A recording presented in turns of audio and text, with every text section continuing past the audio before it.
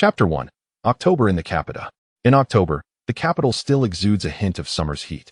Although autumn has long since arrived, the sweltering climate continues to be unbearable. Jinghua University stands as one of the most prestigious institutions in the capital, renowned throughout the nation. The difficulty of gaining admission is evident ordinarily. A student like Liang Tian, with mediocre grades, would not have qualified. Yet, driven by a moment of impulsive desire to attend the same school as Liang Tian, Liang Tian applied without a second thought. Fortuitously, during the college entrance examination, Liang Tian performed exceptionally well, securing a place in the university despite ranking among the lowest in his school. Unfortunately, in an institution filled with high achievers, Liang Tian's lack of distinction rendered him a target of disdain. His naturally introverted demeanor and tendency to daydream while gazing at Liang Tian's figure led to his peers deeming him somewhat dull. Eventually, someone dubbed him the Deadwood. Liang Tian and Liang Tian had been classmates since elementary school. At that time, her father had not yet found success, and the families often interacted. However, Liang Tian had always been somewhat withdrawn, and despite Liang Tian frequently visiting with her mother, their conversations were few, and they spent most of their time quietly doing homework. Tragedy struck when Liang Tian's mother perished in a car accident, and her father lost his job. He sold their home and relocated with Liang Tian. In the ensuing 2 years, Liang Tian lost touch with Liang Tian. When fate reunited them at the age of 16, Liang Tian had enrolled in the esteemed Nanhua Middle School, where Liang Tian sat directly in front of him. After years of separation, Liang Tian's transformation left Liang Tian momentarily speechless. Though still possessing her serene demeanor, the once unremarkable girl had blossomed into one of the most beautiful students in the class, adorned in designer attire. Unintentionally, Liang Tian found himself enamored with Liang Tian, yet he lacked the courage to confess his feelings, fearing that he might jeopardize even their friendship. Thus, he buried his emotions deep within. In contrast to Liang Tian, Liang Tian excelled academically. She could have attended an even more prestigious school, but she chose this one, perhaps out of loyalty to her mother's alma mater, and was admitted with a score 43 points above the cutoff. With her beauty and intelligence, Liang Tian became the object of admiration among her peers, leaving Liang Tian even more hesitant to express his feelings, content merely to observe her from afar. Returning to his dormitory at night, Liang Tian lay quietly on his bed. Having just received a call from his mother, she expressed her hope that he might seek part-time work, as the factory where his parents were employed had fallen on hard times. Despite their positions as mid-level managers, their salaries had dwindled, and after covering Liang Tian's tuition, they struggled to provide for his living expenses. Finding work in the capital was no simple task. Since entering university, Liang Tian had attempted to secure several jobs, but with no experience beyond academics, he faced repeated rejections. With a sudden thud, the dormitory door swung open, revealing Jinghua, who entered while belching and clutching a bag of chips. Noticing Liang Tian alone, he casually inquired, "Where's Kushulin?" "Out gaming again." Jinghua and Kushulin were Liang Tian's roommates. Their dorm housed 4 students, and though Jinghua was a year ahead, he preferred the tranquility of Liang Tian's room, having moved from a 6-person dormitory since it was usually just Liang Tian and Kushulin present. Kushulin was a special recruit in the sports department, possessing average grades but remarkable speed in running. He was rumored to have won the provincial interscholastic championship. His only hobby was gaming, and the school's internet speed often frustrated him, leading him to frequent internet cafes off campus, relying on Liang Tian and Jinghua to help him evade dorm checks. Glancing at the increasingly rotund Jinghua, Liang Tian remarked, "You must weigh around 180 pounds now. When will you curb your insatiable appetite? Be careful or you'll end up as big as a house with no one wanting you." "Hey, I'm your senior. Can you stop calling me fatty? Watch it, or I'll sit on you," Jinghua retorted. "By the way, since Kuzulin's not here, he'll use his computer." Jinghua name, evoking images of a dashing hero from a martial arts novel, was unfortunately at odds with his appearance. Though tall, standing at over 180 centimeters, his expanding waistline left much to be desired. Kushulin often teased him, asking, "How many months along are you?" Upon hearing Jinghua mention using the internet, Liang Tian suddenly had a flash of inspiration. Though he rarely surfed the web, he had heard of upperclassmen landing jobs by submitting resumes online. Why not try his luck too? It would save him from aimlessly searching for work. With renewed determination, Liang Tian sprang from his bed and seized the opportunity while Jinghua was distracted, sliding onto Kuzulin's bed. "Hey, you're stealing my spot. I was just about to use the internet," Jinghua complained, grabbing his phone and reclining on Liang Tian's bed to play. Liang Tian, unaccustomed to online browsing, was overwhelmed by the myriad of job listings. After perusing for a while without finding anything suitable, Shangwan Hanlu, noticing his struggle, leaned in. "What's up, Deadwood? Looking for a job? If you need help, just ask me. Everyone in our department knows I'm the king of interviews. I've never failed to land a job. Please, you're hardly the king of interviews. Everyone knows your infamous blunders, like the time you groped the female manager in the elevator. You're still blacklisted for that. Come on, it wasn't like that. That older woman was clearly smitten by my charm and tried to seduce me. I politely refused, and she retaliated out of embarrassment." Liang Tian rolled his eyes, pushing Shangwan Hanlu aside. Lacking any special skills, he felt ill-equipped for jobs with specific requirements. Positions like customer service often specified gender, and his limited computer experience rendered him unfit for clerical work that required proficiency in software. Just then, a job listing caught Liang Tian's eye. The Jinghua film production company was hiring group actors, no experience necessary, with on-site training provided. The salary was 4,000, inclusive of meals and lodging, with immediate placement for successful interviewees. The requirements included a strong work ethic, teamwork spirit, no bad habits, and a drive to succeed. Who hasn't harbored a dream of stardom in their youth? With a sense of adventure, Liang Tian submitted his resume, hoping for the best. After applying to 7 or 8 companies, Liang Tian shut down the webpage and turned to Shangwan Hanlu, asking, "Fatty, shall we go eat?" "No, I'm on a diet," he replied. "Really not going? Really not. For my sister's sake, I must lose weight starting today." Upon casting a glance at the portly figure adorned with a hint of springtime cheer, Liang Tian discerned that this fellow had undoubtedly found himself a new girlfriend online. While Liang Tian held no opposition to online romances, he remained wary of their inherent risks, often likening the internet to a hunting ground where peculiar predators lurked.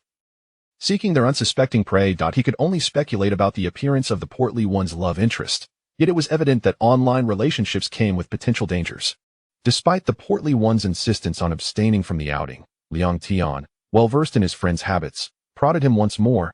"Then I shall take my leave." "Are you truly not coming?" As anticipated, upon hearing Liang Tian's words, Shangwan Hanlu immediately sprang up from his bed, hastily donning his attire, and declared, "Let us go, shall we?" "Honestly, brother, I would rather not, but for your sake, I shall accompany you this once." Typically, a trip to the canteen would not necessitate passing through building number 2. Yet Liang Tian had a penchant for this route, an understanding shared with Shangwan Hanlu. Every time they traversed this path, Liang Tian would surreptitiously cast a glance at the balcony on the 3rd floor, and as expected, Li Tian was once again perched there. Basking in the evening breezy, a habit she had maintained since childhood, that moment, Liang Tian felt a sharp pain at the back of his head. Turning around, he found Li Qimin standing behind him, flanked by 2 of his sycophants. Li Qimin was notorious as a debauched sophomore and one of Li Tian's suitors. Having somehow learned of Liang Tian's affections for her, he took every opportunity to instigate physical confrontations with Liang Tian. Realizing misfortune was imminent, Liang Tian quickly seized Shangwan Hanlu and fled. Despite Shangwan Hanlu's stout physique, he surprisingly outpaced Liang Tian in their escape. However, Li Qimin's 2 lackeys, seemingly athletes themselves, swiftly caught up, trapping Liang Tian between them. "Humph. I have warned you before, Li Tian is my girlfriend. I advised you to keep your distance, yet you dared to defy me and purposely walk this way," Li Qimin boasted, though it was clear that each encounter with Liang Tian stemmed from his own frustrations elsewhere. "When has Li Tian ever been your girlfriend? She is clearly single," Liang Tian retorted, surprising even himself with his uncharacteristic boldness. Upon hearing Liang Tian's defiance, Li Qimin cursed and slapped him across the face. Just as he prepared to deliver a second blow, a hand suddenly grasped him from behind, yanking him aside. Kushualin had just exited an internet CAF, intending to grab a meal before returning to continue her work, when she noticed Shangwan Hanlu running towards her, panting heavily. An ominous premonition struck her. Something must have transpired to set this portly fellow into a sprint. Indeed, without catching his breath, Shangwan Hanlu exclaimed, Liang Tian. He is cornered by them, near building number 3. Kushualin was aware of the bullying Liang Tian endured from Li Qimin, having previously confronted him about it. Now, realizing that Li Qimin was behind this latest incident, she abandoned the panting Shangwan Hanlu and dashed towards building number 3. From a distance, she witnessed Li Qimin strike Liang Tian, igniting a surge of fury within her. Sprinting up to Li Qimin, she forcefully tackled him to the ground, and shouted at his lackeys, "Get lost." Chapter 2. A Strike of Thunder. Kushuelin was renowned for his fighting prowess within the physical education department. On his very first day at school, he clashed with several seniors over differing opinions, resulting in a brawl.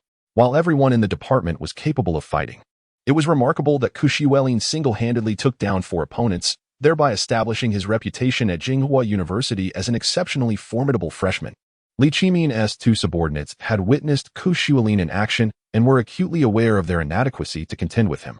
Upon hearing Kushuelin dismiss Liang Tian, they hastily retreated to the sidelines, yet they displayed loyalty by not abandoning Li Qimin. Kushuelin, indifferent to these 2 sycophants, turned to Liang Tian, who was rubbing his right cheek, and pointed at the motionless Li Qimin on the ground, asking, "How should we deal with him?" This question incited panic in Li Qimin, who exclaimed, "How dare you?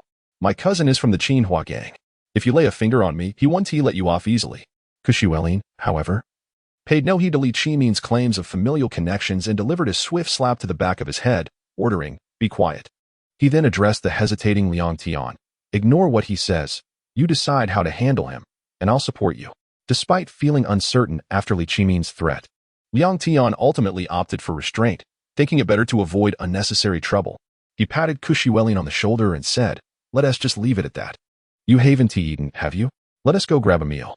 Hearing this, Kushuelin could only shake his head in resignation and warn Li Qimin, "Be careful. If I hear you've bullied Mutu again, I'll make sure to break both your arms." Upon returning from the cafeteria, Shangwan Hanlu continued to complain to Liang Tian, expressing her dissatisfaction that he had let Li Qimin go free after he had caused her so much trouble. The rotund figure was typically easygoing, but after seeing Liang Tian settle back on Kushuelin's bed, he retreated to his own bed to chat on QQ. Liang Tian opened his email and found a message from the HR manager, inviting him for an interview at the headquarters of Jinghua Lin from Monday to Friday. After waiting for 2 hours and feeling disheartened by the prospects of other companies, he resolved to visit Jinghua Lin the following day, hopeful that a successful interview might alleviate his financial struggles and further his dreams of stardom. Unbeknownst to Liang Tian, Jinghua Lin was a nefarious company. Though he had prepared himself for the possibility of being scammed, he was unprepared for the reality that it was a company of robbers. While following a sweet-faced receptionist to the audition room, he was unexpectedly ambushed by 2 burly men who dragged him into a small, dark room, robbing him of the meager savings he had left and planning to force him into servitude as an extra in their productions. Fortunately, Liang Tian managed to escape during a bathroom break. Had he brought his ID, he could have faced dire consequences.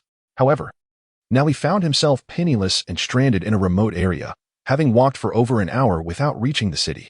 As ill fortune would have it, just as the weather had been clear, dark clouds soon gathered, heralding a storm with the rumble of distant thunder. Liang Tian cursed his luck, realizing he had nowhere to seek shelter from the impending rain. It was already October, and such sudden downpours were unexpected.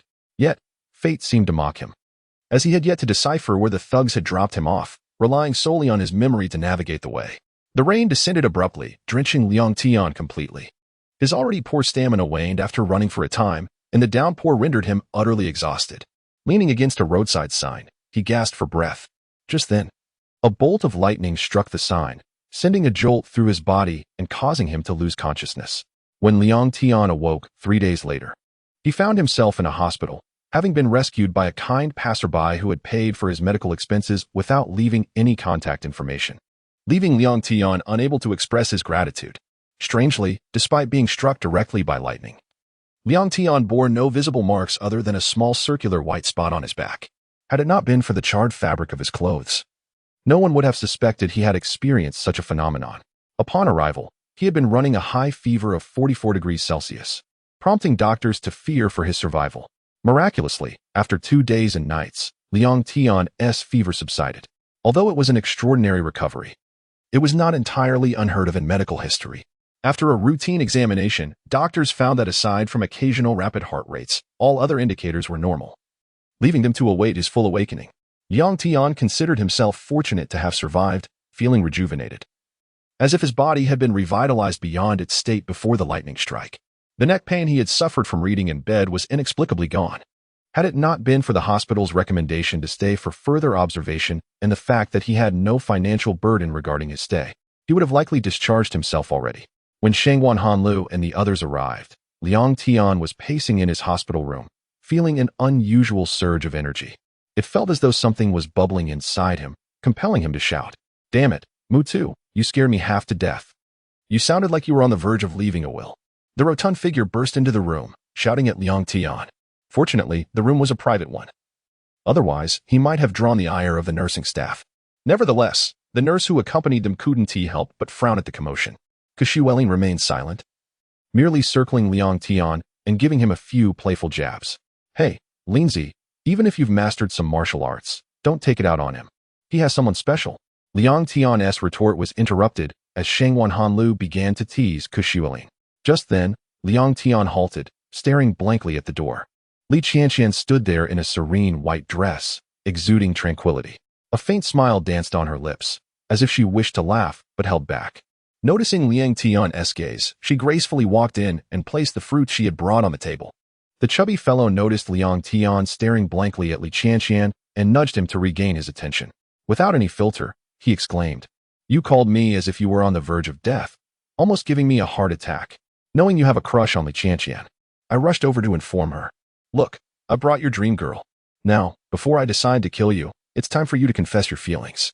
As he spoke, Xu discreetly kicked him multiple times, yet the chubby one continued unabated, leaving Liang Tian and Li Qianqian in an exceedingly awkward situation. Liang Tian was at a loss for words, resorting to a sheepish grin directed at Li Qianqian. However, she quickly regained her composure, shot a glare at the chubby one, and addressed Liang Tian. "After so many years of friendship, I was terrified when your senior came rushing to tell me you were in trouble. I hadn't even set down the fruits I just bought before rushing over with him. I thought it was the least I could do to bring them to you." In response to her words, Liang Tian seized the opportunity to echo her sentiments. "Exactly.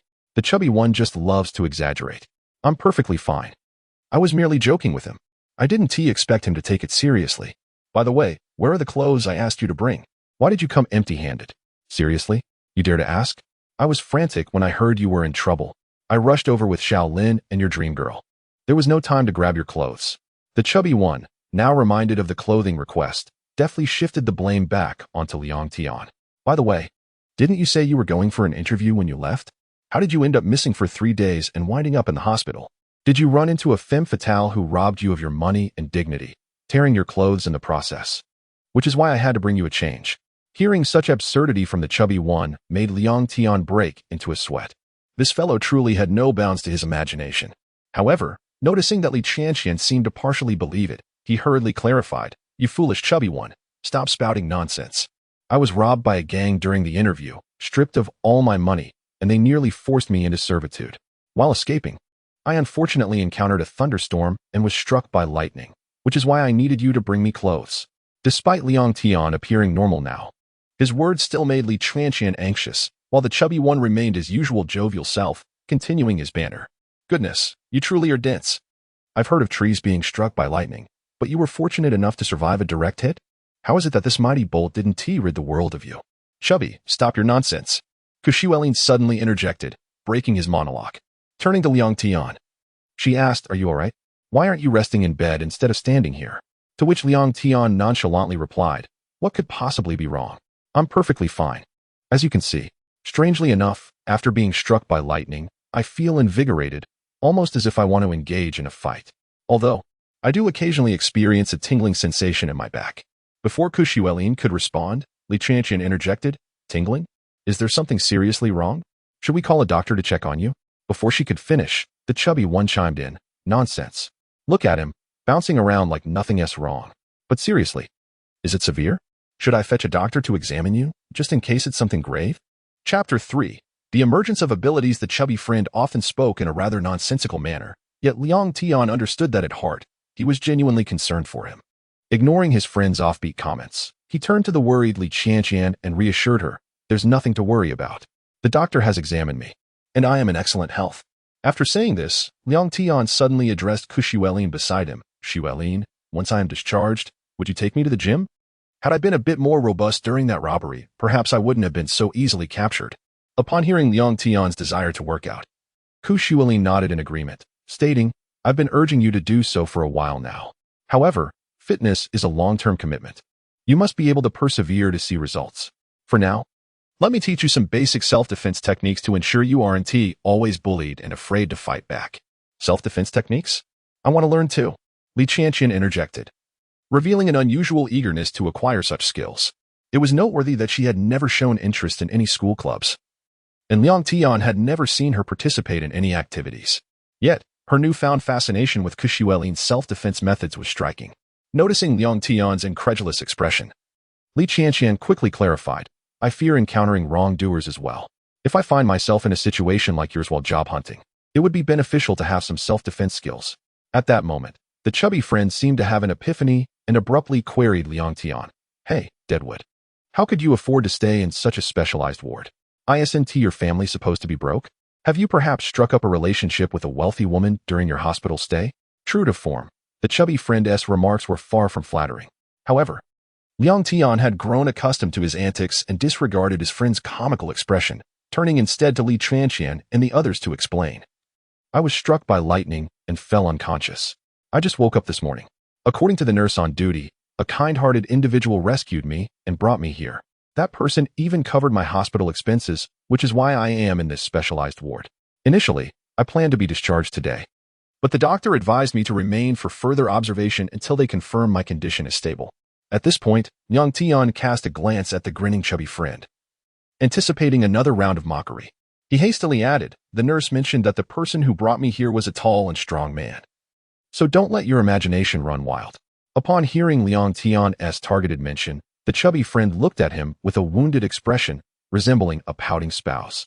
Just as he was about to speak, Kushuelin interrupted, all right, let us not linger here. Although Deadwood claims he's fine, he has just recovered from a major illness and needs rest. Let us leave him to recuperate. With that, she pulled the chubby friend out of the room. When Kushuelin and her companion exited, Liang Tian felt shy about lingering any longer in the hospital room. Blushing, she quietly told Liang Tian, I will come to see you tomorrow, before hastily leaving. Liang Tian remained in the hospital for another week before being discharged. During that time, Liang Tian visited only once. However, whenever they were alone together, Liang Tian found himself stumbling over his words, likely due to the awkwardness he sensed from her. After that solitary visit, she never returned. On the day of his discharge, Liang Tian had hoped to wait for Liang Tian, but as dusk approached, she still had not appeared. All right, Deadwood, stop waiting. She is not your girlfriend. It's perfectly normal for her not to come, the chubby friend consoled, though his words felt rather disheartening to Liang Tian. Liang Tian understood that he had been harboring unrealistic expectations. He had grown accustomed to this state of affairs.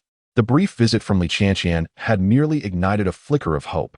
Kushuelin then tapped Liang Tian on the chest, saying, weren't you planning to work out? Since it's still early, come along with me to the gym. The facilities at Jinghua University were among the finest in the nation. Kushuelin led Liang Tian to the sports department's gym, which boasted comprehensive equipment, though she did not take him to an external fitness center.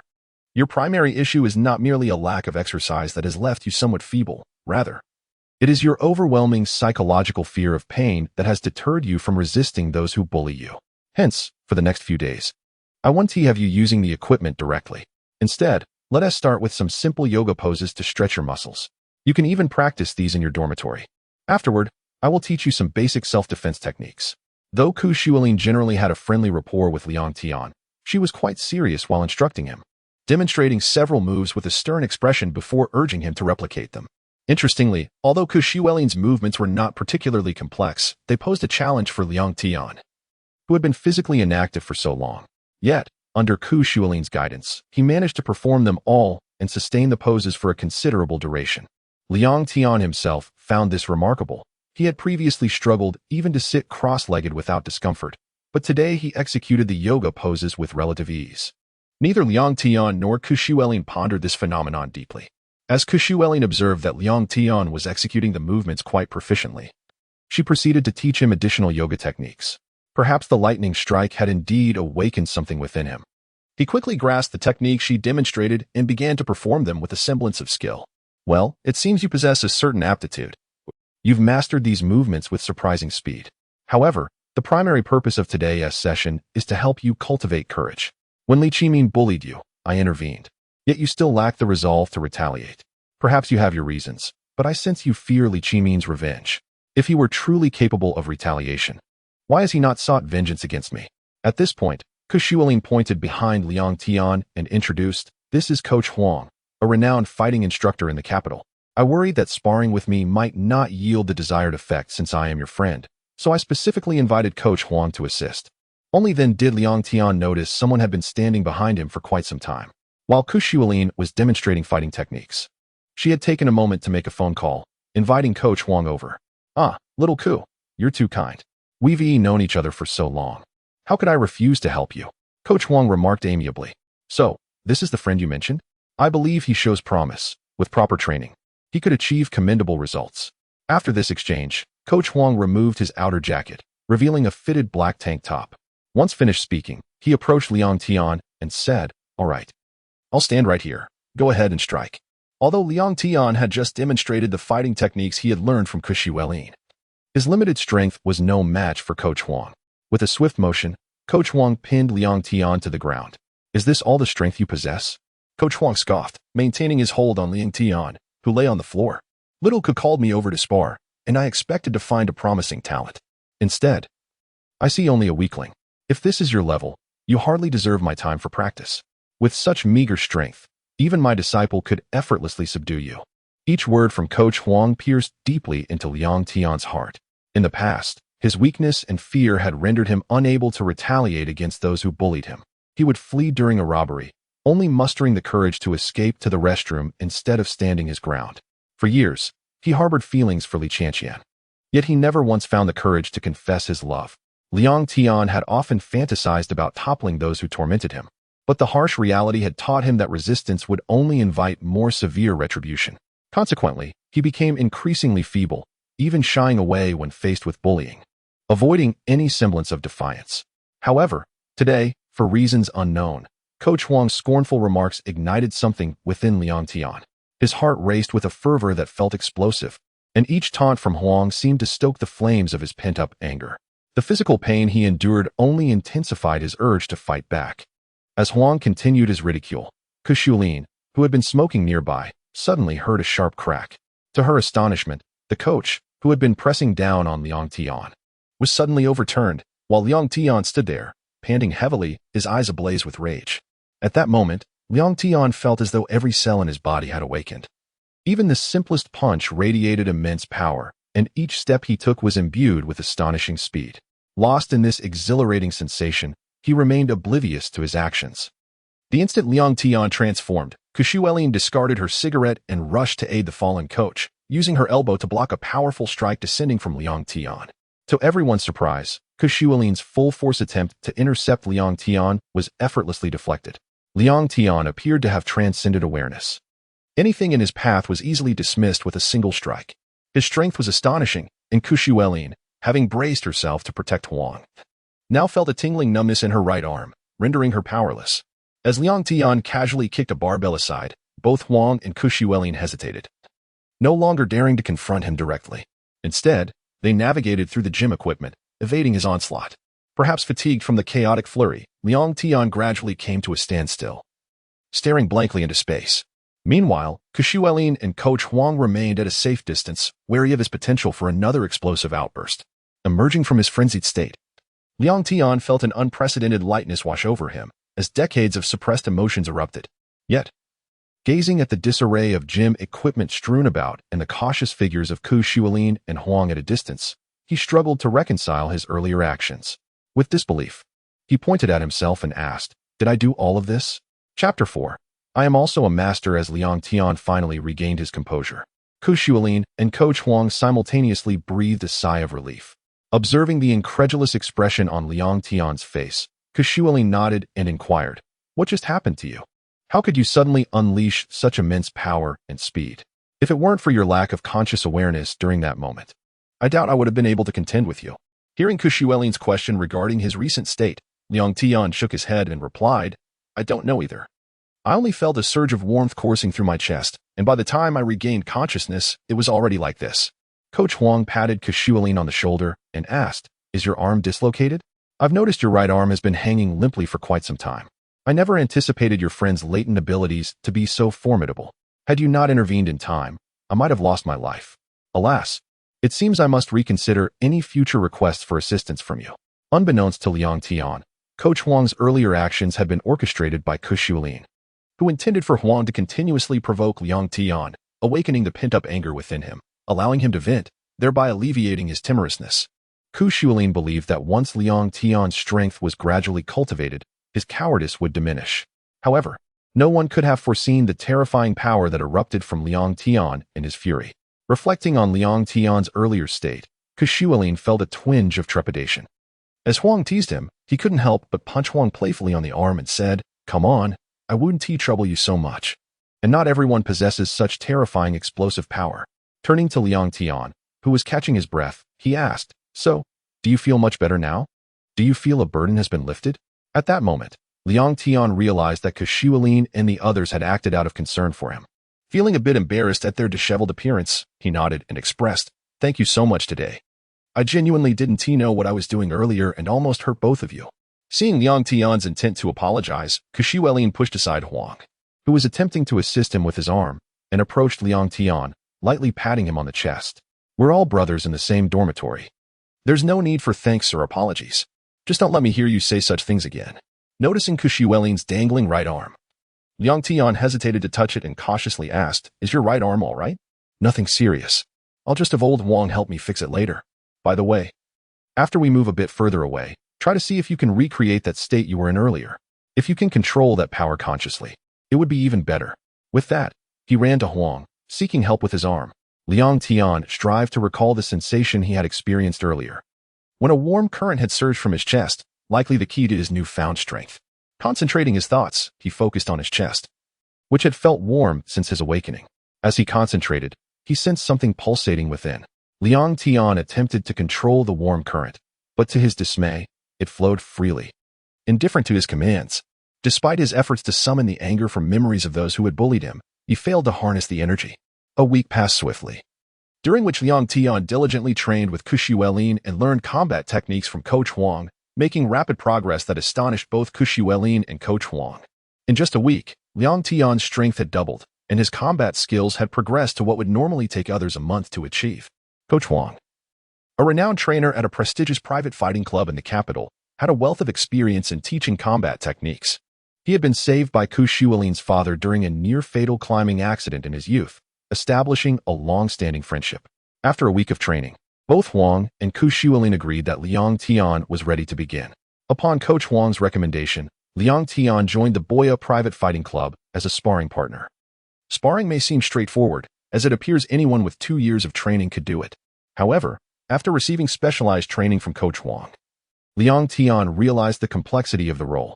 While ordinary sparring was manageable, requiring only a good sense of timing and resilience, which Liang Tian possessed, the club primarily catered to elite clients with extensive combat experience, thus limiting the demand for sparring partners.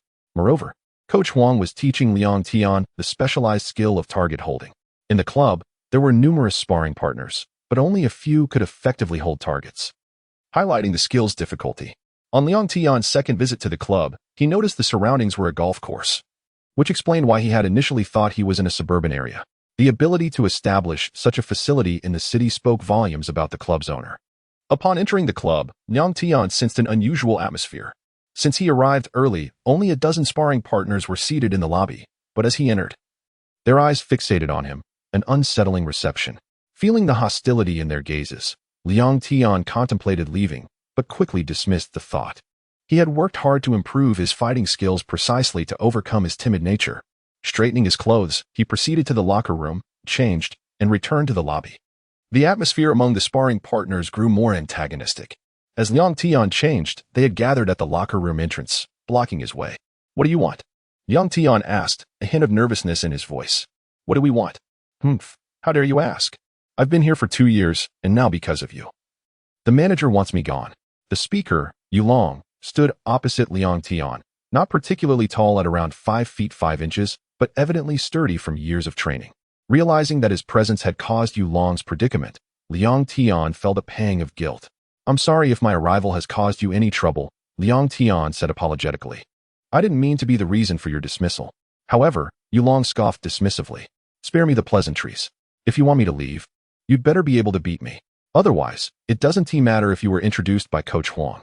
When Yulong spoke, his eyes unconsciously darted to the side. Liang Tian followed his gaze and spotted the club manager whom Coach Huang had introduced to him yesterday. Recalling Coach Huang's words about his lack of rapport with the manager, it became evident that Yulong's actions were subtly influenced by the manager. With a sigh, Liang Tian realized that despite his desire to avoid conflict, trouble had sought him out. If he did not engage in today's bout, it seemed unlikely that matters would resolve satisfactorily. Gritting his teeth, he faced Yulong and declared, "Very well, let us compete." With that, both individuals proceeded to the training room, each selecting a set of protective gear before standing face-to-face in the center of the arena. Despite Liang Tian's height advantage over Yulong, his experience in combat sports was limited, having trained for only a brief period. In previous sparring sessions with Kashualin and Coach Huang, he had not fought with full intensity. Thus, in this encounter with Yulong, the odds of Liang Tian's victory were decidedly slim. Aware of this, he nonetheless possessed a strong capacity to absorb blows. Since their confrontation was merely a private affair devoid of competitive stakes, he resolved to focus on protecting his vital areas and seizing any opportunity that might arise. Yulong had been training in martial arts for many years and was a third-year student at the sports academy. Few at the school could best him in combat. Observing Liang Tian's seemingly frail demeanor, he felt a wave of overconfidence wash over him. After all, the manager had indicated that as long as Yulong emerged victorious, Liang Tian would be dismissed. As Liang Tian assumed his stance, he initiated the attack, already resigned to the notion that he would absorb several punches from Yulong. His strike was executed with a casual indifference. Noticing Liang Tian's amateurish attempt, a trace of derision crossed Yulong's face. He had prepared meticulously, only to discover that his opponent was merely a novice. Effortlessly evading Liang Tian's punch, Yulong retaliated with a strike to Liang Tian's back. Liang Tian had no expectation of landing a hit on Yulong. Upon seeing him evade, he halted his advance. However, when Yulong's palm struck Liang Tian's back, it did not have the staggering effect Yulong had anticipated. Yet, Yulong's superior combat experience was evident. Upon witnessing Liang Tian withstand the blow, he swiftly bent to dodge Liang Tian's counter and executed a sweeping kick that sent Liang Tian crashing to the ground. Seizing Liang Tian's arm, he maneuvered it into a hold. In that moment of falling, Liang Tian sensed impending defeat. Just as he thought all hope was lost, a surge of uncontrollable warmth in his chest began to radiate throughout his limbs. This heat was the source of his extraordinary strength that he had experienced previously. In an instant, Liang Tian felt an overwhelming surge of power coursing through him, and with a remarkable display of strength, he flung Yulong aside with a forceful motion. Chapter 5. The world of the strong. The explosive emergence of Liang Tian left everyone momentarily stunned. In an instant, he transformed into an entirely different person, dashing towards Yulong with astonishing speed. Before Yulong could even react, Liang Tian seized his shoulders and executed a shoulder throw, sending Yulong crashing to the ground. Even as he lay there, Yulong could scarcely believe he had been so easily defeated. No matter how he struggled, he could not escape Liang Tian's grasp and, in bitter resignation, acknowledged his defeat. As Yulong conceded, Liang Tian swiftly made his way to the adjacent training room. Though he once again entered a state of berserk strength, unlike that fateful day, he did not lose consciousness. He retained full control over his body. Feeling the power surging within him, Liang Tian found himself entranced by this extraordinary might. The weights that few in the club could lift now felt effortlessly manageable, and his agility had reached remarkable levels, leaving him with an intoxicating sense of invincibility. When Coach Huang arrived, he overheard the duel between Liang Tian and Yulong. Being astute, he immediately suspected the manager's machinations. However, he was taken aback upon learning that Liang Tian had decisively defeated Yulong in mere moments. Yulong was renowned for his combat skills within the club, and even Coach Huang himself would struggle to best him effortlessly. Just as this thought crossed his mind, Coach Huang recalled the day he first encountered Liang Tian and his berserk state. But according to those present, Liang Tian had not exhibited the same loss of control today. Otherwise, Yulong would not be sitting there, looking so dejected. With this in mind, Coach Huang headed towards the training room where Liang Tian was situated. Perhaps Liang Tian's display was so extraordinary that a crowd had gathered outside the training room. Upon entering, Huang found Liang Tian effortlessly performing squats with a barbell exceeding 100 kilograms. Can you truly harness such power? Coach Huang approached Liang Tian, astonished by his nonchalant demeanor. Liang Tian, noticing Coach Huang's arrival and the onlookers surrounding the training room, offered a sheepish smile. He had been so absorbed in this overwhelming power that he had failed to notice the crowd that had gathered. I cannot say for certain if I can control this strength. However, the sensation of boundless power has persisted since earlier. Perhaps the true extent of my control will only be revealed once I exit this state, he mused. Suddenly, he recalled Yulong, whom he had bested, and turned to Coach Huang, saying, "Why didn't you mention that my arrival would mean someone else had to leave? If it weren't for this surge of power, I would have had little hope of defeating him. If my presence caused his departure, wouldn't that imply I relied on connections to gain entry?" Coach Huang chuckled at Liang Tian's words, teasingly responding, "Isn't it true that many things in this world require connections? Do you think you could bypass that? I heard from Xiaoke that you were brought here because you were seeking employment," believing that his presence was due to Coach Huang's influence. Liang Tian felt a twinge of disappointment. "I never said connections aren't useful, but it feels somewhat awkward." Seeing Liang Tian's expression, Coach Huang laughed and patted his shoulder, explaining the situation. Upon hearing Coach Huang's revelations, Liang Tian realized that the manager had orchestrated everything. Yulong was not the weakest among the sparring partners, causing him to smile wryly. Just as he contemplated inquiring about his standing among the sparring partners, a commotion outside drew his attention, followed by a melodious voice. "Who is Liang Tian?" A girl clad in a red trench coat burst into the room. She appeared to be of similar age to Liang Tian and possessed an attractive demeanor, yet her entrance exuded an air of arrogance that made Liang Tian frown. Noticing that only Liang Tian and Coach Huang occupied the training room, the girl cast a glance at Liang Tian, spotting the barbell he was holding. She smirked slightly and asked, "So, you are Liang Tian?" Coach Huang, upon seeing the girl, shivered slightly but quickly approached her, saying, "Yin, this is my friend. Yin, the daughter of the club's owner, or the full name Long Min, perhaps influenced by her father. She had a passion for various martial arts from a young age and exhibited exceptional talent, swiftly mastering different techniques. Over time, she surpassed even her instructors, establishing herself as one of the club's top competitors. Her good looks attracted the attention of several aspiring sparring partners, all of whom she effortlessly bested. Consequently, Yin developed a penchant for challenging every new sparring partner, ensuring that none could leave the club unscathed, with some even bedridden for days. Seeing Yin approach Liang Tian, Coach Huang felt a wave of concern. Although Liang Tian's current state was formidable, he could not guarantee victory over Yin. Even if Liang Tian triumphed, injuring Yin would yield complications. Knowing her temperament, it was inevitable she would seek a rematch, and Liang Tian's abilities could prove unpredictable. Thus, Coach Huang preferred to avoid any confrontation between them. Yin glanced at Coach Huang and remarked, "What is wrong with your friend? Am I not allowed to challenge him? Speaking of which, the last time I sought a match with you, you had the audacity to feign a stomachache and flee. Are you suggesting I fight in your stead today? If so, I might spare him." Upon hearing Yin's intentions, Coach Huang hurriedly sidestepped. He understood that she fought with considerable force, and unlike Liang Tian, he was not as resilient. Resolute, he decided to let Liang Tian face her instead, confident in his current state of strength. Yet, Coach Huang remained wary that Liang Tian might struggle to control his power and inadvertently harm Yin. He quietly approached Liang Tian, whispering a warning, "Xiao Liang, remember, she is the boss's daughter. Exercise caution and avoid injuring her." At that moment, Liang Tian had not yet emerged from his extraordinary state. His perception heightened significantly. He had sensed Yin's distinct presence the instant she entered. Her every movement, while seemingly ordinary, was imbued with the essence of martial arts footwork. Although Liang Tian was not well versed in the nuances of various styles, he recognized that she was always poised to strike, leaving little opportunity for a surprise attack. Liang Tian had never encountered such a phenomenon in anyone else. Observing Coach Huang's demeanor, he inferred that Miss Yin was no ordinary competitor, prompting him to refrain from underestimating her. While he possessed speed and strength, what if Yin practiced a style like Tai Chi, capable of using softness to overcome strength? At this moment, Liang Tian had yet to encounter any martial arts schools within the system. Thus much of his knowledge was still confined to what he had seen on television. He remained oblivious to the fact that his current performance was nothing short of extraordinary. As Ying assumed her stance, Liang Tian refrained from adopting any initial postures. After all, he only possessed a handful of rudimentary combat techniques and was unfamiliar with the intricacies of various styles. Rather than mimic a stance and risk exposing his vulnerabilities, he preferred to remain still, employing a strategy of unwavering calm in the face of chaos.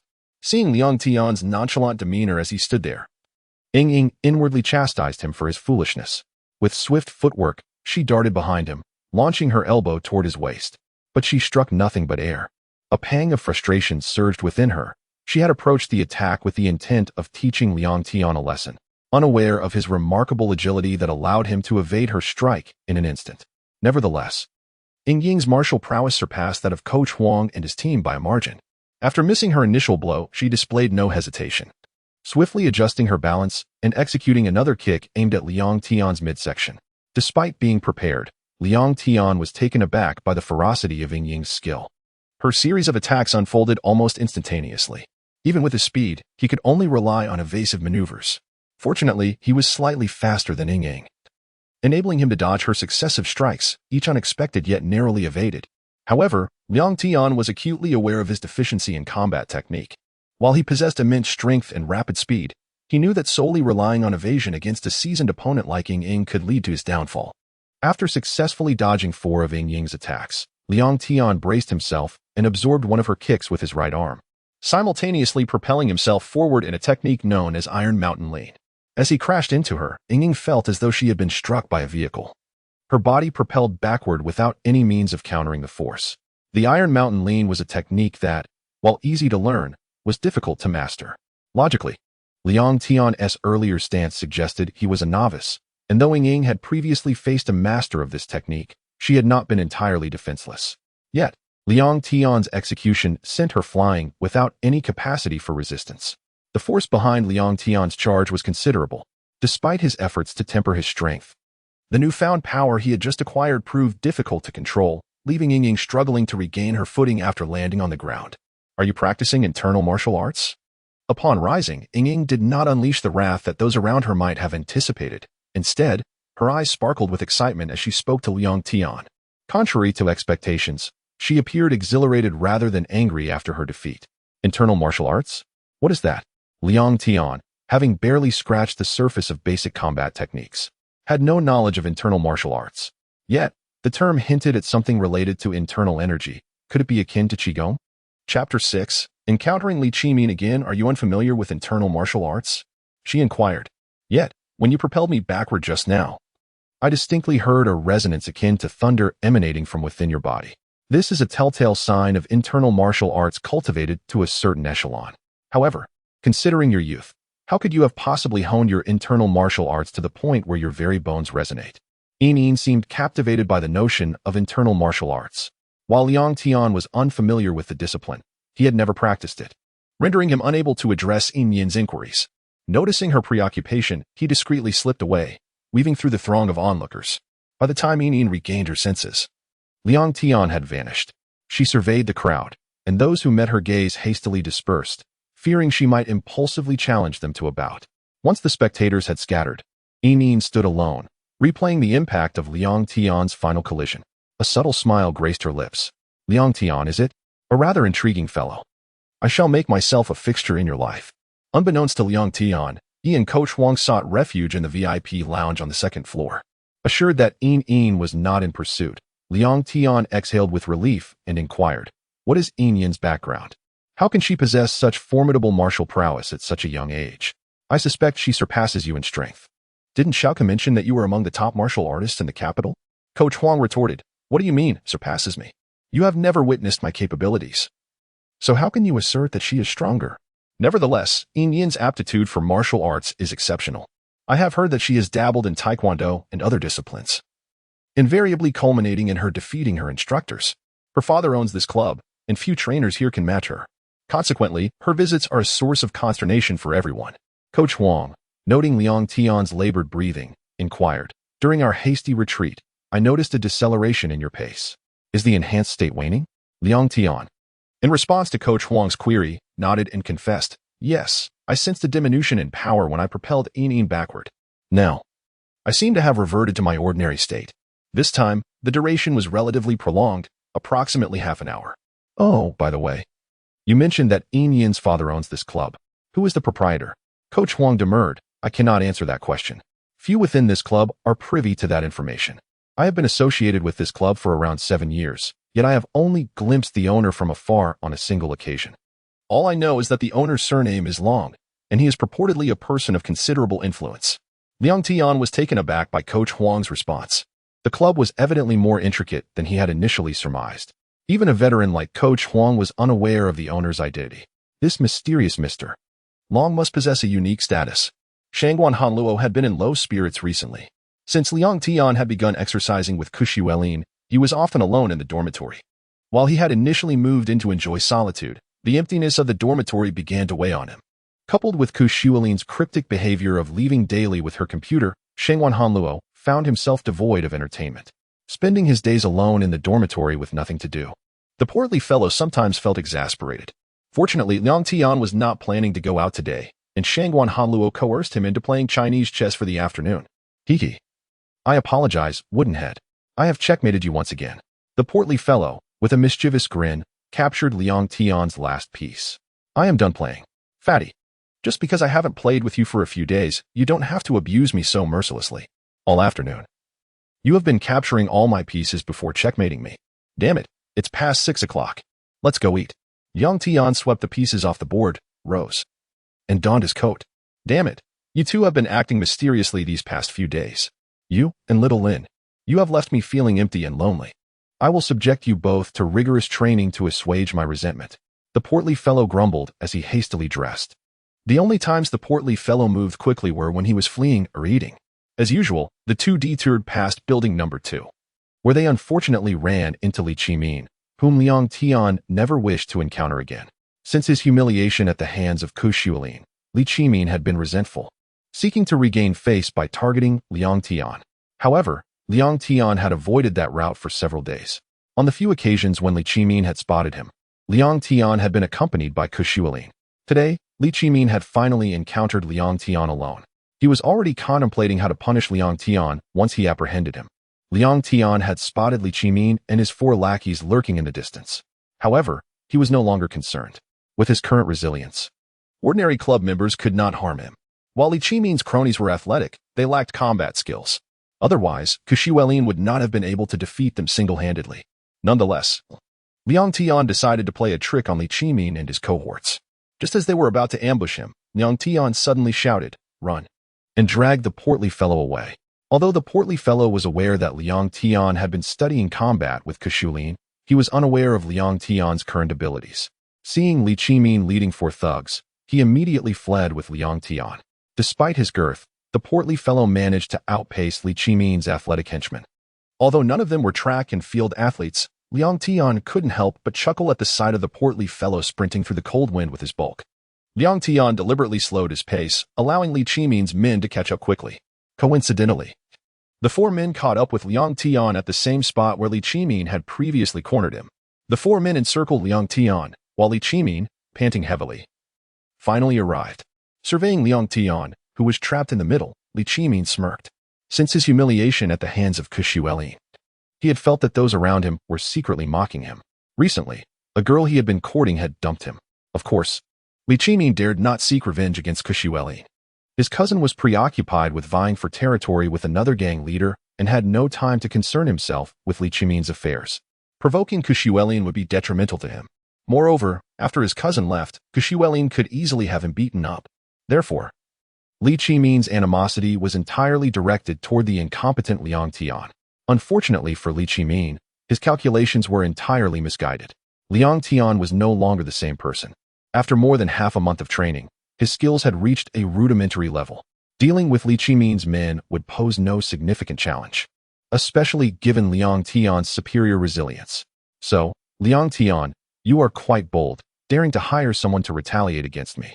Why aren't you with Kushuelin today? Why don't you summon her again? Li Qimin brazenly approached Liang Tian, fully aware that in this circumstance, Liang Tian would undoubtedly refrain from retaliating. He slowly advanced, casting a disdainful gaze at Liang Tian, and extended his hand, intending to slap him on the right cheek as he had done in the past. However, with a resounding smack, Li Qimin found himself stunned, as Liang Tian unexpectedly struck him first, delivering a sharp slap to his face. Li Qimin could hardly fathom that someone as timid as Liang Tian, who had never dared to retaliate even with backing, would audaciously strike him, especially while surrounded by his own subordinates. Stumbling back 2 steps in astonishment, he pointed at Liang Tian, stammering out 2 U's, utterly at a loss for words.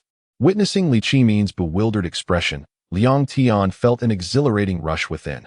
The slap had unleashed a sensation akin to every pore on his body opening wide. Seeing Li Qimin speechless, he stepped forward once more and delivered another slap. Li Qimin's henchmen, who had also been taken aback by Liang Tian's unusual boldness, finally gathered their wits as they witnessed their master being struck.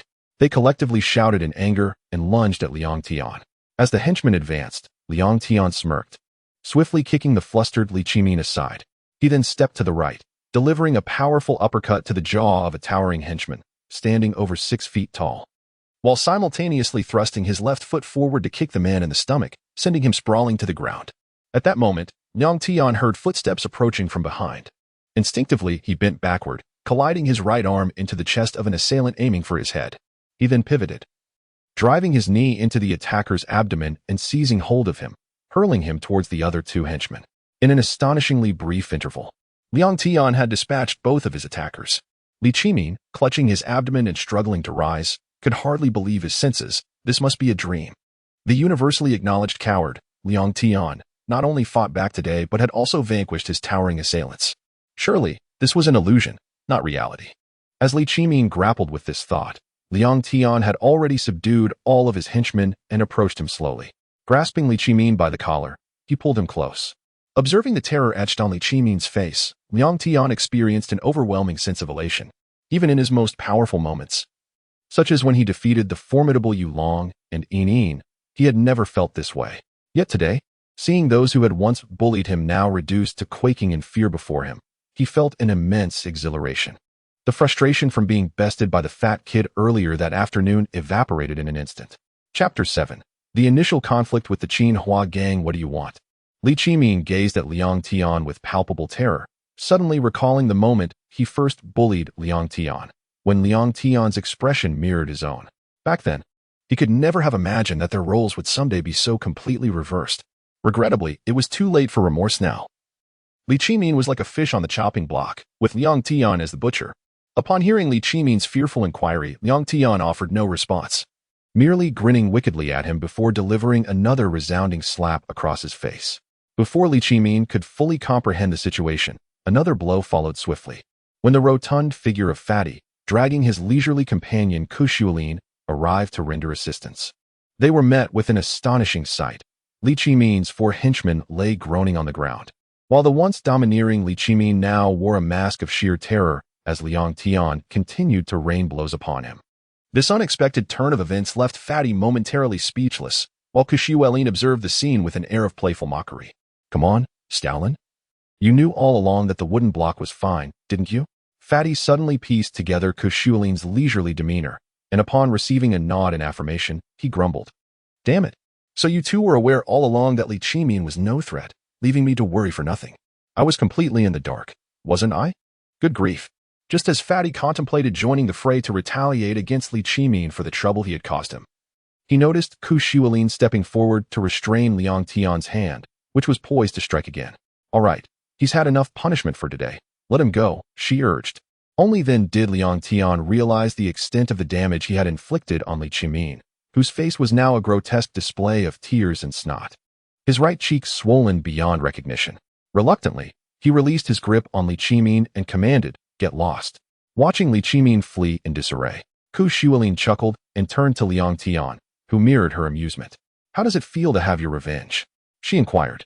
Clenching his right fist and savoring the resurgence of strength coursing through him, Liang Tian replied with a smile. It feels even better than defeating you. The news of Li Qimin's transformation into a punch-drunk fool spread rapidly throughout Jinghua University, leaving everyone astonished to discover that the once meek Liang Tian had suddenly become a figure as untouchable as Kushuolin. However, skepticism abounded. Many found it hard to believe that the timid Liang Tian could have bested one of the university's notorious bullies. After all, the tales of his cowardice had circulated widely, and the image of him as a docile figure had long been entrenched in the minds of his peers. Yet, numerous witnesses in Building 3 had observed Liang Tian's confrontation with Li Qimin, despite Li Qimin's desperate claims that it was Kushuolin who had struck him. The tale quickly spread across the campus. Now a laughingstock, Li Qimin's pride was shattered. As one of Jinghua University's infamous troublemakers, he could not simply swallow this humiliation. Li Qimin's reasoning was indeed laughable. He could accept being beaten by the formidable Kushuolin without harboring thoughts of revenge. Yet he could not fathom being bested by Liang Tian, and he began to plot his retaliation. He recognized that few at the university could rival Liang Tian or Xuelin, and those who could were beyond his reach. Thus, he turned his thoughts to his cousin, a minor leader within the Jinghua gang, a group that had established a formidable presence in the capital and had grown to become its largest gang in just a few short years. Li Qimin was well aware of the gang's strength, having witnessed their fierce confrontations firsthand. Li Qimin had always held great respect for his cousin.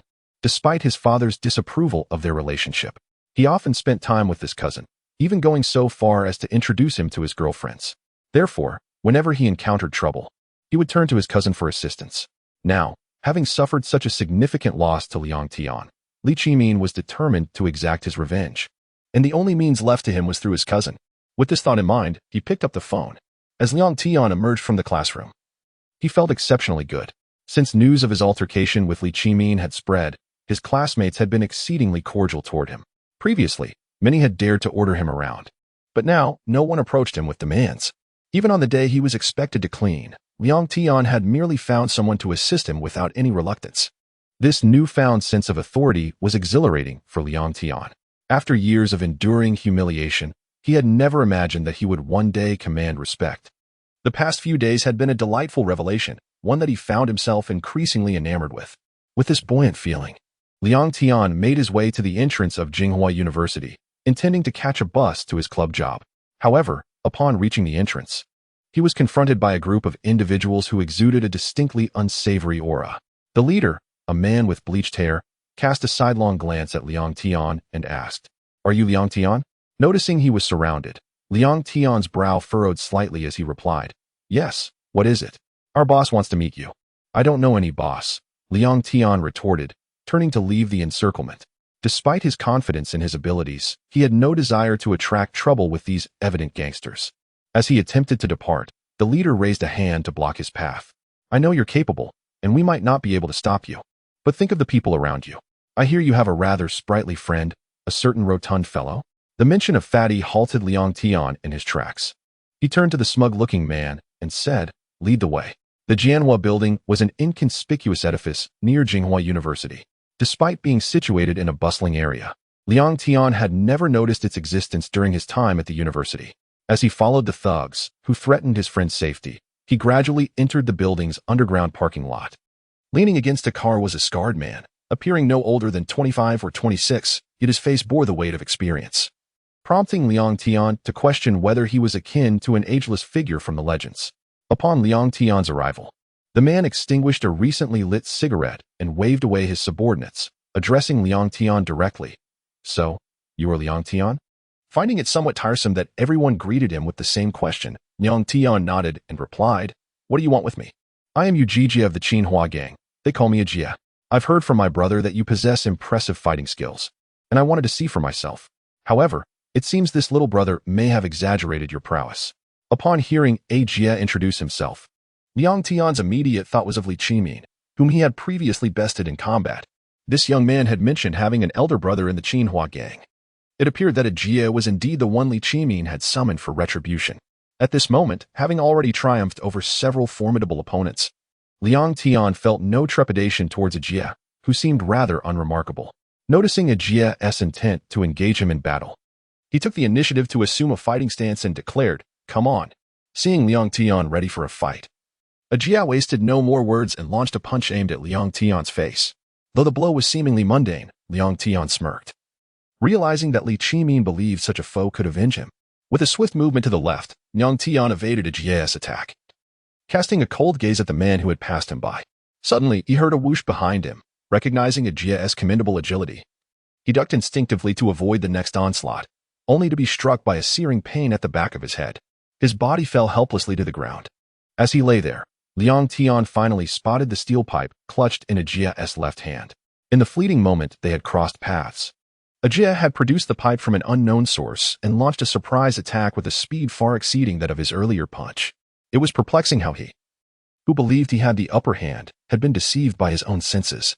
Why had Jia suddenly unleashed such formidable strength and velocity? The answer was straightforward. Liang Tian was a left-hander, and the steel pipe had been specially treated to emit minimal sound upon striking. "I have ambushed numerous martial artists like you with this pipe, even those far stronger than yourself," Jia remarked as he continued his relentless assault. battering Liang Tian's limbs with a series of blows. Liang Tian, despite his robust resilience, could distinctly hear the ominous cracking of his bones. He had vastly underestimated Jie, a man accustomed to the treachery of the underworld, where life was often a perilous gamble. The opponents he had previously faced, while accomplished fighters, paled in comparison to Jie, who was adept at ambush tactics. Even if Jie's strength were on par with or superior to Liang Tian's, he would still prefer a surprise attack over a fair fight. In this moment, regret washed over Liang Tian, but it was too late for contemplation. Struck from behind and still reeling from the blow, compounded by the subsequent barrage of strikes from Jie, his limbs had been rendered nearly useless. How could he possibly contend with Jie now? Sensing Liang Tian's loss of resistance, Jie sheathed his pipe and called out to a shadowy corner, "Come out," before leaning back against a nearby vehicle. Chapter 8. Super Abilities in Excruciating Pain. Liang Tian mustered the strength to lift his gaze toward the figure emerging from the shadows, only to be met with a bitter smile as he recognized Li Qimin. It seemed that this entire ordeal was indeed orchestrated by the vile Li Qimin. "Cousin, you truly are formidable. This scoundrel managed to take down 4 of my friends at school with ease. If it weren't for you, I would have been at a loss for how to handle this situation," he remarked. Noticing Yujie twitching his nose, Liang Tian quickly retrieved a cigarette from his pocket and offered it to him, then took out a lighter to ignite it for him personally. "I've told you before. Refrain from stirring up trouble at school, leaving me to clean up your mess. This guy possesses decent martial skills but has made the common error of underestimating his opponent, which is why he failed to evade my sneak attack." Yujie took a draw from the cigarette Li Qimin had offered and replied, "If you hadn't gifted me that car from your father, I wouldn't have bothered to help you with this mess. If it weren't for his carelessness, I might not have been able to defeat him. Next time, if you bring such trouble my way again, don't expect my assistance." Upon hearing Yujie mention the car he had given him, Li Qimin's teeth clenched in irritation. This vehicle had taken considerable persuasion to acquire from his stingy father, and he never intended to part with it merely to settle a score with Liang Tian. With this thought, Li Qimin shot a malevolent glance at Liang Tian and squatted beside him with a wicked grin. "Oh, so you're strong, are you? Lying there like a mangy dog? Get up. You wanted to fight me, didn't you? Why the sudden hesitation? You were having such a good time before." As he looked at the motionless Liang Tian sprawled on the ground, Li Qimin felt a tremor course through his body. Recalling the day he had been utterly powerless against Liang Tian's relentless assault, his face marred with slaps and tears, it was a vivid reminder of the humiliation he had endured. Despite having faced Li Qimin's blows before, today felt particularly demeaning for Liang Tian, who could only watch helplessly as Li Qimin struck him repeatedly. Having grown accustomed to his own strength, Liang Tian now felt the weight of Li Qimin's slaps and understood the humiliation his adversary had experienced. Anger simmered within Liang Tian as he sensed the familiar surge of energy coursing through him. Yet, perhaps due to his incapacitated limbs, he was unable to transform into the superhuman he once was. Was he truly destined to lie there, a victim to Li Qimin's taunts? Just as Liang Tian wallowed in his indignation, and Yujie began to perceive that Li Qimin's actions were excessive, an unexpected thunderous crack resonated from Liang Tian's body. The sound intensified, echoing like the rumble of impending storm clouds, reverberating throughout the parking lot as if a tempest were about to unleash its fury. In an instant, Li Qimin was sent flying with a resounding crash, colliding with a structural pillar and losing consciousness. Fortunately for him, his fainting came swiftly. At that moment, Liang Tian, who had been at the mercy of Li Qimin's slaps, began to rise from the ground. Liang Tian found himself in a perplexing state, uncertain whether to deem today a fortunate day or a misfortune. Until this moment, he had never fathomed that besides the incredible force he possessed, he could also wield abilities reminiscent of those found in science fiction or Hollywood blockbusters. As he beheld the electric sparks emanating from his fingertips, Liang Tian glanced at Yujie, who stood astonished, oblivious to the burnt-out cigarette dangling from his lips. A sense of exhilaration washed over him. Had it not been for Li Qimin's earlier assault, he might never have discovered this intoxicating power. Suddenly, Liang Tian felt that the electric energy coursing through him bore a striking resemblance to the heat that had granted him extraordinary strength. He concentrated, attempting to channel this electricity throughout his body, stimulating his meridians and muscles. A confident smile gradually spread across Liang Tian's face. The electric power indeed mirrored the heat he had previously felt. After stimulating his entire body as before, he experienced a sensation akin to that of a superhuman, feeling invigorated and capable of moving great distances with ease. This experimentation took mere moments, and it was only then that Yu Jijia began to comprehend the scene before him. Though he was skilled and held a position of some authority within the Jinghua gang, he had never witnessed anything like Liang Tian, who had transformed from a lifeless heap into a vibrant figure crackling with electricity. Yet, Liang Tian paid little mind to the stunned Yu Jijia or the unconsciously Qimin. Now imbued with superhuman abilities, he was preoccupied with exploring the potential of his newfound powers. This electric ability could invigorate his body, unleashing a strength far beyond the norm, which he had already experienced numerous times. After being incapacitated by Yu Jijia, Liang Tian had been miraculously healed, despite the brutal injuries he had sustained. Normally, one would not regain their former strength after such trauma, let alone feel entirely unscathed. And now, he reveled in this electrifying ability, still uncertain of its origins or potential, but captivated by the spectacle of lightning coursing through him. He relished the fact that he could summon and retract this power at will, no longer reliant on luck to access extraordinary strength. Finally, Liang Tian noticed the unconscious figure of Li Qimin and the dazed Yu Jijia, but he felt no inclination to linger. He withdrew the crackling energy into his body, eager to escape and seek a secluded place to further explore his newfound abilities. As for Yu Jijia, now that Liang Tian had gained mastery over his powers, he intended to settle the score with him another day. By evening, Liang Tian strolled back to his dormitory at a leisurely pace. He had opted not to visit the club, merely calling Coach Huang to request a day off before retreating to a quiet spot to experiment with his abilities. After a night of exploration, he had indeed made some intriguing discoveries. In the span of a single afternoon, Liang Tian managed to create 3 distinct techniques, although, strictly speaking, they could be regarded as one. The first was a formidable power that everyone was already well acquainted with, which Liang Tian named Thunder Shadow. Perhaps owing to his newfound ability to wield it at will, during his final demonstration of the day, he was able to leave behind an illusory afterimage while in motion, effortlessly controlling both the magnitude of his strength and the duration of its effect. The second technique, dubbed Thunder Serpent, was born from Liang Tian's relentless brainstorming, ultimately inspired by a comic he had previously perused. It involved condensing electricity to his fingertips instantaneously, releasing a slender bolt of lightning. This attack could be executed with remarkable swiftness, requiring merely a flicker of his intent to manifest, albeit with limited potency, leaving only a diminutive hole in the wall. Nevertheless, Liang Tian could unleash this attack multiple times in rapid succession, rendering it quite effective overall. The third skill, Thunder Dragon, could be considered an advanced iteration of the Thunder Serpent. The distinction lay in the fact that Thunder Dragon required Liang Tian to gather his electrical energy in the palm of his hand, necessitating a more prolonged accumulation period prior to release. Initially, he had hoped to unleash it from his fingertips, believing it would exude a more striking aesthetic. However, he discovered that his fingers could not accommodate a significant amount of energy, thus limiting its power. Reluctantly, he redirected the energy to his palm, where it could be amassed in greater volume, resulting in a dramatic increase in force. When Liang Tian unleashed a full-powered Thunder Dragon that afternoon, it obliterated a half-meter stone into dust, underscoring the technique's formidable might. Despite having developed only these 3 skills throughout the afternoon, Liang Tian felt a profound sense of satisfaction. He believed that Thunder Shadow alone was sufficient to confront the majority of adversaries. Perhaps there was no one in this world who warranted the use of Thunder Serpent or Thunder Dragon. Just as Liang Tian reveled in the joy of his accomplishments, a figure suddenly appeared and obstructed his path. Upon the figure's arrival, Liang Tian's brow furrowed momentarily, though he quickly regained his composure. The individual was Gong Zihua, a senior in Liang Tian's department who had previously assisted him significantly upon his arrival at the academy. Noticing Liang Tian's brief furrow of concern, Gong Zihua, who was not overly familiar with him, became visibly anxious. He stammered, Liang Shidi, I have a favor to ask of you. Of course, what do you need assistance with? Liang Tian replied, his spirits high in remembering Gong Zihua's past kindness.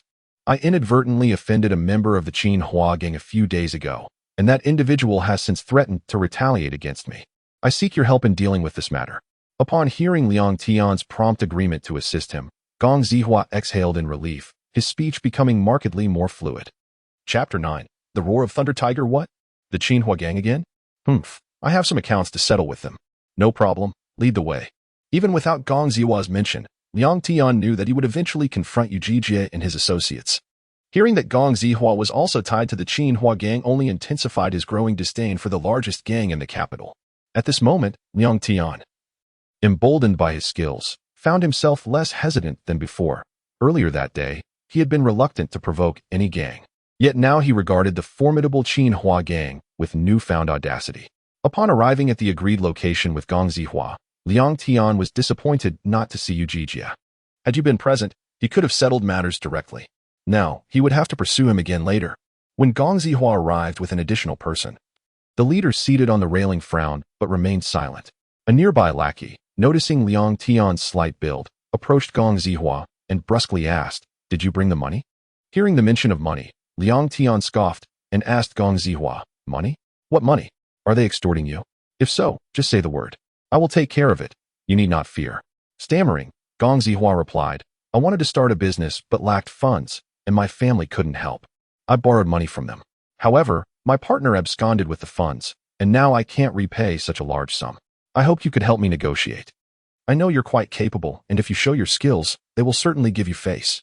Before Liang Tian could respond, the lackey interjected, "Humph. You borrowed 30,000 yuan from us at high interest. According to the rules, you owe us 40,000 today. Don't think that some insignificant brat like you can do anything. Even your school's principal wouldn't help. If you don't repay, don't blame us for taking something from you. The standard is 10,000 for an arm. You owe us 40,000, so we will take all your limbs." Initially hesitating to assist Gong Zihua, Liang Tian felt a twinge of sympathy. Though he harbored no affection for the Jinghua gang, he did not wish to fully oppose them. However, when he heard them belittle him and threaten to dismember Gong Zihua, he coldly snorted. As soon as the lackey finished speaking, Liang Tian kicked him, sending him crashing to the ground. Surprised by Liang Tian's boldness, the lackeys hesitated to retaliate. However, witnessing their companion writhing in pain ignited their fury. The Jinghua gang had dominated the capital for years, and they were accustomed to bullying others without fear of reprisal. Today, Liang Tian's audacity to strike one of their own in front of many stirred both anger and a hint of fear among them, but the latter was quickly suppressed. They were confident in their numbers and their big brother's presence. After all, taking down one Liang Tian would deter any challenge to their authority. The lackeys were unremarkable fighters, and Liang Tian swiftly subdued them without even resorting to his powers. Their leader, who had remained passive until now, finally leaped down from the railing and said, "Kid, not bad. But if you think your skills can challenge the Jinghua gang, you're gravely mistaken. I'll show you that there are always greater mountains beyond." Just as the leader finished his taunt, Liang Tian, who had been observing him with a mocking gaze, struck. As soon as the leader began his lecture, Liang Tian activated his thunder shadow, and, in an instant, the leader felt as if he had been struck by a freight train, sent hurtling backward. Liang Tian, showing no mercy, delivered a powerful punch to his chest, rendering the self-assured leader unconscious. Casting a glance at the groaning lackeys, Liang Tian approached one who feigned agony, kicking him aside without concern for his act. "From now on, Gong Zihua is under my protection. Consider this account settled. Don't let me catch you bothering him again. Or else." That night, as Liang Tian lay in bed, he reflected on his earlier encounter helping Gong Zihua, who had grasped his hand in gratitude. Wearing a sycophantic expression, he tightened his grip on his right hand. Nearby, Kashualin observed everything, furrowing her brow at Liang Tian's buoyant demeanor. Earlier, when Liang Tian called Coach Huang to request a leave of absence, he had simply hung up without explanation, prompting Coach Huang to worry and call her, leading her to rush back, only to learn that Liang Tian had gone out with Gong Zihua. Kashualin recognized Gong Zihua from high school. He was known for his frivolous nature and lofty ambitions, often acting thoughtlessly and attracting trouble. He was also rather fickle, treating those he needed like subordinates and discarding them without a second thought when they were no longer useful. When Liang Tian first arrived at school, she had noticed Gong Zihua bustling around him, eager to make a favorable impression for future advantage. She assumed he had not approached Liang Tian again after realizing he was less than impressive. Recently, hearing that Gong Zihua had ventured into business, Kashualin had thought she would no longer have to deal with him. Yet upon returning, she found Liang Tian and Gong Zihua had gone out, and after waiting, she saw Gong Zihua trailing Liang Tian like a lackey. In front of Gong Zihua, Kashualin held her tongue, but after he left, she found Liang Tian lying in bed, grinning foolishly. After Liang Tian's altercation with Li Qimin, he had become somewhat restless, but Kashualin thought little of it, believing he would soon return to his usual self. However, observing his current state, she worried he might become entangled with dangerous individuals, especially since Liang Tian's extraordinary abilities were unpredictable. If he faced a formidable adversary, he might find himself in peril. Unbeknownst to Kushualin, Liang Tian had fully mastered his abilities, which surpassed anything he had previously demonstrated. He was entirely absorbed in his newfound strength, oblivious to the potential dangers that lay ahead. Had she known, her worries would have intensified. Liang Tian possesses such formidable abilities that it is perhaps challenging for an ordinary person to inflict harm upon him. However, it is inconceivable that he could consistently wield his extraordinary powers at all times and in every circumstance. The contemporary world has long transitioned from the era of cold weapons to that of firearms, whose destructive potential far exceeds that of mere flesh and blood. Even Liang Tian is not immune to this reality. Should he remain ensnared in the allure of his own strength, he is destined to attract the attention of formidable forces, which may very well be armed with powerful firearms or even sniper equipment. In such a scenario, Liang Tian might find himself in dire peril, risking not only his well-being but potentially his very life. Even if he were to avoid antagonizing such individuals, the sheer magnitude of his power, coupled with a mindset ill-suited to match it, poses a grave danger. If he continues in his current restlessness, it is only a matter of time before he inadvertently harms those closest to him, including his beloved. Observing Liang Tian, who has succumbed to slumber, Kushualin feels that it is time to have a serious conversation with him. At present, Liang Tian is overwhelmed, besieged by both acquaintances and strangers seeking his assistance with trivial matters. He is filled with regret over his impulsive decision to help Gong Zihua, a gesture that somehow spiraled into widespread expectations of his aid. Initially, he relished the feeling of being sought after, willingly assisting those who approached him. However, as the requests multiplied, he found himself beleaguered, often unable to discern the nature of the troubles presented to him. There were instances when his good intentions inadvertently resulted in undesirable outcomes, leaving him flustered and vexed.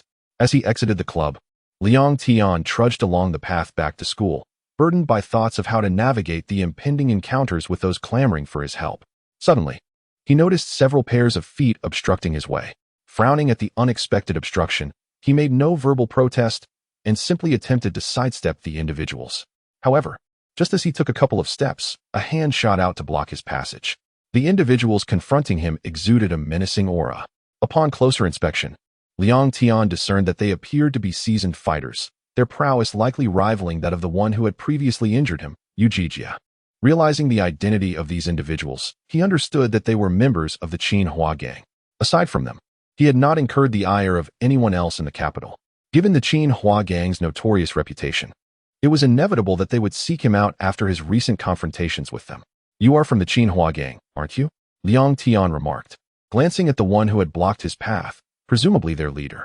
He contemplated that by defeating this individual, the surrounding lackeys might think twice before challenging him. Yet, Liang Tian was not inclined to engage in such a confrontation. The chaotic events of the past few days had left him irritable, and now, faced with such nefarious characters, he saw an opportunity to vent his frustrations. Chapter 10. Thunderous roar. Upon noticing Liang Tian's eager demeanor, the other party was momentarily taken aback. However, they quickly regained composure, concealing their identity while producing a cigarette from their pocket and calmly suggesting, "It's not convenient to talk here. Let us move inside where matters can be handled more efficiently." Liang Tian nodded in agreement. His past caution had long since been discarded. He felt confident that none among this group posed a threat to him. As he followed them to the alley's entrance, a familiar voice suddenly called out from behind, "Liang Tian, what are you doing here?" Without turning around, he recognized it was Li Qianqian. Dressed in athletic attire, Li Qianqian exuded an air of competence, contrasting sharply with her previous frail appearance. The beads of perspiration on her forehead indicated she had likely been jogging, and given the evening hour and proximity to Jingda, it was not unusual for her to be out running. Seeing her unexpectedly eased the irritation that had been building within Liang Tian. Just as he was about to speak, a burly man stepped forward, blocking Li Qianqian's path, and declared, "This is Jinghua gang's business. Unrelated individuals should depart." The mention of the Jinghua gang made Li Qianqian tense. Renowned for their ruthlessness in the capital, the gang's involvement with Liang Tian alarmed her. Although she had heard of Liang Tian's fighting prowess, she hoped he would not become entangled with the underworld. When the hulking figure noticed Li Qianqian's refusal to leave and her intent to approach Liang Tian, he let out a disdainful huff and attempted to shove her aside. Having spent considerable time in the Jinghua gang, he was accustomed to people retreating at the mere mention of their name. The audacity of this young woman irked him, and he exerted considerable force, sending her tumbling to the ground. Seeing Li Qianqian fall ignited a surge of anger within Liang Tian. With a crackling sound, he activated Thunder Shadow, and in an instant, he appeared beside the man, delivering a swift slap to his face.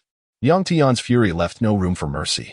Having activated Thunder Shadow, his strength was formidable, and he sent the burly man flying. Yet, Liang Tian did not feel satisfied.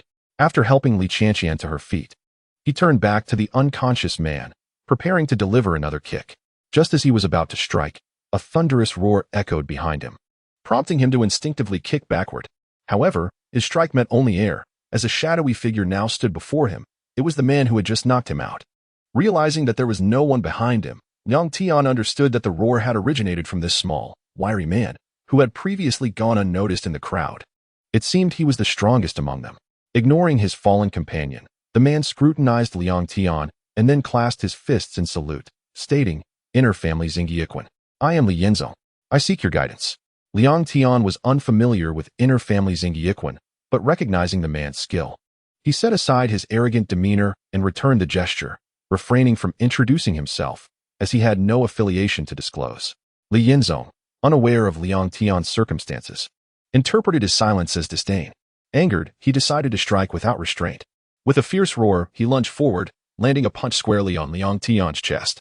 Caught off guard by Li Yinzong's strength, Liang Tian had no time to react before being struck, though his ability to withstand harm shielded him from injury. The impact left him momentarily dazed. Without pausing, Li Yinzong launched another punch at Liang Tian's chest. This time, however, Liang Tian was prepared. He swiftly sidestepped the blow and countered with a palm strike aimed at Li Yinzong's chest, discreetly infusing it with his electrical abilities. Should the strike land, it could severely impact Li Yinzong, given the proximity to his heart. Yet, Li Yinzong was a skilled combatant with considerable experience. He evaded Liang Tian's palm strike by stepping back just in time. As Liang Tian's attack missed, he immediately retaliated with a kick, crackling with electrical energy. This time, Li Yinzong did not retreat. Instead, he unleashed a punch against Liang Tian's incoming kick.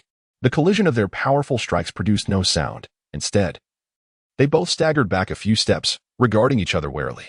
They both recognized the strength of their opponent. The force of their strikes had been absorbed, leaving no audible impact. Liang Tian felt a tingling sensation in his feet, while Li Yinzong, having felt the electrical force coursing through his arm, discreetly concealed his discomfort. In that fleeting encounter, both understood they were formidable adversaries. Li Yinzong, sensing the strain in his right hand, discreetly withdrew it behind his back, concealing the fact that he could no longer use it effectively against Liang Tian. "Humph, it seems your skills are quite commendable. Should the opportunity arise, I, Li, shall seek your guidance once more. However, I have matters to attend to today. We shall meet again another time." Li Yinzong's countenance betrayed no sign of disturbance as he spoke these words coldly to Liang Tian, before swiftly turning to depart, disregarding his entourage. Observing Li Yinzong's exit, the minions of the Jinghua gang dared not provoke Liang Tian any further and hastily scurried after him. As Li Yinzong and his companions disappeared from view, Liang Tian sank to the ground, removing his right shoe. To his dismay, he discovered that the sole had fractured, revealing gaping cracks, while a wound marred the bottom of his foot, though the healing effects of his thunderous abilities prevented any bleeding. The fact that his foot was injured despite his formidable defense after the destruction of his sneaker underscored Li Yinzong's prowess. In truth, it was not merely Li Yinzong who suffered diminished fighting capability. Liang Tian's own combat effectiveness was similarly compromised by the injury to his foot. Had the two continued their duel, Liang Tian, slowed by his injury, might not have triumphed over Li Yinzong. "You're hurt?" Upon seeing the wound on Liang Tian's foot after he removed his shoe, Li Qianqian's expression shifted dramatically. She had witnessed the conflict between Liang Tian and Li Yinzong, and recalling the thunderous roars that accompanied their clash, she surmised the cause of his injury. Tears welled in her eyes as she choked out, "It's all my fault. If it weren't for me, you wouldn't have had to fight them, and wouldn't have been so severely injured." Liang Tian, witnessing Li Qianqian's tears, felt the pain from his injury lessen significantly, yet he found himself at a loss for words to comfort her. He scratched his head and offered a foolish smile. "Hee. It's not your fault. They were looking for trouble with me regardless. Even if you hadn't come, a confrontation was inevitable." After escorting the still sniffling Li Qianqian back to her dormitory, Liang Tian meandered along the path toward his own residence. The image of her tear-streaked face, weeping for his injury, lingered in his mind, and wearing the new sneakers she had gifted him, a silly smile crept onto his face. At that moment, Liang Tian caught sight of a figure hurriedly darting into the nearby woods. The silhouette appeared familiar, yet he could not place it. Noting the person's frantic demeanor, curiosity compelled him to follow into the thicket. After taking a couple of steps, Liang Tian spotted the figure once more. The individual glanced back and, upon noticing Liang Tian in pursuit, hastened away with even greater urgency. Chapter 11. The tragic Li Qimin. It was better for him not to look back, but upon turning, Liang Tian clearly recognized the face before him. Hey, who else could it be but this brat Li Qimin? Liang Tian's impression of this guy, who had bullied him several times, was indelible. He had initially intended to teach a lesson to those from the Jinghua gang, but due to Li Yinzong's interference, he had not succeeded. Now that he had spotted Li Qimin, his pent-up frustration was destined to be unleashed upon this young man. With this thought, a sudden spark of inspiration illuminated Liang Tian's mind. If he could revert to his former foolish self, those pesky individuals would cease to bother him. To achieve this transformation, Li Qimin was the key. His newfound notoriety at school had initially stemmed from Li Qimin, and later, his retaliation against Li Qimin had drawn even more attention. If he could be seen being bullied by Li Qimin in public, and if Li Qimin himself proclaimed that it was Kushuolin who had previously defeated him, then everyone would believe that he was still the same old Liang Tian. Aside from Gong Zihua, no one had witnessed his true abilities. With Li Qimin's clarification, he could seamlessly revert to his past self. Although this might strip him of the reverent gazes from others, it would alleviate the burden of their trivial affairs. With this realization, Liang Tian was determined not to let Li Qimin escape. The sight of Li Qimin fleeing upon seeing him made it evident that capturing him would not be an easy task. Swiftly activating his Thunder Shadow technique, Liang Tian took a few steps forward and appeared beside Li Qimin. Observing the terror etched on Li Qimin's face, Liang Tian couldn't help but smirk. This fellow, who had always exuded arrogance in the past, had once beaten him up for merely glancing at Li Qianqian. Yet now, when confronted again, Li Qimin could only look at him with vulnerability, and the fear evident on his face brought Liang Tian an unexpected sense of satisfaction. However, Liang Tian's purpose was not to chastise this individual. There were far more pressing matters at hand. Striving to maintain a peaceful demeanor and donning a faint smile, Liang Tian attempted to alleviate Li Qimin's fears. Yet, this facade did not succeed. In Li Qimin's eyes, the current Liang Tian appeared even more terrifying, as if he was concocting something sinister. Noticing that his friendly demeanor had failed to make an impact, Liang Tian abandoned the approach. Patting Li Qimin on the shoulder to indicate he need not be afraid, and said, "I would like to ask for your assistance." Upon hearing Liang Tian request his help, Li Qimin straightened up, a hint of servility crossing his face as he replied, "You say the word, and if I can assist in any way, I will certainly do so." Liang Tian, seeing Li Qimin's demeanor, shook his head, further deepening his disdain for him, yet outwardly maintaining a calm demeanor. "I want you to publicly beat me up, preferably with your gang of friends joining in." Li Qimin's smile immediately froze upon hearing this. He could not fathom Liang Tian's intentions and assumed he was being mocked. His expression shifted to one of pleading, his face a portrait of despair as he implored, "Brother, please spare me. Just let me go, and I swear I won't dare again. I realize my mistakes." Seeing Li Qimin's current state, Liang Tian couldn't help but snort derisively before responding, "Enough. I am serious. I genuinely want you to beat me up in front of everyone, and then tell them that it was Kushuolin who defeated you, not me." Though perplexed by Liang Tian's motives, Li Qimin understood that this was not a jest. After careful consideration, he acquiesced, seeing it as an opportunity to vent his frustrations. Why not seize the chance? Under Liang Tian's arrangement, early the next morning, while everyone was at the cafeteria for breakfast, Liang Tian and Li Qimin crossed paths in front of Building 1, the most crowded area. Perhaps fearing Liang Tian might retaliate, Li Qimin brought along 5 or 6 companions. As they encountered each other, amidst the astonished gazes of onlookers, Liang Tian, true to form, turned and fled, while Li Qimin and his entourage pursued him.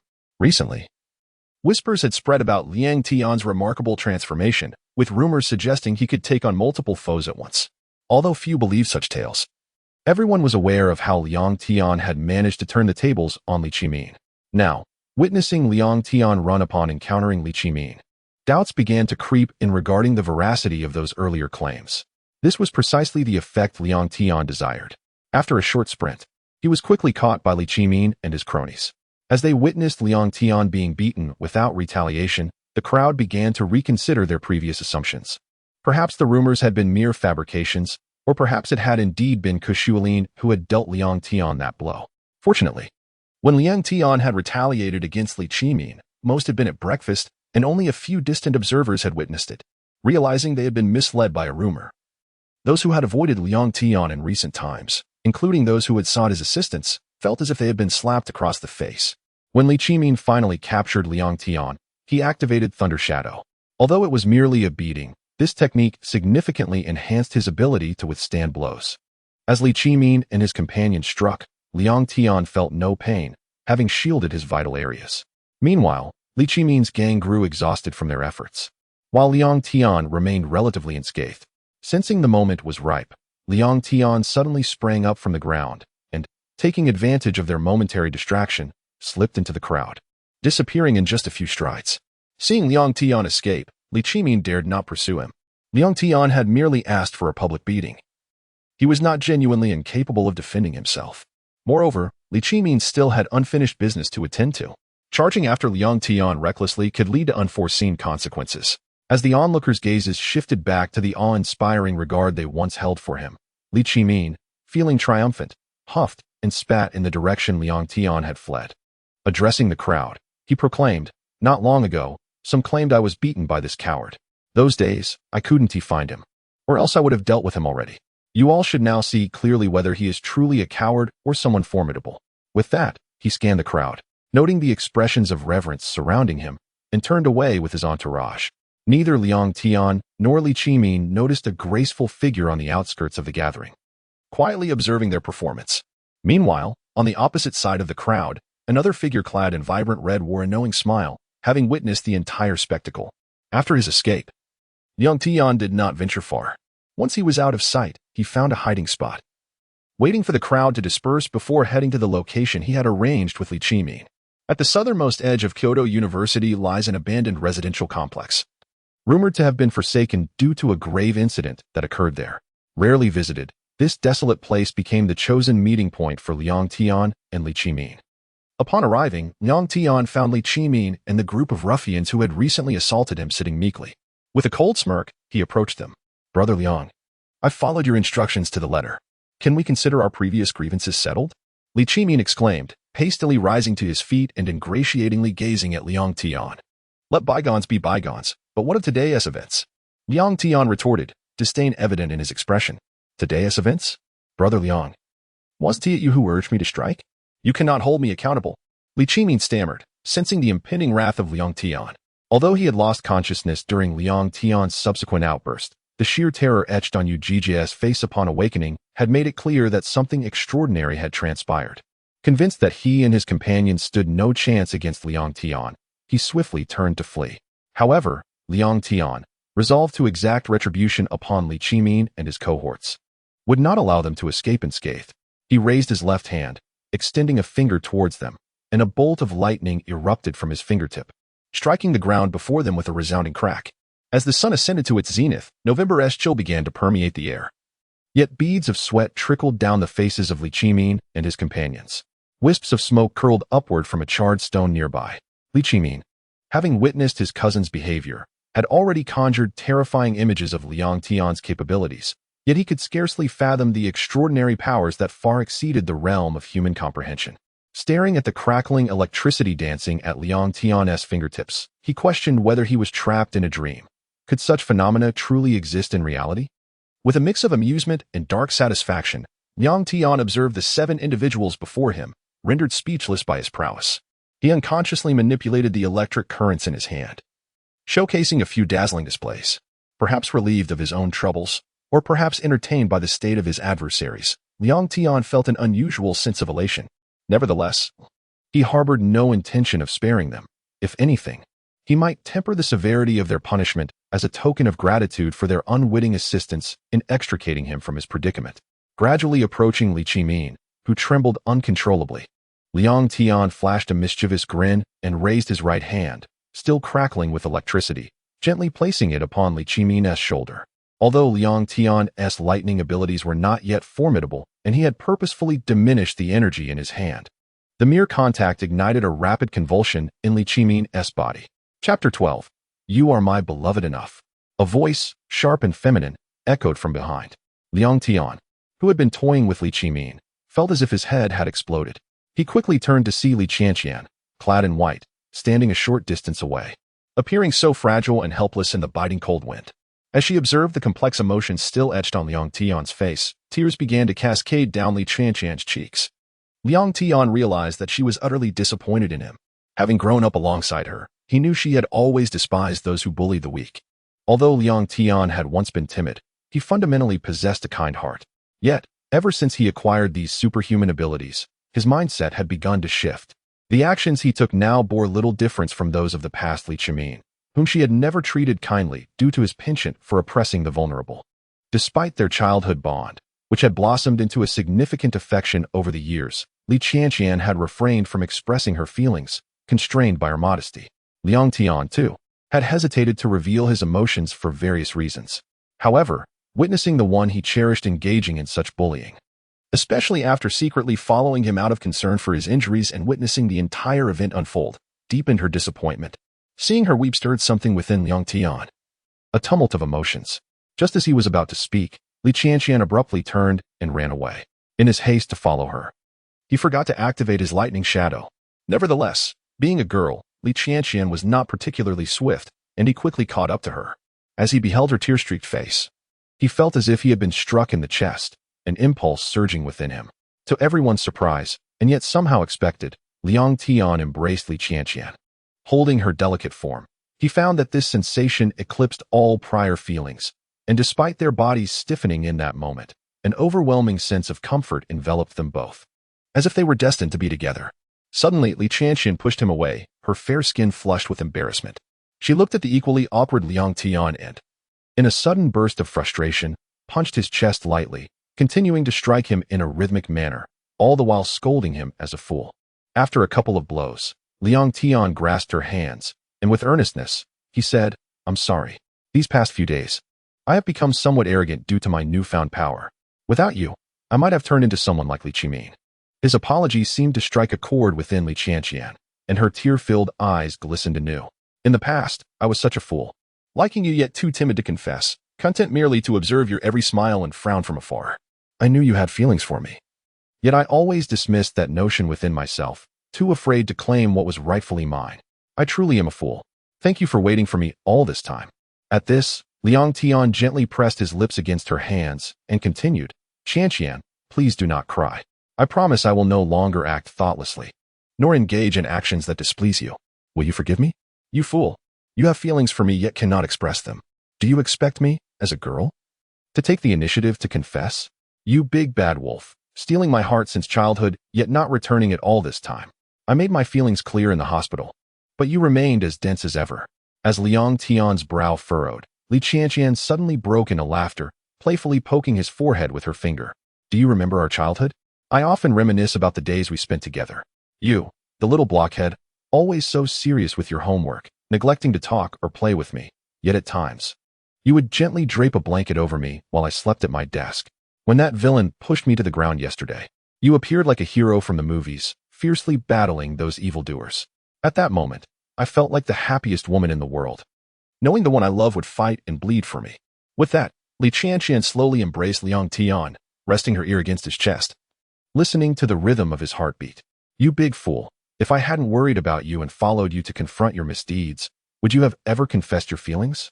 Liang Tian, overwhelmed by her words and feelings, felt a surge of guilt for not having reciprocated her affection sooner.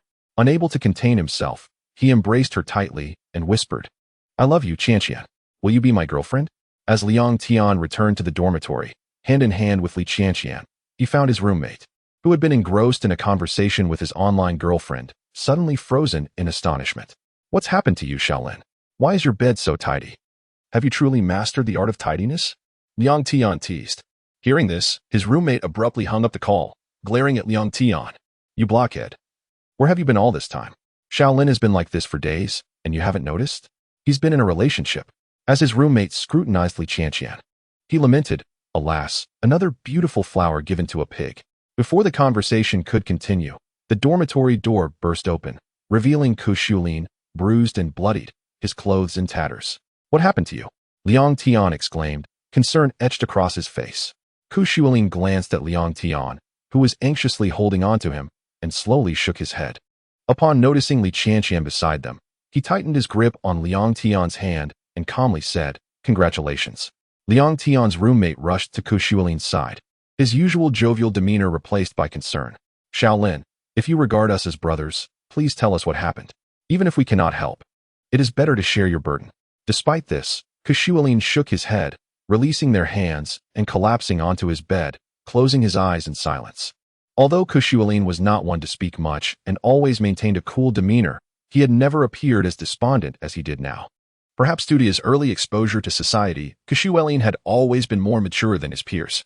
Liang Tian found it difficult to fathom what could have caused such a profound change in him.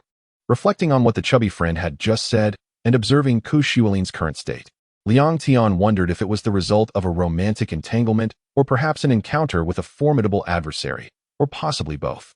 Recently, Kushualin had met a girl named Chi at the hotel where he worked. She was a quiet girl, not conventionally beautiful, yet exceptionally kind to everyone. Perhaps love at first sight truly existed. For the moment Kushualin laid eyes on Chi, he felt an inexplicable affection for her. Under Kushualin's earnest pursuit, Chi eventually became his girlfriend. The transformative power of love revitalized him. He shed his previous lethargy and transformed his once chaotic living space into an impeccably organized haven. However, the tranquility of their relationship was abruptly shattered by an unwelcome intrusion. Li Zongwei, the leader of the Jinghua gang, had set his sights on Chi. As a figure of immense influence in the capital, Li Zongwei's long-standing power had cultivated a domineering and selfish disposition, disregarding Chi-Chi's feelings entirely as he dispatched henchmen to abduct her to his residence. Upon learning of this distressing situation, Kushualin rushed to Li Zongwei's villa in a desperate attempt to rescue Chi. Yet, the Jinghua gang was rife with skilled fighters, and in a matter of moments, Kushualin found himself captured by Li Zongwei's formidable subordinates. When Li Zongwei discovered that Kushualin was Chi-Chi's boyfriend, he unleashed his fury upon him, delivering a brutal beating and issuing a menacing ultimatum. Kushualin must vanish from the capital within 3 days, or he would ensure his permanent disappearance. Enraged by the events relayed by Kushualin, Liang Tian clenched his fists. The Jinghua gang, notorious for its tyrannical reign, seemed to be the shadow behind every malevolent act. Though Liang Tian had intended to withdraw from the fray, he suddenly felt an overwhelming impulse to utilize his extraordinary abilities to dismantle this criminal organization. If fate had bestowed upon him superhuman strength, he could wield that power not to emulate the superheroes of cinema, but to protect those dear to him. Unbeknownst to Kushualin and his chubby friend, Liang Tian's current prowess was a secret, as he had not confided in anyone about his extraordinary abilities. Nor had Kushualin found the time to discuss such matters with him due to his concern for Chi. Observing Liang Tian's righteous indignation, Kushualin shook his head and said, "Why am I even telling you this? You can't help me. There are too many skilled fighters in the Jinghua gang. I cannot involve you in my troubles. I will handle this myself." Chapter 13. The second battle against the Jinghua gang. Shaolinzi, I am your brother. Liang Tian gazed earnestly at Kushualin, extending his hand. In the astonished gaze of the stout man, arcs of electricity danced in the palm of Liang Tian's hand. The previous lightning strike did not obliterate me. Instead, it bestowed upon me this extraordinary power. I am no sage, burdened with the worries of the world, but you are my brother. If you find yourself in trouble and I possess the capability to assist, yet choose not to, can I still call myself human? Having spoken, Liang Tian turned to Li Tian beside him, a tinge of regret on his face. I apologize, but I may have to break my promise. You may disapprove of my resorting to violence, yet this matter compels me to resolve it through force. Fool, I merely wish to prevent you from becoming like Li Tian. Kushualin replied. Moreover, I quite admire your determination just now. Go ahead, I shall await your good news. Li Zongwei's villa is situated atop Jinghua Mountain in the northern part of the capital, not far from Peking University. Liang Tian and Kushualin took a taxi to the villa's vicinity in a mere 10 minutes. Though persuaded by Liang Tian and the stout man's encouragement, Kushualin remained uncertain about their chances of rescuing Chi. Liang Tian's supernatural abilities astonished him greatly, yet he had never witnessed their true might. Nevertheless, Liang Tian brimmed with confidence. Despite having engaged in a fierce, mutually destructive battle with the Qinglong Hall's protector, Li Yinzong, he had recuperated within a day, while Li Yinzong's right hand likely remained incapacitated. During their duel, Liang Tian had concealed his abilities within his strikes, only unleashing his power upon contact with Li Yinzong. Even when faced with opponents beyond his martial prowess, Liang Tian could evade and launch long-range attacks with his abilities. Despite the myriad skilled individuals within the Jinghua gang, none could counter Liang Tian's supernatural powers. Although Li Zongwei was the leader of the Jinghua gang's Tiger Hall, few guards were stationed near his villa. Liang Tian swiftly incapacitated the few lowly henchmen present. If Ku Xuelin had previously disregarded these minor figures, Liang Tian had even less concern for them. However, they soon encountered formidable resistance. Kai Xingwen, the internal affairs supervisor of the Tiger Hall, responsible for managing Li Zongwei's household matters. It was Kai who had previously captured Ku Xuelin. Upon seeing Ku Xuelin again, Kai smirked, easily discerning Liang Tian's true nature, a mere novice who had trained for only 2 years. How audacious of Ku Xuelin to return with such an inexperienced companion to challenge him. Liang Tian recognized Kai's contempt and snickered in response. Instantly, he unleashed his power, surging forth with electrifying speed, delivering a punch towards Kai Xingwen's abdomen. Though surprised by Liang Tian's strength, Kai hesitated not for an instant. As Liang Tian struck, Kai deftly evaded the attack, twisting Liang Tian's arm behind him. A master of grappling techniques, Kai had bested even seasoned fighters like Ku Xuelin in mere moments. Yet, Kai underestimated Liang Tian's abilities. As Kai twisted Liang Tian's arm, Liang Tian released a surge of electric energy, striking Kai with a jolt that rendered him unconscious. Kai, lacking experience with supernatural powers, succumbed without resistance. Previously, Liang Tian had been oblivious to the full extent of his abilities, having only realized their potency after confronting Li Yinzong. Now, with the power to incapacitate ordinary masters like Kai, he felt a twinge of concern for Li Qimin, whom he had only intended to discipline. Nonetheless, Liang Tian's primary goal remained to rescue Qi, and he swiftly cast aside thoughts of Li Qimin. With Kai incapacitated, the remaining henchmen lacked the courage to impede Liang Tian and Ku Xuelin, allowing them to enter Li Zongwei's villa unhindered. Regrettably, they discovered that Li Zongwei was not present, and a thorough search of the villa revealed no sign of Qi. Liang Tian interrogated several guards but learned nothing of Li Zongwei's whereabouts. The only one who might know, Kai Xingwen, lay unconscious, impervious to their attempts to revive him. Ku Xuelin grew increasingly anxious about Qi's safety. Li Zongwei was notorious for his ruthless nature. Had it not been for Qi's intercession, Ku Xuelin might have fallen victim to his treachery. With Qi now in Li Zongwei's clutches, Ku Xuelin feared for her well-being, regretting that she might be forced into the hands of such a man due to his own actions. As Liang Tian and Ku Xuelin fretted over the whereabouts of Li Zongwei and Qi, a figure stealthily approached from behind, drawing closer without their notice. Fortunately, Liang Tian maintained his heightened awareness, amplified by his electrifying state. The moment he sensed danger, he swiftly pulled Ku Xuelin aside. Yet, the assailant was too close. Despite Liang Tian's enhanced speed, he felt a sharp sting as the figure's dagger grazed his back. Realizing their attack had failed, the assailant retreated without hesitation. Liang Tian, unwilling to let the intruder escape, recognized that this individual might hold vital information about Li Zongwei's whereabouts. However, despite Liang Tian's rapid pursuit, his unfamiliarity with the villa's layout allowed the assailant to evade him. With a sense of disappointment, Liang Tian struck the wall and turned to see Ku Xuelin approaching. He shook his head helplessly at her, and upon noticing the sudden dullness in her eyes, an overwhelming sense of powerlessness washed over him. Despite possessing an extraordinary ability that ordinary people could scarcely comprehend, there remained many challenges beyond his reach. Just as both had succumbed to despair, an abrupt voice echoed from behind them. "Do you wish to know the whereabouts of Li Zongwei?" At the sound of this voice, Liang Tian, who had previously been stealthily ambushed, felt every hair on his body stand on end. Without a moment's hesitation, he kicked backward, channeling a significant surge of electric power into the strike.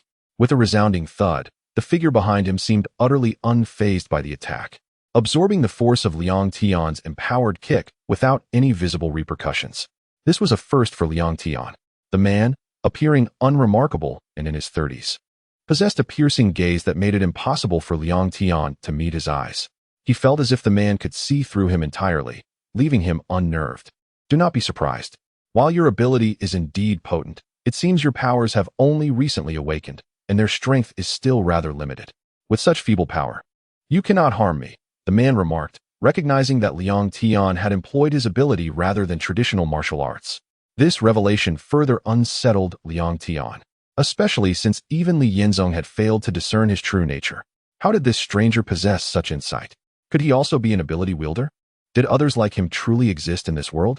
Perhaps sensing Liang Tian's inner turmoil, the man chuckled lightly, brushing off the dust from where Liang Tian had struck him.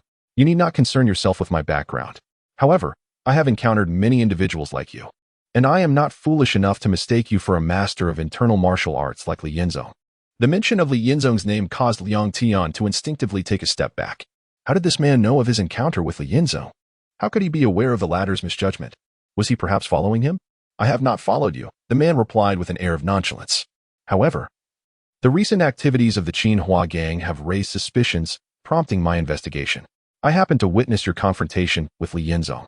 He seemed intent on defusing any potential conflict between them. Liang Tian, not lacking in intelligence, soon grasped the man's intentions for seeking him out. Given his evident capabilities, the man could effortlessly resolve the issues with the Jinghua gang on his own. Why, then, would he require Liang Tian's assistance? Was this not an unnecessary complication? Although these thoughts swirled in his mind, Liang Tian kept silent. Meanwhile, Kushualin, opting for the wisdom of silence, refrained from speaking, fully aware of the gravity of the situation. Since Liang Tian had not voiced his concerns, she felt no need to interject. My purpose in seeking you out is primarily to enlist your help in suppressing the Jinghua gang. Over the past 2 years, they have forged alliances with several internal martial arts sects, attracting a number of practitioners. While they may be merely ordinary cultivators, their influence should not be underestimated. Chapter 14. Gunshot. With the support of these internal martial arts practitioners, the Jinghua gang has become increasingly audacious in their dealings. My unique position prevents me from directly confronting them, as the intricate web of relationships involved is too convoluted to untangle swiftly. Thus, I seek to enlist your assistance in this matter. Upon exiting Li Zongwei's villa, Liang Tian and Ku Shualin dashed down the mountain, hailing a taxi to the address provided by the mysterious informant. Although Liang Tian harbored reservations about the enigmatic figure and was reluctant to heed his counsel against the Jinghua gang, despite his disdain for their actions, he understood their formidable influence as the largest gang in the capital, with connections that spanned both the lawful and the illicit. As an ordinary citizen, Liang Tian recognized that while they might refrain from direct confrontation, they possessed the means to harm those close to him. For these reasons, he had no intention of severing ties with the Jinghua gang entirely. His primary objective was to rescue Chi, achieving that would suffice for him. Other issues could be addressed by others. He would not be the one to ignite this powder keg. By demonstrating sufficient strength to intimidate the Jinghua gang, he hoped they would refrain from provoking him. Following the mysterious informant's directions, Liang Tian and Kushualin arrived at a dilapidated warehouse near the Capital Railway Hospital. The structure appeared to have been abandoned for quite some time, with a crumbling wall and a path to the entrance overgrown with moss. Was Li Zongwei truly inside? Prioritizing safety, Liang Tian decided against allowing Kushualin to accompany him. Although she was quite capable, she remained an ordinary person, and the warehouse likely served as a hideout for the Jinghua gang's elite. Even if Liang Tian felt confident in his ability to navigate the situation, Kushualin's safety was paramount. Having witnessed the capabilities of the mysterious figure, Liang Tian had shed any delusions of invincibility. If not for his quick reflexes, he might have fallen victim to the assassin from the Jinghua gang, who had ambushed him previously, potentially facing dire consequences. After ensuring Kushualin understood to leave if he didn't signal her within 30 minutes, Liang Tian activated his powers and leaped over the warehouse's crumbling wall. Upon entering, he stealthily approached the edges of the structure, discovering 2 sizable holes in the back wall, likely due to years of neglect. His instincts told him to avoid the front entrance, wary of potential surveillance, and these back openings provided an opportunity to observe the interior. Had he not known that this was the lair of the Jinghua gang's Tiger Hall, he might never have guessed that this seemingly dilapidated warehouse housed such notorious figures. As he approached the holes, a sudden wave of malice washed over him, prompting him to evade just in time as a gunshot rang out. Leaving a bullet hole where he had just stood, Liang Tian quickly scanned his surroundings, identifying a small hole on the second floor from which the bullet had originated. Realizing his position had been compromised, Liang Tian, driven by urgency, extended his right hand towards the hole. In an instant, lightning surged from his fingertips, piercing the wall near the opening. After neutralizing the shooter on the second floor, Liang Tian focused his energy into a punch, shattering a section of the wall before him. Seated in the center of the warehouse was Li Zongwei, the leader of the Jinghua gang's Tiger Hall. Liang Tian recognized him immediately from Ku Xuelin's description. Beside him stood a strikingly refined girl, likely Ku Xuelin's girlfriend, Chi. Li Zongwei appeared unfazed by Liang Tian's arrival. After taking a puff from a cigar offered by one of his subordinates, he rose from his chair and moved to stand 10 meters away. Flanking him were Li Yinzong and an unfamiliar figure, both exuding an aura of strength. Li Yinzong, surprised to see Liang Tian, noted that his own hand had yet to fully recover from their previous encounter, while Liang Tian seemed unscathed. As Liang Tian surveyed the surroundings, he realized the significance of the location. Had he not utilized his powers, he would have been unable to breach the reinforced walls. Surrounded by a cadre of formidable men, Liang Tian noted a man in red lying nearby, likely incapacitated by his earlier lightning strike. Just as he prepared to speak, he noticed a sudden movement from the previously unseen bodyguard behind Li Zongwei. The man produced a black baton from his sleeve, launching an attack. Liang Tian, initially dismissive of the short weapon, retreated a step, narrowly avoiding the strike. However, as the baton swept past him, he caught a glimpse of a cold smirk on the assailant's face, drawing his attention to his small hole at the baton's tip. Realizing the danger, Liang Tian instinctively sidestepped, but it was too late. A gunshot rang out as a bullet pierced through him. In that moment, he recognized the gravity of the situation. Despite previously showcasing his abilities, he directed a lightning strike at the shooter, incapacitating him instantly. Li Zongwei, having been informed of Liang Tian's unusual capabilities, had dispatched his subordinate to ambush him. Although Liang Tian was struck, the bullet failed to inflict critical harm, and the assailant was quickly neutralized. With the element of surprise lost, Liang Tian pressed his hand against his wound while retaliating against the attackers around him with precise bursts of lightning, incapacitating them one by one as he surged towards Li Zongwei, aiming to capture the leader first. However, Li Yinzong, despite his injuries, swiftly positioned himself to defend his superior. Witnessing Li Yinzong's audacity to impede him, and cognizant of the martial arts expert's considerable resilience to his abilities, Liang Tian eschewed a direct confrontation. Instead, he swiftly retreated, while simultaneously dispatching a series of lightning serpents that incapacitated several individuals. Observing Liang Tian's successive defeat of his comrades, Li Yinzong felt his honor impugned. With a furious roar, he lunged toward the rapidly retreating Liang Tian. Anticipating Li Yinzong's advance, Liang Tian smirked. Having already employed his powers to extract the bullet and staunch the bleeding, he had intended to eliminate Li Yinzong, the most formidable threat. His left hand, seemingly concealing the wound, was in fact channeling a more potent force than the lightning serpent, the lightning dragon. Despite its immense power, the lightning dragon required a protracted gestation period. Liang Tian strategically positioned his left hand over the injury, leveraging his inherent resistance to electrical currents as a shield. As Li Yinzong closed within 3 meters, Liang Tian launched his offensive. He unleashed 2 lightning serpents in rapid succession. While Li Yinzong possessed a degree of immunity to electrical attacks, direct contact with the serpents would still induce paralysis. Aware of this vulnerability from a previous encounter, Li Yinzong skillfully evaded the serpents with a series of deft maneuvers, while simultaneously directing a palm strike toward Liang Tian's chest. Liang Tian had never intended for the lightning serpents to hit Li Yinzong. Their primary purpose was to constrain Li Yinzong's movements, thereby dictating the trajectory of his impending attack. As Li Yinzong's strike neared its target, Liang Tian unleashed the fully charged lightning dragon. His left hand, previously concealing the simulated wound, discharged a devastating blast toward Li Yinzong's chest. The lightning serpent, capable of instantly incapacitating ordinary individuals, was merely a readily accessible attack.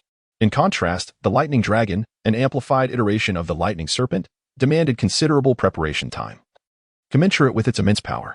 Despite Li Yinzong's inherent resistance to electrical energies, the sheer potency of the lightning dragon proved overwhelming. It instantaneously pierced his chest, leaving a gaping, circular wound. The force of the impact propelled Li Yinzong backward, where he collapsed several meters away. The severity of the wound ensured Li Yinzong's immediate demise. Liang Tian had only intended to strike Li Yinzong. He was aware of Li Yinzong's resistance to lightning, hence the lightning dragon assault rather than the lightning serpent. However, he had not anticipated the sheer magnitude of the dragon's power, which had resulted in the death of a martial arts expert. The inaugural act of taking a life plunged Liang Tian into a state of bewilderment. A mere month prior, he was an ordinary citizen, leading a simple, tranquil existence shuttling between his domicile and the classroom. While Li Qimin occasionally disrupted his routine, Liang Tian never envisioned himself as a murderer. Perhaps the demise of Li Yinzong instilled trepidation in the onlookers, as none dared to advance, fearing a similar fate. Kushuelin's paramour, Chi-Chi, an innocent girl, succumbed to the gruesome spectacle and fainted. Li Yinzong's death profoundly affected Li Zongwei. Despite his hardened nature, accustomed to death, the sudden loss of his trusted aide evoked a sense of disarray. However, Chi-Chi's collapse jolted Li Zongwei back to reality. Observing Liang Tian's dazed state, he bellowed at his subordinates, his countenance contorted with rage. Attack. Employ any weapon at your disposal. I want this brat to pay for Yinzong's life. Heeding Li Zongwei's command, the Jinghua gang members hastily brandished their firearms. As core members, they were armed, though many refrained from carrying their weapons due to Beijing's strict regulations. Nevertheless, those with firearms discharged them at Liang Tian. Simultaneously, those unarmed hurled their weapons at Liang Tian. Despite his dazed state, Liang Tian's body moved instinctively, deftly evading the bullets and projectiles. Involuntarily, he unleashed bolts of lightning upon his assailants. Strangely, these bolts differed from their predecessors. Instead of dissipating upon impact, they leaped to another target, albeit with diminished potency, paralyzing their victims. Fortunately, Liang Tian's daze was fleeting. As he evaded the Jinghua gang's onslaught, he regained his composure, suppressing his inner turmoil. Observing the convulsing gang members, he experienced a sudden emptiness, his power waning, reverting to his pre-laying state. Indeed, he felt weaker than before. His energy depleted, both mentally and physically. Although most of the Jinghua gang members were incapacitated, Li Zongwei, the leader of the Tiger faction, remained unscathed. Liang Tian surmised that Li Zongwei possessed considerable martial prowess, potentially surpassing Kai Shingwen. In his current state, Liang Tian doubted his ability to defeat even Li Qimin. Noticing Liang Tian's fatigue, Li Zongwei smirked. He had refrained from intervening, deeming it beneath him to engage with an insignificant foe, preferring to strike when Liang Tian was vulnerable. If Liang Tian had fallen to his subordinates, Li Zongwei would have been spared the trouble. However, even if Liang Tian prevailed, the relentless combat would undoubtedly deplete his strength. Sensing Liang Tian's exhaustion, Li Zongwei seized the opportunity, lunging towards him. Observing Liang Tian's sluggish movements, he sneered and delivered a knee strike to Liang Tian's abdomen. The force of the blow sent Liang Tian reeling, causing him to cough up blood from his previously inflicted wound. The partially healed injury reopened, exacerbating his fatigue. Amidst the pain, Liang Tian noticed a severed electrical wire sparking on the damaged wall. He had always wondered if the lightning strike had granted him his powers. While his lightning abilities did not harm him, he was unsure if ordinary electricity would affect him. However, he had no time to ponder. Li Yinzong's death had enraged Li Zongwei, and Liang Tian feared the consequences of capture. Sensing Liang Tian's intentions, Li Zongwei, ever cautious, refused to grant him any respite. However, the distance between them was too great. 3 meters, seemingly insignificant, now felt insurmountable. Grasping the wire, Liang Tian felt a surge of energy coursing through his body, revitalizing him. He grinned at Li Zongwei, who was rushing to intercept him, and unleashed a bolt of lightning from his fingertips. Li Zongwei, not a practitioner of internal martial arts, succumbed to the lightning's effects, collapsing unconscious. Having vanquished Li Zongwei, Liang Tian felt another wave of dizziness and slumped to the ground. The prolonged use of his powers had depleted his energy reserves. Although he had temporarily replenished his strength, his underlying weakness remained. With his adversaries defeated, he succumbed to exhaustion. The offensive capabilities of lightning-based abilities are formidable, swiftly neutralizing these adversaries. As Liang Tian sat down, a figure appeared at the entrance, carrying 2 unconscious individuals. It was the enigmatic person who had informed Liang Tian of Li Zongwei's location. His sudden appearance suggested that he had been observing all along, perhaps even stalking Liang Tian. Liang Tian, still weakened, harbored animosity towards this mysterious figure but lacked the confidence to defeat him. Grasping the electrical wire, he maintained a semblance of combat readiness. There is no need for you to harbor animosity towards me. Although I cannot disclose my identity, I can assure you with utmost certainty that I am also affiliated with the authorities. The Jinghua gang's involvement spans a vast array of matters, and my unique position necessitates discretion. Thus, I must rely on your assistance to instill a measure of fear into the Jinghua gang. As he spoke, the individual approached Li Zongwei, retrieving a letter from him. He then turned to Liang Tian with a smile, saying, I am grateful for your help this time. I will ensure that the matter concerning Li Yinzong is suppressed, so you need not worry.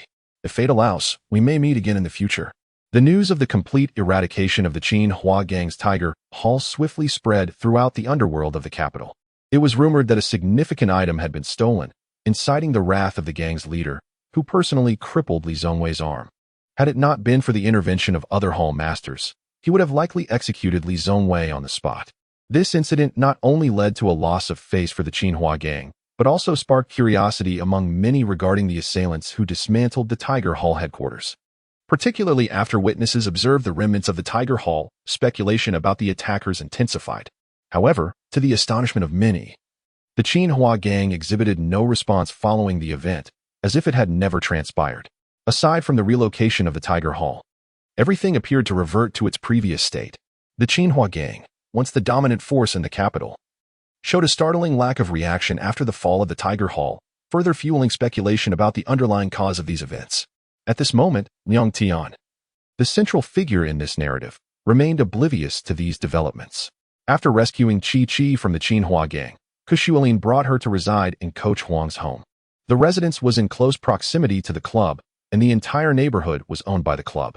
According to Coach Huang, this area was a no-go zone for all factions of the underworld in the capital. No gang dared to trespass here.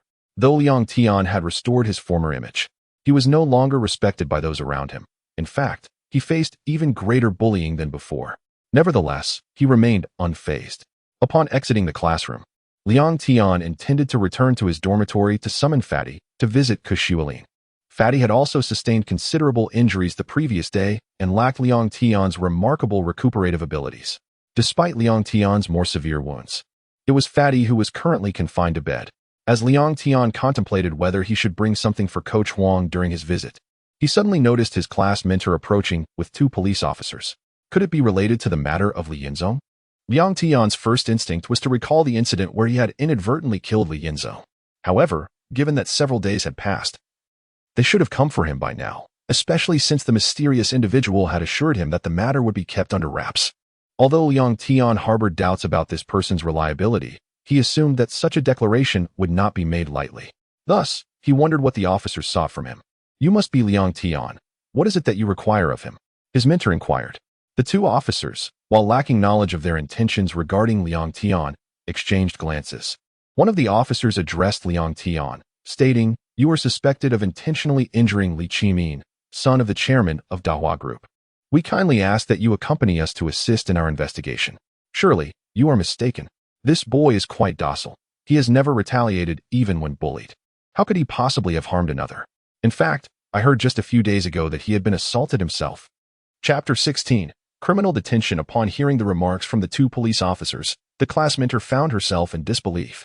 Although she was unaware of the circumstances surrounding Liang Tian and Li Qimin, she was familiar with Liang Tian's nickname, the wilted eggplant.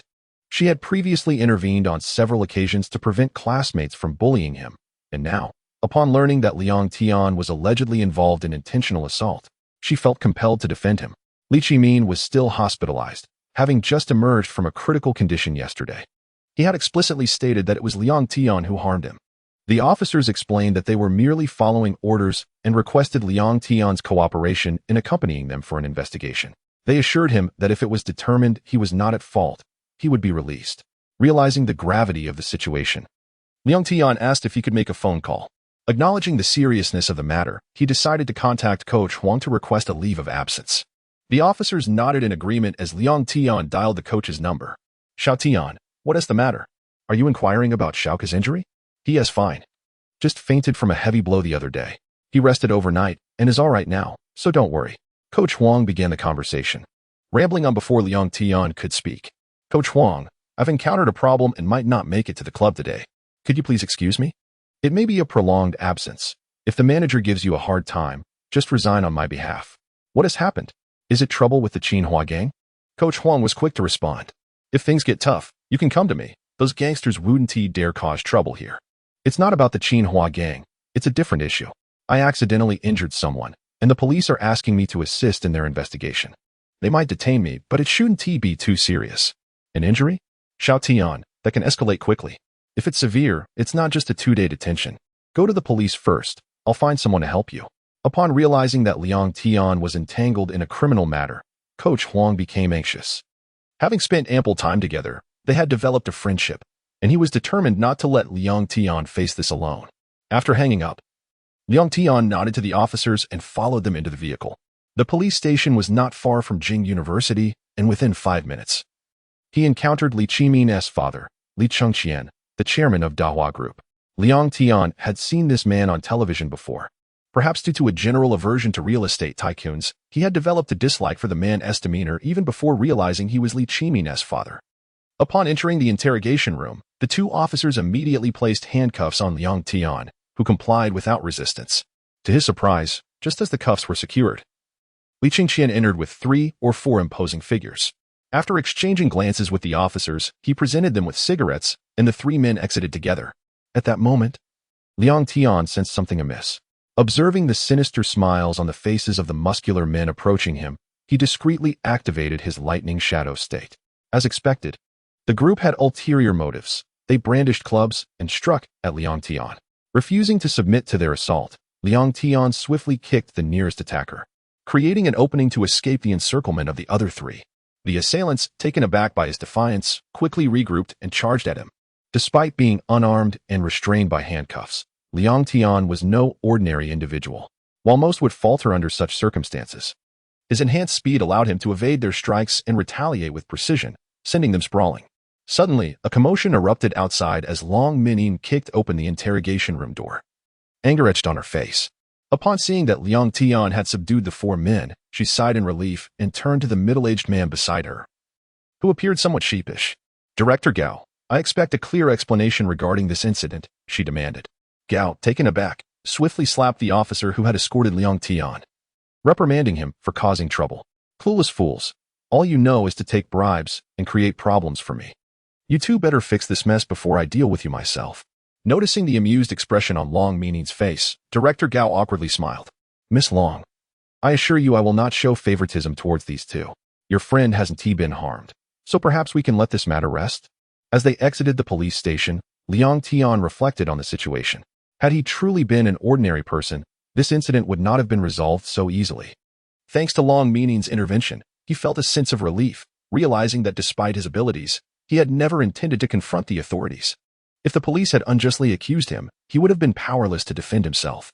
He was grateful to Coach Huang for bringing Long Mining into the fray. Had he relied solely on his own strength, even if he had incapacitated Li Chengqian's subordinates, they could have easily retaliated with charges of malicious assault. Regarding Li Qimin, Coach Huang had mentioned that while he had not suffered physical injuries, he bore psychological scars, which explained Li Chengqian's overreaction. Long Mining, still in a huff after leaving the police station, had not shown Liang Tian any kindness. When she caught him watching her, she glared at him fiercely and tossed a document bag his way. Inside the bag was an invitation from the Alliance of Liberators. Liang Tian was puzzled by the invitation and turned to Long Mining for clarification. "What is this invitation about? What is the Alliance of Liberators?"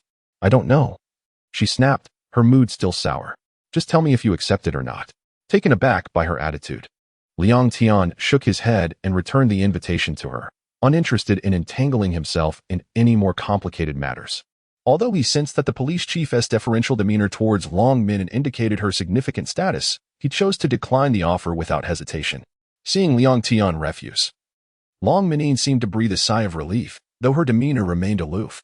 As they stepped out of her vehicle, Liang Tian gazed at the university before him, letting out a soft sigh as he made his way inside Jinghua University.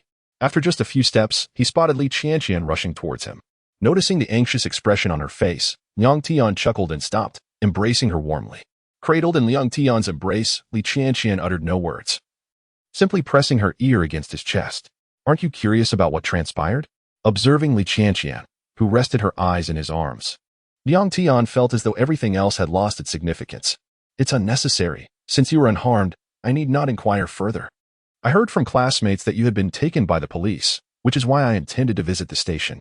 I did not expect you to return directly, leaving no questions for me to ask." Upon hearing Li Qianqian's words, Liang Tian tightened his embrace around the petite figure. At that moment, his gaze fell upon a middle-aged man clad in a black robe, standing with his hands clasped behind his back not far away. The man's attire appeared as though it had stepped out from a television drama of the Republic era, starkly contrasting with the surrounding environment. Fellow students pointed and whispered, seemingly regarding him as an eccentric. Yet, Liang Tian discerned that this individual was far from insane. The aura he exuded suggested he was an extraordinary master. Gently releasing Li Tian from his grasp, Liang Tian regarded the man ahead with a serious demeanor. It seemed the man sensed Liang Tian's scrutiny. As he lifted his gaze towards him, a subtle movement of his lips accompanying his words. "You must be Liang Tian. I have heard that my junior disciple, Li Yinzong, met his demise at your hands. I am Han Yinfeng, Li Yinzong's senior brother, here to engage in a friendly spar." The voice resonated in Liang Tian's ears, and given the distance between them, it felt incongruous. Moreover, Li Tian's expression suggested she had not heard his proclamation. Since Han Yinfeng identified himself as Li Yinzong's senior brother and approached Liang Tian, there was little doubt regarding his authenticity. Reflecting on Li Yinzong, a sense of unease washed over Liang Tian. He had inadvertently taken the life of his junior, and now it seemed his sect had come to seek retribution. Indicating for Han Yinfeng to follow, Liang Tian gently patted Li Tian's shoulder, signaling her to return to the dormitory. With a glance at Han Yinfeng, he turned and exited the university. Finding an unoccupied spot near the university, Liang Tian halted and turned to face Han Yinfeng, who kept a distance of several meters behind him. Liang Tian had altered his speed multiple times, testing Han Yinfeng's response, yet no matter how swiftly he moved, Han Yinfeng remained at a consistent distance.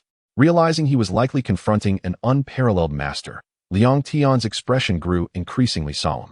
Although he could not ascertain how Han Yinfeng's internal martial arts skills compared to that mysterious figure, the speed he exhibited, which was not much slower than Liang Tian's own when utilizing his enhanced abilities, confirmed that Han Yinfeng was no ordinary opponent. While Han Yinfeng claimed to seek a friendly exchange, Liang Tian understood that the situation was far more complex. Having slain his junior, even if their brotherhood was fraught, this matter would not conclude amicably. As Liang Tian came to a stop, Han Yinfeng mirrored his action. Despite the apparent motive for vengeance, he did not rush to strike. Instead, he closed his eyes and stood still, seemingly in a meditative state. Chapter 17. The Master of Internal Martial Arts Liang Tian, unlike Han Yinfeng, did not possess such patience. Stealthily, he infused his extraordinary power into his fist and swiftly aimed a blow at Han Yinfeng. Liang Tian's speed was astonishing. Although they were 10 meters apart, he reached Han Yinfeng's side in an instant. Just as his fist was about to strike Han Yinfeng's chest, Han Yinfeng lightly pushed off with his toes and deftly retreated beyond Liang Tian's reach. Undeterred by the miss, Liang Tian propelled himself forward with great force, aiming another punch at Han Yinfeng's chest. Han Yinfeng remained unperturbed, only moving to the right when Liang Tian was less than a meter away, effortlessly evading the strike. After failing once more, a cold smile crept onto Liang Tian's lips. He twisted midair and kicked towards Han Yinfeng's left waist. Unfortunately, his shoes were insulated, preventing him from channeling his extraordinary power through the kick. Just as Liang Tian contemplated this, he realized Han Yinfeng was no longer behind him, and his kick once again met empty air. Alarmed, he felt a sharp pain as Han Yinfeng's palm struck his back, sending him crashing into the wall opposite. That hurt. Rising from the ground, Liang Tian's apprehension towards Han Yinfeng deepened. His sensory abilities had failed him. He had not detected Han Yinfeng's absence from his original position, leading to his own surprise attack being turned against him. Moreover, he was astonished by the power of Han Yinfeng's technique, the void slashing palm. Despite the distance, the blow had inflicted considerable pain, revealing its formidable might. Sensing the threat posed by Han Yinfeng, Liang Tian finally unleashed the full potential of his Thunder Shadow technique. Although he had activated this ability multiple times since its inception, he had never fully committed to its power due to the immense strain it placed on his body, leaving him feeling as if he were disassembled afterward. Furthermore, the speed of the fully activated Thunder Shadow exceeded his current reflexes, which had hindered him from embracing its full capability until now. However, one could not overlook that the name Thunder Shadow implied more than merely an enhancement of speed and strength. The moment he activated the Thunder Shadow, a series of crackling sounds emanated from his body, causing Han Yinfeng to frown. Unbeknownst to Han Yinfeng, who perceived Liang Tian merely as a master of internal martial arts, the thunderous sounds resonating from Liang Tian's form reminded him of another esteemed martial arts sect, the Thunder Hall. The Thunder Hall was known for two supreme techniques, their signature thunder skill and the inscrutable art of concealed weaponry. The thunderous noise Liang Tian produced was akin to the peak manifestation of the thunder skill, leading Han Yinfeng to suspect that Liang Tian might indeed be a disciple of the Thunder Hall, hence potentially wielding their secret techniques. Han Yanfeng had once faced a master from the Thunder Hall alongside two fellow disciples. Had it not been for their master arriving just in time, he and his companions would likely have perished in that encounter. The thought of the Thunder Hall's terrifying concealed weapons tightened Han Yanfeng's brow, and his gaze towards Liang Tian shifted from casual to serious. Upon realizing Han Yanfeng's newfound regard, Liang Tian let out a cold snort and unleashed a palm strike. The fully activated Thunder Shadow proved significantly more effective than before. Although Liang Tian vanished from his original position in an instant, he left behind a long trail of illusory duplicates. Instead of charging directly at Han Yanfeng, he circled around him. Seeing the multitude of Liang Tian's illusions surrounding him, Han Yanfeng shook his head in apparent disappointment, remarking, "It seems you are not a disciple of the Thunder Hall. You are merely average." With that, he casually swung a punch to his right, unleashing a tremendous roar as a tiger's head manifested from his fist, crashing into one of the Liang Tian illusions. With a resounding thud, Liang Tian's actual body was struck, causing him to spit blood and be sent flying. Han Yanfeng smirked and targeted the airborne Liang Tian for another blow, this time conjuring an even larger tiger's head. If it landed, it would surely inflict severe injury upon Liang Tian. At that moment, Han Yanfeng sensed a flicker of danger and instinctively darted to the right. Yet, despite his timely reaction, Liang Tian's speed was equally swift. He could not evade the impending strike and was hit hard by Liang Tian's electrified fist. Clutching his abdomen in shock, Han Yanfeng stared at the assailant, only to turn and see the Liang Tian who had just been sent flying slowly fading from view. What kind of martial art is this? How could it evade my senses? This is impossible. The visual afterimage produced by such speed cannot account for this. Who are you? Liang Tian, observing Han Yanfeng's astonishment, wore a mocking smile. This man, like Li Yinzong, was utterly oblivious to the existence of extraordinary powers. You are also from the Jinghua gang, aren't you? Liang Tian queried abruptly. At this question, an unnatural expression crossed Han Yanfeng's face, but he quickly regained composure. He looked up at Liang Tian, whose countenance brimmed with derision. His previously nonchalant demeanor completely vanished. Just as Liang Tian intended to press further, he suddenly felt a chill at his back and swiftly dodged to the side. The spot where he had just stood was now marked by a small crater the size of a bowl. A sniper. A wave of cold sweat broke out on Liang Tian's back. How dare the Jinghua gang wield such deadly weapons so brazenly in the capital? Seizing the opportunity, Han Yanfeng leaped from the ground and roared, launching a full-force punch at Liang Tian. However, Liang Tian's speed now far surpassed his earlier pace, and he easily evaded the attack. He struck Han Yanfeng's body multiple times, unleashing a barrage of lightning bolts that struck simultaneously. Even Han Yanfeng, with his considerable resistance as a master of internal martial arts, could not withstand such a relentless assault and promptly lost consciousness. As Han Yanfeng slumped into unconsciousness, Liang Tian quickly evaded to the side. With a resounding gunshot, the still-standing Han Yanfeng was struck, his brain matter splattering from the impact. Witnessing the devastating power of the sniper rifle at such close range, Liang Tian, despite having killed before, felt a surge of trepidation. Though Han Yanfeng's death sent a shiver down his spine, Liang Tian swiftly regained his composure and retreated behind a building, seeking refuge from the sniper's line of sight. The sniper's range was exceedingly broad, leaving Liang Tian uncertain of the exact location from which he was being targeted. Fortunately, the vicinity was not far from the school, and Liang Tian had intentionally chosen this dual site. Given the nature of the situation, it was reasonable to surmise that the sniper was concealed within a nearby building that afforded a clear view of the area. Consequently, the potential hiding spots were limited, and the first place that came to Liang Tian's mind was the skyscraper where Yujijia had previously confronted him. It was conveniently close and provided an excellent vantage point over the main entrance of the school. However, Liang Tian was not inclined to confront the sniper immediately. Despite any formidable prowess, he remained a mere mortal, and a single misstep could lead to dire consequences. The sniper would likely hesitate to use such a sensitive weapon in a populated area, especially in the capital, where any escalation could provoke significant repercussions. Even though the Jinghua gang had extensive connections with the authorities, it was doubtful that they would offer protection if matters spiraled out of control. After a brief wait, Liang Tian estimated that the sniper had retreated, prompting him to cautiously emerge from the alley, keeping close to the wall. As he stepped out, his phone rang. It was a call from Li Tian. Assuming she was inquiring about his safety, Liang Tian answered, "Tian, I'm fine now. The situation here has been resolved." Would Shangguan Hanlu has been taken away. Li Qianqian's voice conveyed a sense of urgency that startled Liang Tian. He hadn't anticipated that her call would concern this matter. Sensing her distress, he quickly sought to comfort her. Qianqian, please don't cry. I'll return shortly, and we can discuss it in person. After hanging up, Liang Tian, still in his stealth mode, sprinted back to his dormitory with utmost speed. Upon arrival, he found Li Qianqian sitting on his bed, sobbing. While the room appeared to have been ransacked, Kushi Welin's computer lay discarded on the floor. Ignoring the disarray, Liang Tian hurried to her side and embraced her. Please, stop crying. First, tell me what happened. After we parted, I intended to wait for you in your dorm, since it was class time. I assumed the dormitory supervisor was preoccupied and went straight upstairs. As I reached the door, I saw several individuals dragging Shangguan Xixiang out. Initially, I didn't pay much attention, thinking they were his friends. However, upon entering, I was taken aback by the chaos in your room. It seemed they were searching for something, turning everything upside down.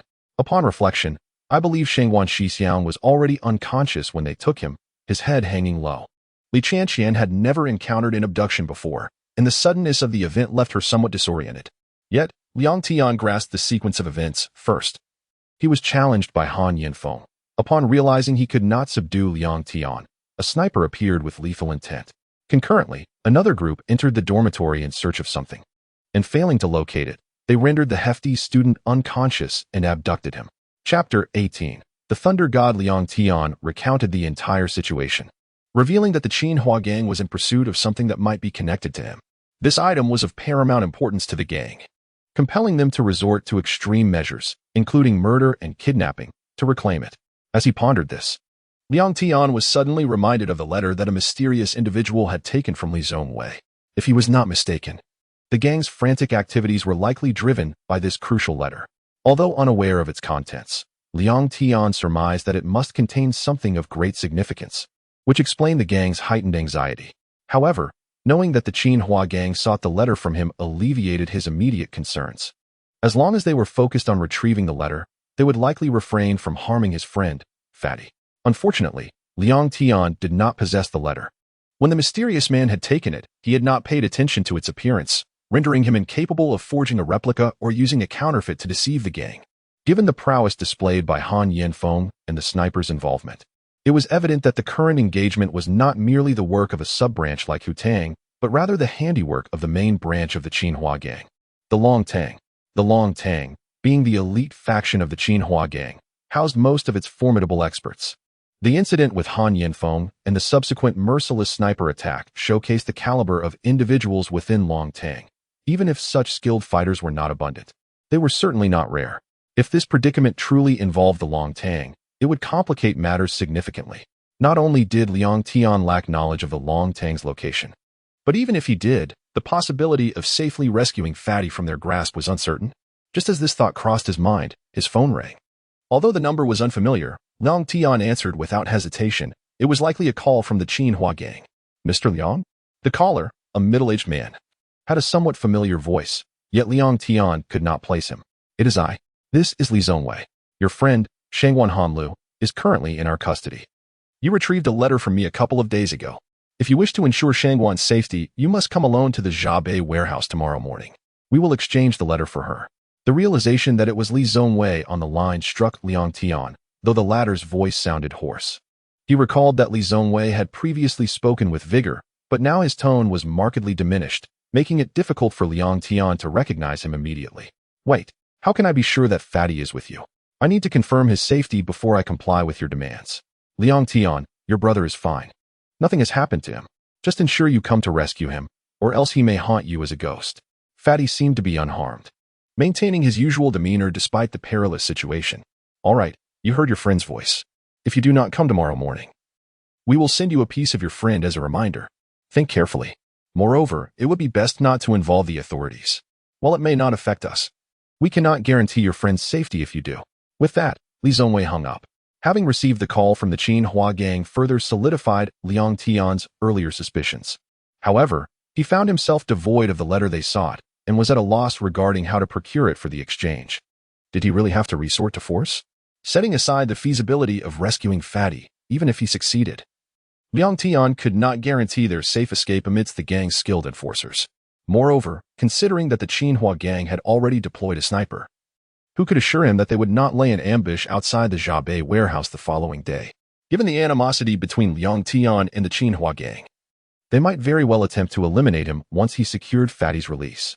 As Liang Tian and Li Qianqian fretted over Fatty's predicament, the dormitory door suddenly swung open, revealing the mysterious individual who had previously informed Liang Tian about Hu Tang's whereabouts. Upon seeing him, Liang Tian sprang from his bed, realizing that this matter stemmed from the man's involvement.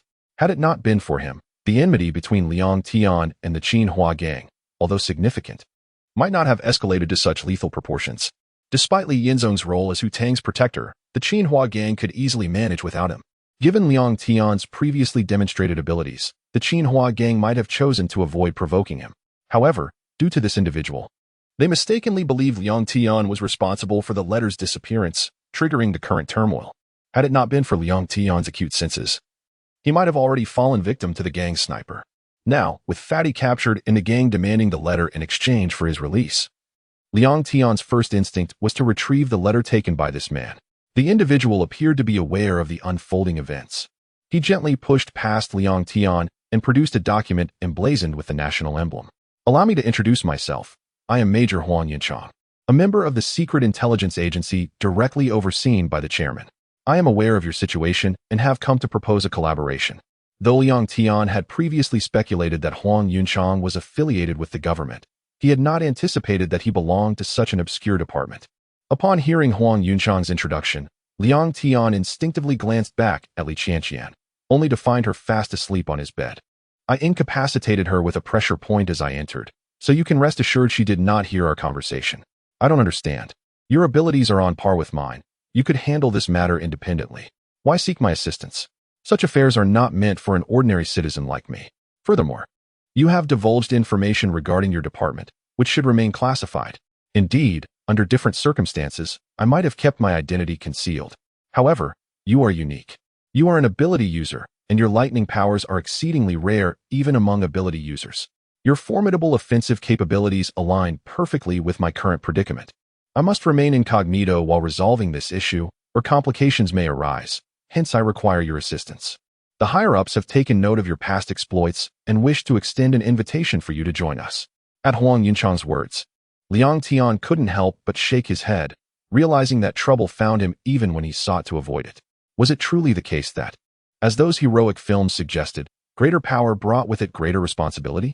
Seeing Liang Tian's refusal, Huang Yunchang assumed he was about to decline and hastily interjected. Do not rush to reject my offer. Let us first address the matter at hand. We can discuss everything else afterward. Allow me to outline my plan. A plan? What kind of plan? Despite possessing extraordinary abilities, Liang Tian understood that they were not all-powerful. The challenge he faced involved infiltrating the Liang Tang of the Taihua gang, which was home to countless skilled fighters. It would be a daunting task to confront them alone. The last time Liang Tian went to rescue Chi-Chi, he narrowly escaped with his life. Now that someone is willing to assist him, and with a considerable background at that, Liang Tian naturally would not refuse. Huang Yinchang, perceiving Liang Tian's thoughts, said to him, let us proceed as planned. First, share your strategy with me. Initially, you shall attend the appointment, and I will discreetly support you alongside a few others. Since the Taihua gang prefers to employ snipers for your assassination, we shall retaliate in kind during the conflict. Additionally, take this letter and present it to Mr. Li Zonghua when the time comes. Upon hearing Huang Yunchang's words, Liang Tian found the plan feasible. He recognized Huang Yunchang's formidable strength, evident from the last incident where he effortlessly withstood Liang Tian's lightning-infused strike. Thus, with Huang Yunchang's assistance, Liang Tian felt significantly bolstered. He accepted the letter from Huang Yunchang. You would do well not to inquire about the contents of the letter. Some matters are better left unknown. Liang Tian harbored no desire to uncover its contents. His curiosity was minimal, and he understood that knowing too much could invite unnecessary complications. Rest assured, I have no interest in such matters. Very well, we shall meet again shortly. You must revive her. Just as Huang Yinchang was leaving, he tossed a stone that struck Li Qianqian, awakening her. What just happened? It feels as though I merely took a nap, and now my head is spinning. Li Qianqian said, pressing her temples. It's nothing. You were simply exhausted, and now you are fine. Liang Tian reassured her, gently stroking her head. At that moment, someone burst through the door, none other than Kushualing. Liang Tian, what is going on?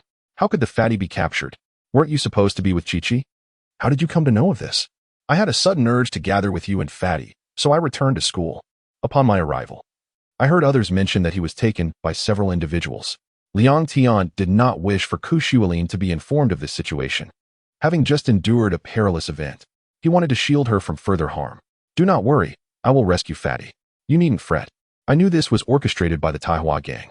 Liang Tian, I will accompany you to save Fatty, Kushualing declared, preparing to pull Liang Tian along. Let me handle this alone. You are still recovering from your previous injuries, and this situation is a result of my actions. I do not want to involve anyone else. But Liang Tian, they are the Taihua gang, the most notorious gang in the capital. You have witnessed my capabilities. I am no longer the weakling who would cower in the face of adversity. Kushualing acknowledged that Liang Tian had indeed acquired extraordinary abilities, yet she remained apprehensive. After all, even a single warrior must be cautious when facing thousands of foes, especially when those foes are formidable.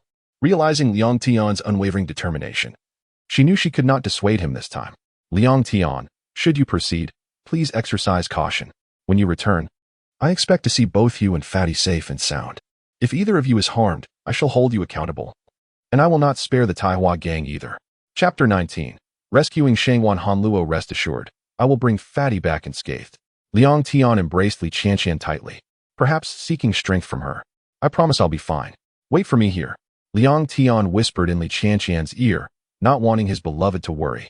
I will be here, waiting for you, Li Qianqian replied, holding him just as tightly, as if they had completely forgotten Kushualing's presence. Finally, Liang Tian released Li Qianqian. All right, I must depart now. You too, await my return here. Liang Tian exited the room, and as he left the school, Huang Yunchang appeared before him. Everything is fully arranged. Remember, if the opportunity arises, eliminate Li Jiming, the leader of the Dragon Gang, as he is a depraved character. Liang Tian nodded. Even without Huang Yunchang's urging, he intended to severely punish the Taihua gang. Their repeated offenses had ignited a fierce fire within him. Liang Tian arrived at the location Li Zonghua had mentioned in their phone call.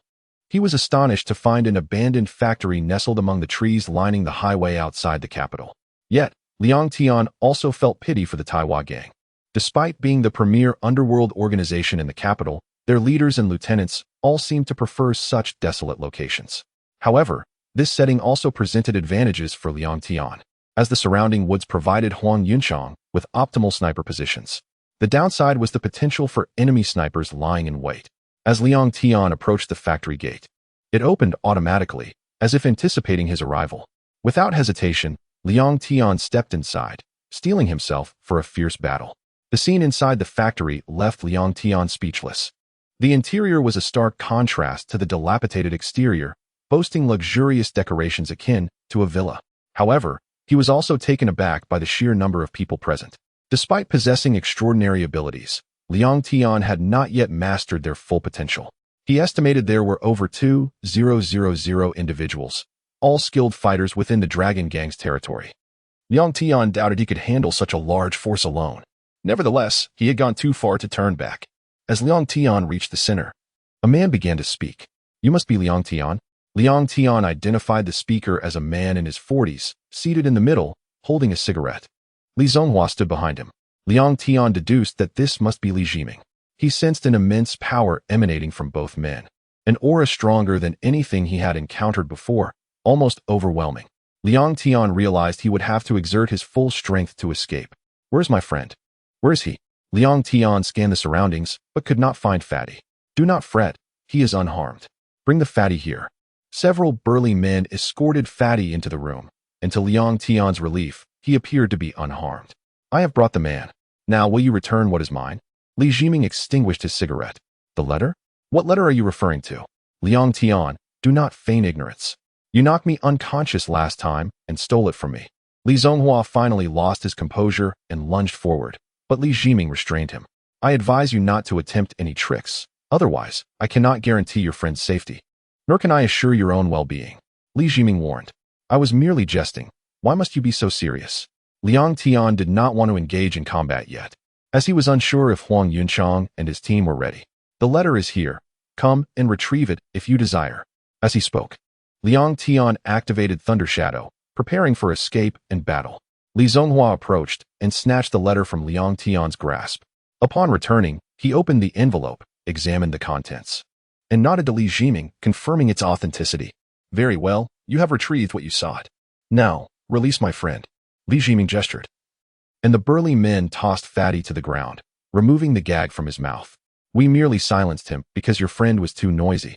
Individuals like you always wear such grim expressions.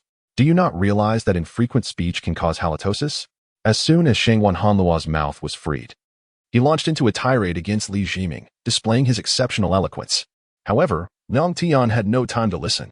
Using Thunder Shadow, he instantly appeared before Shangwan Hanluo, scooped him up, and dashed toward the entrance. Just as they were about to reach the exit, the doors slammed shut. What is the meaning of this? Did you not promise to release my friend once you had the letter? Indeed, we did.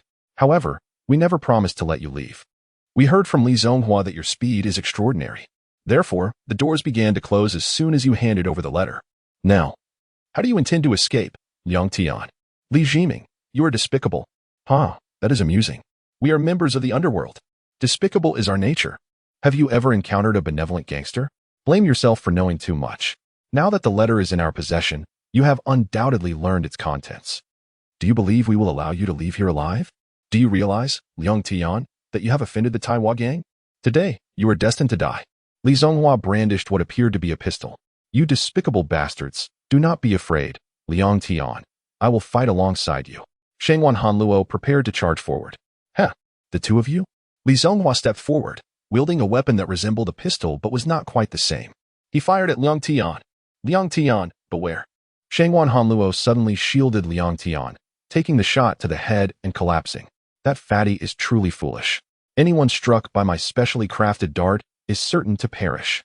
Li Zonghua's grin was chilling. Fatty, wake up. Liang Tian cradled Shangwan Hanluo in his arms. Witnessing Fatty taking the dart for him, Liang Tian was consumed by fury. A raging fire ignited within him, crackling with such intensity that everyone could hear it. Liang Tian suddenly rushed before Li Zonghua, striking his abdomen with a fist imbued with his electric powers.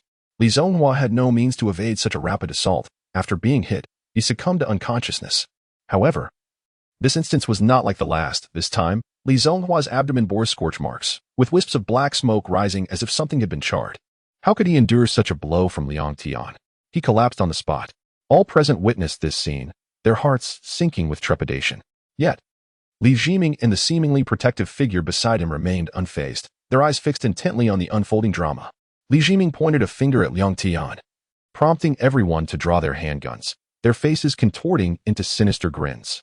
Liang Tian, realizing the gravity of the situation, understood that this group was no ordinary adversaries, particularly the formidable presence of Li Jiming and his companion.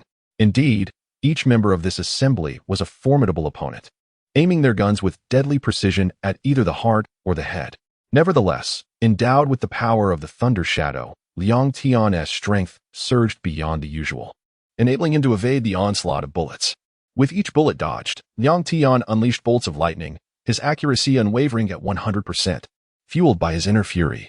The lightning serpents danced with vitality, capable of incapacitating multiple foes with a single strike. However, Liang Tian judiciously withheld his full power, reluctant to exhaust himself as he had in his previous confrontation with Li Zonghua, where he had nearly lost his life. Thus, he evaded bullets while dispatching enemies with lightning, gradually gaining the upper hand as their numbers dwindled from 2,000 to merely dozens. Despite having previously employed the lightning serpents against them, his adversaries had managed to evade those strikes, and they remained ominously still, each exuding a potent aura. Liang Tian, facing this remaining group, dared not underestimate them.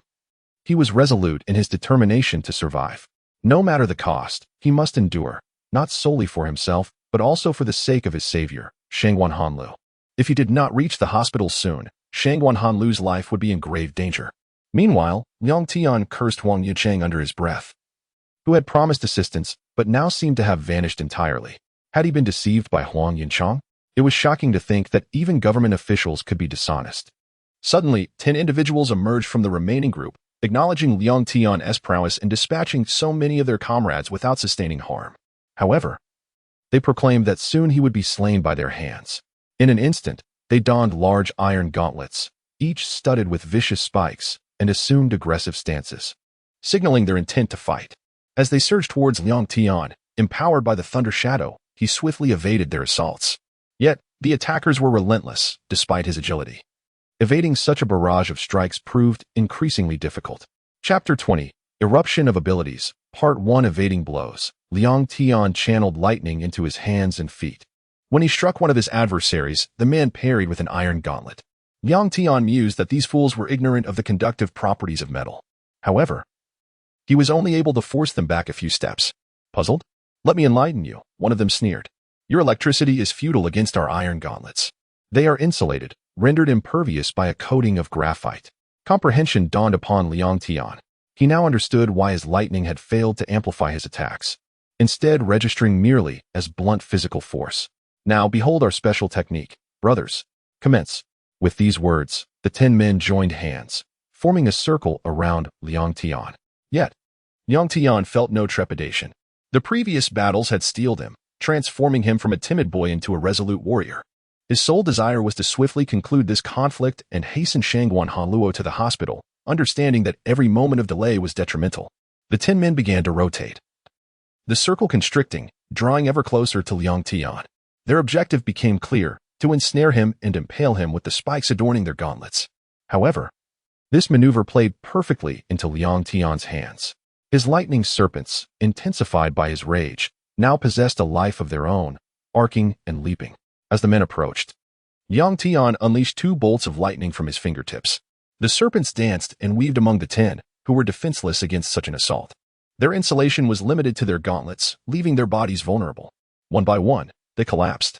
As they fell, Liang Tian unleashed the lightning dragon he had been gathering in his left hand.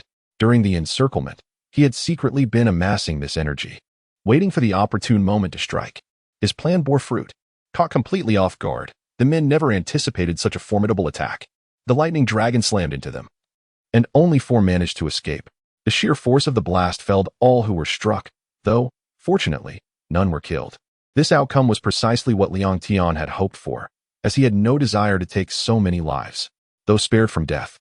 The injured were left in critical condition.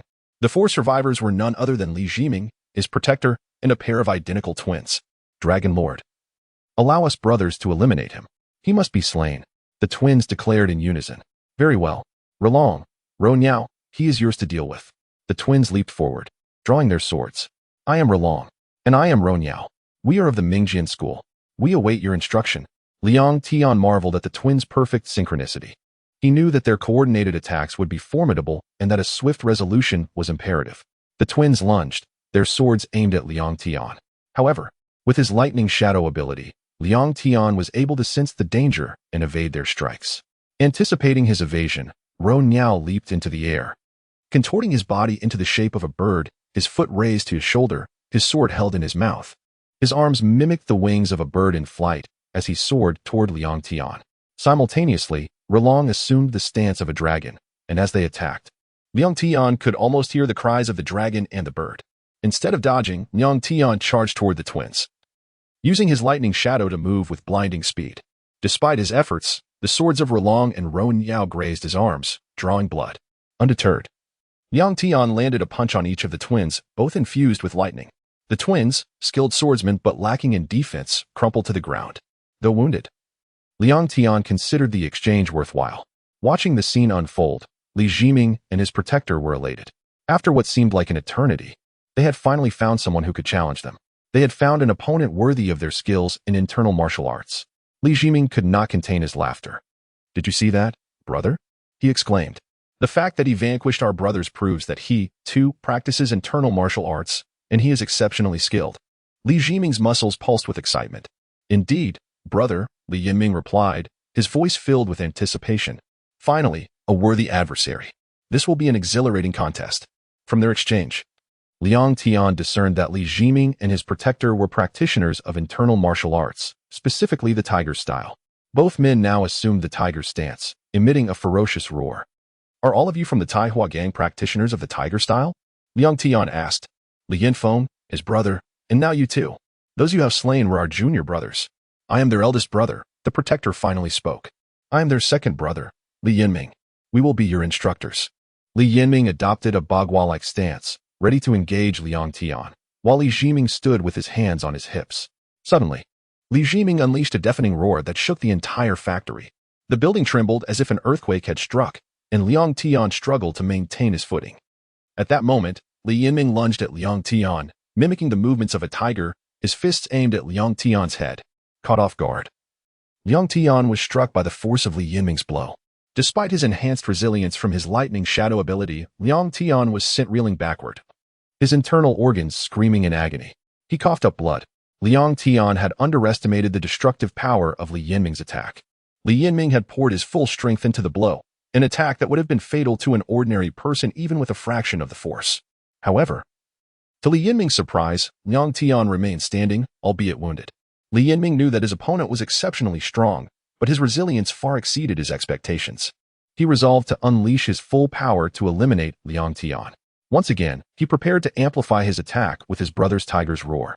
Li Jiming, anticipating his brother's intent, took a deep breath, preparing to unleash an even more powerful roar before charging to strike Liang Tian.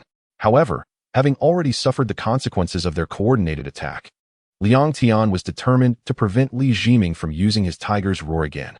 Liang Tian wiped away the bloodstains from his mouth and stood up. Having just been struck by Li Mingyan's formidable technique, a surge of energy now gathered in Liang Tian's chest. He could not quite articulate this sensation. It was entirely different from anything he had experienced before. This energy eluded his control, almost as if it were trying to escape through his mouth. Yet, when he opened his mouth, it remained trapped within. At that moment, Liang Tian was beyond contemplating the nuances of his predicament. He charged toward Li Jiming, determined to prevent him from unleashing his tiger roar. However, Li Mingyan, perceptive as ever, anticipated Liang Tian's intent. Just as Liang Tian prepared to rush at Li Jiming, Li Mingyan obstructed his path. It was important to note that Liang Tian had fully activated his Thunder Shadow technique, resulting in a flurry of afterimages trailing behind him due to his incredible speed. Even he was among those illusions. Astonishingly, Li Mingyan was able to discern Liang Tian's actual position and, to Liang Tian's disbelief, successfully counter his assault. As Li Mingyan deftly thwarted Liang Tian's attack, Li Jiming unleashed the tiger roar. This time, the roar's power was magnified several-fold, nearly deafening Liang Tian. The factory windows shattered, and the surrounding walls began to fracture under the force of the sound. In that moment, Liang Tian comprehended why Huang Yuchang had insisted on eliminating Li Jiming. Yet, he found it perplexing that neither Li Jiming nor Li Mingyan seemed affected by the roar. Surely, they too must have heard it.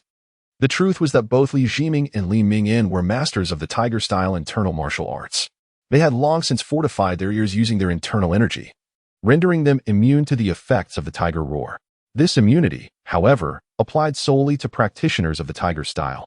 Any other internal martial artist, even with their ears blocked, would still suffer some degree of harm, albeit not as severely.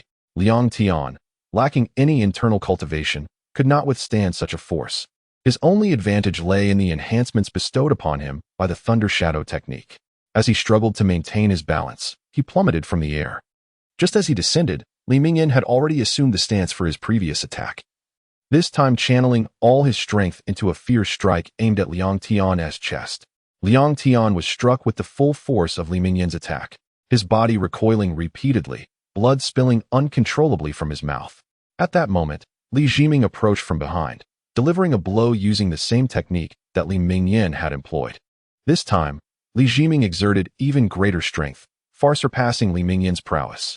Consequently, the impact of Li Jiming's strike inflicted far more damage on Liang Tian, propelling him forward. Thus, after enduring the relentless blows from both Li Mingyan and Li Jiming, Liang Tian found himself utterly devoid of any capacity to resist. It felt as though his internal organs were on the verge of rupture. Fortunately, the effects of the Thunder Shadow technique allowed him to retain his consciousness. Yet, he continued to spew blood, seemingly oblivious to his condition. As Liang Tian pondered the possibility of succumbing to excessive blood loss, he suddenly sensed the energy within him yearning for release. As he expelled blood, this energy surged forth, prompting him to unleash a powerful cry. Chapter 21. A Barren Ability Unleashed. Part 2. Indeed, it was no ordinary gust of air.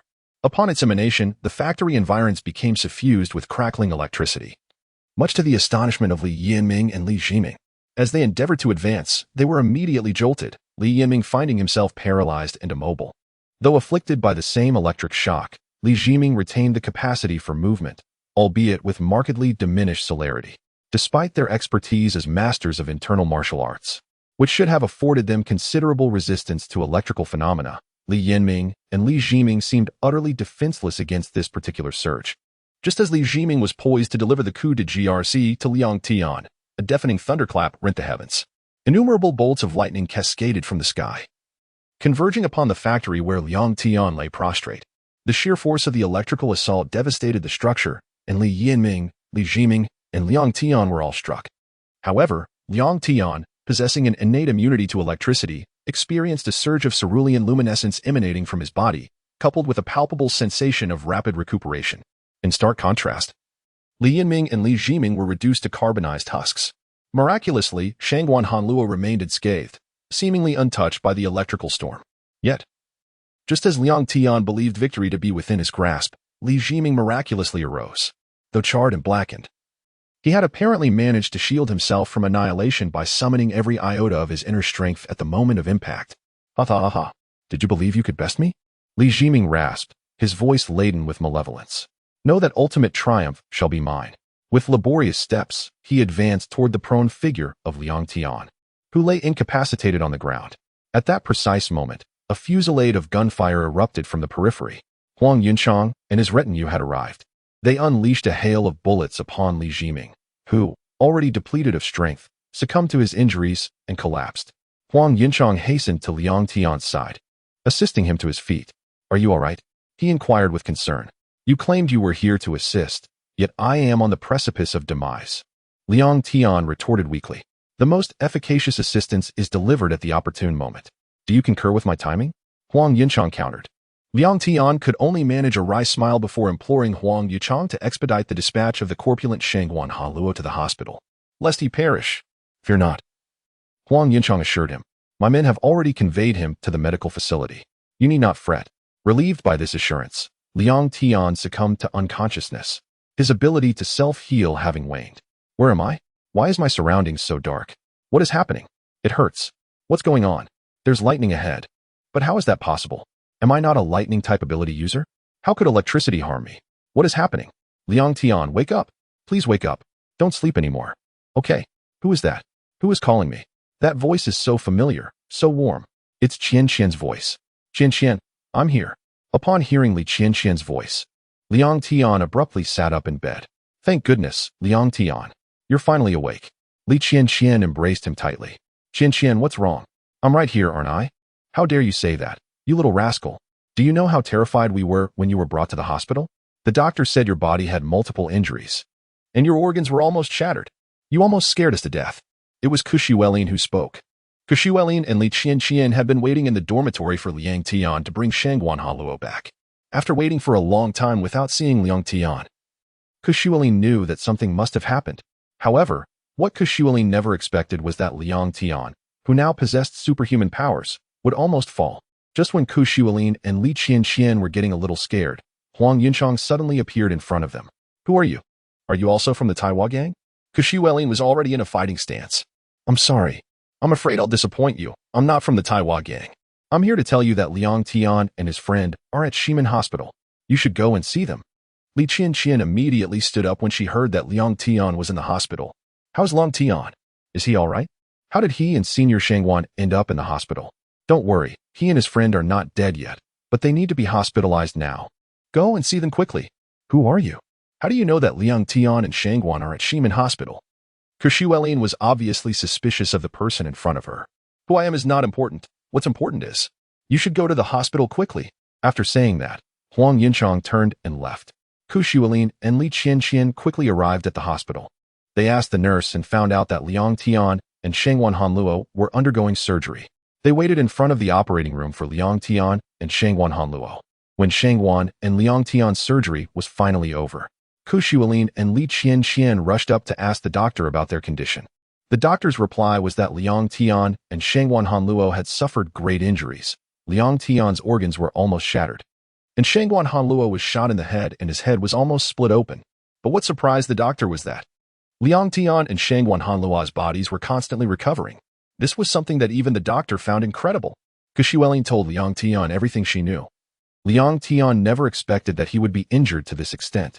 Since Liang Tian obtained the power of lightning, no one has been able to bully him anymore. Only he bullies others. Although Liang Tian knew that his abilities were not omnipotent, Liang Tian really did not expect that he would suffer such serious injuries and almost die. Fortunately, his ability was able to heal his body so that he would not die.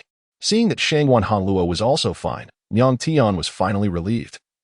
But what Liang Tian did not expect was why Shangwan's body would also self-repair. That's right. Liang Tian, you haven't eaten anything all day. Hurry up and eat something. Kashuelin was afraid that Liang Tian would be hungry, so she signaled Li Qianqian to buy something for Liang Tian to eat. Li Qianqian also understood what Kashuelin meant. That's right. Liang Tian, you must be hungry. I'll go buy some porridge for you to eat. Wait for me. Shangwan Hanluo jumped out of bed and snatched the porridge from Li Qianqian's hand. Great. I'm starving. Li Qianqian is still the best to me. Knowing that I'm hungry and preparing porridge for me, Shangwan Hanluo started eating it as soon as he got it. Prepare porridge for me. Fatty. That's not for you to eat. Kashuelin saw that Shangwan only knew how to eat and forgot about Liang Tian. It's okay. Since Senior Shangwan is hungry, let him eat first. Li Qianqian couldn't bear to take it away when she saw Shangwan Hanluo eating so happily. Qianqian is still the best to me. Knowing that I'm hungry, Shangwan Hanluo said as he ate. Fatty, you're snatching food from me as soon as you wake up. Although Liang Tian said that, he was extremely happy in his heart. When he thought that Shangwan didn't even want his life to save him, this was his true brother, which was incomparable to those hypocritical people. Shangwan, slow down. You were able to save your life this time. Don't die on a bowl of porridge now. Kexelin could no longer bear to watch Shangwan's manner of eating. Xiaolin, rest assured, my brother once had a desire. To die on the path of indulgence in food would be worthwhile. This statement from Shangwan Hanlu sent everyone into fits of laughter. The night sky over the capital was eerily silent, devoid of any visible stars. Only the hazy moon illuminated the pitch-black darkness. Liang Tian stood on the balcony outside the hospital room, lost in contemplation. Not long ago, he had been an ordinary university student, so unremarkable that he was like dust in a crowd, utterly unnoticed. Yet now, he had become a person endowed with extraordinary abilities. Liang Tian could scarcely have imagined that he would one day possess superhuman strength akin to that of the protagonists in anime, capable of contending with the formidable Taihua gang, the most notorious gang in the capital. As Liang Tian pondered, Huang Yinchang suddenly appeared before him. Could you please give me a heads up the next time you decide to show up? You always appear out of nowhere. Relax. You have a strong capacity for surprise. Life requires a bit of excitement. Do you not feel a thrill every time I appear this way? Surely your intention for visiting me isn't merely to provide surprises? Liang Tian discerned from Huang Yunchang's gaze that he had come with a purpose. Indeed, I have business to discuss. We successfully dealt a significant blow to the Taihua gang. Their combat strength has diminished considerably, and all credit for this achievement goes to you, Liang Tian. People from your country are fond of deception. You claim to assist me. Yet I was nearly at death's door while awaiting your help. But you stand here well now, do you not? Besides, it was ultimately us who delivered the final blow to Li Jiming. If we had intervened earlier, our actions would have revealed our whereabouts to the enemy, and we would have met our demise at Li Jiming's hands. Only by relying on Li Jiming's team could your powers be unleashed, allowing you to vanquish them. You make it sound easy, but do you realize how close my friends came to perishing? Your friends should be grateful for their injuries this time. What do you mean by that? You will soon understand my meaning. Liang Tian, let me ask you, do you know the origin of your powers? Do you comprehend why you possess such formidable strength within you? Huang Yinchang's words prompted Liang Tian to reflect deeply. In truth, he had pondered these very questions. Why had he suddenly acquired this power? Observing Liang Tian's contemplation, Huang Yichang realized that Liang Tian was entirely unaware of the reasons behind his newfound abilities or how his body could endure such overwhelming force. It appears you are completely oblivious to the origins of your extraordinary strength. In certain individuals, genetic mutations exist. Those endowed with such mutations surpass ordinary people significantly. They may appear just like everyone else, yet within them lies a unique fluctuation absent in the average person. If these fluctuations are triggered, they can unleash powers beyond human comprehension.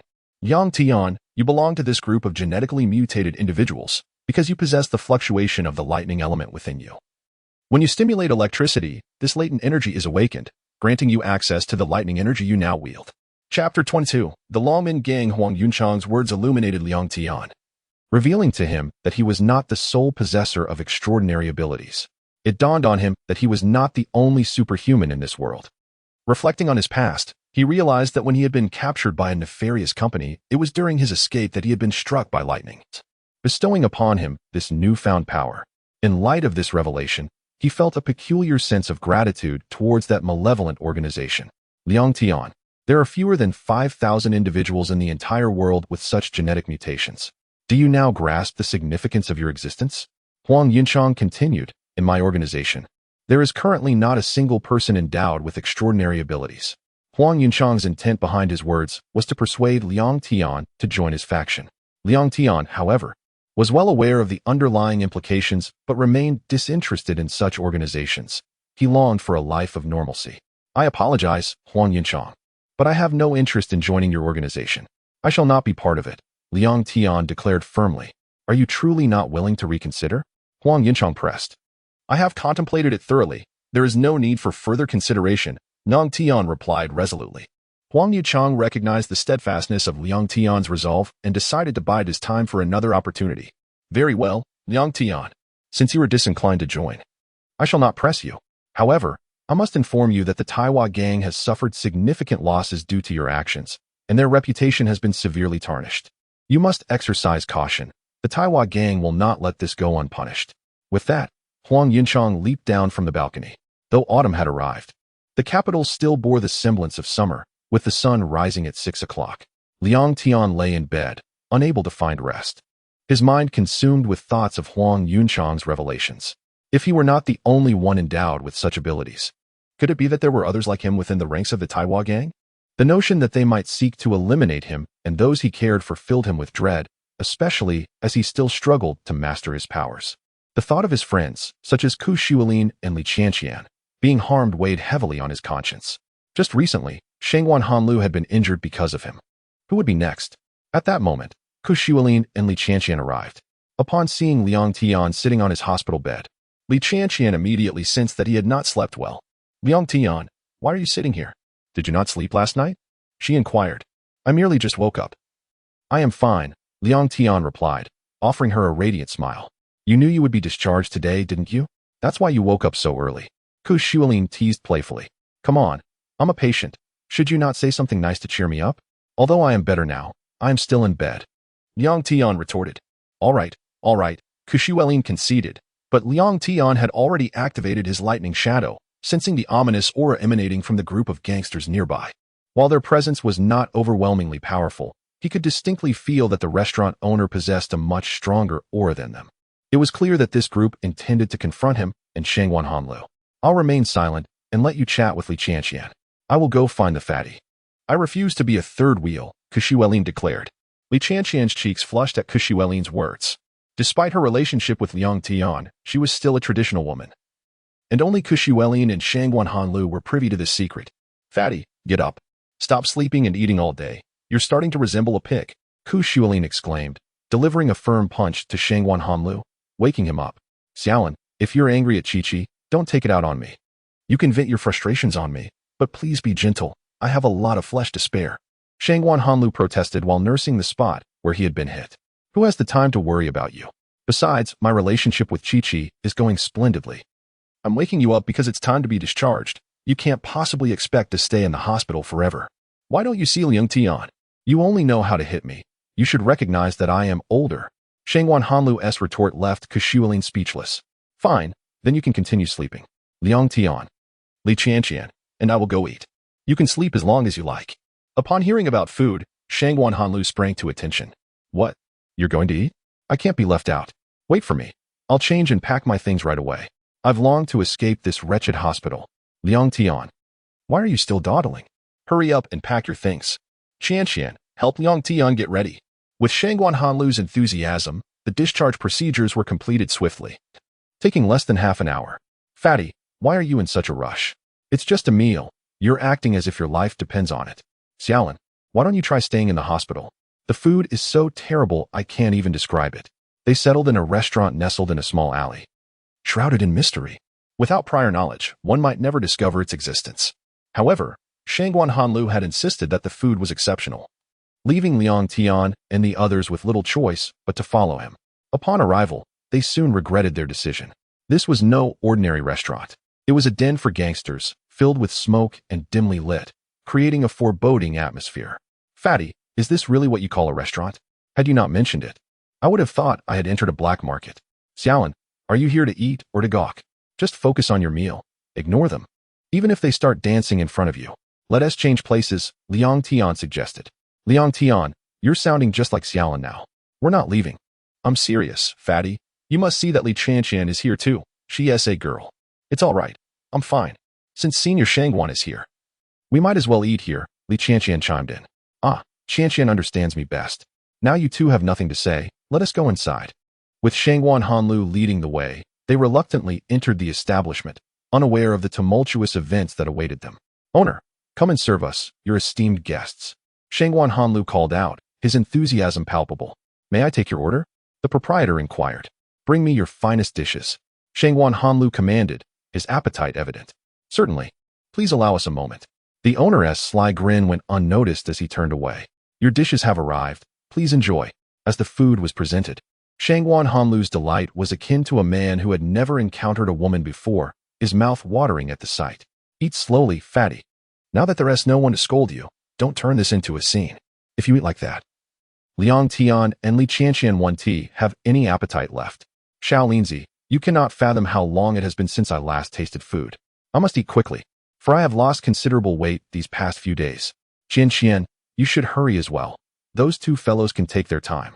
The dishes here are truly delectable. Under the influence of Shangguan Hanluo, Li Qianqian began to eat as well, though her manner of eating was far from Shangguan's rather canine-like approach. Just as Li Qianqian was about to indulge, Shangguan Hanluo suddenly regurgitated all the food he had consumed.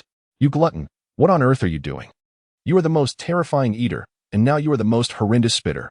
You claimed the food here was exquisite. Why did you expel it all? Liang Tian exclaimed. I didn't intend to. I don't understand why my body seems to resist this food. It was expelled by an inexplicable force within me.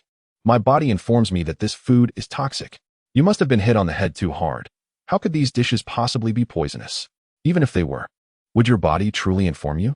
Ku Shuilin chastised Shangguan Hanluo with a sharp rap on the head. Just then, the restaurant's front door was abruptly shut. What he said is true. The dishes have indeed been poisoned by me, but unfortunately, you have discovered it now, which complicates matters. The speaker was none other than the restaurant owner. Why would you do such a thing? We bear you no ill will. What reason do you have to poison our food? Liang Tian, sensing the malevolent aura of the surrounding gangsters, activated his thunder shadow technique. Although their presence was not overwhelmingly strong, he could feel that the restaurant owner exuded a far more potent aura. Thus, he realized that this group intended to confront him.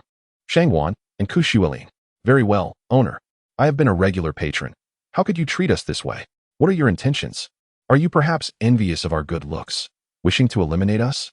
Indeed, you have no enmity with us, but alas, we have discovered you. So it would be wise for you to remain still. Perhaps we will allow you to remain intact. The owner disregarded Shangguan Hanluo's words. As the conversation unfolded, everyone rose to their feet, brandishing knives with sinister grins. This was the first time Li Qianqian had witnessed such a scene, and she instinctively clung to Liang Tian in fear. At that moment, Ku Shuilin hurled a plate from the table at one of the assailants, flawlessly incapacitating him. The adversaries, witnessing Liang Tian and his companions retaliate rather than cower, could not swallow their pride, despite not being the top gang in the capital. As the tension escalated, all the assailants drew their blades, charging at Liang Tian and the others. Fatty, you and Qianqian stay behind. I will handle this with Liang Tian. Be cautious. Qianqian, I will keep an eye on you. Liang Tian charged forward, seizing the heads of two assailants and forcefully colliding them together, infusing a slight charge of electricity into the impact. However, he was careful not to unleash too much, remembering how dangerously potent his lightning could be. Ku Shuilin also surged into the fray, dispatching two adversaries with a flurry of punches and kicks. Chapter 23. The martial arts competition. This group of individuals was no match for Liang Tian and Ku Shuilin, who swiftly dispatched them all. Only the restaurant owner remained. Witnessing his comrades fall one by one, the owner despaired, realizing he stood no chance against these two formidable opponents. He had long heard of Liang Tian's extraordinary prowess, but he never imagined it was to this extent. Please, spare my life. I beg you. Everything was orchestrated by someone else. If you allow me to live, I will comply with any of your demands. Who sent you to kill us? Liang Tian inquired, recognizing the owner's plea for mercy as a sign that they were not affiliated with the Taiwan gang. He had clashed with members of that gang on several occasions and had never encountered one who would beg for mercy. We are from the Longmen gang. Longmen gang? What is the matter? Xueling, do you know of the Longmen gang? Yes. The Longmen gang is a notorious organization, second only to the Taiwan gang. However, I find it curious that we have never provoked them. Why, then, have they come after us? You are indeed innocent of any grievances against us. But you have made powerful enemies with the Taiwan gang. Your recent actions have severely weakened them. Liang Tian's name has become infamous in the underworld.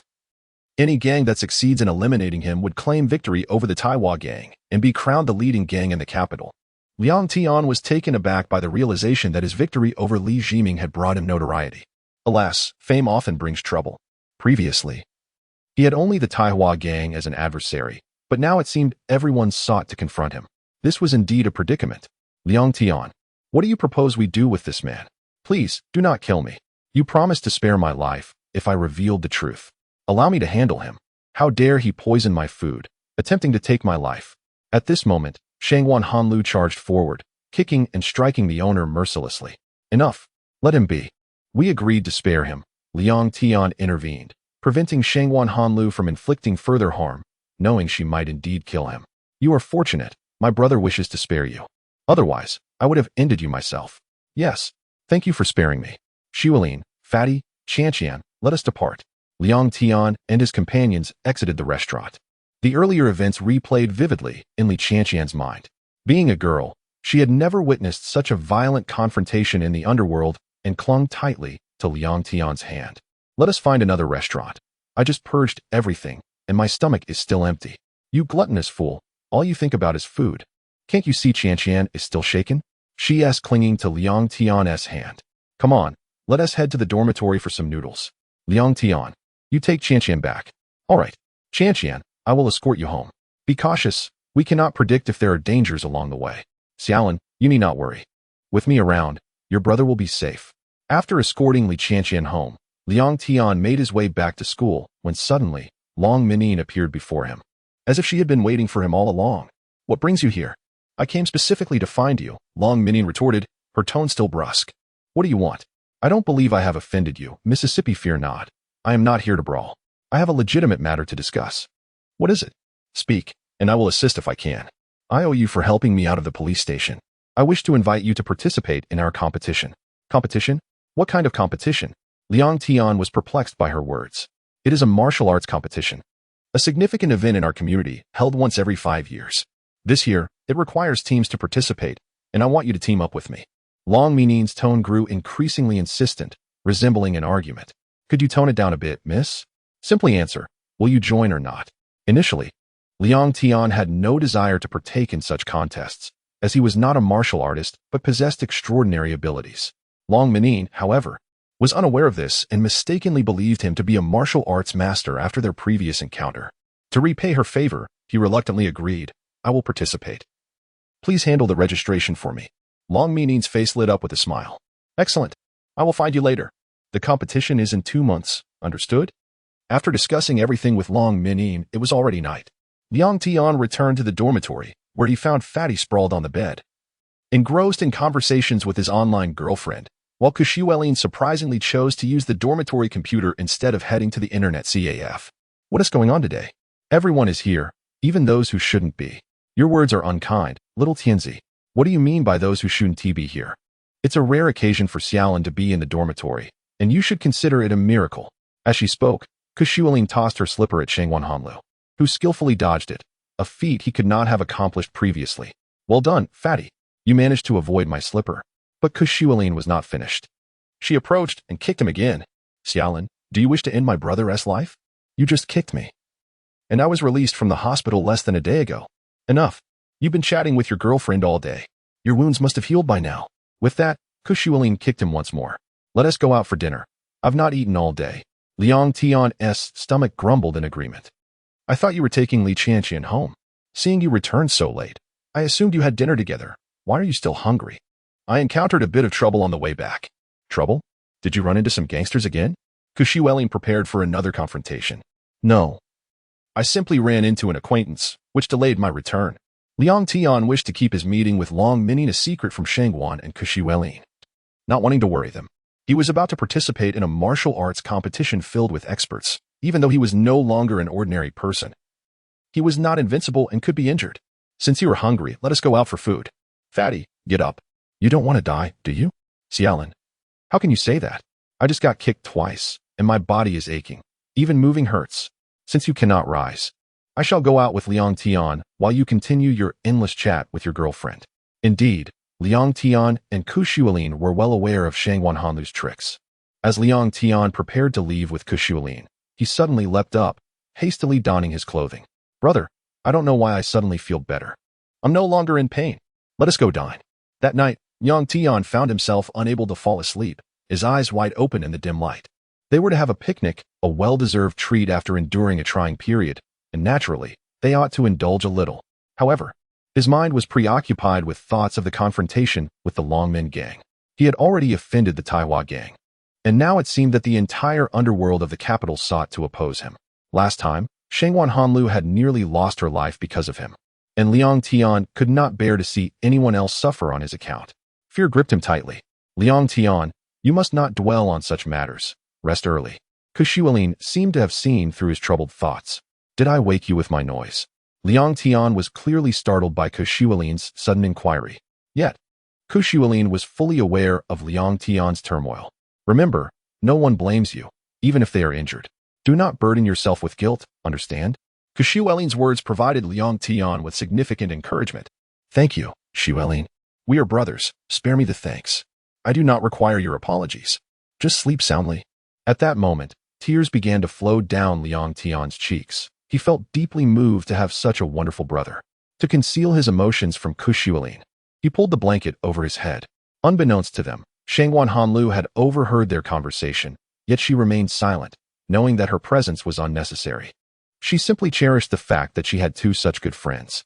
Time passed swiftly, and soon it was winter break. During this interval, Liang Tian attended classes, worked part-time at the gym, and spent time chatting with Li Tian. Upon returning to the dormitory, he would join Shangguan and the others. His days were fulfilling, leaving no moments of idleness, reminiscent of a time before he had acquired his extraordinary abilities. This was precisely what Liang Tian desired, after an exceedingly busy period. He finally had the rare opportunity to enjoy a peaceful existence, which he vowed to cherish. Upon returning to the dormitory after shopping with Li Tian, Liang Tian found Shangguan chatting with his girlfriend online. Hey, fatty, can you not spend every waking hour conversing with your girlfriend? You ought to find something else to do. Little Tianzi, your brother is currently engaged in conversation with your future sister-in-law. Even 24 hours in a day would feel insufficient for our discussions. Enough of that, fatty. The girl you found could be anyone. I advise you not to invest too much of your heart. Otherwise, you may find yourself regretting it, tears unable to flow. Chapter 24. Shangguan's extraordinary ability. Little Emperor, you and Xiaolin have both found girlfriends.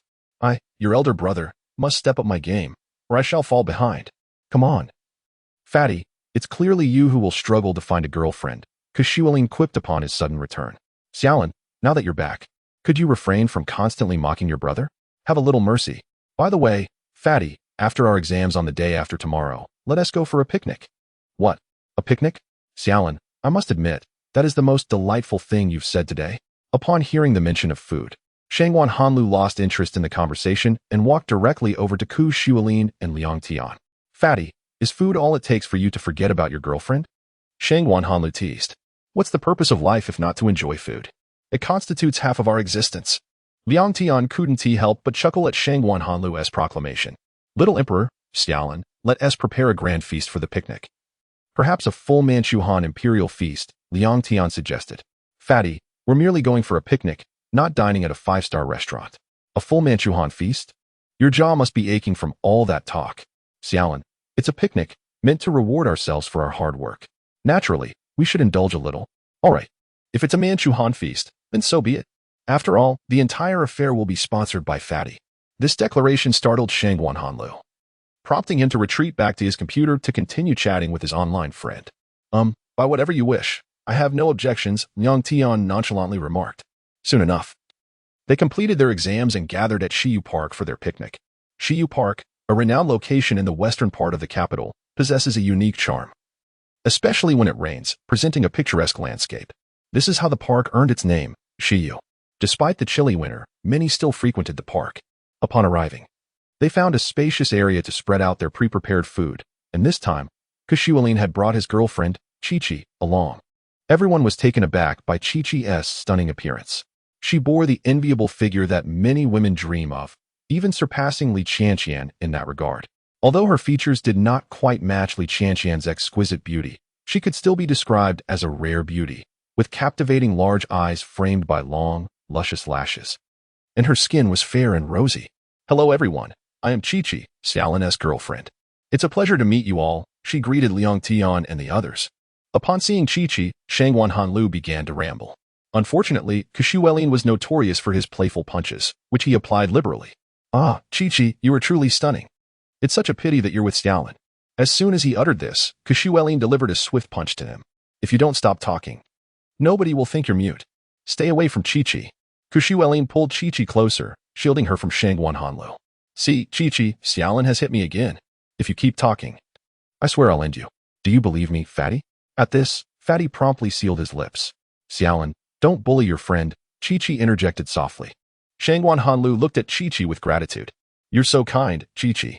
You have no idea how Xiaolin routinely beats me up. If you continue speaking, you really will meet your end." Kushualin whispered threateningly into Shangguan Hanlu's ear, his words carrying weight. Shangguan Hanlu immediately shifted the topic. All right. Since we're here for a picnic, let us not just stand around.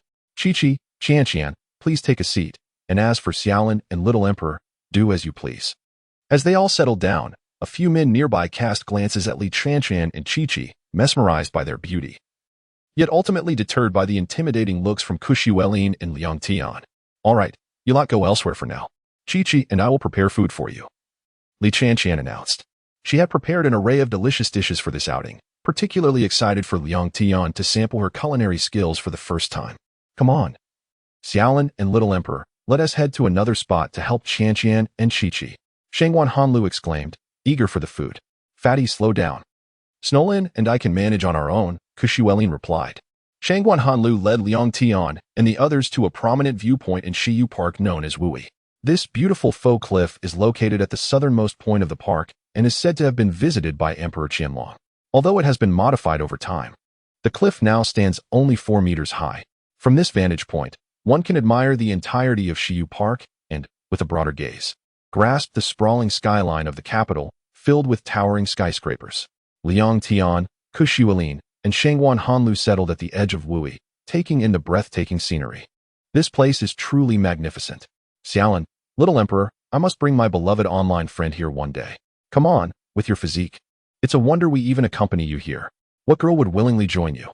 Upon hearing this from Kushualin, Shangguan Hanlu turned to retort, but, in doing so, inadvertently stepped off the edge of Wui.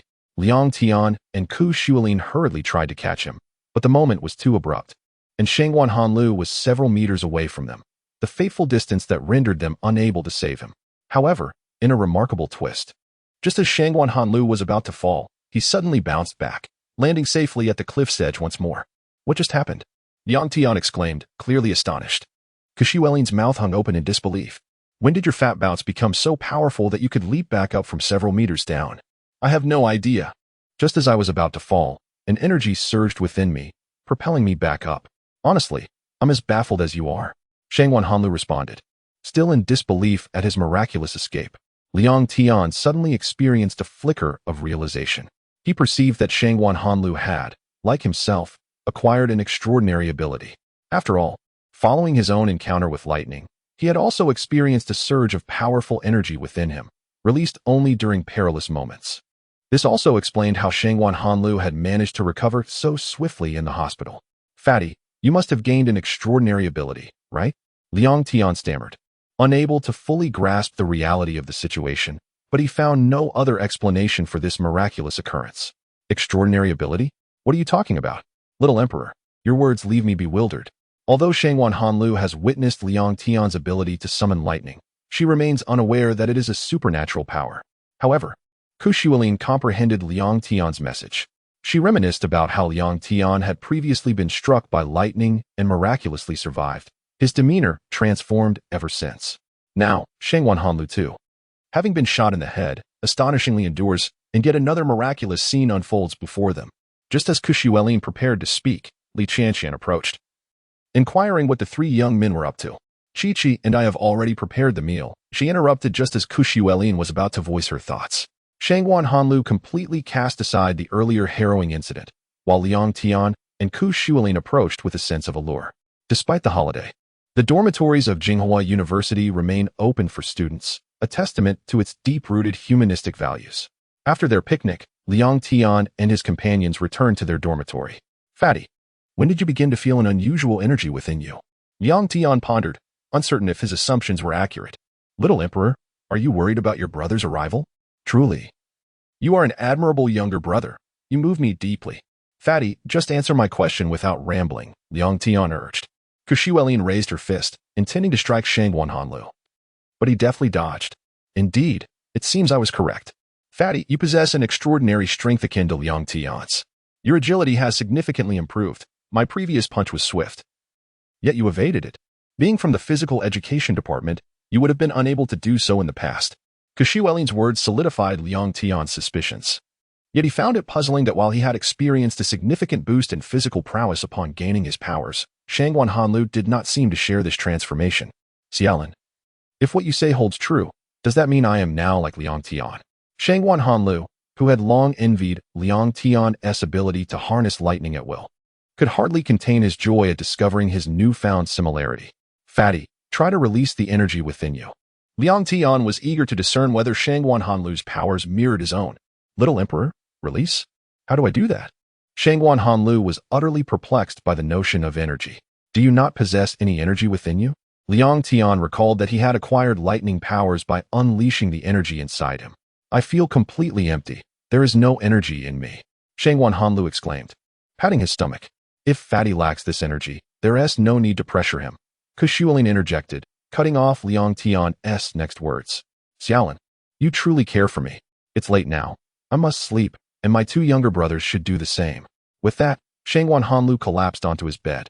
Chapter 25. The battle between Liang Tian and Huang Yunchang. Liang Tian lay awake throughout the night, restless and tormented by thoughts of Shangwan Hanlu's newfound abilities. Should he rejoice or lament? His greatest fear was that, with her powers, Shangwan Hanluo would become insufferable and arrogant, much like he had when he first acquired his own abilities. He worried that such a transformation would lead to her downfall. Lost in contemplation, he eventually succumbed to sleep. When dawn broke, Liang Tian rose early, awakened by an unexpected presence. Huang Yunchang had stealthily arrived and whisked him away without anyone, including Liang Tian himself, noticing. It was not until they stood beneath the decrepit school building that Liang Tian regained consciousness. Upon awakening, he felt an unsettling grip around him, prompting a surge of instinctual danger. Activating his Thunder Shadow technique, he unleashed a torrent of electricity, determined to incapacitate his captor, aware that this individual was no ordinary foe. Having managed to abduct him while he was still asleep, Huang Yunchang, however, was no novice. Even as Liang Tian harnessed the power of his lightning, Huang Yunchang maintained his hold, curious about Liang Tian's current strength.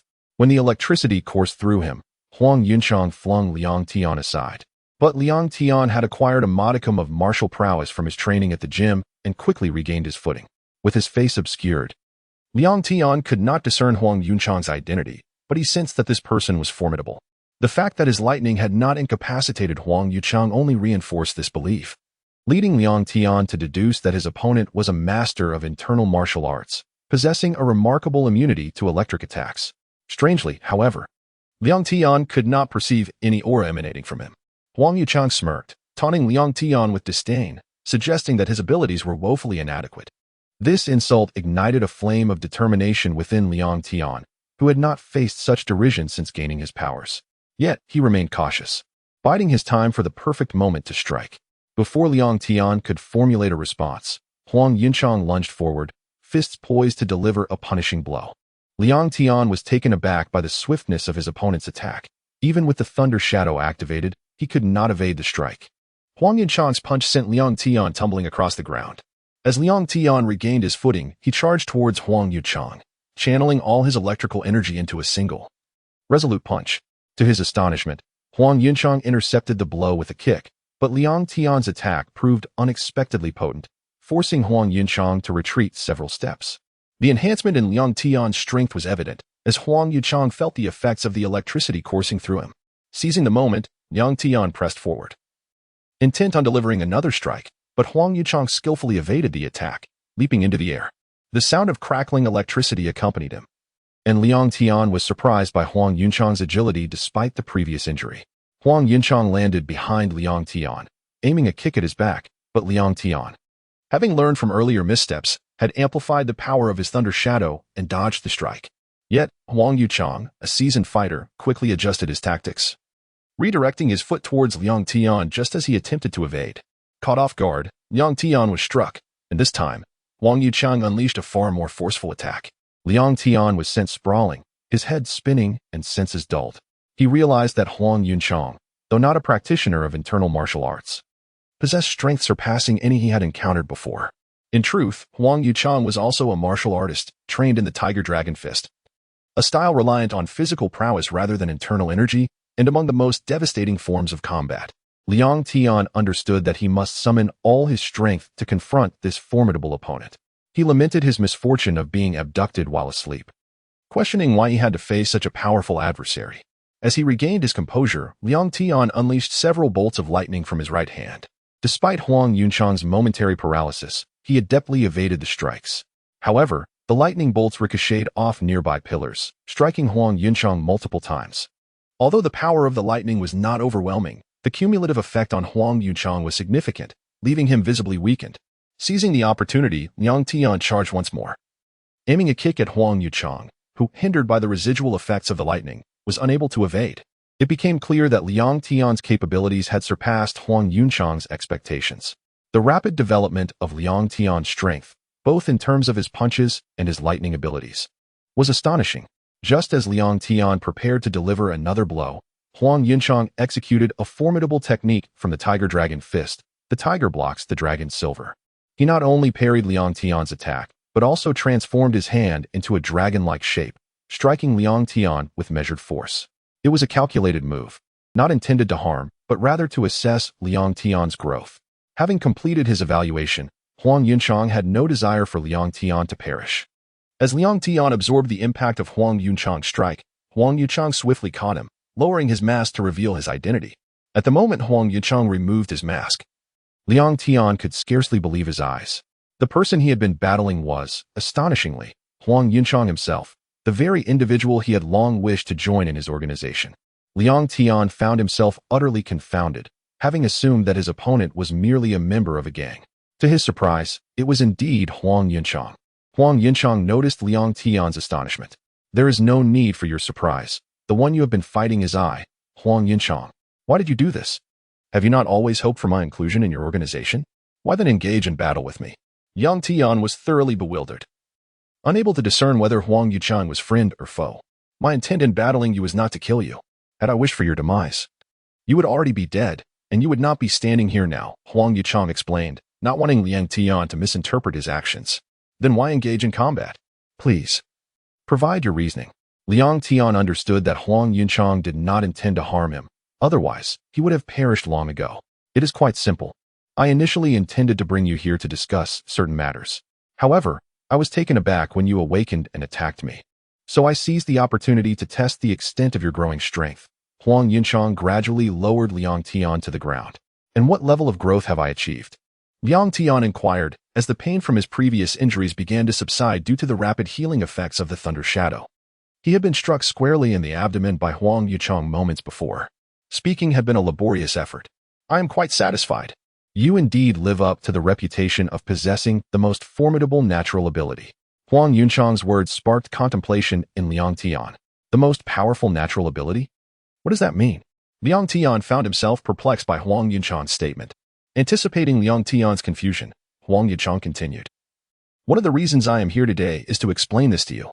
Do you know that abilities in this world are categorized into 3 types: natural, superhuman, and animal abilities?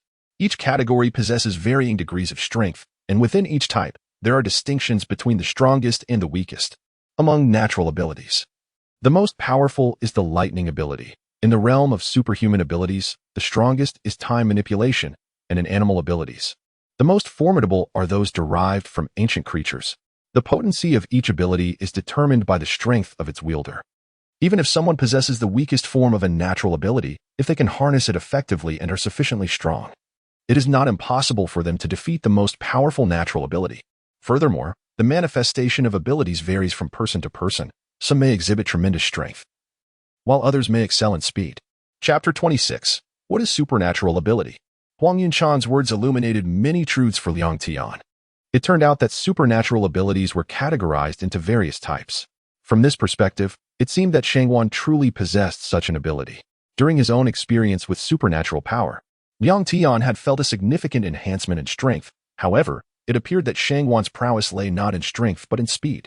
Moreover, from Huang Yunchang's earlier remarks, Liang Tian realized that the lightning ability his family possessed was the most formidable among the thermal systems.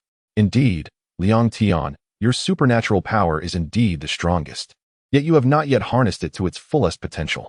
You cannot even defeat someone like me, who lacks any supernatural abilities, let alone contend with those who possess formidable powers. Remember, Liang Tian, the might of a supernatural ability is ultimately determined by its wielder. I share this with you to prevent any complacency, as you may encounter even more powerful supernatural beings in the future.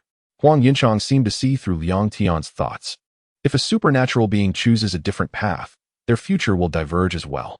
Should a supernatural entity opt for darkness, they would inevitably tread the path to perdition. Liang Tian, I genuinely do not wish to see you descend into hell, nor do I desire to become your adversary. Huang Yunchang's words came from the depths of his heart. It was precisely because of Huang Yunchang's insights that Liang Tian began to reassess him. Liang Tian had always perceived Huang Yunchang as merely a robotic figure, dutifully serving the state without emotion. However, hearing Huang Yunchang express such sentiments revealed that he considered Liang Tian a friend. Yet, from Huang Yunchang's gaze, Liang Tian could sense that his visit was not solely to convey this message. Huang Yunchang, you did not come here merely to share this with me, did you? Liang Tian correctly surmised that Huang Yunchang's intentions extended beyond just this discussion. Indeed, Liang Tian, part of my reason for seeking you out is to discuss this matter, while the other part pertains to your friend. Hearing Huang Yunchang state this ignited excitement within Liang Tian. Huang Yunchang, you are looking for my friend? What do you want with him? Liang Tian, my purpose is partly related to Shangwan Hanlu. Huang Yunchang's expression grew serious. I advise you not to meddle with Shangwan Hanlu. He is my brother, and should anything happen to him, I will not let you off easily. At this moment, Liang Tian was prepared to stand and confront Huang Yunchang once more. Thanks to the effect of the Thunder Shadow, the injuries he had inflicted on Huang Yunchang were nearly healed, while Huang Yunchang, being a person without supernatural powers, lacked the same level of self-healing capabilities as Liang Tian. The wounds Liang Tian had left on Huang Yunchang were still present. If Liang Tian were to fight Huang Yunchang now, he might indeed have a chance to win. However, Huang Yunchang was aware of Liang Tian's thoughts. Do not worry, my intentions regarding your friend are not malicious. If that is the case, why seek Shangwan Hanlu? Surely, you must have a reason for approaching him, Liang Tian thought, knowing that Huang Yunchang's position made it unlikely for him to approach Shangwan Hanlu without purpose. I am here to assist your friend, to help Shangwan Hanlu awaken his supernatural abilities. How do you know that Shangwan Hanlu possesses such powers? Liang Tian had only recently discovered Shangwan Hanlu's abilities, so he wondered how Huang Yunchang was already aware. Have you forgotten my profession? Liang Tian. When you went to rescue your friend, he was struck in the head by a specially designed gas gun from Li Zonghua, yet he survived. When he was sent to the hospital, his body exhibited rapid healing similar to yours. It was after that incident that I realized your friend is also a supernatural being. The impact from Li Zonghua's weapon triggered a surge of energy within him, but his abilities have yet to be fully awakened.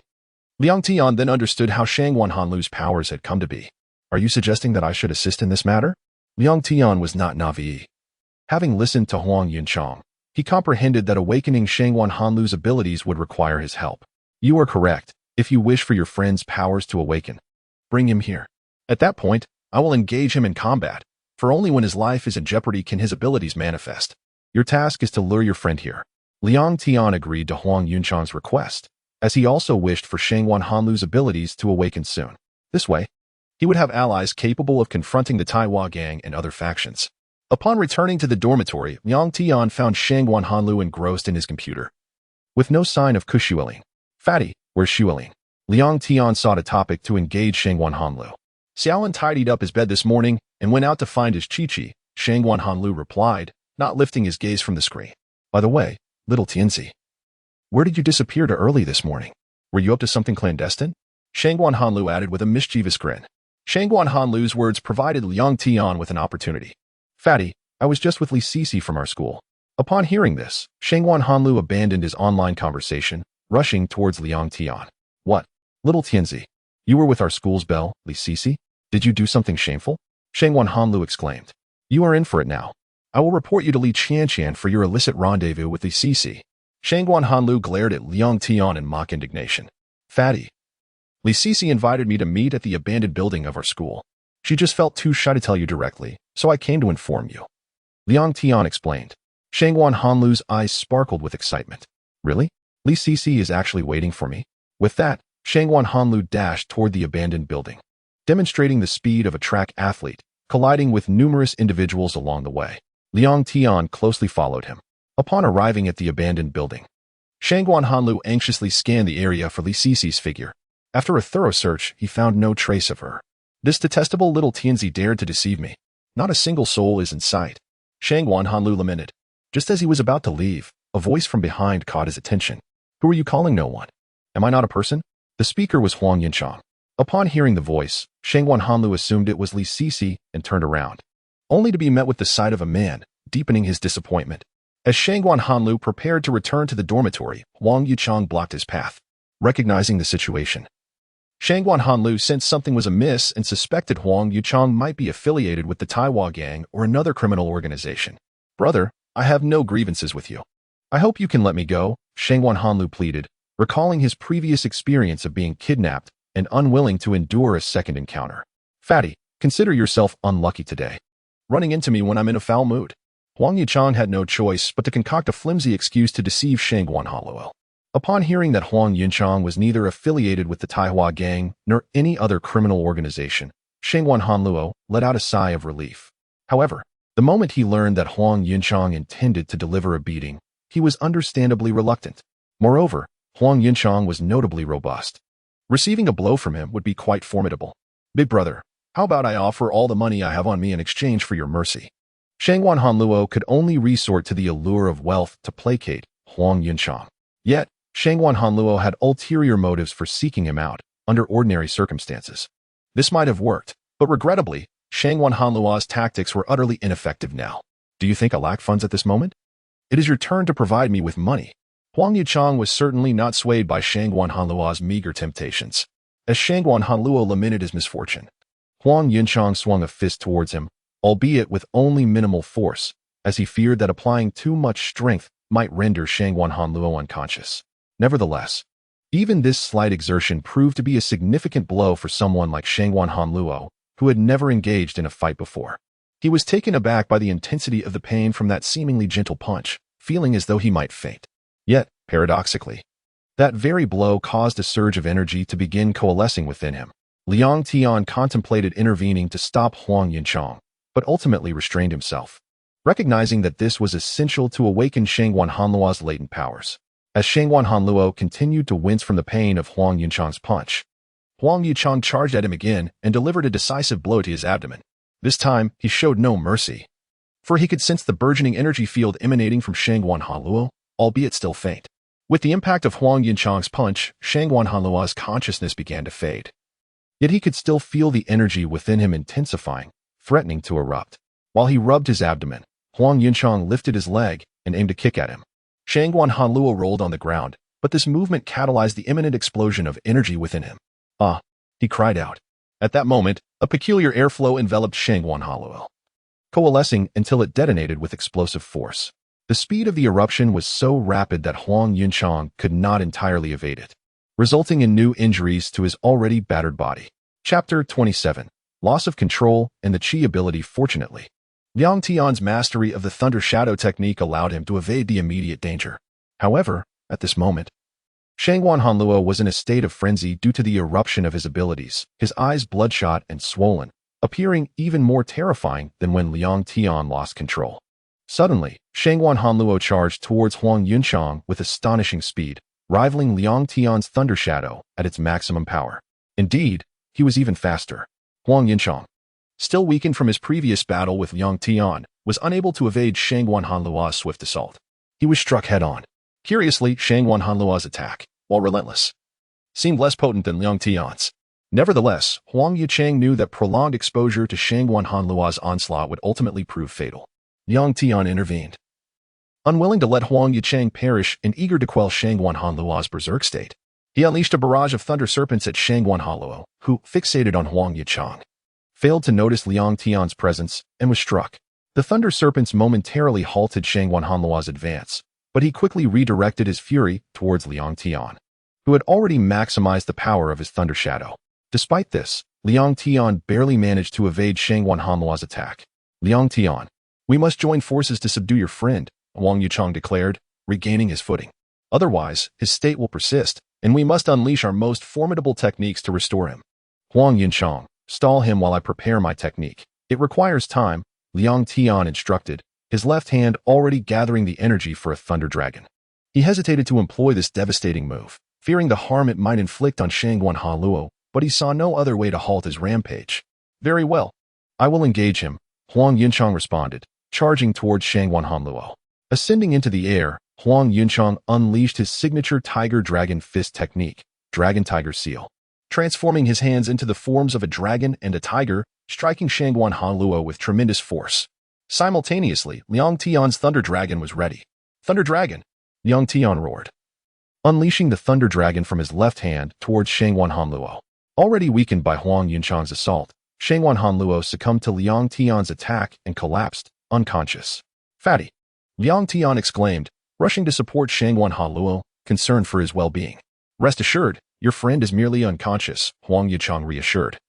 His body battered and exhausted from the successive battles with Liang Tian and Shangguan Hanluo.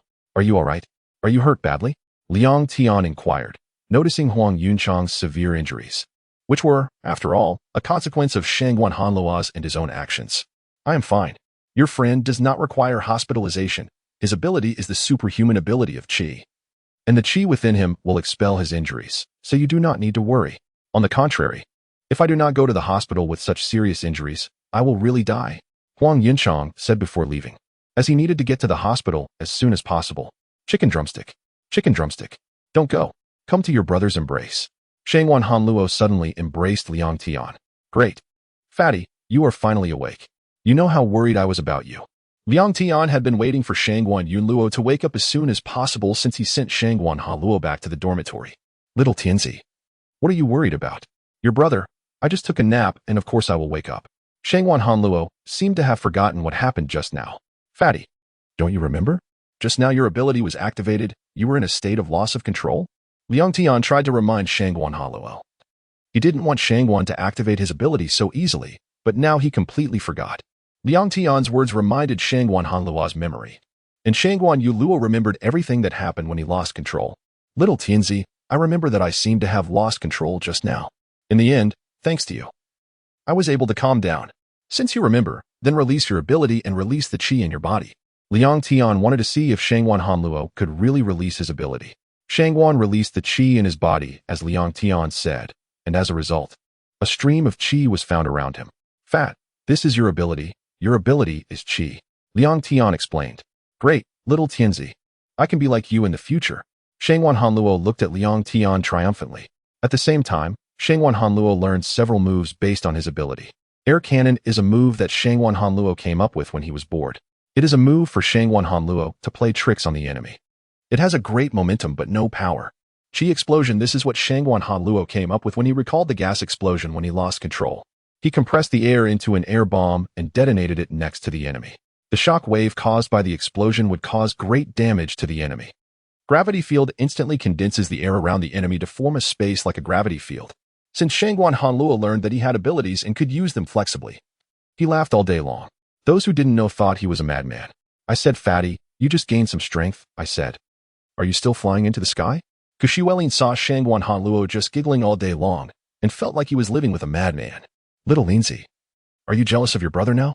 Now your brother and little Tianzi are no longer ordinary people. but you are still just an ordinary person. Fatty. You can just chat with your female netizens here. Liang Tian, let's go. I'll go to the gym with you. Ku Shuilin finished speaking and took Liang Tian out, leaving Shangguan Haluo alone. Liang Tian, you're finally here. I haven't seen you for a long time. I miss you so much. Coach Wang started to get excited when he saw Ku Shuilin bringing Liang Tian over. Coach Wang, something happened to Liang Tian's family some time ago, so he's back now. Ku Shuilin didn't want too many people to know about Liang Tian some time ago. After all, too many things happened some time ago. And even if he told others that Liang Tian could cut off the Taiwa gang's combat power by himself, no one would believe it. By the way, Liang Tian, has anything happened between you and Long Minning during this period? She has been coming here every day to look for you during this period. Coach Huang suddenly remembered that Long Minning had been coming to the gym every day recently to look for Liang Tian. When Liang Tian heard what Coach Huang said, he suddenly remembered something. That's right. I have an appointment with Long Minning. Liang Tian, you finally showed up. Do you know how long I've been looking for you? Long Minning happened to come to the gym at this time and finally saw Liang Tian. Minning, Liang Tian's family had something to do some time ago, so he didn't come here to work.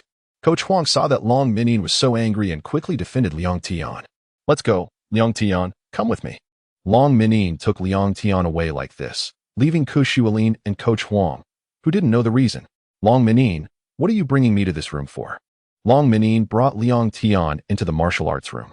There must be a reason for bringing you here. You just don't make a sound. Long Minning's tone was very bad every time she spoke to Liang Tian, as if she was arguing with someone. Having come this far with you, why do you still raise your voice as if I have wronged you in some way? Liang Tian adopted a pitiful expression, which, despite its grievance, appeared endearingly charming, prompting Long Minning to suppress a laugh. You are aware that you have indeed wronged me, aren't you? Long Minning struggled to contain her amusement, attempting to conceal her laughter from Liang Tian. What have I done to offend you? I haven't seen you much lately. How could I have possibly upset you? Liang Tian's feigned sorrow became increasingly evident, yet it only enhanced his cuteness. Liang Tian, you haven't forgotten your promise to me, have you? At this moment, Long Minning clenched her fists. If Liang Tian's response indicated forgetfulness, she would not hesitate to deliver a punch. Of course, I remember. I intend to participate in the martial arts competition with you. Liang Tian was acutely aware that he could not afford to forget his commitment to Long Minning, as he understood the severity of her tone. If he were to claim forgetfulness, it would surely provoke her ire. If you remember, then why haven't you sought me out? Do you realize that there is less than a week remaining until the competition? Long Minning relaxed her clenched fists. I say, miss, since there is still a week left, why should I come looking for you? I can simply find you when the competition begins. Upon hearing Liang Tian's words, Long Minning's frustration surged. You speak so lightly of it. Don't you realize the importance of practicing beforehand? Practice? Why bother? We can just go participate when the time comes. Liang Tian remained blissfully unaware of the gravity of the martial arts competition, as he was solely focused on the notion that possessing special abilities would render him invincible and guarantee victory. Oh, it seems you are utterly oblivious to the nature of the martial arts competition. Long Minning suddenly threw a punch at Liang Tian, but he adeptly activated his Thunder Shadow to evade it. While you may have dodged my punch today, the competitors in the martial arts competition will strike with greater speed and force. If you are not cautious, you may find yourself unable to witness the dawn of tomorrow. Long Minning was astonished that Liang Tian, a martial arts expert, was entirely unaware of the significance of this event. In truth, Liang Tian was not formally trained in martial arts. When Long Minning previously sparred with him, she mistakenly believed he was a master of internal martial arts, which accounted for his ignorance regarding the competition's importance. Liang Tian, let me clarify. This martial arts competition is the most pivotal event within the martial arts community. Every practitioner aspires to triumph in this contest, to earn recognition and establish a foothold in the martial arts realm. This competition gathers all the exceptional martial artists from across China. If we do not win this time, we can strive for victory in the next. Why should Long Minning place such weight on winning or losing? Liang Tian failed to grasp the true sentiments Long Minning wished to convey. Liang Tian, you truly are astonishingly obtuse. I cannot fathom how you managed to gain admission to Jinghua University. I have told you before. This competition is of paramount importance in the martial arts world. Masters from all corners will participate, and for them, achieving victory may even mean resorting to lethal measures against their opponents. Thus, this competition is also known as the killing match. Do you understand now, Liang Tian? Chapter 28. The unending battle Long Mining's words left Liang Tian utterly horrified. He had no inkling of the true peril that this competition entailed. Had he been aware of the grave dangers involved, he would have resolutely refused to participate alongside Long Mining. Though he possessed extraordinary abilities, he understood that he might not be able to contend with these martial artists. His previous victory over Li Jiming and Li Yanming had been merely a stroke of luck, and he had suffered considerable injuries in the process. During his confrontation with Huang Yuchang, he had narrowly escaped death due to Huang's restraint. Now, facing these formidable martial practitioners, even his prowess might not suffice, and the specter of death loomed ever closer. At just over 20 years of age, Liang Tian had yet to marry Li Tianqian, nor had he amassed wealth. He had no desire to meet his end so prematurely. Long Mining finally noticed the flicker of fear in Liang Tian's expression. "What is the matter? Are you afraid now? Regardless, you must accompany me. You agreed to this. Otherwise, I shall end your life right here." Liang Tian had intended to refuse, but Long Mining's chilling ultimatum startled him into submission. Attending the competition might still afford him a chance at survival, but declining was tantamount to certain death. "Since I have promised you, I shall indeed go." Upon hearing Liang Tian's response, a faint smile graced Long Mining's lips. "Very well, then let us spar. I wish to gauge your true strength. Did we not already spar during our last encounter? Why must we do so again?" Liang Tian was reluctant to engage in combat with such a skilled opponent. "Our previous bout was fleeting. We barely grasped each other's capabilities. This sparring session is to assess our strengths," she declared, launching a punch toward Liang Tian. Fortunately, Liang Tian had prepared himself. The moment Long Mining had proposed their duel, he had quietly activated his Thunder Shadow. How could Long Mining's punch possibly land upon him? In an unexpected maneuver, Liang Tian turned and struck Long Mining with a punch, albeit infused with only a modicum of electricity, as he had no wish to harm her. Nonetheless, even this minor electrical charge dealt her a substantial blow, for Long Mining, having trained in external martial arts rather than internal, lacked robust inner strength. Additionally, as a woman, her resilience was naturally inferior to that of a man. Yet, she gritted her teeth against the pain and seized Liang Tian's hand, retaliating with a kick.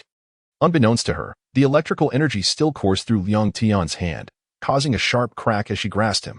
Liang Tian, too, found himself in distress. For Long Mining's kick had been aimed at his most vulnerable area. He winced and jumped about in agony. Witnessing his torment, Long Mining realized she had gone too far. She intended to rush to his aid, but the numbing effect of the electricity rendered her immobile. She had not anticipated Liang Tian's internal martial arts to be so formidable. From the impact, she assumed he was a practitioner of the Great Thunder Palm. Yet, she found it puzzling that his combat style bore no resemblance to that of an internal martial artist. Though Liang Tian was racked with pain, he noticed Long Mining standing helplessly due to his actions. Regretting the electric enhancement during his attack, he bore the pain and approached her. "Are you all right? Is it serious? Let me help you out." He supported her as they exited, but to his surprise, they soon encountered Ku Xuelin and Coach Huang. "Xuelin, Coach Huang, what are you doing here? Has something happened?" Liang Tian could see the grave expressions on their faces, indicating that something was amiss. "Oh dear, Mining, what happened to you? How did you get injured?" Coach Huang rushed to assist Long Mining, eager to provide medical attention. "Liang Tian, we need to talk. Come with me." Ku Xuelin's serious demeanor suggested that the situation was dire, prompting Liang Tian to follow her. "Xuelin, what exactly is going on?" Liang Tian inquired as they left the gym and traversed a considerable distance. Once they were away from the gym, Ku Xuelin turned to him. "Liang Tian, I must ask, have you agreed to accompany Long Mining to that martial arts competition? How did you find out?" "This was supposed to be a secret between Long Mining and me. I overheard everything while speaking with Coach Huang outside the room." Ku Xuelin was incredulous that Liang Tian had decided to partake in the competition. "Do you realize that a martial arts competition is not merely a contest? It is a deadly game. Liang Tian, you must tell Long Mining not to participate." Ku Xuelin's disbelief was palpable. "Don't worry, I will be fine. You must trust me." Liang Tian, now aware of the competition's lethal nature, wished to shield Ku Xuelin, Shangwan Hanlu, and Li Tianqian from this knowledge, especially Li Tianqian, as he did not want her to worry about him. "How can you say that? Do you comprehend the horrors of such a competition? Many have perished in this very event." Ku Xuelin was on the verge of despair, unwilling to witness Liang Tian walk into certain doom. "Xuelin, I understand your concern, but please believe me, I will survive. No matter what, I will return, not only for myself, but for all of you." Liang Tian was determined not to succumb to death, for he knew that while his demise might not matter to the world, it would deeply affect his brother's family. And Li Qianqian, are you truly set on participating? Ku Shuilin recognized the unwavering resolve in Liang Tian's eyes and understood that he would not waver from his decision. Despite knowing that Liang Tian possessed newfound strength, she realized that such power was not infallible. There would always be those stronger. All Ku Shuilin could do was hope Liang Tian would remain safe. Liang Tian, you must promise me you will not die. If you do, I will never forgive you. Even in death, Ku Shuilin could only pray for Liang Tian's safety. Rest assured, Shuilin, I will not let anything happen to me. I will return unharmed. Believe in me. Liang Tian felt tears welling in his eyes, perplexed by the sudden surge of emotion. You are a grown man. Do not cry. Tears signify misfortune. Hold them back. Shuilin, I implore you, do not share news of my participation with Shangwan Hanlu or Li Qianqian. I wish to spare them the worry, especially Qianqian. Liang Tian fought to suppress his tears, wiping them away. Do not fret. I shall keep it to myself, but you must promise me to remain safe. Ku Shuilin's eyes were also moist, inexplicably feeling that Liang Tian's decision to enter the competition would lead to trouble, her eyes reddening. Were you not the one who told me to refrain from tears? Why, then, are your eyes so red? I merely have something in my eye. I am not crying. Ku Shuilin hastily dried her tears. Shuilin, let us return. It is getting rather late, and we should enjoy a meal with Fatty. Liang Tian accompanied Ku Shuilin back to their dormitory, where they found Shangwan Hanlu triumphantly perched on her bed, engrossed in a conversation with a female friend via her phone. What has transpired today? You two have returned simultaneously. Surely, nothing significant has occurred? Shangwan Hanlu appeared astonished by their arrival. Fatty, you may continue your chat with your female friend. What of it that Liang Tian and I returned together? Ku Shuilin nudged Shangwan Hanlu playfully, striving to maintain her usual demeanor, concealing any signs of abnormality. Xiaolin, must you always chide me? I am your elder brother, after all. Is this how you treat your seniors? Isn't that right, little Tianzi? Shangwan Hanlu feigned a pitiful expression. Enough, Fatty, I have adopted this attitude. If you find it unsatisfactory, shall I adopt an even more unpleasant demeanor? Ku Shuilin approached to tease Shangwan Hanlu once more, but was halted by Liang Tian. Let it be, Shuilin. Fatty can only speak this way. Do not mind him. Shall we go for a meal?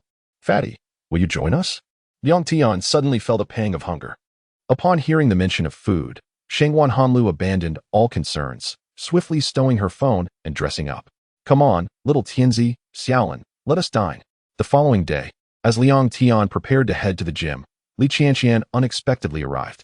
Liang Tian, let us go shopping today, since it was a holiday. Access to the male and female dormitories was unrestricted, allowing Li Qianqian to seek Liang Tian. Qianqian, you have come specifically to invite me. This certainly brightens my spirits. Liang Tian's excitement made him forget all about his gym plans. Do not worry, Liang Tian, go enjoy your shopping with Qianqian. I will excuse you from the gym. Ku Shuilin interjected. Upon hearing this, Li Qianqian's expression transformed from sadness to exhilaration. Then let us depart, Qianqian.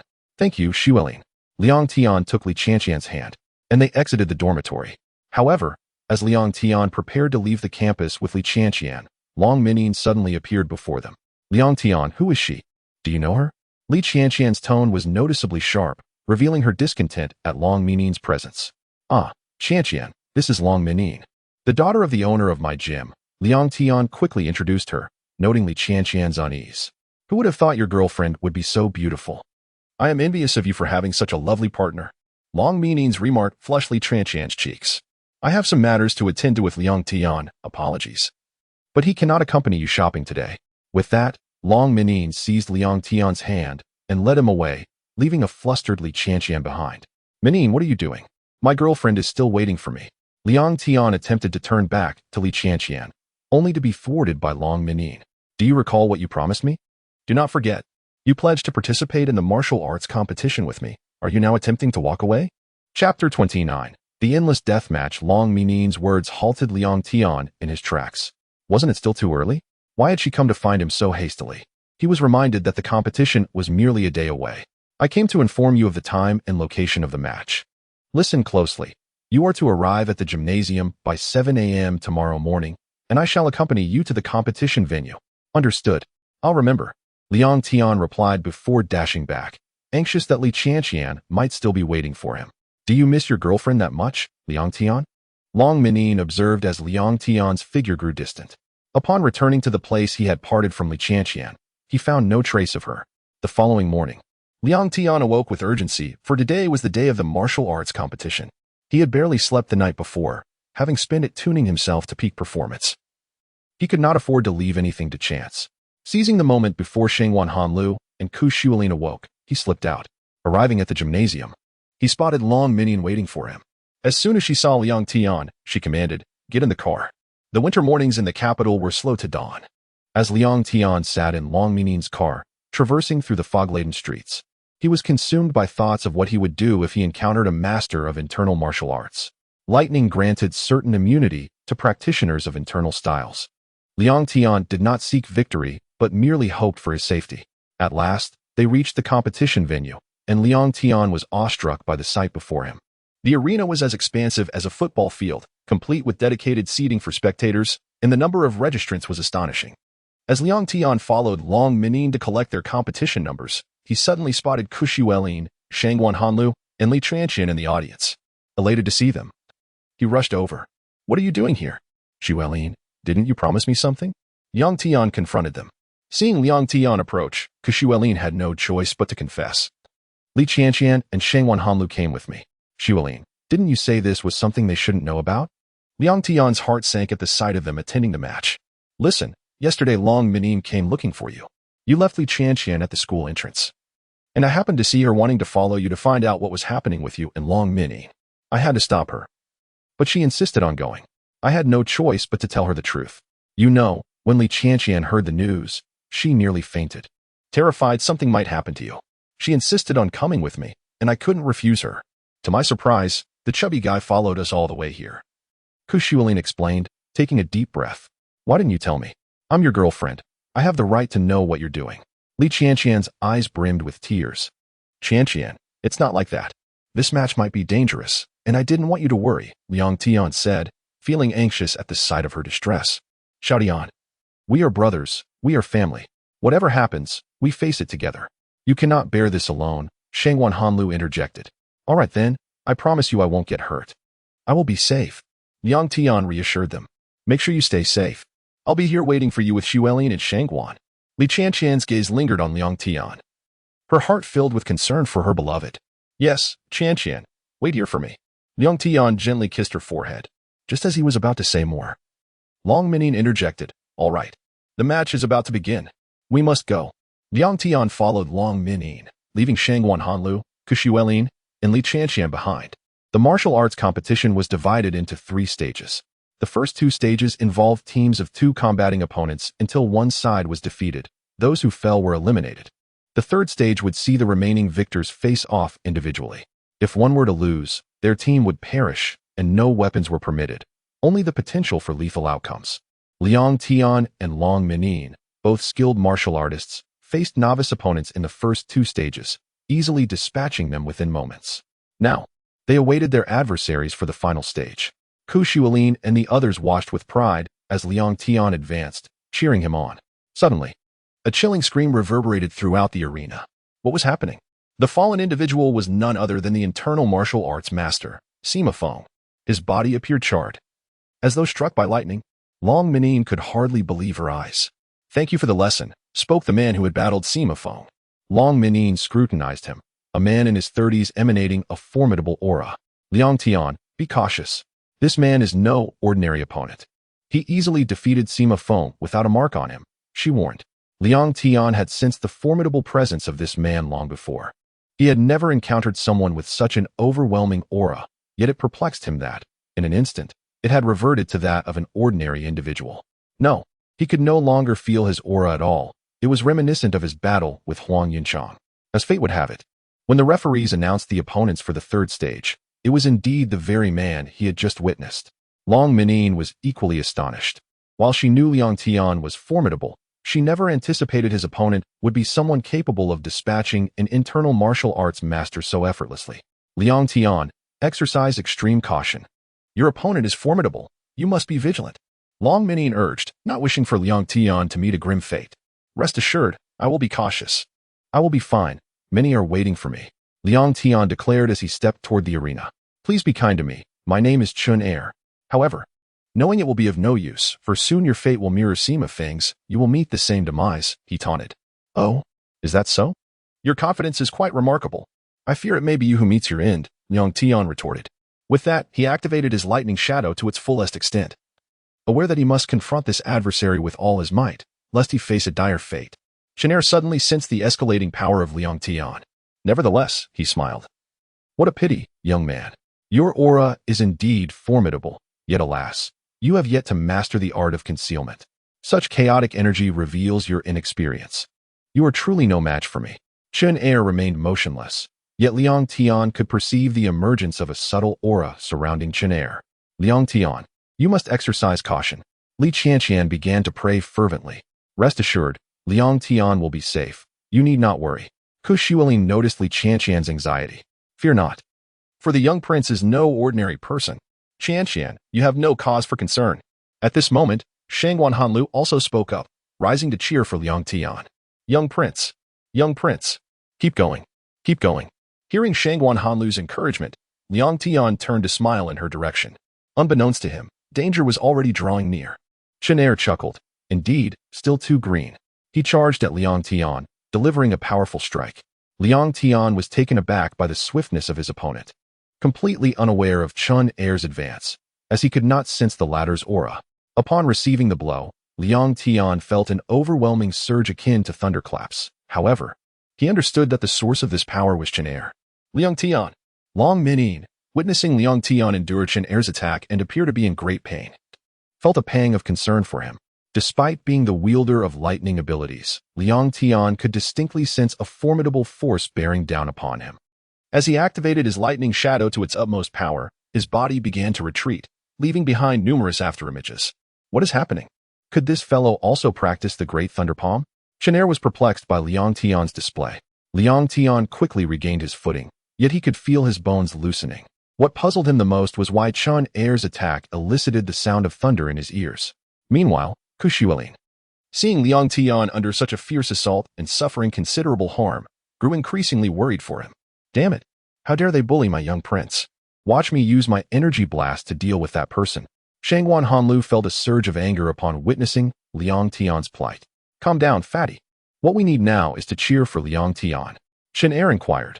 Are you also studying the Great Thunder Palm? My apologies. But I am no practitioner of the Thunder Palm. I am a wanderer without a sect. Liang Tian finally understood that Chenair was indeed training in the Great Thunder Palm, a technique strikingly similar to his own lightning abilities. Upon hearing Liang Tian's words, Chenair felt a sense of relief, for he, as a devotee of a particular sect, would not engage in conflict with someone from the same lineage. At that moment, Liang Tian unleashed several arcs of lightning serpents towards Chenair, hoping to distract him during his contemplation, allowing the serpents to strike true. Chapter 30. The same moves. Mutual contest, however. Liang Tian had long been aware that Chenair could evade his attacks. The lightning snake he had just unleashed was merely a bait designed to lure Chenair into the air, where he would be unable to escape his onslaught. At that moment, Liang Tian leaped upward, his speed heightened to the point that it became a blur, rendering him almost invisible to the naked eye. The illusions created by the lightning shadow further obscured visibility, making it nearly impossible for anyone to discern his true position. This was precisely the effect Liang Tian desired. He aimed to ensure that the airborne Chenair could not elude his strike, and the added confusion from the illusions would leave Chenair disoriented. Liang Tian's plan seemed exceedingly straightforward. Although Chenair was only in his 30s, he had weathered countless storms within the martial world. He sensed Liang Tian's intent to attack well in advance, and executed a leap into the air, successfully dodging the impending strike. Yet, Liang Tian had anticipated Chenair's evasion. The lightning snake was merely a ruse to draw him into the open. As Liang Tian ascended, his speed, amplified by the lightning shadow, was astonishing, and the illusions he created only served to further obscure his presence. Chenair, an experienced veteran, could easily decipher Liang Tian's intentions. However, he had not anticipated the cleverness of this young opponent. Your strategy has not escaped my notice, he mused. If you truly wish to defeat me, I advise you to unleash your full power. Otherwise, you stand no chance against me. Liang Tian was taken aback that Chenair could see through his strategy.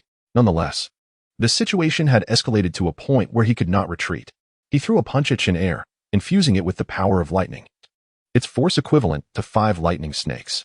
Chen Er, observing the crackling energy enveloping Liang Tian's fist, merely smiled.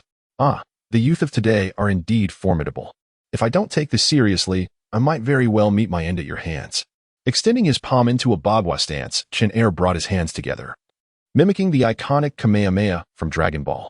To Liang Tian's surprise, this posture was not an offensive maneuver, but a defensive one, successfully blocking Liang Tian's punch.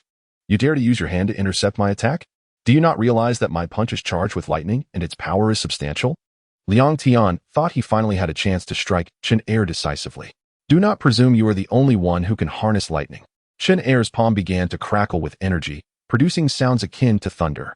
Liang Tian was astonished to discover that another could also imbue their attacks with lightning. As Chen Er caught Liang Tian's punch, the collision of their energies created a resonant sound that reverberated throughout the venue, illuminating the surroundings with flashes of lightning. The arena was engulfed in brilliance, rendering it nearly impossible to see, and the two forces clashed, driving Liang Tian and Chen Er back to the martial platform. Who are you? How is it that you can channel lightning? Liang Tian marveled, realizing that his unique ability was not singular.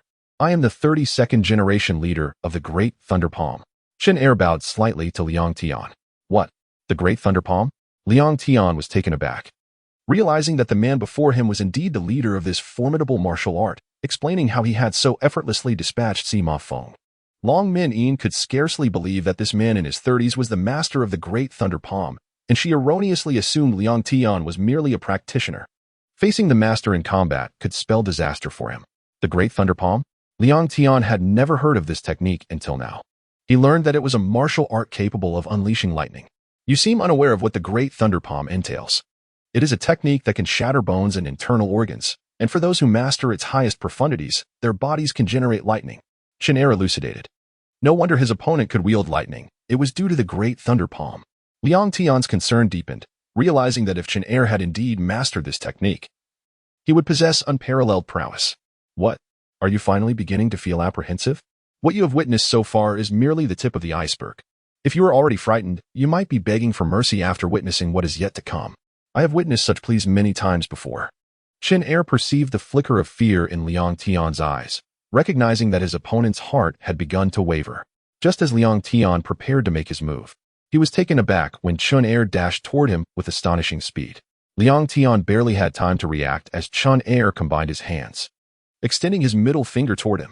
Chen Er's velocity was overwhelming, leaving Liang Tian no opportunity to evade. He braced himself for the impact of Chen Er's strike, which struck with unexpected force. Liang Tian felt electricity surging through his body, rendering him unable to control the energy coursing within. The lightning began to paralyze him, the pain intensifying, and his body gradually lost its stability. As darkness enveloped his vision, he succumbed to unconsciousness. Liang Tian. For voices resonated throughout the venue, Long Min Yin, Shangguan Hanlu, Kushuelin, and Li Chanqian cried out in unison. They were alarmed to see Liang Tian collapse after being struck by Chen Er's attack, their concern for him escalating as they called out, hoping he would awaken. Liang Tian, please get up. Have you forgotten your promise? You vowed to return safely. Kushuelin pleaded, desperate to rouse him. Liang Tian, you promised you would be all right. You cannot deceive me. Li Chanqian joined in, calling his name. Huh. So this is how it ends? How dull. I expected this match to last a bit longer, but alas, the outcome remains the same. Alas, young man, I held such high hopes for you, yet I never anticipated that this would be your ultimate fate. Just as Chen Er prepared to turn around and declare his victory over Liang Tian, he questioned, am I truly this fragile? Your feeble assault means nothing to me.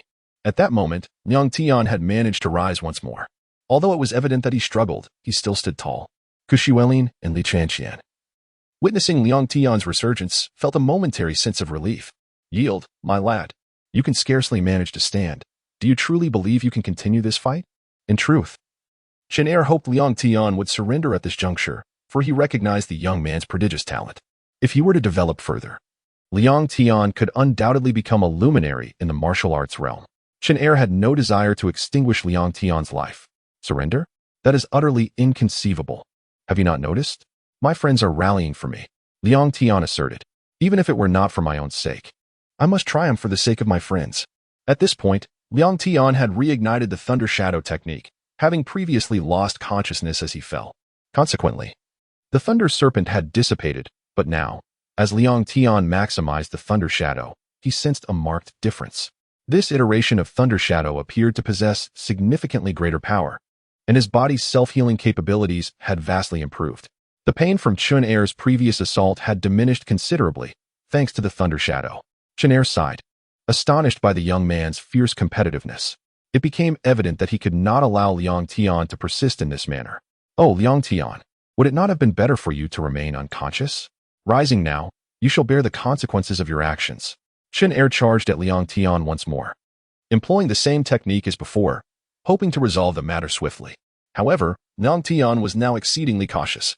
He discerned Chun Er's attack and deftly evaded it, countering with a powerful blow of his own. Chun Er was taken aback, realizing that not only had Liang Tian dodged his strike, but he had also landed a punishing hit. Chun Er had not anticipated that Liang Tian's punch would inflict such severe damage.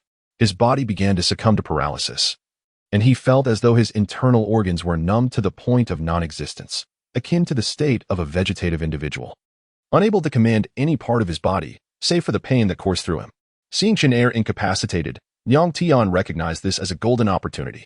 Seizing the moment while Chun Er was immobilized and sluggish, Liang Tian unleashed a series of thunder serpents with his fingers. Chun Er, still ensnared by the paralysis, was bewildered by the overwhelming sensation of numbness brought on by Liang Tian's electric strikes. Given that he had trained in the mighty thunderclap palm, his body was naturally imbued with electricity, granting him considerable immunity. Additionally, as a master of internal martial arts, he possessed a dual shield against lightning. Yet now, as he stood helplessly, the approaching thunder serpents loomed ever closer, and he found himself unable to evade them, resigned to waiting for their arrival. As Chun Er gazed at the increasingly blinding spectacle before him, he felt a surge of electric stimulation within his being. Chapter 31. The rampaging anomaly. With a flick of his finger, Liang Tian unleashed a bolt of lightning that struck Chun Er, ensnaring him in its electric grasp. To both Liang Tian and Chun Er's astonishment, the bolt ricocheted within Chun Er's body, multiplying its effects. Had it been a single bolt, Chun Er might have withstood it, but now multiple arcs of electricity assaulted him, leaving him teetering on the edge of stability. Long Menin had initially believed that Liang Tian stood no chance against the formidable leader of the thunderclap palm. Her anxious heart was on the verge of tears, but witnessing Liang Tian's prowess in incapacitating Chun Er ignited a flicker of hope within her.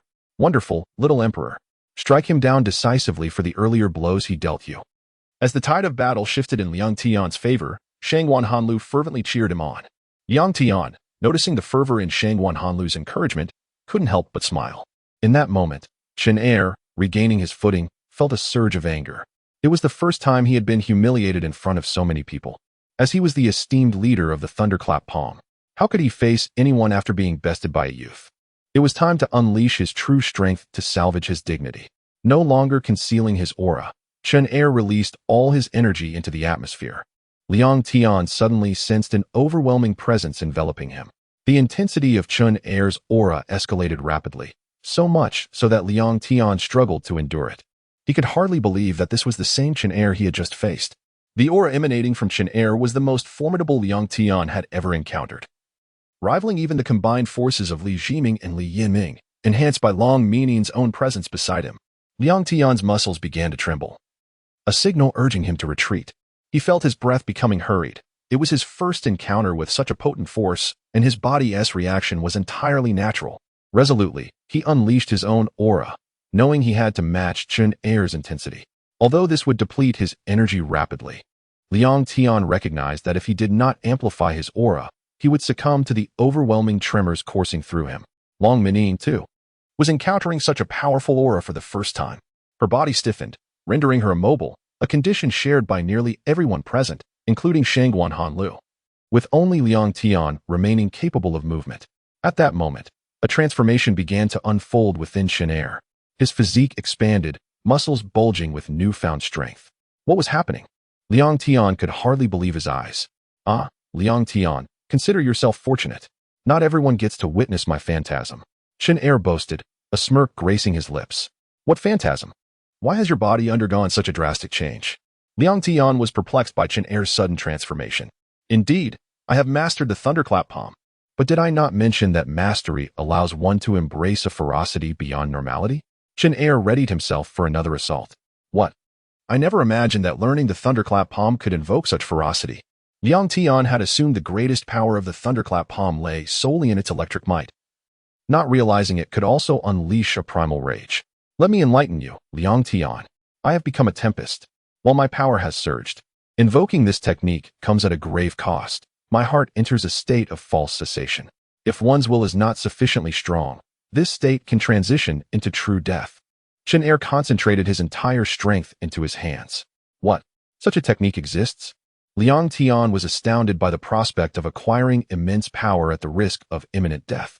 As Liang Tian grappled with the existence of such a terrifying maneuver, Chen Er prepared to deliver his final blow. Channeling a portion of his energy into his feet, he lunged towards Liang Tian. The velocity of Chen Er's attack was already fearsome, but now, with amplified force, Liang Tian sensed Chen Er's approach yet found himself unable to evade in time. Chen Er had gathered all his strength into his hands and unleashed the most potent strike of the Thunderclap Palm, the Whirling Palm. This unique technique concentrated all the electric might into his palm, ensuring that upon impact, the electricity would spiral within the enemy's body, obliterating everything in its wake. With all his power focused into this singular attack, its potency was beyond belief. Lightning surged into Liang Tian, overwhelming him. The sheer volume of electricity generated a cacophony that reverberated through the venue, while the blinding blue light rendered everyone unable to open their eyes, plunging them into a state of sensory overload. As the blinding light dimmed, the onlookers slowly regained their vision. Liang Tian. Li Qianqian's voice resonated throughout the entire venue. As she opened her eyes to find Liang Tian lying motionless on the ground, Ku Xuelin and Shangwan Hanlu also witnessed this scene, both exclaiming, Liang Tian, get up. Unfortunately, Liang Tian remained unresponsive. At that moment, Chen Er approached Liang Tian, preparing to deliver a kick. Just as Chen Er was about to strike, Shangwan Hanlu intervened. Air cannon. Unbeknownst to them, Shangwan Hanlu had already moved closer to Liang Tian and unleashed the air cannon technique. Although the air cannon lacked real power, its sound was deafening, startling Chen Er and achieving Shangwan Hanlu's primary objective. Look at what you've done to him. What more do you want? Do you truly wish to kill him? Shangwan Hanlu positioned himself protectively in front of Liang Tian. What do I want? I want to kill him. You'd best not stand in my way, or I might take you down as well. If you value your life, step aside. Chen Er was now poised to attack Shangwan Hanlu. And if I refuse? Let me tell you, I fear you not. If you possess any real skill, show it. If you intend to kill him, you'll have to step over my dead body first. Shangwan Hanlu felt a surge of anxiety. If Chen Er could inflict such harm on Liang Tian, he could only imagine what would happen to himself. Nevertheless, out of loyalty to Liang Tian, he resolved to stand his ground. At that moment, Chen Er charged towards Shangwan Hanlu. Although Chen Er was swift, Shangwan Hanlu had anticipated this move and had already released an air explosion. The air explosion was entirely different from the air cannon. While the latter was merely intimidating, the former possessed genuine destructive power. Shangwan Hanlu aimed the air explosion at Chen Er, and the blast hit its mark. Just as Shangwan Hanlu felt a sense of pride at successfully striking Chen Er, he was taken aback when Chen Er slowly rose to his feet, completely unharmed. How is this possible? My air explosion clearly struck you. Why are you unscathed? This is absolutely inconceivable. Shangwan Hanlu was filled with disbelief. Your attack didn't touch me. My speed allowed me to evade it effortlessly. Thus, my unscathed condition is hardly surprising. Chen Er retorted as he charged at Shangwan Hanlu once more. At that moment, Shangwan Hanlu truly felt fear, as if the specter of death itself were rushing towards him. Chapter 32. Rampage versus Fury. Just as Chen Er charged towards Shangwan Hanlu, a miracle occurred. Liang Tian suddenly awoke with a loud cry. Shangwan Hanlu turned around and was astonished to see Liang Tian had regained consciousness. A smile broke across his face. Little Emperor, how wonderful, you're finally awake. I was so worried about you. I thought something terrible had happened. In that moment, Shangwan Hanlu seemed to forget that Chen Er was still advancing towards him, turning his attention completely to Liang Tian. Fatty, go die? Chen Er's words jolted Shangwan Hanlu back to reality, reminding him that Chen Er was still attacking him. Panic surged through him. He did not want to perish like this. After all, he had yet to experience love or marriage.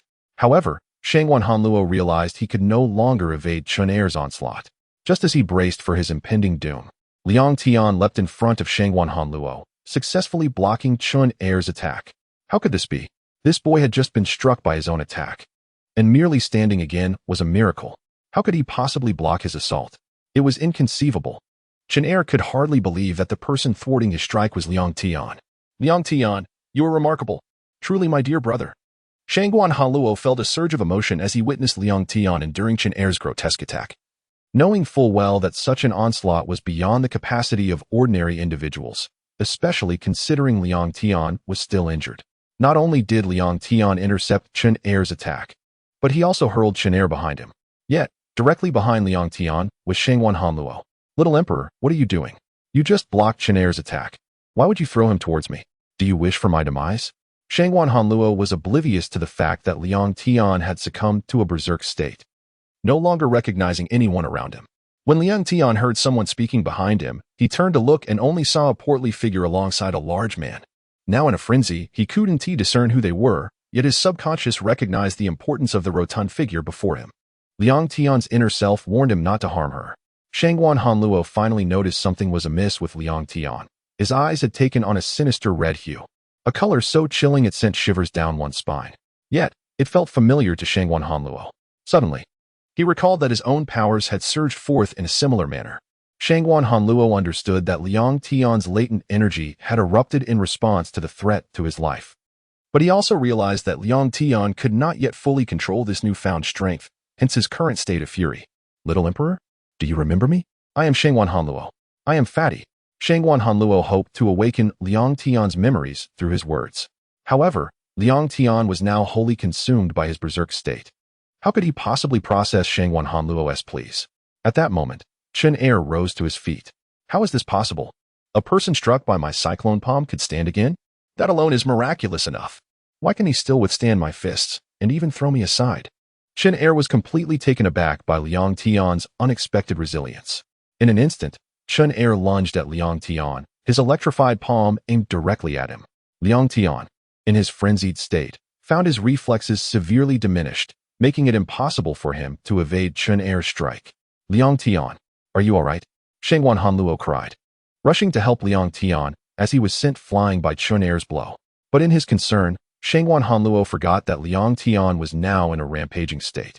His attempt to assist was akin to courting disaster. Liang Tian suddenly retaliated, striking Shangguan Hanluo with a punch. The impact was painful, yet at that moment, Liang Tian also embraced Shangguan Hanluo, gently lowering him off the combat stage. Though Shangguan Hanluo was initially furious at Liang Tian for hitting him, he soon realized that Liang Tian's intention was merely to protect him from Chen Er's assault. In truth, Liang Tian was in a berserk state, his subconscious indicating that he could treat this individual with such care, signifying that a part of his awareness remained intact. Do not worry, little Emperor. I will cheer for you from below. You must defeat this beast-like man. Chen Er was oblivious to Liang Tian's state and charged forward without hesitation. He had assumed his attack would connect as it had in the past, but to his astonishment, Liang Tian was able to withstand his assault. You fool. My hands are imbued with electricity. If you grasp them, it will only serve to paralyze your body further. Yet, Liang Tian was absorbing Chen Er's energy with each strike, blocking the attacks while siphoning off the electrical current. In this berserk state, he felt no pain. Chen Er quickly realized Liang Tian's strategy. What are you doing? You're absorbing my electricity.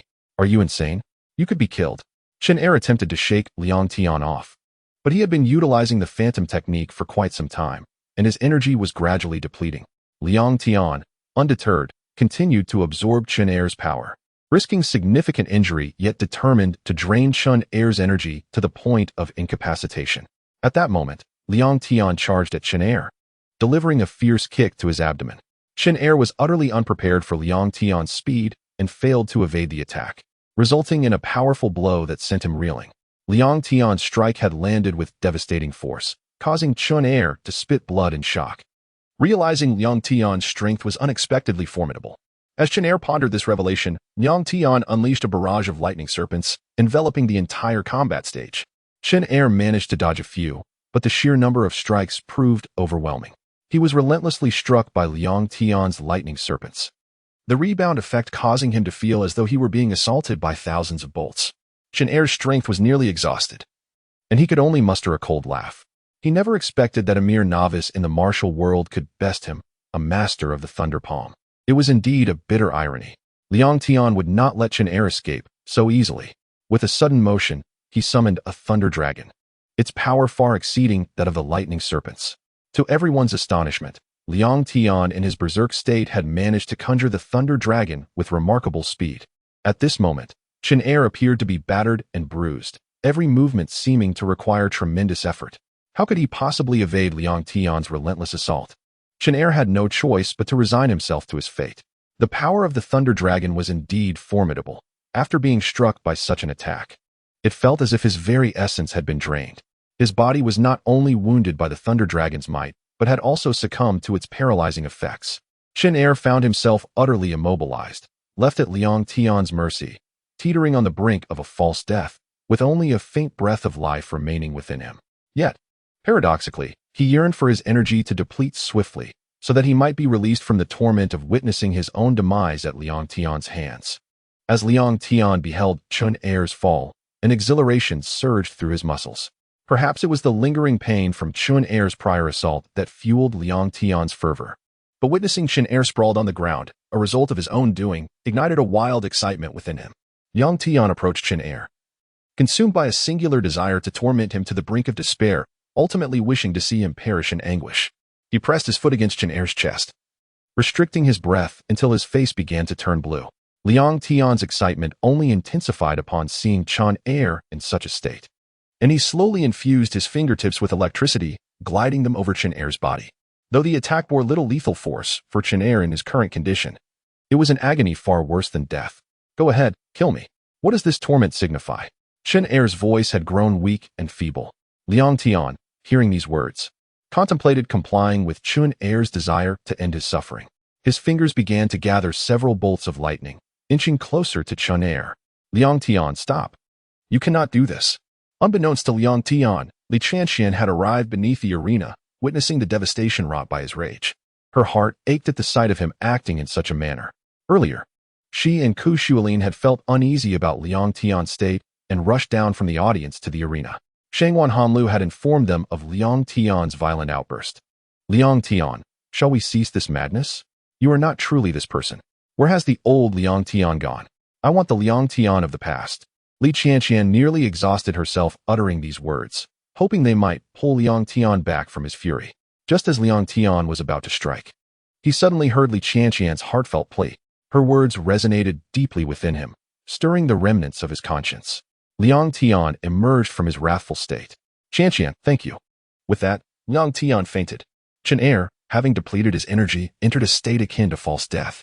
Chapter 33. The Thoughts of Long Minyin in the Pitch-Black Night. Not a single ray of light could be found.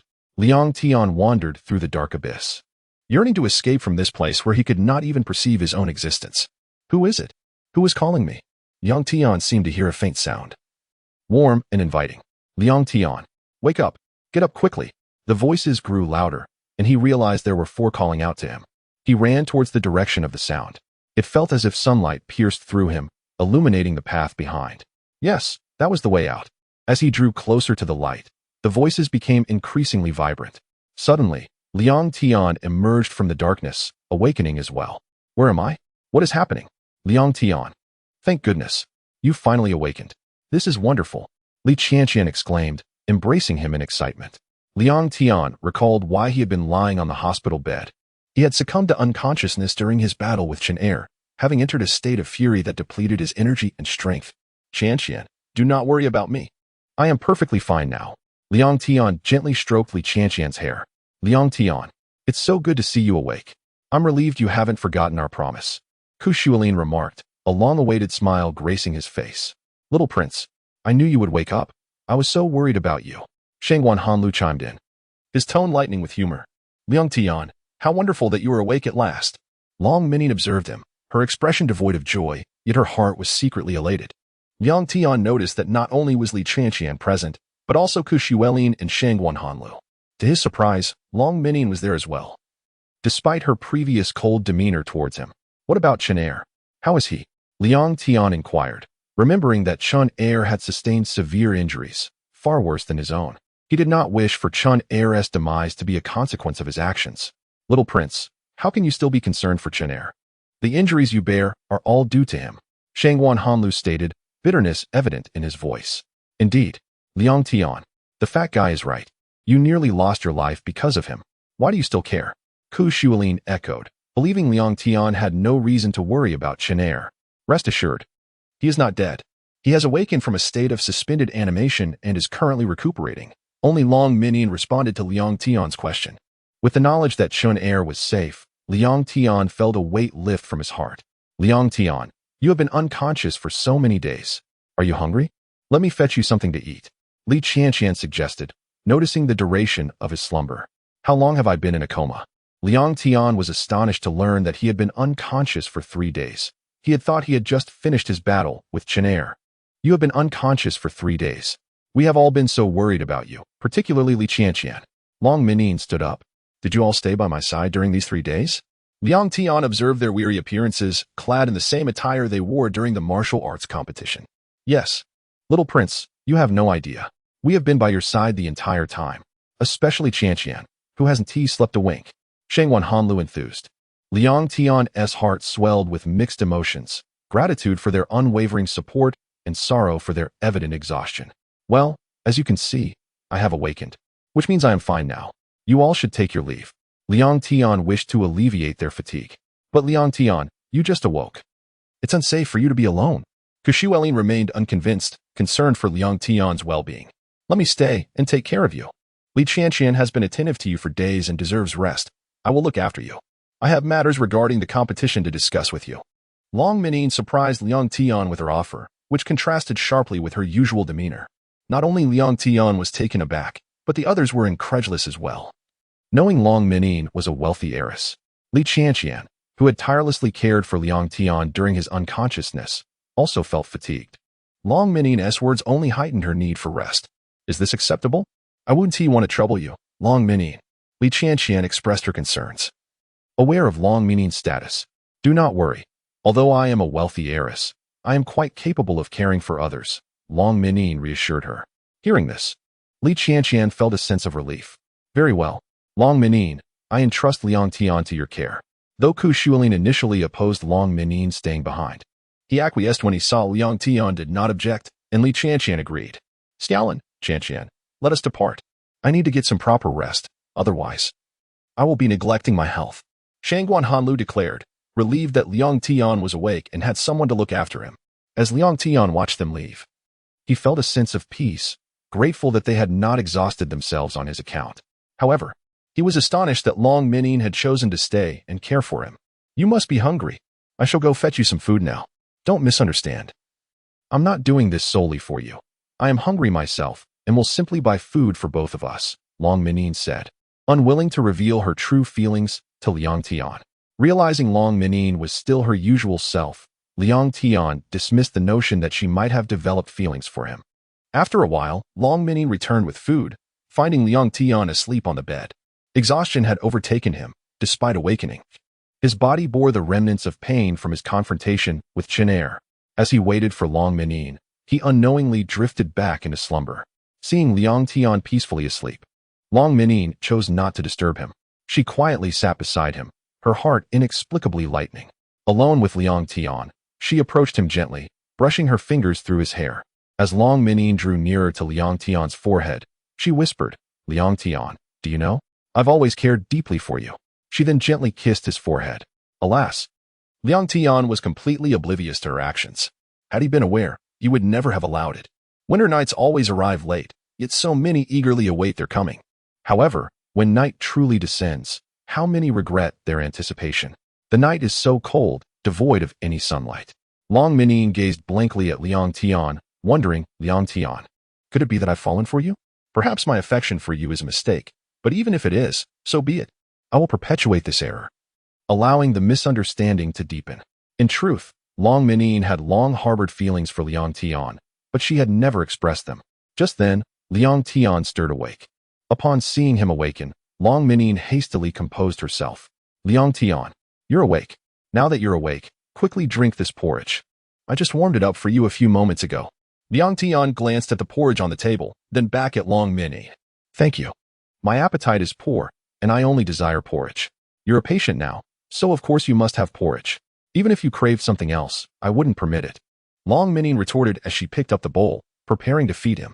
Liang Tian, seeing her approach with the porridge, reached out to take it. But Long Minine brushed his hand aside. You're still injured. Don't move. Allow me to feed you. As she prepared to spoon-feed him, Liang Tian demurred. I can manage on my own. You don't need to feed me. Liang Tian preferred not to be fed by Long Minine. Given his conservative upbringing, he believed such intimacy was reserved for one's lover or parents. What? Am I not even worthy to feed you? Long Minine retorted, her tone tinged with annoyance. It's not that. It's just that such an act is inappropriate for you. Although you may not have a boyfriend, I am already committed. It could lead to misunderstandings. Liang Tian quickly explained, sensing her irritation. That's precisely why I want to feed you porridge. Long Minine blurted out, revealing her innermost thoughts. She was unsure where she had found the courage to utter those words, but now that they were spoken, regret was futile. Liang Tian was no fool. He understood the implications of her words. Long Minine, I'm a patient. What kind of joke is this? He responded, hoping she was indeed jesting. I'm not jesting. Every word I speak is what I truly desire to say, each one more genuine than my own heart. Having broached the subject, Long Minine felt compelled to confess all the emotions she had suppressed for so long. Long Minine, what are you doing? I already have a girlfriend, as you well know. Liang Tian had never imagined that Long Minine would develop feelings for him. Although she was a beautiful woman, his heart was already occupied by Li Tian. There was no room for anyone else. So what if you have a girlfriend? Does that mean I'm forbidden from loving you? Long Minine disregarded all constraints. Determined to express her pent-up emotions, which she had endured for far too long. Her patience had reached its limit. Long Minine, give up. I will never reciprocate your feelings. My heart belongs solely to Li Tian. There is no room for anyone else. Even if there were, I would not allow it. Liang Tian hoped to dissuade her from her affections, yet he also wished to avoid causing her pain with harsh words or actions. What's so great about that Li Tian? Do I not possess even a shred of worth in your eyes? Liang Tian, am I so worthless to you? Long Minine's voice began to tremble. Long Minine, Li Tian is the only one in my heart. To me, you are like a cherished friend. Do you understand? Liang Tian said, feeling a pang of guilt as he saw her tears. A friend? Liang Tian, you fiend. Do you know? I began to fall for you the first time you defeated me. No one had ever dared to defeat me before, but your appearance shattered that reality. I don't know when you entered my life, but now you're like my heart, living within my body, an inseparable part of me. Liang Tian, I've always loved you so deeply, but then you and Li Tian got together. Do you know how much it hurt? No, you wouldn't understand. You've never experienced such a feeling. Once, I saw you and Li Tian holding hands in the street, and I knew you were lovers. I tried to forget you, but I simply couldn't. Every time I tried to forget you, my heart would ache unbearably, to the point where I felt like dying. Only by thinking of you could I find some relief. But I knew you were with Li Tian, and what I was doing was wrong. Yet, I couldn't control myself. When I first heard you were at the police station, my heart raced with anxiety. I feared something had happened to you. I immediately dropped everything and rushed to find you. I even tried to speak to you harshly, to imagine you as someone I despised, hoping that with time, my love for you would fade, and I could forget you. But I discovered that forgetting you was an impossible task, a mission I could never complete. Liang Tian, please. Just for me, be with me. My life cannot exist without you. By now, Long Minine was sobbing uncontrollably, tears streaming down her cheeks and onto the floor. The sound of her tears hitting the ground was audible to both of them, the droplets slowly vanishing as they evaporated. Liang Tian realized that Long Minine had harbored feelings for him since their first encounter. His mind reeled as if struck by a heavy blow. He wished he had never heard those words, that none of this had ever happened, that Long Minine had never fallen for him, that he had never spoken to her, that she had never known him. Long Minine, I'm sorry. I'm so sorry. Liang Tian could only offer apologies. He didn't know what else to say. You don't need to apologize. It's not your fault that I fell in love with you. Blame me for loving you. I'm the one who should be apologizing. Long Minine continued to weep, her tears flowing endlessly. Hearing her words, Liang Tian felt even more guilty. He could not forsake Li Tian, and Long Minine could never enter his heart. Long Minine, forget about me. We can never be together, regardless of who is at fault. Let's pretend that your feelings for me never existed, okay? Liang Tian stood up from the bed. What? Pretend that I never loved you? Liang Tian, I've already told you that's impossible. If it were within my power, would I be suffering so acutely now? Liang Tian, Long Minine is like a brimming cup, now shattered, its contents ceaselessly spilling.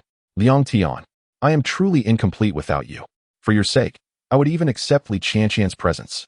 Long Minine has come to regard Liang Tian as her very life. Long Minine. As Liang Tian began to speak, Long Minyin seized both of his hands. Liang Tian was exceedingly feeble, and with Long Minyin grasping his hands, he found himself unable to break free. Just as Liang Tian surmised Long Minyin's intentions, she pressed her lips to his. Liang Tian found himself in an embrace with Long Minyin. He yearned to break away, but his current frailty, coupled with Long Minyin's martial prowess, rendered his body and actions incongruent. Thud! Liang Tian heard an object fall. He turned his gaze toward the sound's origin.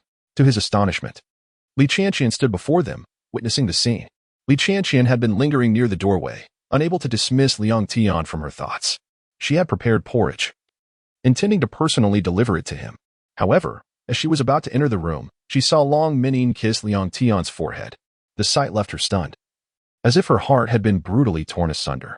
The sensation was beyond description. She then overheard their conversation, but was unprepared for Long Minyin's brazen kiss, and even more so for Liang Tian's lack of resistance. Overwhelmed, she lost her grip, and the porridge she had prepared for Liang Tian splattered on the floor. Long Minyin noticed Li Qianqian, prompting Liang Tian to forcefully push her away. Utterly distraught, Li Qianqian fled. Qianqian, don't leave. Things are not as they appear.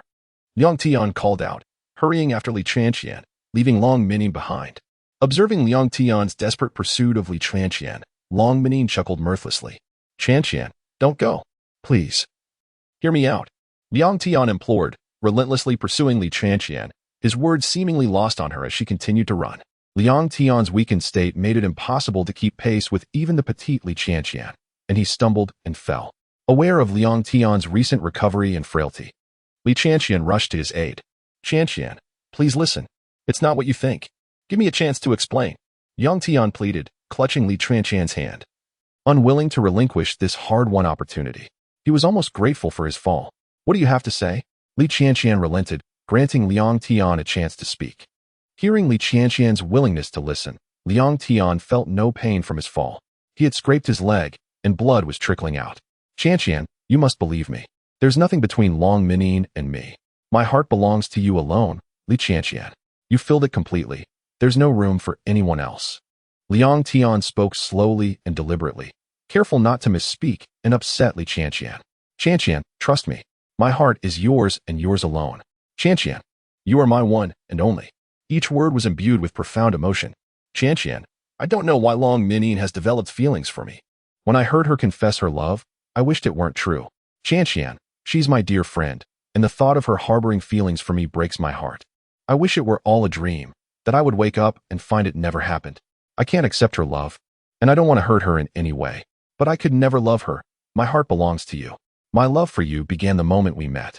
It started in childhood, and it remains unchanged to this day, and will until my dying breath. Qianqian, if I could, I'd want your memory imprinted on my soul for eternity, so I could love you forever. Liang Tian poured out his heart. Hearing Liang Tian's words, Li Qianqian's despair vanished, replaced by a surge of happiness that radiated across her face. She began to smile, but suppressed it, wanting to hear more of Liang Tian's explanation. Liang Tian, aren't you going to explain? Hurry up and explain. Qianqian, rest assured, I did not reciprocate Long Minyin's affections. Liang Tian made a solemn vow. Li Qianqian could no longer contain her laughter. So, you knew all along that there was nothing between you and Long Minyin, and you still wanted me to explain? Liang Tian feigned annoyance. Liang Tian, it's not like that. Even though I knew you rejected Long Minyin's love, seeing her kiss you still caused me immense pain. Especially when you didn't resist. It felt like my heart was being torn apart. Li Qianqian explained, not wanting Liang Tian to be truly angry. Hearing Li Qianqian's words, Liang Tian abandoned his pretense and tightly grasped her hand. Chapter 35. A relationship as precious as gold. Qianqian, I am deeply sorry. I do not know how many heartfelt apologies it would take for me to mend what has been broken between us.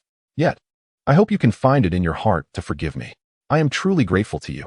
Qianqian, thank you for your understanding. At that moment, Liang Tian embraced Li Qianqian tightly, his mind devoid of all thoughts. He wished only to hold her close, to think of nothing else. Li Qianqian did not reject Liang Tian. Instead, she savored the warmth of his embrace and the happiness he brought her. In that instant, Liang Tian's gaze locked onto Li Qianqian's, and as their eyes met, desire ignited between them. He kissed her softly, oblivious to the opinions of others. And in that moment, Li Qianqian mirrored his emotions. After what felt like an eternity, Liang Tian finally released Li Qianqian. Let's go upstairs. We must clarify things with Long Min-in, he insisted, grasping her hand as they ascended. However, upon returning to the hospital room, they discovered that Long Min-in was no longer there. Liang Tian pondered the possibility that Long Min-in had given up. Li Qianqian felt a flicker of excitement at her absence. Perhaps she truly had surrendered. Yet, Liang Tian could not bring himself to believe that Long Min-in would simply relinquish her feelings.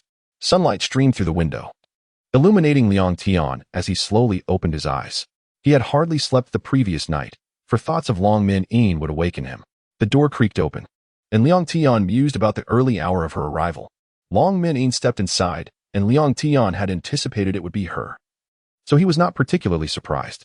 Long Min-in, you have arrived. Please, come in, he beckoned, noticing she lingered at the threshold. Long Min-in took slow, deliberate steps toward him, each movement a struggle. I have something to say to you, she began, and Liang Tian felt compelled to clarify his feelings. Please allow me to speak first. After I finish, you may say what you wish, Liang Tian urged, but Long Min-in interrupted him. I can no longer love you. It feels so disingenuous, doesn't it, Liang Tian? However, you must believe me when I say I will no longer dwell on thoughts of you. You will simply be my good friend, a pure and innocent friend. Though my heart aches as I utter these words, I am no longer afraid of this feeling. I dare to say this to you. I will let time erode my love for you, though it may take a long while. It is far better than the pain that your everlasting love brings me. Yesterday, I saw how anxious you were when you were with Li Qianqian, and I realized I could no longer yearn for your affection. I have been evading this moment for too long, but I must awaken myself. Liang Tian, you will not see me for a while. For the next time we meet, I will no longer love you. With great courage, Long Min-in expressed her truth. Thank you. Thank you for your relinquishment. I understand that no matter how I plead, I have caused you pain. I sincerely thank you, Liang Tian replied. Unable to find better words, applause erupted from behind, revealing Ke Shuilin, Shang Wanhan Luo, and Li Qianqian had entered Liang Tian's hospital room. Having overheard the exchange between Liang Tian and Long Min-in, they applauded Long Min-in for her courage and decision. Long Min-in blushed upon realizing they had been eavesdropping. Where were you all? Did you hear everything I just said? No, we only caught a glimpse. Just when you were explaining things to Liang Tian. We didn't see you come in, Shang Wanhan Luo explained with a teasing tone. I was explaining to Liang Tian when I arrived. Surely you witnessed that. Long Min-in's cheeks flushed deeper. Don't mind what the foolish one says. His tongue is sharper than a dagger. While we did hear your conversation with Liang Tian, we admire you for your bravery in voicing your feelings. You have shown more strength than many, Ke Shuilin assured her. I truly admire you. When I heard you confess your feelings for Liang Tian, I was taken aback. You are so beautiful and come from such a good family. I feared Liang Tian would choose you. Thank you for letting him go, Li Qianqian said, tears welling in her eyes. It is I who should apologize. Liang Tian has always loved you. I merely made a grievous error. From the beginning. It was my unrequited feelings, Long Min-in lamented, her voice trembling. Today is a day for celebration, not sorrow. Let us not dwell in despair. We need joy. Ke Shuilin interjected, wishing to prevent any tears from flowing. Indeed, it is a day for Liang Tian's discharge. We should be happy and not weep. Shang Wanhan Luo concurred. Yes, let us rejoice. How rare it is for me to be discharged. Your tears weigh heavily on my heart. I do not wish to return to this place, Liang Tian added, hoping to uplift the mood. Upon hearing this, Long Min-in and Li Qianqian ceased their tears and smiled instead. We are not crying. We are simply overwhelmed with emotion. Well then, it is time for my discharge. This place is not where I belong, Liang Tian declared, reflecting on how this was his third stay in the hospital since acquiring his powers. All right, little prince. After your discharge, let us celebrate properly. It has been far too long since we have enjoyed ourselves, Shang Wanhan Luo exclaimed, ready for an adventure. Indeed, what the chubby one said is quite right. We have endured much. It is time for us to unwind and revel tonight. Casting aside all worries, Ke Shuilin agreed, acknowledging the need for joy after their trials. That night, after Liang Tian's discharge, they celebrated with abandon, each person immersed in a world of happiness, oblivious to the shadows of sorrow. All that filled their minds was the urgency to embrace joy. Time passed swiftly. It seemed just a moment ago that Liang Tian was an ordinary student at Jinghua University. Yet now he had become extraordinary. They were already second-year students, and the memories of their first days felt like a fleeting blink. Currently, Liang Tian juggled work at the gym with his studies, while also training in martial arts with Coach Huang. Through his encounters, he learned that mere skill was insufficient. A solid foundation was essential. Ku Xuelin and Shangwan Hanlu were both balancing work and study, while Li Qianqian found herself idle and bored, observing Liang Tian and the others. She resolved to seek employment as well. However, having never worked before, she was uncertain if she could adapt. Yet, Li Qianqian was determined not to rely on her parents any longer. She aspired to work alongside Liang Tian, cherishing the independence he represented, which was a significant reason for her affection towards him. The nights at Jinghua University were typically tranquil, as students would indulge in various activities, leaving Liang Tian and his companions in their dormitory. Liang Tian, I need to speak with you. Li Qianqian unexpectedly entered Liang Tian's dorm, initially believing he was alone, only to find Shangwan Hanlu and Ku Xuelin present. Oh my, what urgent matter brings you to our little prince? Shangwan Hanlu's sharp tongue pierced the air. Actually, it's not a major issue. I merely wish to discuss something with Liang Tian, Li Qianqian responded, her cheeks flushing at Shangwan Hanlu's comment. What is it that you wish to share with our little prince? You may as well say it here. Shangwan Hanlu teased, unable to conceal his amusement. Qianqian, if you have something to say, why not step outside and tell Liang Tian? Ignore this glutton, Ku Xuelin interjected, coming to Liang Tian's aid. Liang Tian took Li Qianqian's hand, leading her outside, leaving behind Ku Xuelin and a somewhat wounded Shangwan Hanlu. Oh, little prince, little Lin, how could you treat your elder brother this way? Truly, the world has changed. Shangwan Hanlu lamented dramatically. Fatty, how have we wronged you? What more can you expect from us? Ku Xuelin appeared ready to confront Shangwan Hanlu. Seeing the unfolding scene, Shangwan Hanlu quickly silenced himself, deciding to let it go and resumed chatting with his girlfriend. What brings you to me, Qianqian? Is it something significant? Why the need for privacy? Liang Tian noted the seriousness in Li Qianqian's expression, fearing it might be a grave matter. Liang Tian, it may not seem like a big deal, but for me, it is monumental. I no longer wish to depend on my parents for my livelihood. I want to become independent, not someone who would starve without parental support. I want to find a job like you. Li Qianqian expressed her thoughts in one breath. Qianqian, you're seeking employment? That's wonderful. Why the anxiety? Did you think I would refuse? Liang Tian's mood brightened at her declaration. Given his modest background, he worked to earn his keep. But Li Qianqian's attire suggested a well-off family. He had worried that she might disdain his financial situation. Yet, hearing her words reassured him that she was not overly materialistic. Silly girl, if you wish to find work, I would wholeheartedly support you. Upon hearing Liang Tian's response, a weight lifted from Li Qianqian's heart. She feared that if she also took on a job, it would diminish their time together, and she was anxious about Liang Tian's potential displeasure. Chapter 36. Smoothly entering Yuanhua Liang Tian. Our opportunities to see each other will diminish in the future. Is that all right with you? Li Qianqian voiced her concern. I know. Qianqian, I've always been afraid that my family background wouldn't be a good match for you. I feared that you, accustomed to the life of a young lady, would find it difficult to transition to an ordinary existence. I've always been apprehensive about that.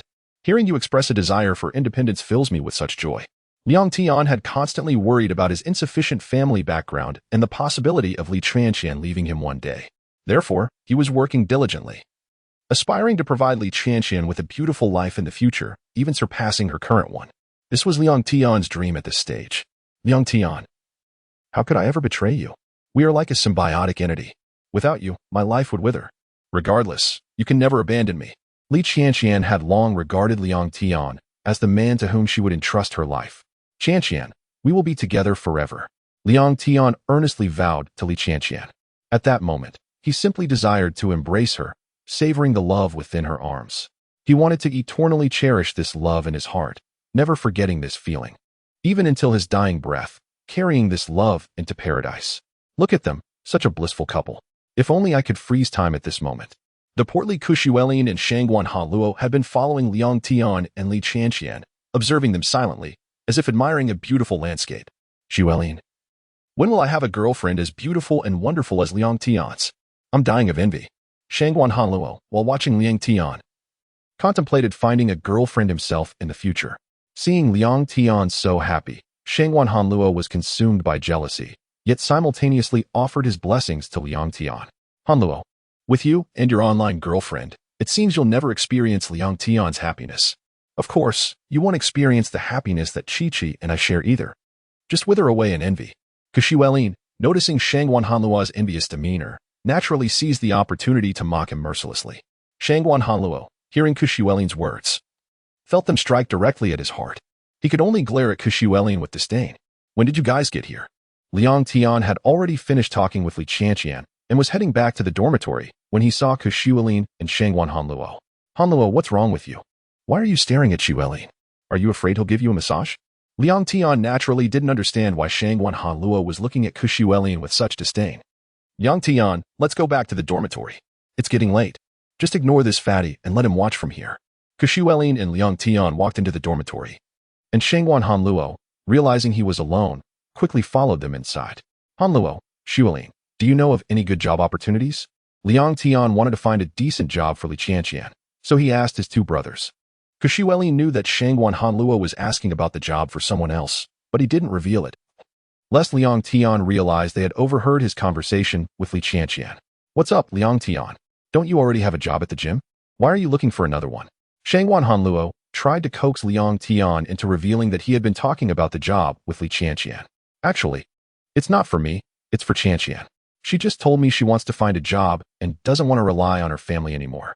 Shangguan Hanluo successfully extracted the information from Liang Tian.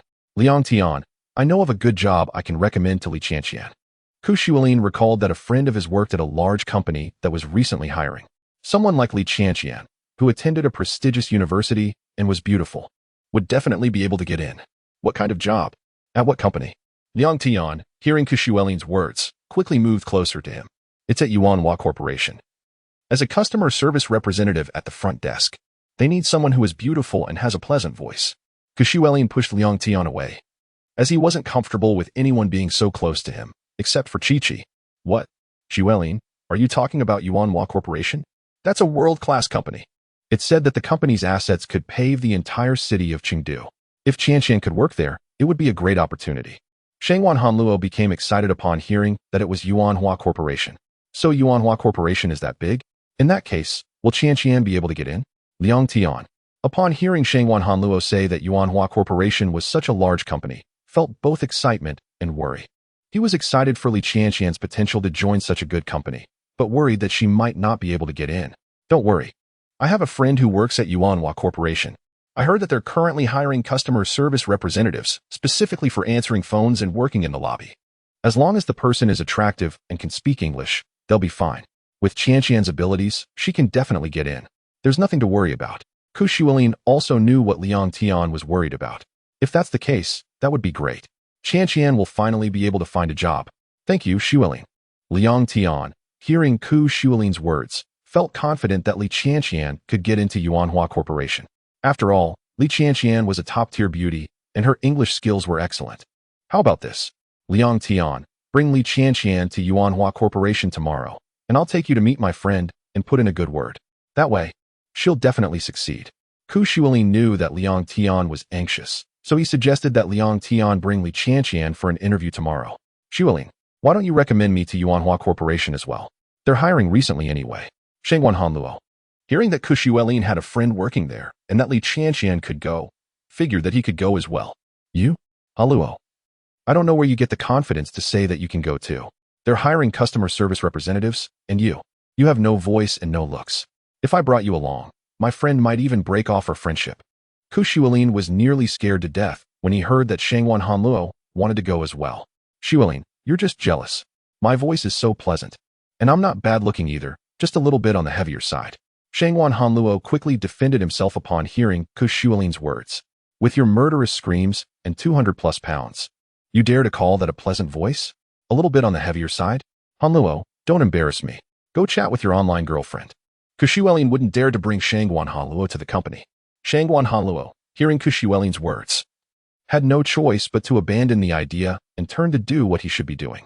Shuelin, wake up. It's morning. Wake up. Kushuelin, who was still sound asleep, was being persistently awakened. Liang Tian, it's Saturday. Let me sleep a little longer. Stop making noise. Kushuelin, who had been sleeping soundly, was awakened. He wondered who was so inconsiderate as to wake him up, but when he saw that it was Liang Tian, he let it go.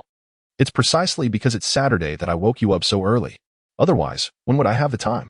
Liang Tian was entirely preoccupied with matters concerning Li Qianqian's job, and thus he urged Kushuelin to accompany him and Li Qianqian to Yuanhua Company. having learned that the firm operated without respite. All right, I'm awake. Please stop calling me, Kushuelin, left with no option, finally roused from his slumber. Now that you're awake, let us hasten to Yuanhua Company with Tian. I can hardly contain my excitement, Liang Tian exclaimed, eager to set off, having tossed and turned through the night in anticipation of this moment. Look at your eagerness. How fortunate Li Tian is to have such a wonderful boyfriend like you, Kushuelin remarked, feeling a twinge of envy for Li Tian's good fortune in having Liang Tian as her partner. Let us depart quickly, time is money. And any delay will only diminish our potential earnings. Liang Tian tugged at Kushuelin, eager to leave. Liang Tian, slow down. I haven't even changed my clothes yet. Kushuelin protested, as he typically slept in nothing but his underwear, making him reluctant to venture out with Liang Tian in such a state. I truly admire that fellow, managing to sleep so soundly despite all the commotion, Kushuelin mused, glancing at Shangwan Hanlu, who remained undisturbed by Liang Tian's antics, feeling a flicker of envy. Tian. Liang Tian had already informed Li Tian over the phone the night prior that he would take her for a job interview that morning, and thus she awaited him eagerly at the entrance. Liang Tian, you've arrived, Li Tian exclaimed, thrilled to hear that he had secured her a position at Yuanhua. Did you wait long, Tian? Liang Tian asked as he and Kushuelin rushed over. Not at all. Thank you, Shuelin. I truly appreciate you helping me find such a wonderful job, Li Tian said, noticing Kushuelin's breathlessness and feeling a pang of sympathy, prompting her to offer kind words to soothe him. After all, Liang Tian is my brother, and you are his beloved. Naturally, you are also my friend. I feel no burden in assisting, Kushuelin replied graciously, understanding the importance of saying the right things. Now, let us set off. Tardiness might leave a poor impression. Liang Tian felt a surge of excitement akin to receiving his acceptance letter from Jinghua University. Seeing you so anxious, let us indeed depart.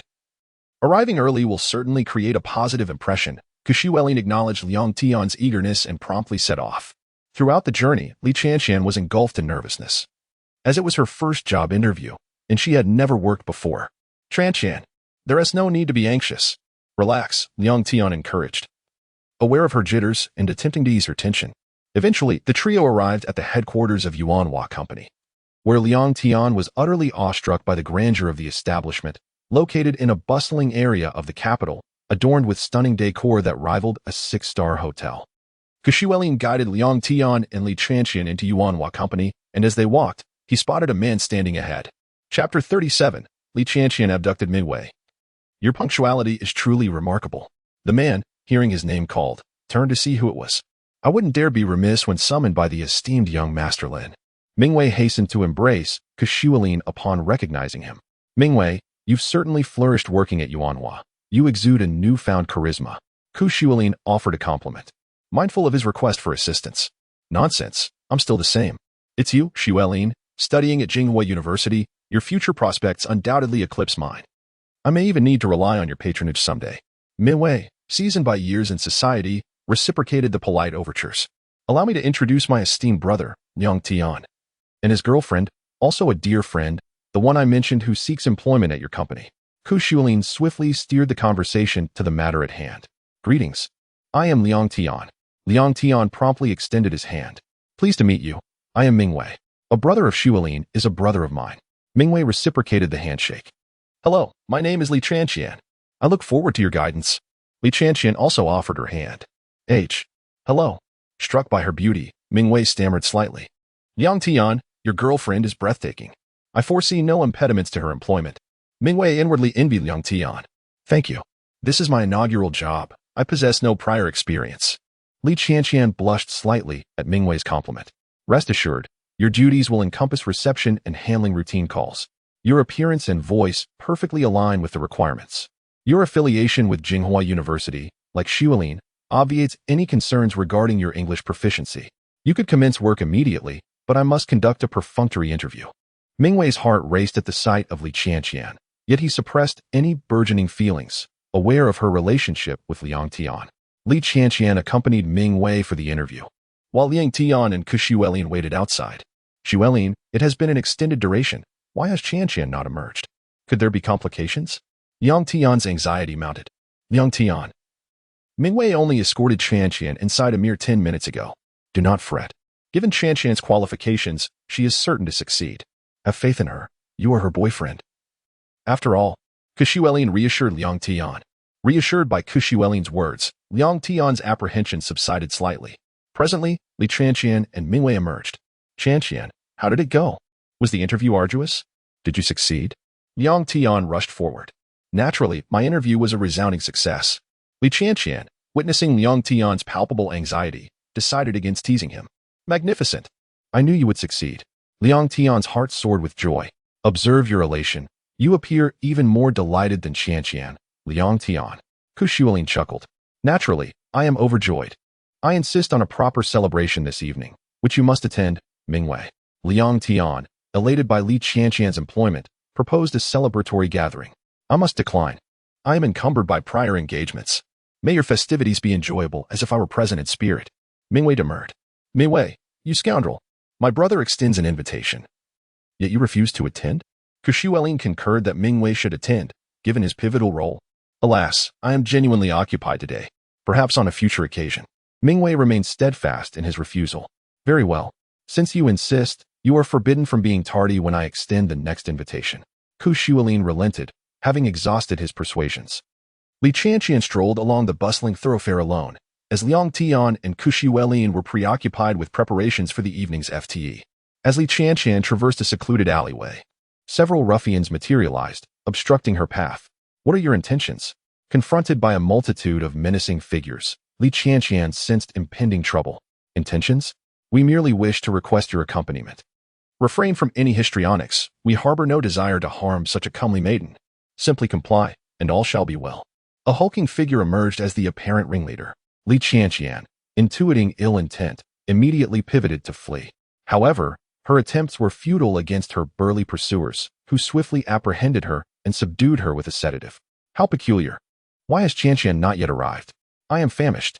Shangguan Hanluo, anticipating the evening's revelry, had diligently assisted Liang Tian and Kushuelin with the arrangements.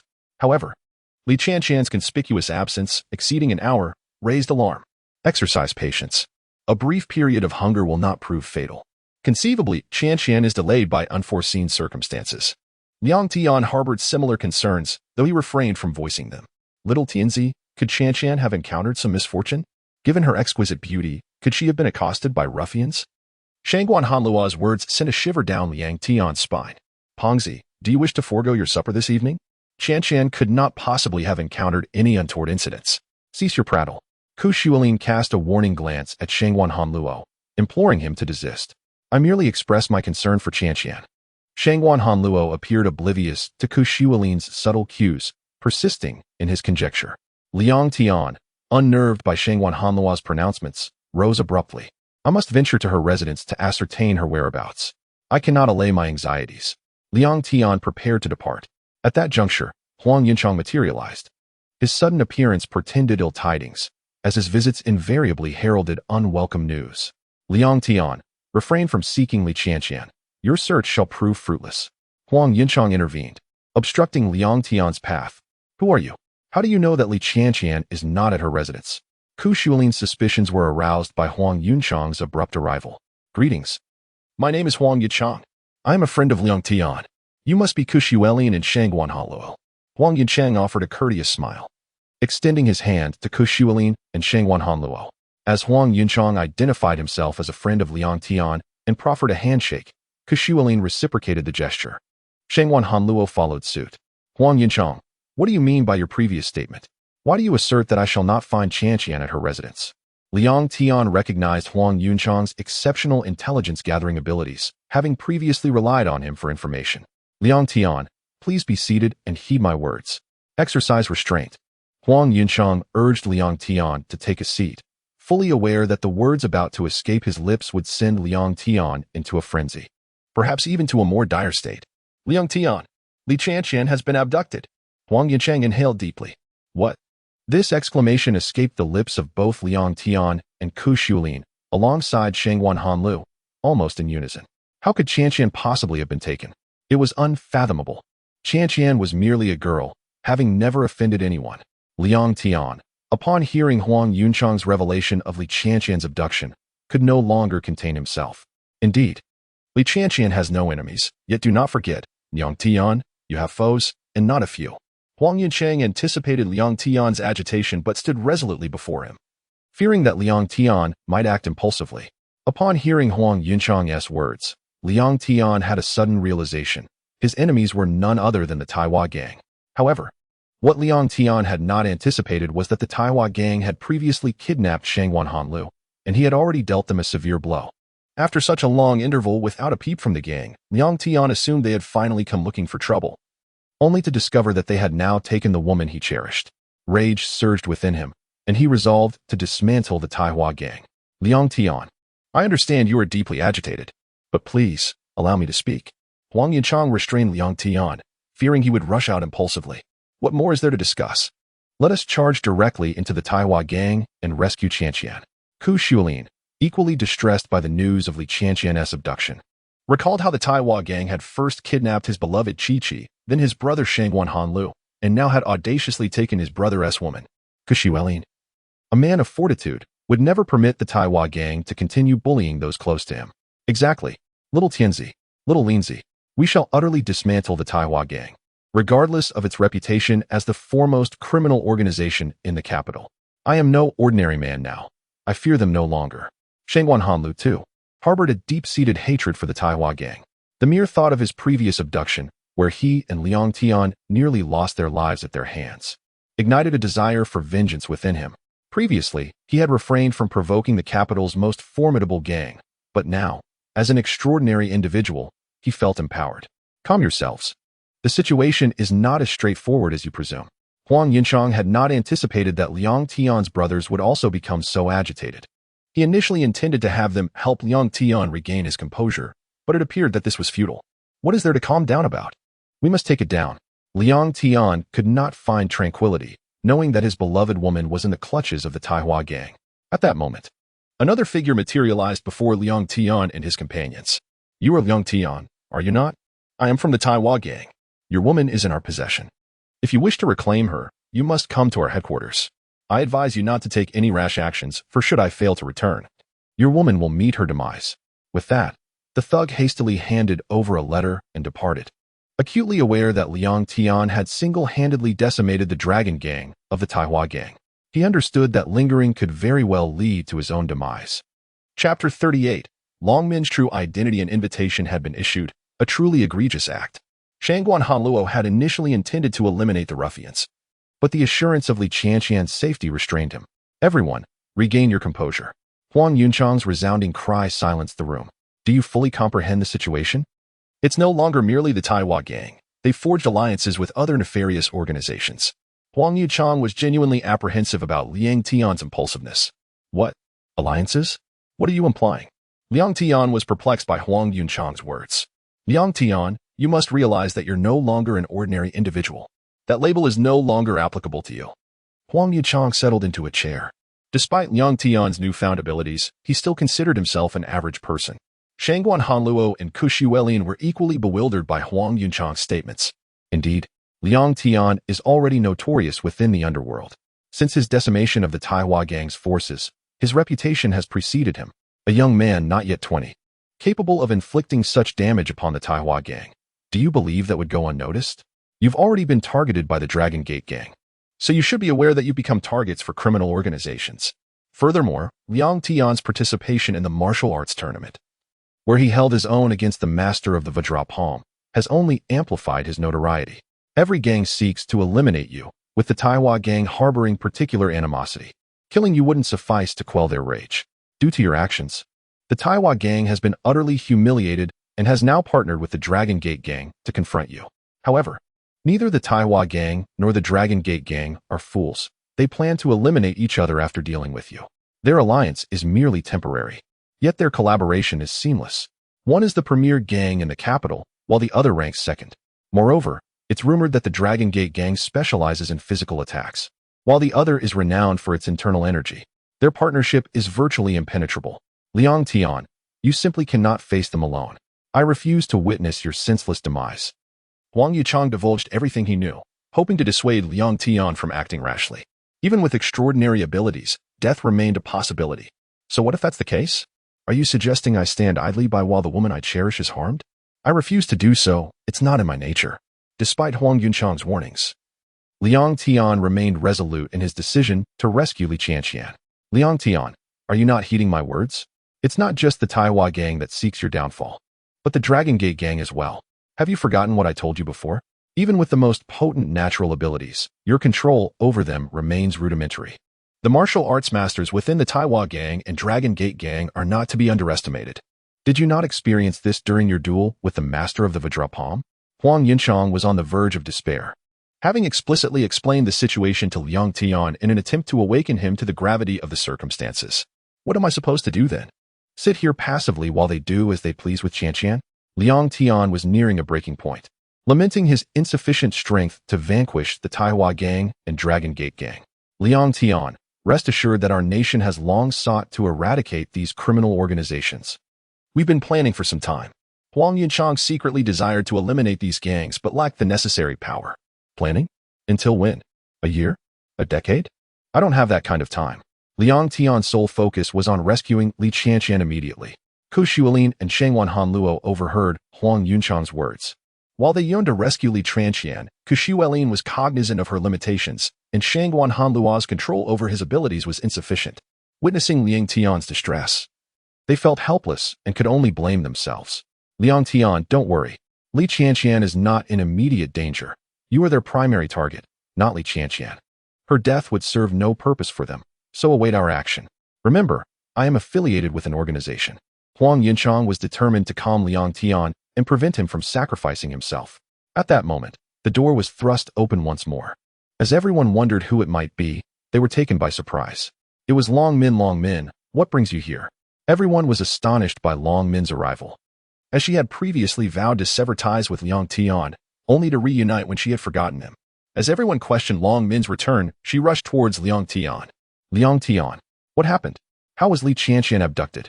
Long Min, how did you find out? Liang Tian was incredulous, as he had only just learned of the incident himself. He had not informed Long Min. My subordinates witnessed some thugs abducting Li Qianqian this afternoon. They attempted to rescue her, but the thugs managed to escape. Long Min paused to catch her breath, having run almost the entire way without rest. Long Min, why have you returned? Have you forgotten your promise to Liang Tian? Shangwan Hanluo suspected that Long Min was once again vying for Liang Tian's affections with Li Qianqian. Shangwan, fear not. I remember my promise to Liang Tian. I've long removed him from my romantic interests. Liang Tian is now my brother. Long Min firmly remembered her promise to Liang Tian. Despite her vow, she had to come. As Li Qianqian was in peril. Upon hearing Long Min's words, Liang Tian felt relieved. He had feared that Long Min would rekindle her affections for him. But he had no time to dwell on the matter, as his sole concern was Li Qianqian. Huang Yunchang, what are you doing here? Shouldn't you be with the organization? Long Min was clearly surprised to see Huang Yunchang. Miss, like you, I'm here because of Li Qianqian. Huang Yunchang bowed to Long Min. Miss? Dear? Are you two acquainted? Liang Tian suspected a connection between Long Min and Huang Yunchang. Of course I know him. He's Huang Yunchang, a member of the organization. Long Min began to explain to Liang Tian and the others. What organization? What are you talking about? At least say something that Ku Xuelin and I can understand. Shangwan Hanluo and Ku Xuelin were completely baffled. Apologies, I haven't introduced myself to you two. My name is Huang Yunchang, and I'm affiliated with a government organization. Huang Yunchang began to introduce himself to Shangwan Hanluo and Ku Xuelin. What? Upon hearing Huang Yunchang's introduction, Shangwan Hanluo and Ku Xuelin were incredulous. It is essential to understand that individuals within the government organization are indeed remarkable figures. Huang Yunchang, how did you come to know Long Minpeng? Given Huang Yunchang's extraordinary status, addressing Long Minpeng as Miss hinted at their significant backgrounds, Liang Tian immediately perceived that their identities were far from ordinary. My father is the leader of this organization. Long Minpeng revealed. Huang Yunchang is my father's right-hand man, so naturally, he would know me. What? Long Minpeng, your father is also a member of the government organization, and he is the leader? Liang Tian had always believed that Long Minpeng's father was merely a wealthy individual, never imagining the extent of his capabilities. Shangwan Hanluo and Ku Xuelin were equally astonished. Yes, my father is the leader of the organization. So what? Why are you all so surprised? Long Minpeng was puzzled by Liang Tian's reaction. I always thought your father was just a wealthy man. I never realized he possessed such remarkable abilities, Liang Tian admitted. Still in disbelief. You all never asked me. Therefore, I had no reason to share details about my father. Long Minpa felt that Liang Tian and the others were overreacting. Moreover, all my martial arts training was imparted to me by Long Minping's father. She is my junior sister, Huang Yichang stated, further shocking Liang Tian, who was well aware of Huang Yunchang's prowess. He might not even stand a chance against him. If your master is Long Minping's father, then why is Long Minping's style of martial arts so distinctly different from yours? Liang Tian inquired, knowing that while Long Minping's skills were also primarily based on physical attacks, they were entirely different from Huang Yunchang's. That is a question for my late father. He practiced Dragon and Tiger Fist, a martial art that requires a masculine disposition to learn, which I, as a woman, cannot master. This has always been a source of frustration for me. Long Minping explained piece by piece. Liang Tian, this is not the time to discuss our matters. Li Qianqian has been captured by the Taiwa gang. We need to rescue her. The Taiwa gang is not a mere sheep. They are a ferocious wolf. Long Minping's words brought Liang Tian back to the pressing situation. Indeed, Qianqian has been taken. I must act swiftly to rescue her.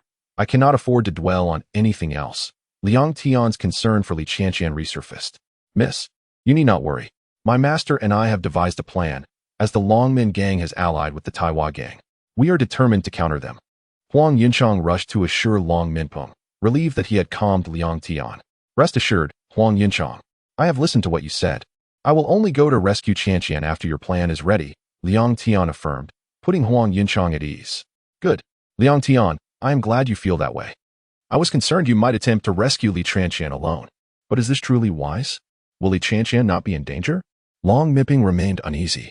Although she understood that both her father and Huang Yunchang were formidable individuals, the alliance of the Taiwa gang and the Longmin gang made her apprehensions reasonable. Do not worry. Miss Liang Tian, you need not be concerned. I assure you that Li Qianqian will be safe. No matter what, I will not allow her to come to harm. Huang Yunchang vowed, determined to ensure that Li Qianqian remained unharmed, as he was a good friend to Liang Tian and a dear friend to his junior sister. Chapter 39. The rescue of Li Qianqian in the stillness of the night. Liang Tian found himself unable to slumber. Despite Huang Yunchang's assurances that he would rescue Li Qianqian from the clutches of the organization, Liang remained restless. He was acutely aware of the malevolence inherent in the Taiwa gang and the Longmin gang, their hearts as dark as the deepest ink in a bottle. The mere thought of Li Qianqian enduring their torment rendered him sleepless. Li Qianqian, heed my words. If your man, Liang Tian, does not appear by dawn, your life shall be forfeit. Pray that your man is not a coward, cackled Li Jifeng, the leader of the Taiwa gang. Li Qianqian, hearing these words, felt a chill of fear, yet she still hoped that Liang Tian would not come for her. His arrival would seal her fate. You speak the truth, my man, Liang Tian is indeed a coward. Thus, it would be wise for you not to wait for his arrival. What? Are you truly unafraid of death? Li Jifeng was taken aback by her response. Such a beauty ought to fear for her life, he thought. Yet, he was astonished to discover that Li Qianqian was an exception, a beauty unafraid of death. Do you not fear that Liang Tian will not come? If so, your beauty shall perish. To sacrifice Liang Tian for my life is a price I shall not pay. I would rather embrace death, she declared, valuing Liang Tian above herself. Well said. Your Liang Tian will undoubtedly come for you. He will come for you without fail. Li Jifeng ordered his men to take Li Qianqian away. Liang Tian, you have made my Taiwa gang suffer immensely. You shall meet a tragic end tomorrow. Just you wait. Li Jifeng had long devised plans to deal with Liang Tian. As dawn broke, Liang Tian eagerly awaited the morning light, for he could no longer afford to rely on Huang Yunchang's plan. He resolved to rescue Li Qianqian himself. The moment he saw the first rays of light, he arose, careful not to disturb Ku Shuilin and Shengwan Hanlu, for their presence would only complicate matters. The stakes were too high. Liang Tian harbored a death wish, and he could not allow his comrades to accompany him into peril. With the letter he received from a thug the previous night in hand, which contained a pre-written address, Liang Tian followed the directions step by step toward the rendezvous point of the Taiwa gang and the Longmin gang. Each step filled him with trepidation. He lacked the confidence to rescue Li Qianqian, yet he felt he had no choice. If he did not go, it would be as though he had already died. Upon arriving at the designated location, Liang Tian dared not act recklessly. He approached cautiously, fully aware that many awaited him inside. His plan was to seize Li Qianqian and escape using the full might of his powers. He had activated his lightning form to its peak state, retreating behind the door, and unleashed several lightning serpents, which burst through the door, incapacitating dozens within. Upon peering inside, Liang Tian was struck by the sheer numbers, at least 1,000 individuals. Their combined presence formidable, akin to a microcosm of power. Nevertheless, he steeled himself and ventured forth. "You are Liang Tian?" Li Jifeng emerged, initiating a dialogue. "Indeed, I am Liang Tian." His heart raced with anxiety as he scanned the room for Li Qianqian's silhouette. "There is no need to search. The enchanting Li Qianqian is not here," came a soft voice from another figure. Qinin, the leader of the Longmen gang.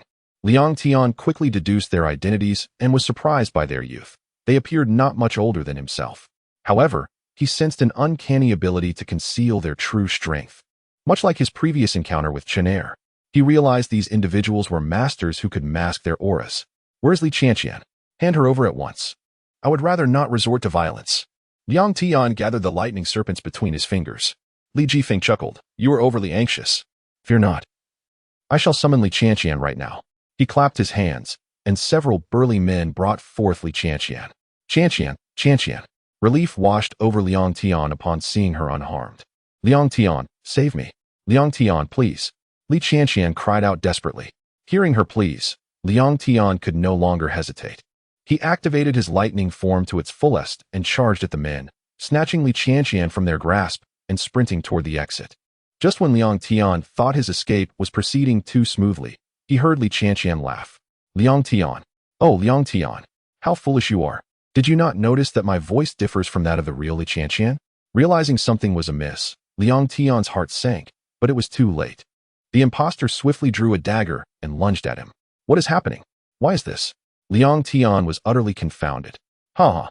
Liang Tian, your naivety is astounding. Perhaps I cannot fault you for it. Your eagerness to save her has clouded your judgment." Li Jifeng laughed heartily. "Look closely, Liang Tian. Is this truly your Li Qianqian?" As the false Li Qianqian tore away her disguise, revealing a formidable woman, Liang Tian was taken aback. "Liang Tian, I am Li Xiao, the right hand of the Taihua gang. It is a pleasure to make your acquaintance." She smiled alluringly, yet such a smile often concealed danger. "I am such a fool. How did I not recognize that your voice was entirely different from Qianqian's?" Liang Tian, clutching his wound, hoped the lightning form would hasten his recovery. Otherwise, he would meet his end here. "Submit, Liang Tian. The dagger my brother used against you is not merely a physical threat. I am an expert in poison. Did you believe it was untainted?" Li Xiao's smile grew even more beguiling. Suddenly, Liang Tian felt the wound becoming inflamed, accompanied by excruciating pain that left him unsteady. "Liang Tian, I never anticipated the plan would unfold so successfully. It appears I shall not need to exert much effort." Qin cackled madly, her visage contorting grotesquely. Due to the poison, Liang Tian could barely stand, rendering him incapable of fighting back. If Qin were to attack now, it would be akin to a wolf preying upon an injured sheep, leaving no possibility for retaliation.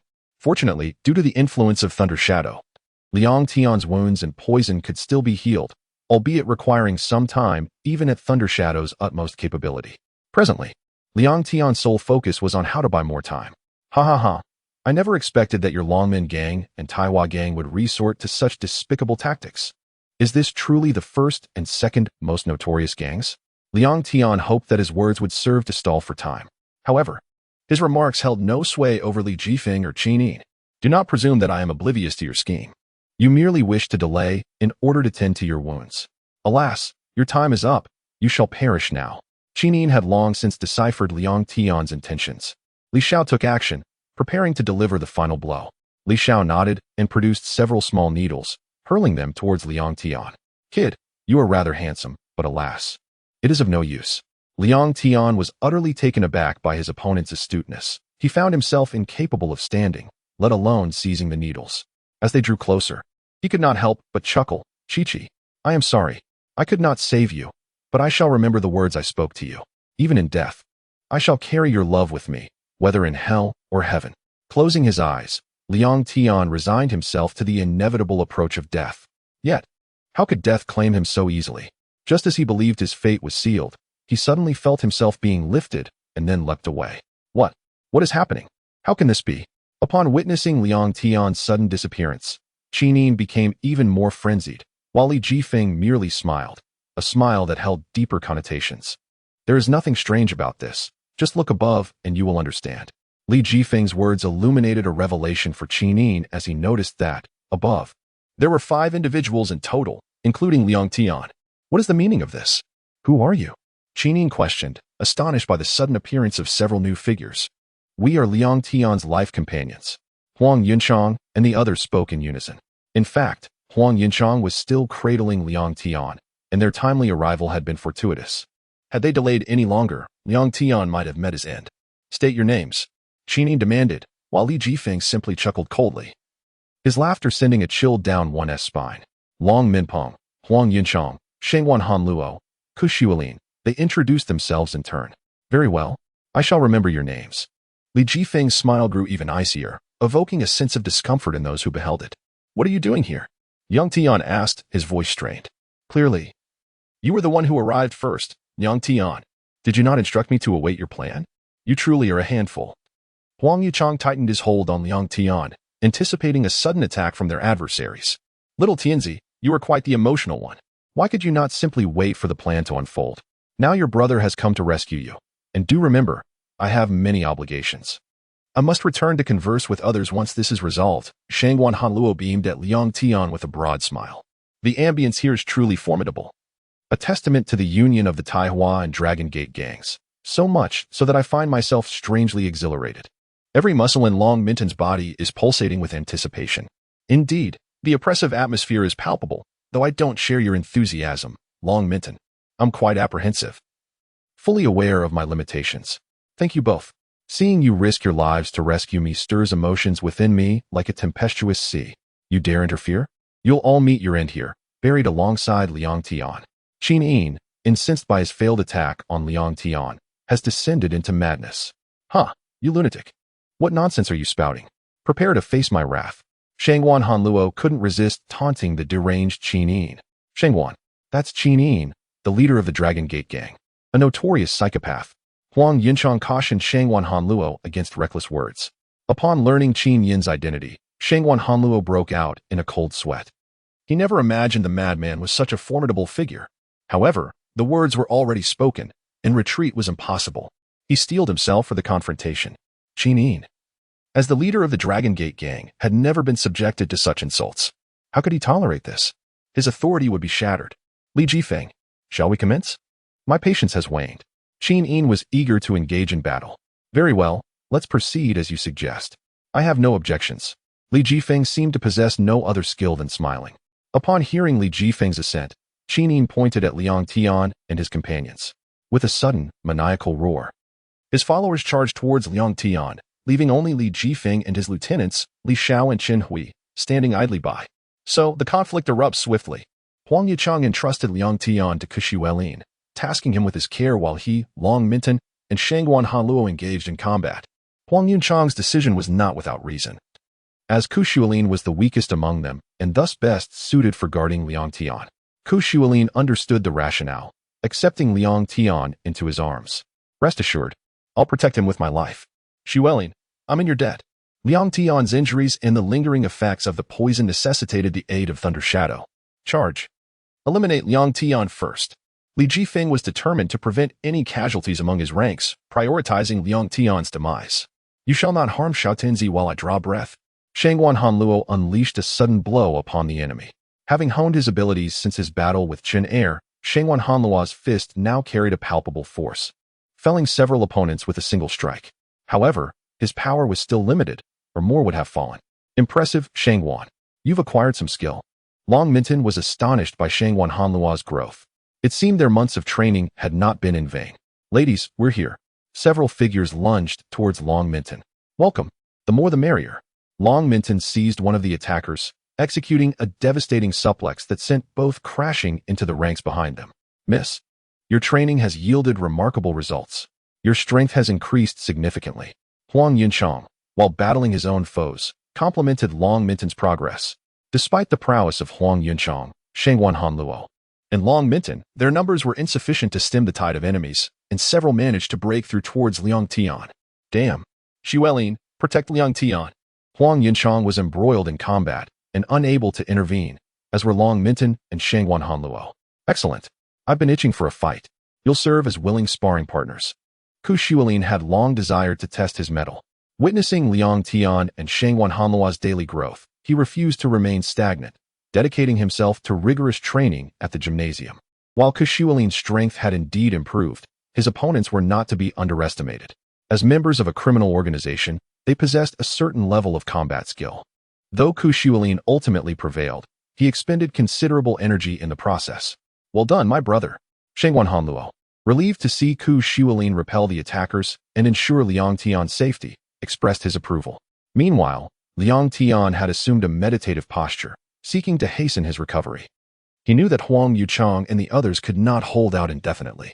Observing the gradual depletion of his forces, Qin Yin grew impatient and sought to join the fray, only to be restrained by Li Jifeng. "What is the meaning of this? Why do you impede me? Allow our subordinates to engage them first. They are not without skill and will serve to exhaust our opponents. Then, we shall strike." Li Jifeng had deliberately held back, intending to conserve their strength. Qin Yin, understanding Li Jifeng's strategy, relented and remained an observer. "Damn it, will this never end? Their numbers are endless." Shangguan Hanluo grew weary of battling the seemingly inexhaustible ranks of the Taiwan and Dragon Gate gangs. "Patience, Shangguan. We will eventually prevail if we persevere. We must buy Liang Tian time to heal." Huang Yunchang feared that Shangguan Hanluo's frustration would create an opening for the enemy. Heeding Huang Yunchang's words, Shangguan Hanluo regained a measure of composure, focusing his energy and unleashing a concussive burst that sent nearby opponents reeling. "Done. I had to step in." Shangguan Hanluo, pleased with his accomplishment, gave himself a thumbs up. "Conserve your energy, Shangguan Hanluo. Remember, the leaders of the Taihua and Dragon Gate gangs and their lieutenants remain. They are the most formidable adversaries here. With Liang Tian injured, we cannot afford to deplete our strength prematurely." Long Minton had anticipated Li Jifeng's strategy and had been conserving her energy from the outset. Shangguan Hanluo, taking Long Minton's advice to heart, acknowledged his error. "You're right. I shouldn't have expended so much energy." However, the sheer number of opponents meant that some still managed to reach Liang Tian. Fortunately, Kushualin was there to defend him. But his stamina was limited. How long could he endure? At that moment, a figure wielding twin blades confronted Kushualin. His appearance suggested considerable skill, and Kushualin dared not underestimate him. "Hand over Liang Tian, and I might spare your life," the swordsman demanded. "And if I refuse? Do you think you can kill me? Do refrain from such absurd jokes. Kushualin is prepared for battle. Is that so? Then do not blame my lack of courtesy. I have already advised you to cherish your life." The one wielding twin blades readies for an attack. "Enough chatter. Let us commence." At that moment, Kushualin charged at the dual-wielding foe, foolishly rushing to meet his own demise. "This pleases me. Young man, you must know that I am a disciple of Mingjian, and you are woefully naive." The dual-wielding assailant remains still, awaiting Kushualin's approach. Kushualin fails to anticipate his opponent's formidable strength, believing he can easily defeat him. He delivers a flying kick, utilizing 70% of his strength, hoping to fell his adversary in one strike. "Impressive," the opponent exclaims. "That kick was quite powerful. Alas, it was not enough to breach my defense. Now, it is my turn to strike." The dual-wielding individual hurls one of his swords at Kushualin, who swiftly rushes forward to counter. "What is this? I expected your attacks to be more formidable, but this is all you have?" Just as Kushualin thinks his opponent's strength is trivial, an unforeseen event unfolds. "Huh, young man, things are not as simple as you presume." At that moment, the assailant lunges at Kushualin. Unbeknownst to him, this maneuver was merely a ruse, and he did not anticipate the incredible speed of his opponent. The dual-wielding fighter leaps behind Kushualin, catching the sword he had previously thrown, then suddenly pivots and fiercely thrusts it toward Kushualin. Kushualin has greatly underestimated his adversary's prowess, resulting in the dire consequence of sustaining 2 wounds to his back, blood gushing forth, and staining the once gleaming blade crimson. "Farewell, young man. Was it not simpler to surrender?" The assailant begins to cackle maliciously. As he approaches Liang Tian, his foot is unexpectedly seized. Kushualin, refusing to succumb, summons the last vestiges of his strength to grasp the man's foot, determined to protect Liang Tian, even at the cost of his own life. "I did not anticipate your tenacity. If you're still alive, you should play dead. Then perhaps you would not face death." The dual-wielding fighter raises his sword toward Kushualin. "Do not approach Liang Tian." Kushualin speaks with great difficulty, on the verge of losing consciousness, yet forcing himself to endure. Xiao Linzi, Shualin, Kushualin, Shengwan Hanluo, Huang Yunchang, and Long Minting see that Kushualin is near death and wish to rush to his aid, but they are completely surrounded and have no means of escape, nor the time to act. Die. The dual-wielding individual prepares to thrust his sword at Kushiwelin. Just as Kushiwelin resigns himself to his fate, a miracle occurs. The dual-wielding fighter suddenly collapses, crackling with electricity. It is revealed that Liang Tian has just managed to heal his wounds and, at the critical moment, struck the assailant with a lightning shadow, causing him to fall. Chapter 41. Kushiwelin's collapse. Liang Tian. This is wonderful. You're finally awake, Kushiwelin exclaimed, her face illuminating with joy upon seeing Liang Tian regain consciousness. Shiwelin. Liang Tian, equally relieved, rushed to support her. Wonderful, Liang Tian. You're finally awake, Kushiwelin uttered, expending her last breath before collapsing. Liang Tian checked her pulse, discovering she was still alive, though unconscious. Oh, what a disappointment. I had hoped Liang Tian would simply expire. Instead, a worthless individual has perished. How vexing. Qin Yin sneered callously. Enraged by the remark, Liang Tian seethed, You despicable fiends. Today, I shall slay you all. Shengwan Hanluo, Huang Yuchang, and Long Mingyun, equally incensed, could no longer restrain themselves. I can't endure this any longer. I shall slaughter you all. Shangwan Hanluo roared, unleashing a torrent of power. Long Mingyun and Huang Yuchang, unable to contain their fury, unleashed their most formidable techniques. Liang Tian, in turn, summoned an array of lightning shadows. With a mighty bellow, Shangwan Hanluo conjured a cyclone, lifting their adversaries into the air. Simultaneously, Long Mingyun and Huang Yuchang executed their signature moves. Dragon Tiger Cannon. Huang Yuchang declared, launching a potent energy blast, his ultimate inner strength technique. Supple force. Long Mingyun cried, her hands moving frenetically, hurling opponents into Shangwan Hanluo's vortex. Lightning Serpent. Liang Tian roared, releasing a barrage of lightning serpents. The combined assault of Liang Tian, Huang Yuchang, Long Mingyun, and Shangwan Hanluo struck their enemies with devastating force. The convergence of their abilities created a breathtaking spectacle. The vortex generated by Shangwan Hanluo, amplified by Liang Tian's lightning serpents, crackled with intense electrical energy.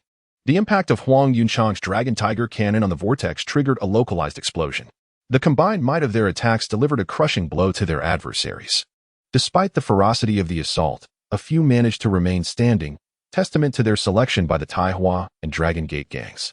Damn it, I can't believe some are still standing, Shangwan Hanluo exclaimed, his displeasure evident. Although battered, the survivors were severely weakened. Liang Tian unleashed another lightning serpent, finally felling the remaining combatants. Well done, little Tian, Shangwan Hanluo cheered, relieved to see their enemies vanquished. He had feared a more formidable opposition.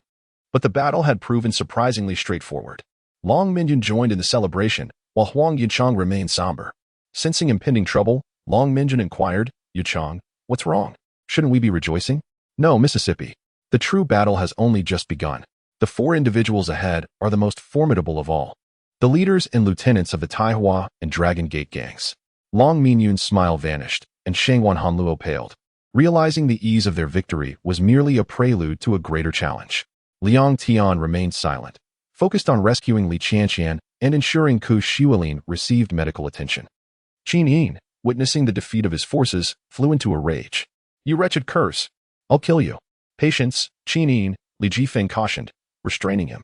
Why are you holding me back? Our men have fallen. If we don't act now, they'll overwhelm us. Qin Yin shrieked. I never said we wouldn't fight. Allow me to say a few words first. Li Jifeng's smile was unsettling. Qin Yin, intimidated by his demeanor, fell silent. Liang Tian, you are indeed formidable. To defeat thousands of our men is beyond my expectations.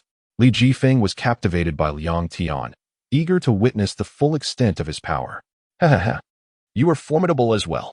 You have inflicted grievous wounds and brought down my comrades.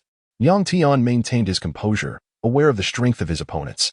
He couldn't afford to falter, not with Li Qianqian's safety, Kushiwelin's life, and the well-being of Shangwan Hanluo, Huang Yuchang, and Long Mingyun at stake. Liang Tian, how convenient. 4 of us against 4 of you. Perfect. No need to squabble over opponents.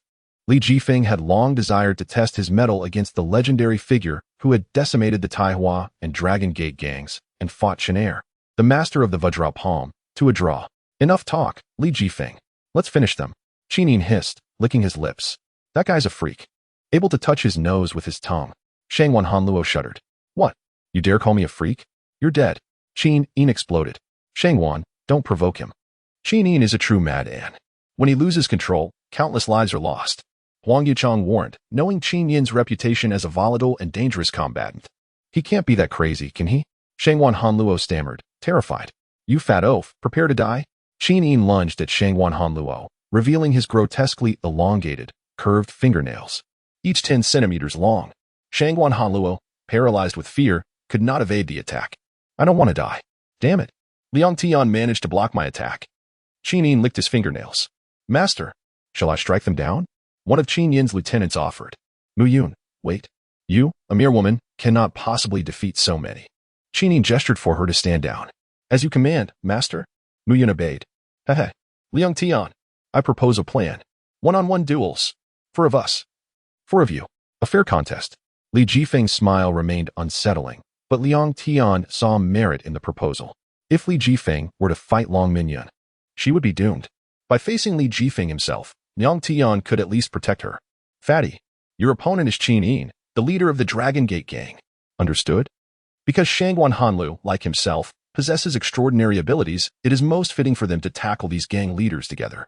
Upon hearing Liang Tian's words, cold sweat began to bead on Shangwan Hanlu's forehead. Little Emperor, did you not hear Huang Yunchang refer to him as a pervert? I have no desire to engage with someone so deranged. There is no room for choice, exclaimed the chubby one. Did you not see that Qin Yin was targeting you? He has already deemed you his rival. Do you think you can escape? Moreover, as someone with special abilities, it is most suitable for you to confront him. Liang Tian himself harbored the desire to battle Qin Yin, but alas, he was already marked as a foe by Li Jifeng. Huang Yuchang, your opponent is Qin Yin's right-hand man. Long Minpeng, you are set against Li Jifeng's right-hand man. Liang Tian could sense that Qin Yin's accomplice exuded a more formidable aura than Li Zhao's, hence he assigned the more capable Huang Yuchang to deal with her. Very well. Huang Yunchang and Long Minpeng agreed amongst themselves. Mubo, what did they say? Qin Yin pointed a finger at Liang Tian. They have devised a battle plan. The chubby one will face you. Liang Tian will engage Li Jifeng, while Li Xiao will contend with Long Minpeng, and I shall take on Huang Yunchang. Mubo relayed everything she had overheard. Mubo, your ears are indeed sharp, but it is a pity you are not part of my Taiwan gang. Li Jifeng began to sigh. Li Jifeng, are you attempting to snatch my people? You should first inquire whether my nails would permit such an act. Qin Yin began to sharpen her nails against Li Jifeng. Jifeng, fear not. I shall prove to you that I am the best. Li Xiao, as Li Jifeng's most favored right-hand woman, felt compelled to prove herself upon hearing his declaration. Li Xiao, do not disappoint me. Unleash the full potency of your poison. Eliminate that woman, Long Minpeng. Li Jifeng directed his finger towards Long Minpeng. Rest assured, I will not let you down. Li Xiao retrieved a dagger from her back. Long Minpeng, be cautious of that woman named Li Xiao. She is adept at poison and possesses formidable disguise skills. Liang Tian had already fallen victim to her tricks. Fear not. My woman is exceedingly meticulous. How could her poison affect me?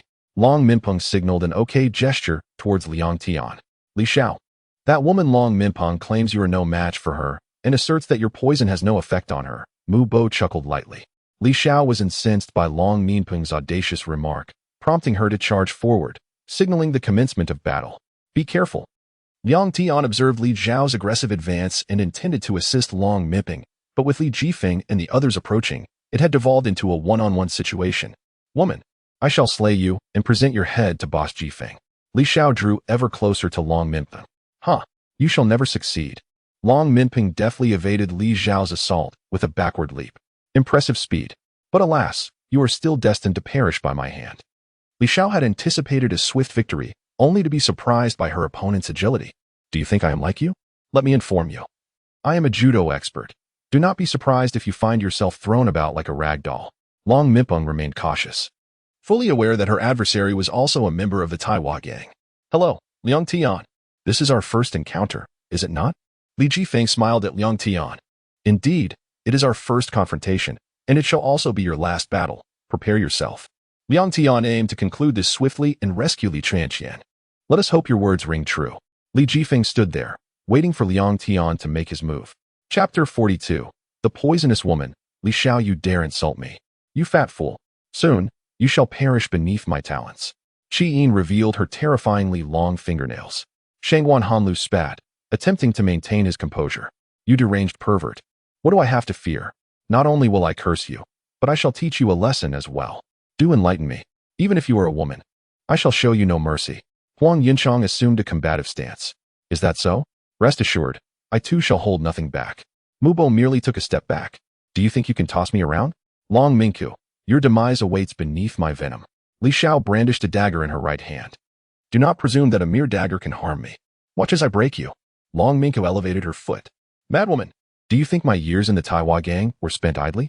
Soon, I shall ensure your death is most gruesome. Li Xiao lunged at Long Mingku, who had anticipated such a move. She had raised her foot in preparation, channeling all her strength into it. Shatter, just as Li Xiao approached. Long Mingku brought her foot down, a technique she had honed meticulously for future battles, poised to deliver a devastating blow to her foe. To Long Mingku's astonishment, Li Xiao evaded the attack. What? How is this possible? My speed is unmatched, and yet she dodged. Long Mingku was rendered speechless. Is it so surprising that I could evade your strike? In the Taiwa gang, I specialize in assassination. Speed is my forte. Do not assume you can outpace me. Li Xiao leaped into the air, thrusting both daggers towards Long Mingku's head. Clearly, I underestimated you. I must now take this seriously. Long Mingku narrowly avoided the assault, leaping into the air just as Li Xiao landed.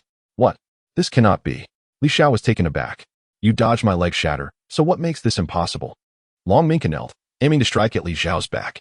Hearing movement above, Li Xiao glanced upward, but it was too late. She attempted to evade.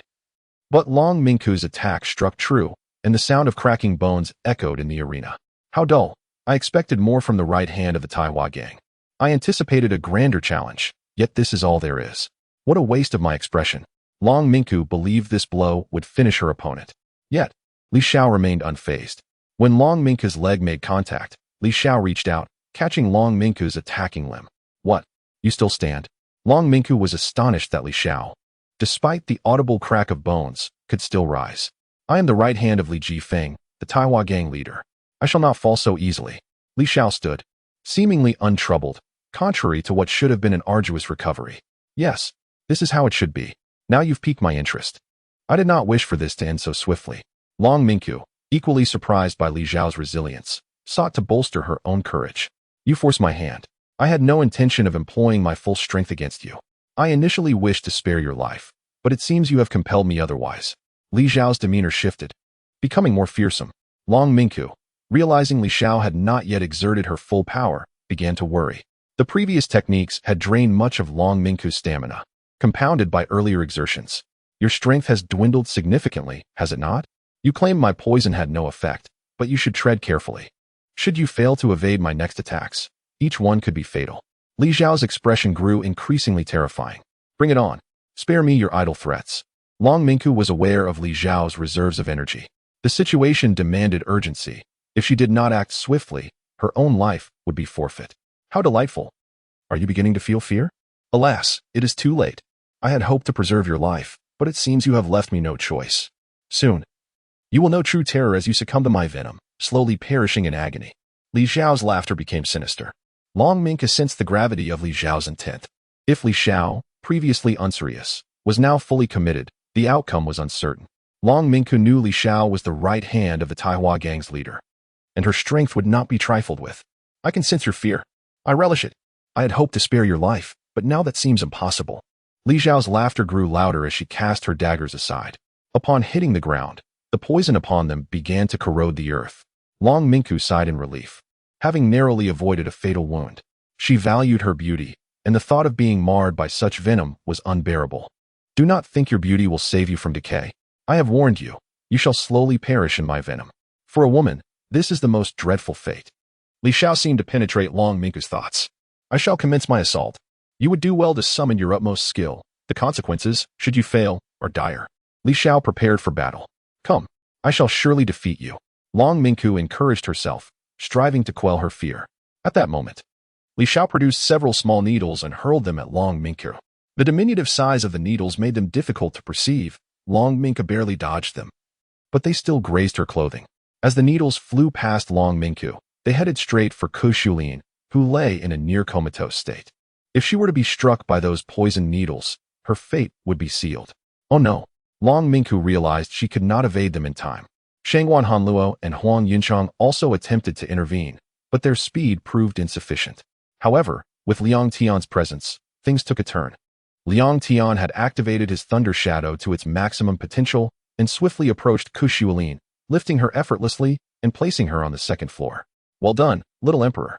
Shangwan Hanluo was astonished to see Liang Tian's speed surpass that of the incoming darts, which were perilously close to Kushualin.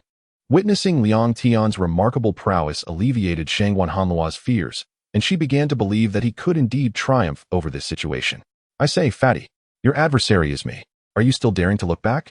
Qin Yin exclaimed, noticing that Shangwan Hanluo seemed to disregard her presence entirely.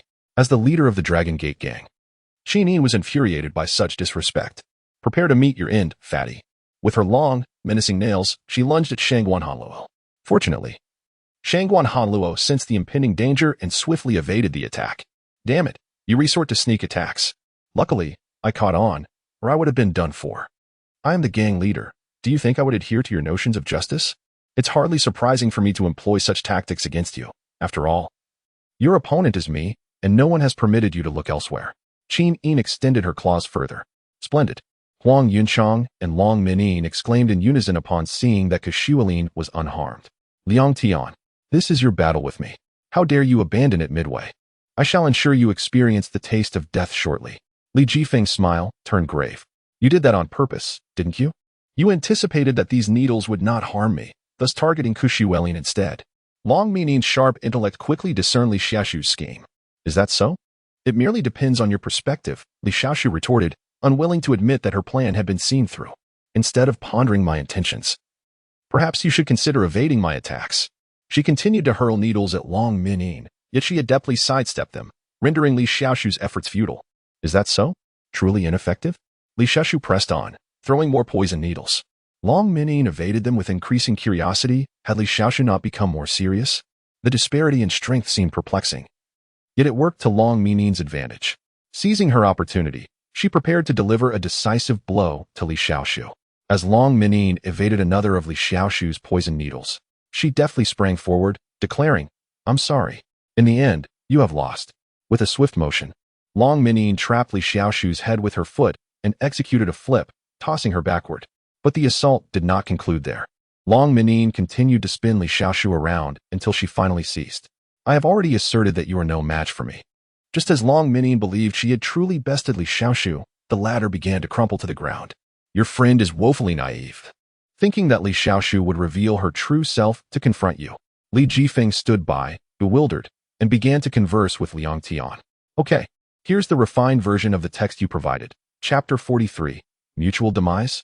Li Jifeng, what do you imply? I don't comprehend.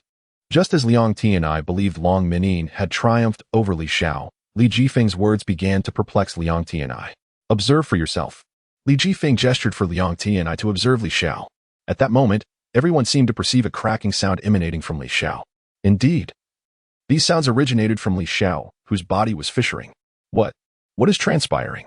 Long Minyin was cognizant of her technique's potency. Yet it shouldn't have reached such an extreme. Fear not. I am not yet deceased. I am merely revealing my true form. The prone Li Xiao began to speak, instilling fear in everyone except Li Jifeng and Mu Yan. From within the fractured body emerged a figure, though it scarcely resembled a human. Its entire form was putrescent, face included, and it exuded a foul odor. This cadaverous figure began to speak. I never anticipated my true form would manifest. I believed I would never employ this body. Yet a mere woman has forced it out. Are you Li Xiao? Long Minyin was astonished that this cadaverous entity could speak and suspected it was indeed Li Xiao. Indeed, I am Li Xiao. You have compelled me to reveal this visage, and you shall meet your end. I will not rest until you are slain. Li Xiao began to laugh maniacally. Good heavens! Is that cadaverous figure a zombie? Shangwan Hanluo began to tremble with fear. What is the meaning of this? How could such a thing occur? Liang Tian and I was utterly bewildered. Allow me to elucidate, Liang Tian and I. This is Li Xiao's authentic form. The previous guise was merely a false body. As you know, Li Xiao is a woman who is fond of concocting poisons. During one such endeavor, an accident occurred, and the venomous substances detonated. Li Xiao survived the explosion, but suffered a dire consequence. She became a woman imbued with poison. Her current appearance is so ghastly that she mastered the art of disguise and fabricated a false body to conceal her true self. This false body possesses formidable defenses. Do not underestimate it. It serves as Li Zhao's protective shell, which Long Minyin has now shattered, Li Jifeng explained to Liang Tian and I and everyone present. Precisely. This is my true self. Let me assure you, Long Menin, your previous attacks caused me no harm. The sound of bones cracking when you struck my back was merely the sound of my false body fracturing. Your recent assault merely destroyed my false shell. My disguise is impeccable, huh? Now, proceed with caution, for my entire being is saturated with venom. My entire being is a weapon. Any contact will cause your flesh to decay. You are a veritable grotesque. To what extent would you sacrifice yourself for poison, even to the point of obliterating your appearance? Long Menin was appalled by Li Zhao's depravity. She despised those who mistreated their bodies, as her mother had perished in such a manner. Long Menin felt an urge to slay anyone who resembled her. Poison is my raison d'etre. I would sacrifice anything for it, even my body. It is merely a vessel. Take it if you desire. My illusion techniques can conjure countless more. Li Xiao braced herself, anticipating the effects of the poison she had inflicted on Long Menin. Upon hearing Li Zhao's words, Long Menin became enraged. I will slay you. You depraved woman should not exist in this world. Do you truly believe you can defeat me? You are already in dire straits. Li Xiao began to count down the effects of the poison on Long Menin. Have you not noticed a growing numbness in your limbs? Li Xiao could sense the poison taking effect. Startled by Li Zhao's revelation, Long Menin realized that her body had indeed been growing numb. She had initially attributed it to exhaustion, but now she suspected she had been poisoned. Yet, it seemed impossible as Li Xiao had not touched her. How did you know my body was becoming numb? Long Menin's body grew increasingly paralyzed. Have you not realized? You have been poisoned. The numbness is a result of my venom. Li Xiao laughed triumphantly, seeing that Long Menin had succumbed to her poison. Allow me to illuminate you. When you initially struck my back with your leg, I subtly touched the back of your hand without your noticing. And have you forgotten? When I hurled poison needles at you, one grazed your attire. Do not assume you are unscathed. My venom seeped into your garments, and as I continued to hurl needles, you evaded them, and in the process, the venom made contact with your skin.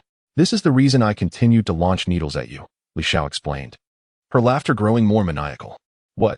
Upon hearing Li Zhao's explanation, Long Menin realized she had been poisoned all along, unbeknownst to her. She had underestimated Li Zhao's meticulous nature and cunning. Is your body becoming immobile? Your demise is imminent. Li Xiao observed Long Menin faltering. Indeed, due to the poison, Long Menin's paralysis intensified, and she began to lose her balance. Miss, I shall rescue you. Huang Yinchang rushed to Long Menin's aid, but was intercepted by Mu Yan. Uncle, I am your opponent. Do not concern yourself with others. Huang Yinchang's attempt to assist was thwarted by Mu Yan. Shangguan Hanluo also attempted to intervene, but Qin Yin prevented him from leaving. Allow me to rescue Long Menin. She is in mortal danger. Death is inevitable. This is a one-on-one contest. You must not interfere. Did we attempt to rescue Li Xiao when Long Menin attacked her? Qin Yin continued to restrain Shangguan Hanluo. You wretches. You were aware that Li Xiao possessed a false body. Long Menin does not. Shangguan Hanluo realized he was being held back by Qin Yin and could not assist. Liang Tian was similarly restrained by Li Jifeng. Long Menin, now that you have witnessed my true form, your demise is inevitable. Prepare to meet your end. Wahaha. Li Xiao advanced toward Long Menin. Am I to meet my end in this manner? Long Menin, incapacitated by the venom coursing through her veins, found herself unable to move, her body collapsing. Yet, her consciousness remained intact, granting her a semblance of composure. Let me tell you, she uttered, this poison is gradually eroding your body. It begins by numbing your exterior, then infiltrates your bones, blood, nerves, and organs, ultimately reaching your brain. Even if I do not kill you, your demise is merely a matter of time. This toxin will slowly extinguish your life within a day.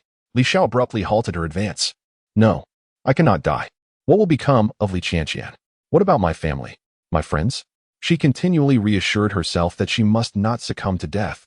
She could not allow herself to perish. Long Menin, I am coming for you. Listen closely.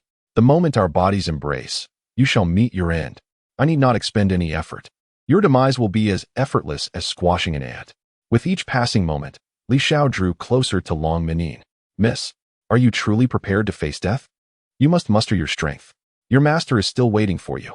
Huang Yunchang's encouraging words sought to rouse Long Menin from her despair. Hang in there. If you can overcome this zombie-like woman, I promise we will enjoy a splendid meal together. Shangguan Hanlu also rallied to support Long Menin. Long Menin, you can do it. Regardless of your encouragement, she is already afflicted by my poison. Your words are futile. She is destined for death, Li Xiao declared as she surged toward Long Menin. Just as Li Xiao reached out to touch Long Menin, to her astonishment, Long Menin stood up. With great effort, she leapt into action, successfully propelling herself behind Li Xiao. In a sudden burst, Long Minyin kicked at Li Xiao with remarkable force, each kick executed with precision and intent. She delivered a total of 23 strikes, each movement resembling a beautifully choreographed animation. Li Xiao was utterly unprepared for Long Minyin's resilience after being poisoned. The fact that she could rise and retaliate was beyond her comprehension, allowing Long Minyin to land her blows with surprising ease. Who are you? How can you stand after succumbing to my poison? This defies all logic.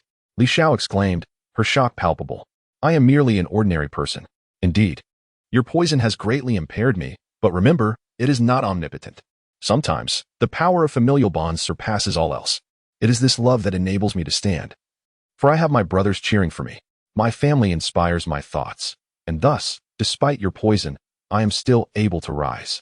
That is the reason for my resilience, Long Minyin articulated, each word a struggle. Chapter 44. Nails exist everywhere. Long Minyin, you truly speak wisely. My fondness for you grows ever deeper.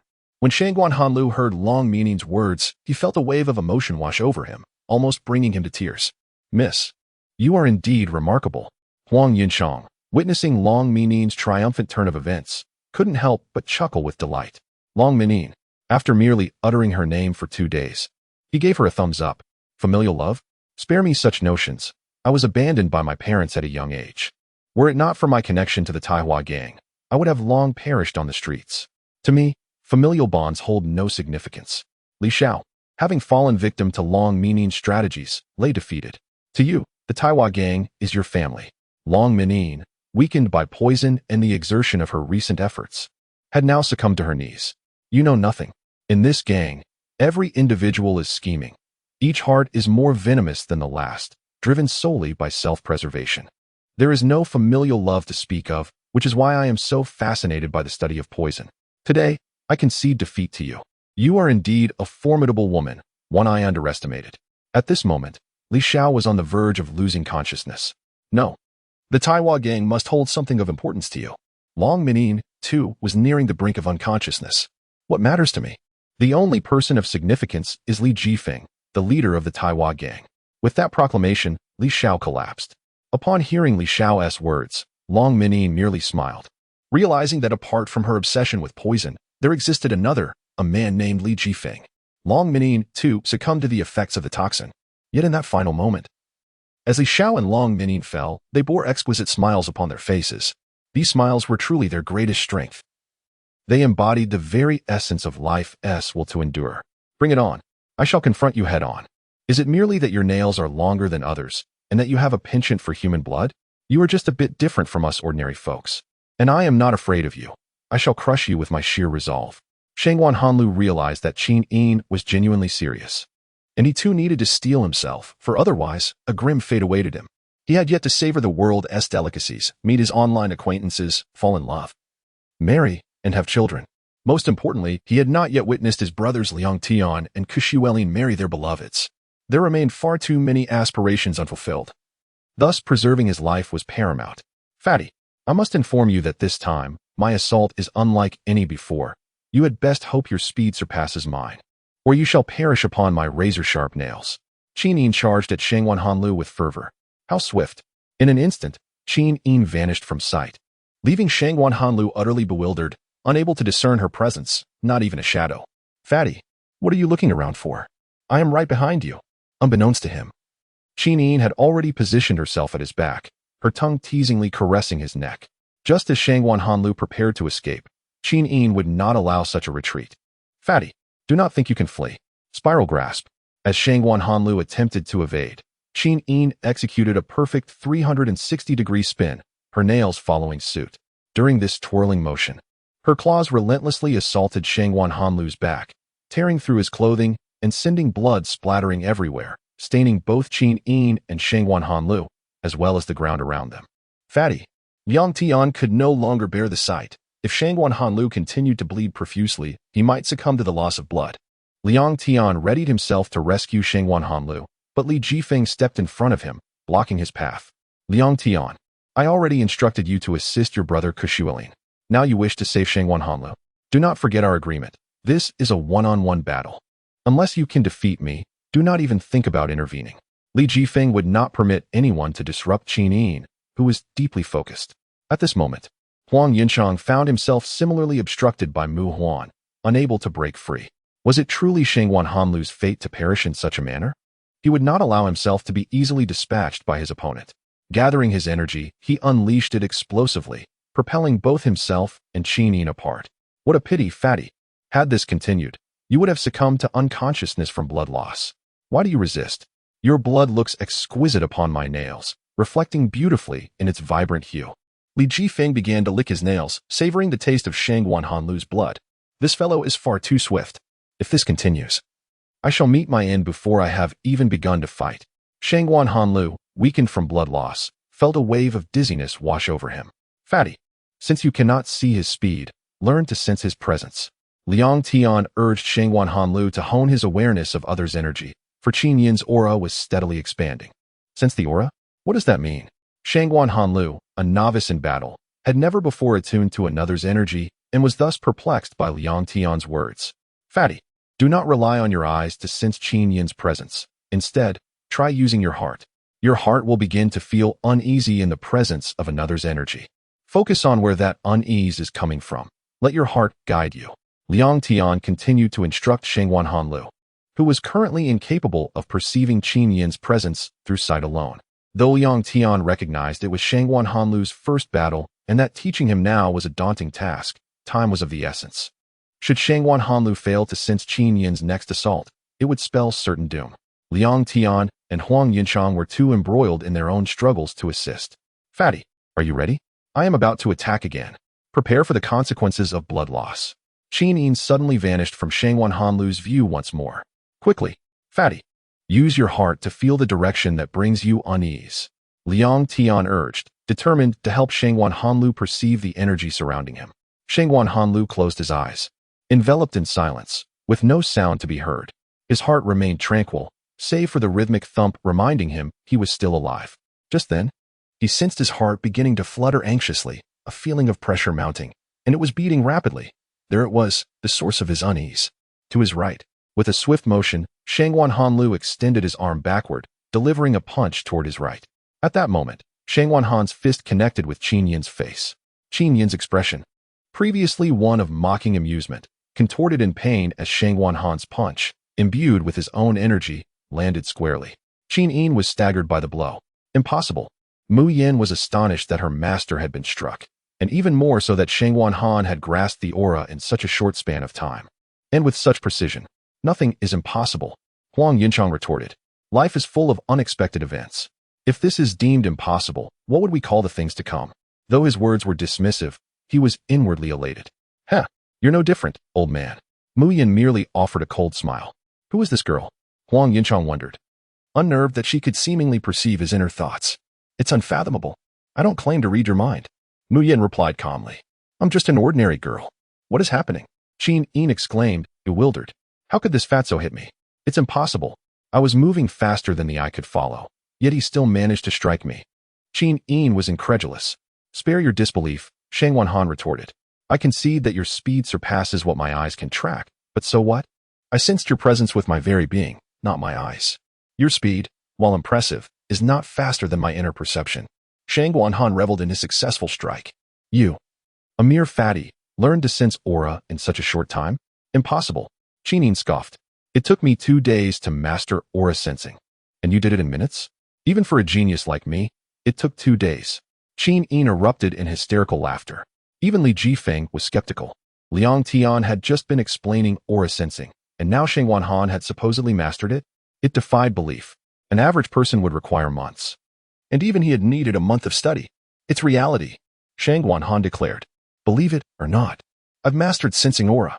Behold our strength. You stand no chance against us. Liang Tian rejoiced at Shangguan Han's last-ditch mastery of aura sensing. Had Shangguan Han failed to perceive it, Qin Yin's injury would have been a fatal blow for Shangguan Han. Huh, so what? Li Jifeng cackled. Your friend dared to draw Qin Yin's blood. Liang Tian was puzzled by Li Jifeng's amusement, but for now, all that mattered was that Shangguan Han could strike Qin Yin. Hee. This is bad. Mu Yin sighed. Master is bleeding. I must be extra cautious now. Huang Yinchang was equally perplexed by Mu Yan's reaction. but he was content as long as Shang Wanhan's fortunes were turning. Don't presume your fortunes have changed, Mu Yin cautioned Huang Yuchang. You've only made the danger greater. I advise you to tread carefully. So this is aura sensing. Shang Wanhan marveled, hardly believing he had grasped it so quickly. How about that, kid? I told you not to provoke your grandpa. Now you've witnessed grandpa's power. And let me tell you, this is just a fraction of it. Ah, blood. I'm bleeding. Qin Yin shrieked. His voice so loud it seemed to inflict grievous harm on everyone present. Chapter 45. The nail structure. Is it really such a big deal that you merely shed a little blood? Look at me. I'm drenched in blood. Yet I remained silent. Shang Wanhanluo was nearly rendered deaf by Qin Yin's incessant voice. Just a little blood? Is it really that serious? How dare you let my body bleed? How dare you let my body bleed? Qin Yin repeatedly echoed this phrase, her voice dripping with agitation. Do you think you're a broken record, incessantly repeating the same line? Shang Wanhanluo was utterly perplexed by Qin Yin's relentless repetition. Is it about to commence? Li Jifeng's laughter morphed into a mocking chortle. What is about to begin? Liang Tian appeared utterly bewildered, lost in the confusion of those words. Just sit back and enjoy the show. But remember, even watching can be perilous, so exercise caution. Li Jifeng continued to chuckle as he retreated to the back. Finally, it's about to start. Uncle, remember what I just told you. Be careful, don't let your guard down, or you might meet your demise. After all, your opponent is me. Mu Bo moved to join Li Jifeng at the rear. You dare to let my body bleed. You dare to let my body bleed. Qin Yin's lips continued to chant the mantra, but the onlookers began to sway, their hands dropping as they followed suit. Is it merely a trickle of blood? Must you react this way? Perhaps this blood you are losing is mine. Shang Wanhanluo observed Qin Yin's current state, utterly bewildered, as she appeared to have lost her sanity. Just when Shang Wanhanluo wondered if Qin Yin might have been dazed by his previous punch, she suddenly vanished from sight. Then came a cacophony of attacks. What was happening? Why did Qin Yin's voice seem to emanate from multiple directions? Shang Wanhanluo realized that Qin Yin had not lost her mind. She was indeed attacking him.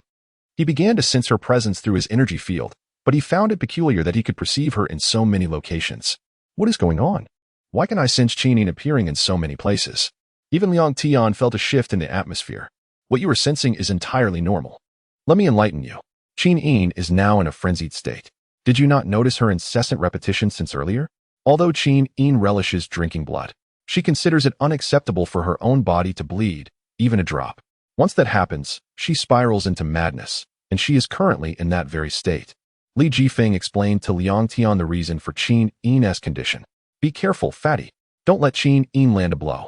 Upon hearing Li Jifeng's warning, Liang Tian immediately thought of the danger Shang Wanhanluo might face. Fear not, dear little prince. Your brother is quite resilient.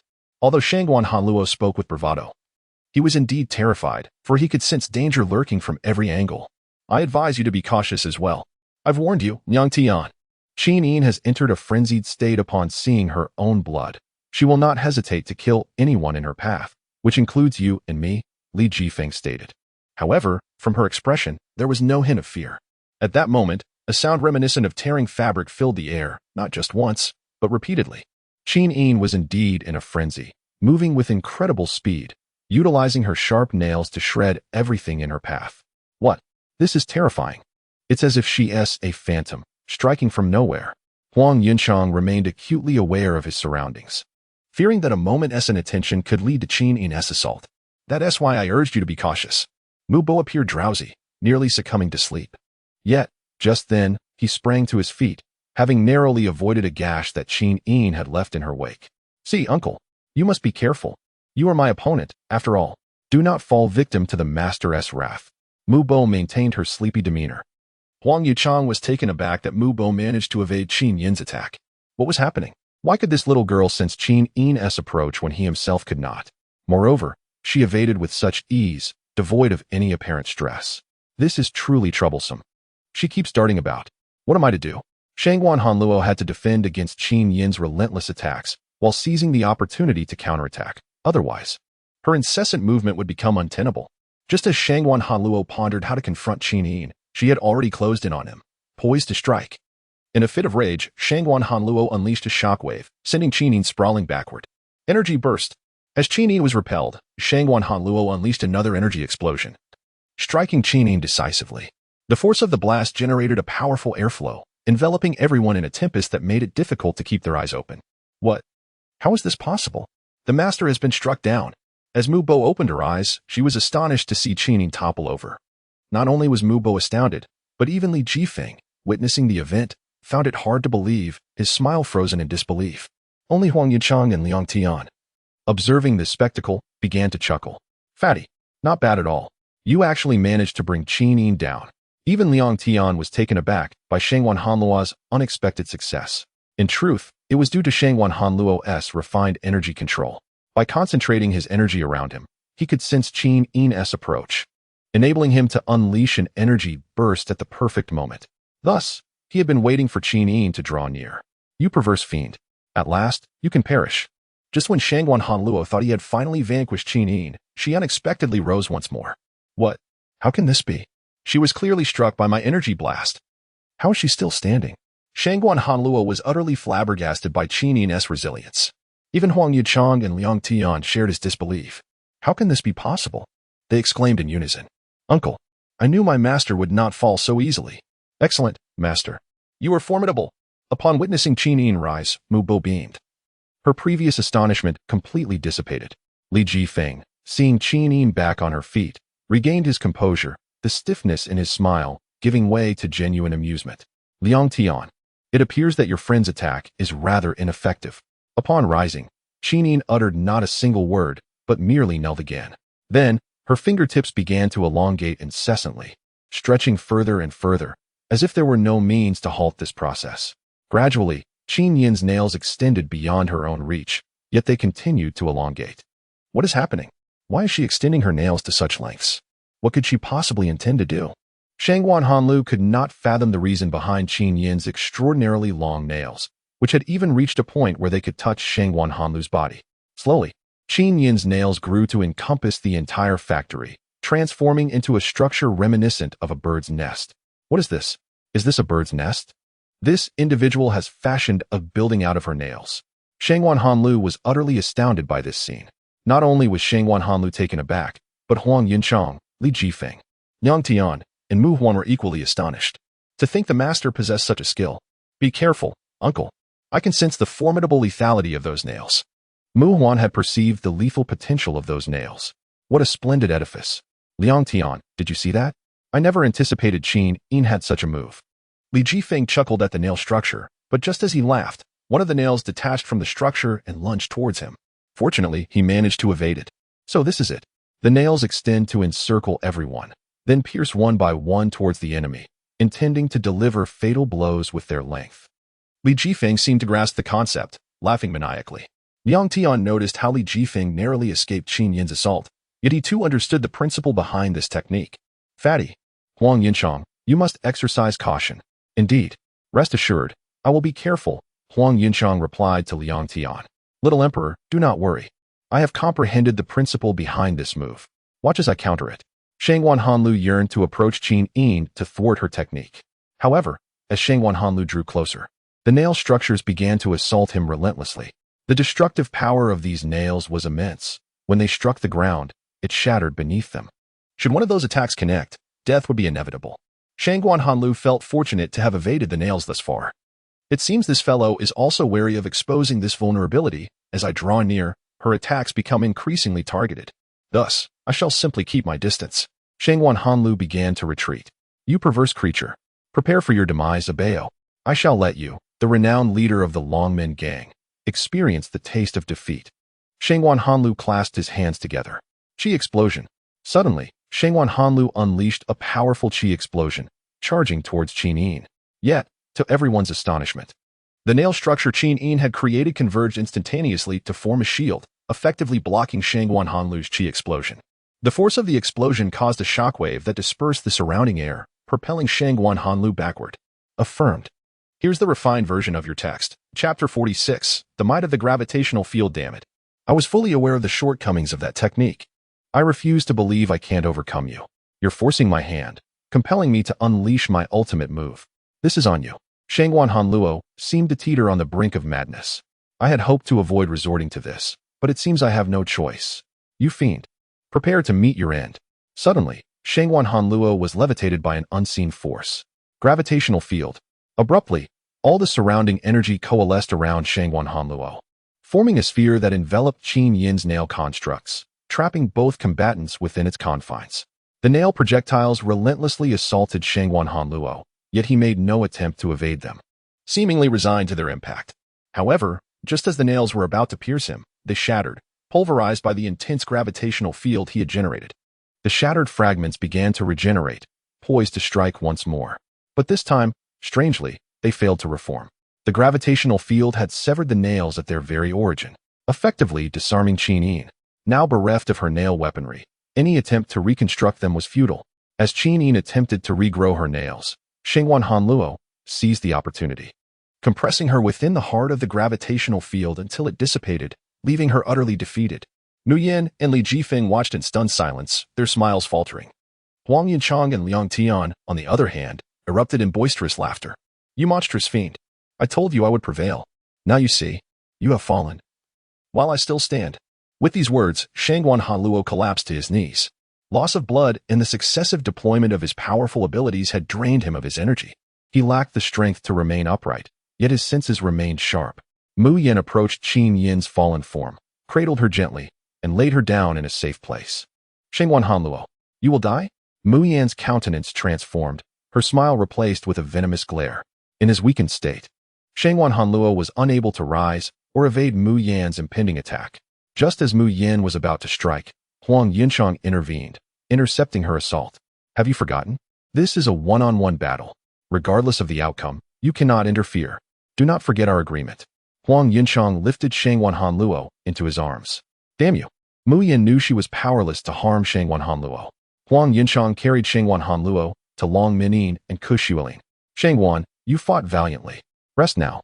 "Huang Yinchang, be cautious. That girl is not to be underestimated," Shangwan Hanluo managed to utter with great effort.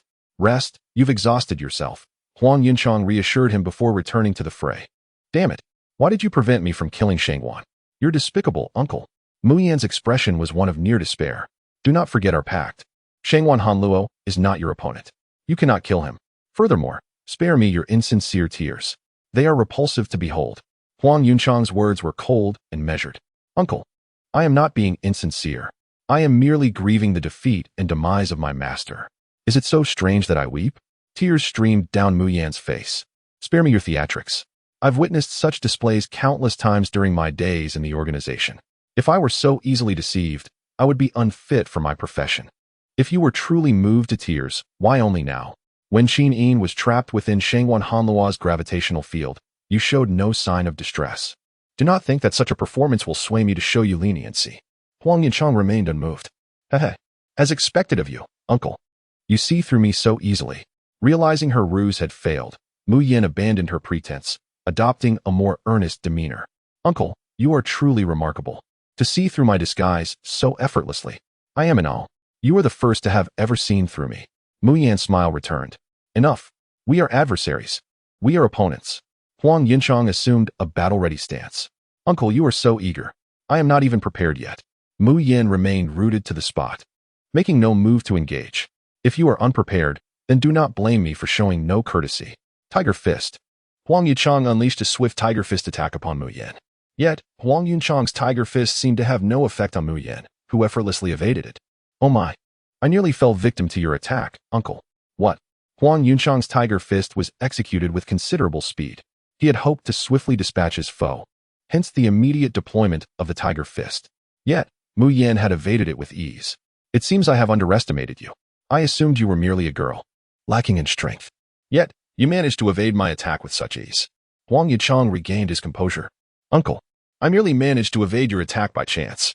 Mu Yin remained stationary, showing no inclination to attack. Dragon Claw. Seizing the opportunity, Huang Yichang unleashed the Dragon Claw, confident that this time he would land a decisive blow. "Uncle, you are so unkind. To attack me while we are conversing. Such behavior is unbecoming." Mu Yin chided as she evaded Huang Yunchang's Dragon Claw. "What is happening? The power and speed of my Dragon Claw surpass that of the Tiger Fist. If she could evade the Tiger Fist, how is it that she evades the Dragon Claw with equal ease?" Huang Yunchang was bewildered that his attacks were so easily avoided. "Uncle, you are so kind, always yielding to me. Although I am still underage, you need not hold back. Unleash your full power, uncle." Mu Yan's laughter grew louder. What is happening? Why is none of Huang Yunchang's attacks landing on Mu Yan? And why is she evading them with such ease? Liang Tian was equally perplexed. He knew that even he would struggle to evade Huang Yunchang's attacks, yet this seemingly ordinary girl was doing so effortlessly. Liang Tian. It is no surprise that Mu Yan can evade Huang Yunchang's attacks. She can evade my attacks as well, let alone Huang Yunchang's. I have always hoped that Mu Yan would join our Taiwan gang, Li Jifeng said with a smile towards Liang Tian. Uncle, please, be serious. If you persist in this manner, I might succumb to drowsiness. The girl feigned a weary demeanor. Drat, who is this girl? And how can she evade Huang Yunchang's assaults with such ease? Huang Yunchang's mind was in disarray. Venerable sir, did I not inform you that I am but a simple person? Mu Yan maintained her sleepy act. What? This girl can discern my thoughts. How uncanny. Huang Yunchang's musings were audibly voiced by Mu Yan. Indeed, she previously perceived my intentions, and she effortlessly dodged Qin Yan's attack. Could her innate talent be an acute perceptiveness? Yet, even with such acuity, it is implausible to evade every assault. Huang Yunchang was utterly perplexed by the girl before him. What is it, venerable sir? Have you conceded defeat? If so, I shall initiate the offensive. Mu Yan abruptly roused herself, poised for combat. Given the girl's exceptional reflexes, he doubted the efficacy of his attacks. No, I must marshal my focus. I cannot be vanquished by this girl. Huang Yunchang steeled himself, aware of the girl's formidable nature. Are you prepared, venerable sir? I am about to strike. As the words left her lips, Mu Yan lunged toward Huang Yunchang. Her pace was unhurried, allowing Huang Yunchang to evade her strikes with ease. He noted numerous openings in her attacks, tempting opportunities, yet he refrained, unsure if these were deliberate ploys to ensnare him. Venerable sir, you are quite the bore. You evade every one of my strikes, which is rather vexing. Allow me to land a blow, perhaps? Mu Yan adopted an almost childlike demeanor. Indeed, a girl as charming and winsome as Mu Yan might captivate many a lad. Yet, whether it was Mu Yan's misfortune or Huang Yunchang's fortune, the latter, a seasoned member of the organization, was oblivious to the nuances of romance and remained indifferent. I have already cautioned you to discard this pretense. Reveal your true self. Such affectation only elicits revulsion and holds no allure for me. Huang Yunchang remained on guard, seeking a chink in Mu Yan's armor to exploit. Is that so, venerable sir? I am typically quite well received in this guise.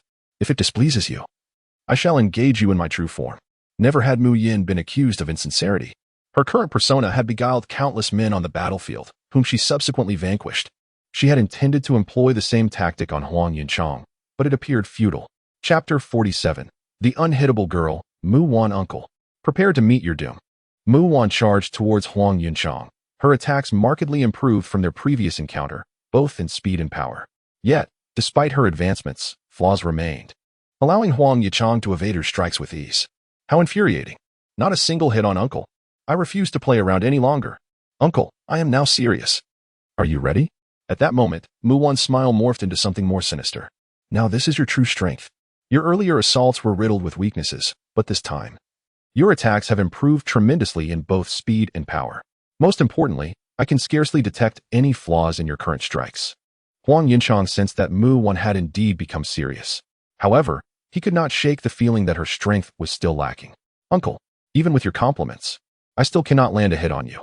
No matter how powerful my attacks are, if they cannot strike the enemy, they are as futile as an old man practicing Tai Chi. Mu Wan continued to unleash a flurry of attacks upon Huang Yunchang. Huang Yunchang deftly dodged her strikes while searching for an opening to counterattack, hoping for a decisive blow that would end the skirmish. Just then, Mu Wan exposed a critical vulnerability. She leaped into the air, but not high enough. At that height, Huang Yunchang could easily strike her, and she would be unable to evade. Dragon Claw.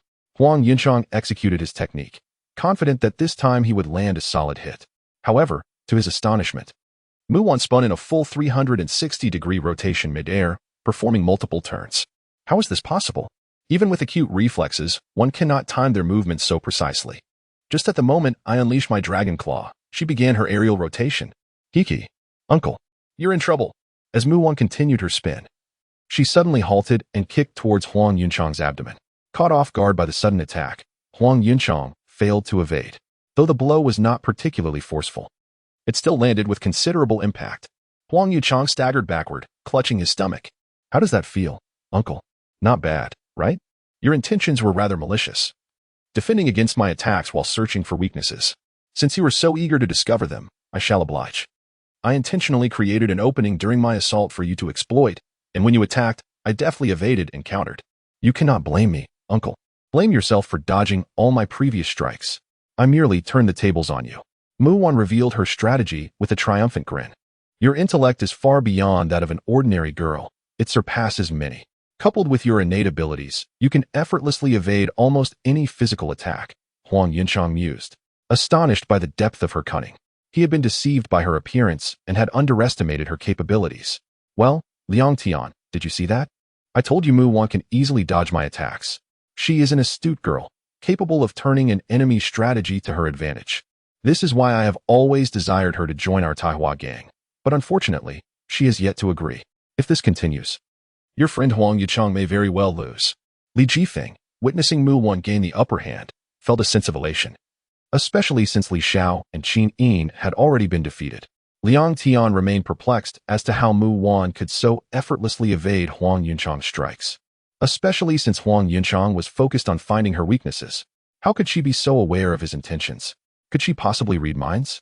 But that was impossible. This was baffling. Mu-Wan possessed too many inexplicable qualities that left Huang Yunchang in confusion. Liang Tian hoped that Li Jifeng would soon unveil Mu-Wan's secret. Wait, and you shall discover the truth. Do not be so impatient, Liang Tian urged. Li Jifeng understood Liang Tian's intentions but had no intention of revealing anything hastily. Uncle, I advise you to keep your secrets to yourself. Otherwise, you may find yourself the one facing demise. Mu-Wan began to laugh. Even if you can evade my attacks. What of it? No one is perfect. You must possess some flaw. Once I uncover it, I shall surely triumph over you. Huang Yunchang refused to believe that Mu-Wan was infallible. Uncle, good luck. I hope you can pinpoint my weaknesses. Mu-Wan's laughter grew louder as thoughts of her inevitable victory filled her mind. In the end, you will succumb to me. Suddenly, Huang Yunchang let out a fierce roar, and the factory was enveloped in the mingled sounds of dragon and tiger calls, overwhelming the senses, particularly for Mu-Wan, who was closest to Huang Yuchang. The cacophony was unbearable.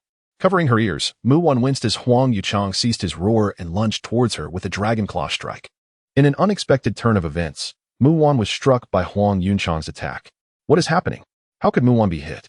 This is utterly unbelievable. Li Jifeng watched in shock as Mu-Wan fell victim to Huang Yunchang's strike. I cannot believe it. I was struck by Uncle's attack, she exclaimed, incredulous. This cannot be real. It's been years since anyone has managed to hit me. Mu-Wan was stunned. In her memory, she had never sustained an injury since birth. Do not be so alarmed, Mu-Wan. There is nothing strange about it. I assure you that even if you can evade my attacks, it ultimately depends on your ability to evade this one. If my strike lands, then your evasive capability becomes irrelevant, Huang Yuchang explained. Having spent the entire time searching for Mu-Wan's weaknesses, in that moment, he recalled that no one could evade 1,000 arrows, no matter how skilled they were. Huang Yuchang realized that Mu-Wan could indeed possess such a limitation. Well done. Truly, you are a remarkable individual, one of the nation's finest. Liang Tian was elated to witness Huang Yunchang finally land a hit on Mu-Wan. His delight intensified as he observed the incredulous expression on Li Jifeng's face. He had only ever seen Li Jifeng smile. Never before had he witnessed such a look of disbelief. Uncle, you are indeed a formidable opponent. I never anticipated that you would uncover this aspect of me. I am beginning to appreciate you. You are the first person in many years to strike me and to see through my facade.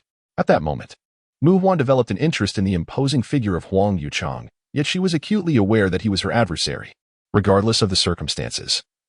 Her mission was to defeat him, and she resolved to exert her utmost effort against this man standing before her. Haha, Mu-Wan, you are indeed a remarkable woman.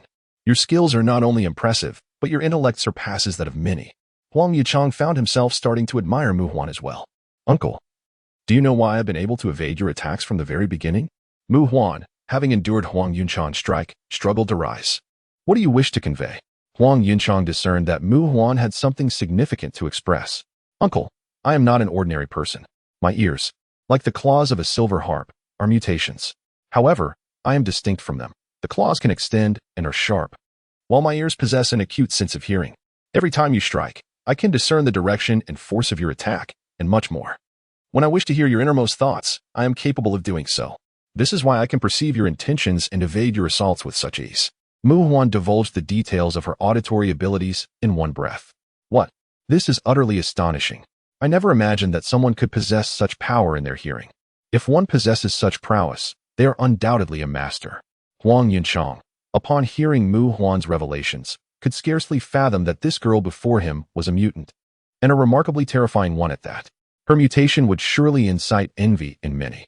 This is simply incredible. Such extraordinary hearing truly exists. Liang Tian was wholly absorbed in Mu Huan's words. Her abilities would be advantageous for espionage or other tasks. And he even contemplated that her talents might belong to a category of superhuman abilities.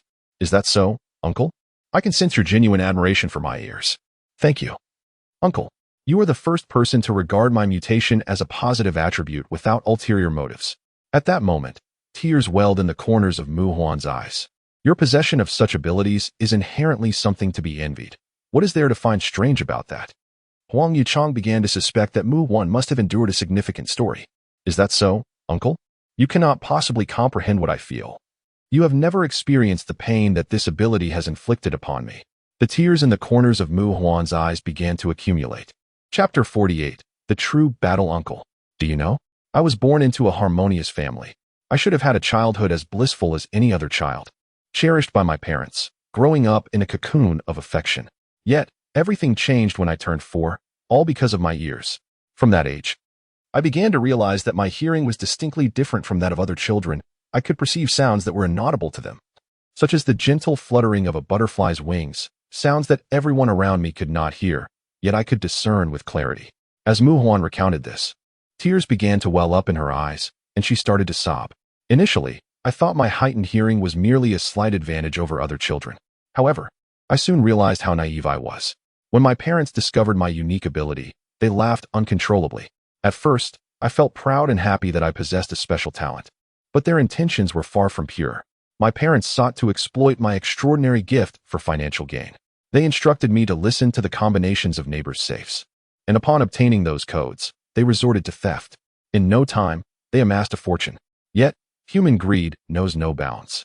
They set their sights on greater aspirations and began to collaborate with the underworld, employing my abilities to assist thieves in robbing the affluent.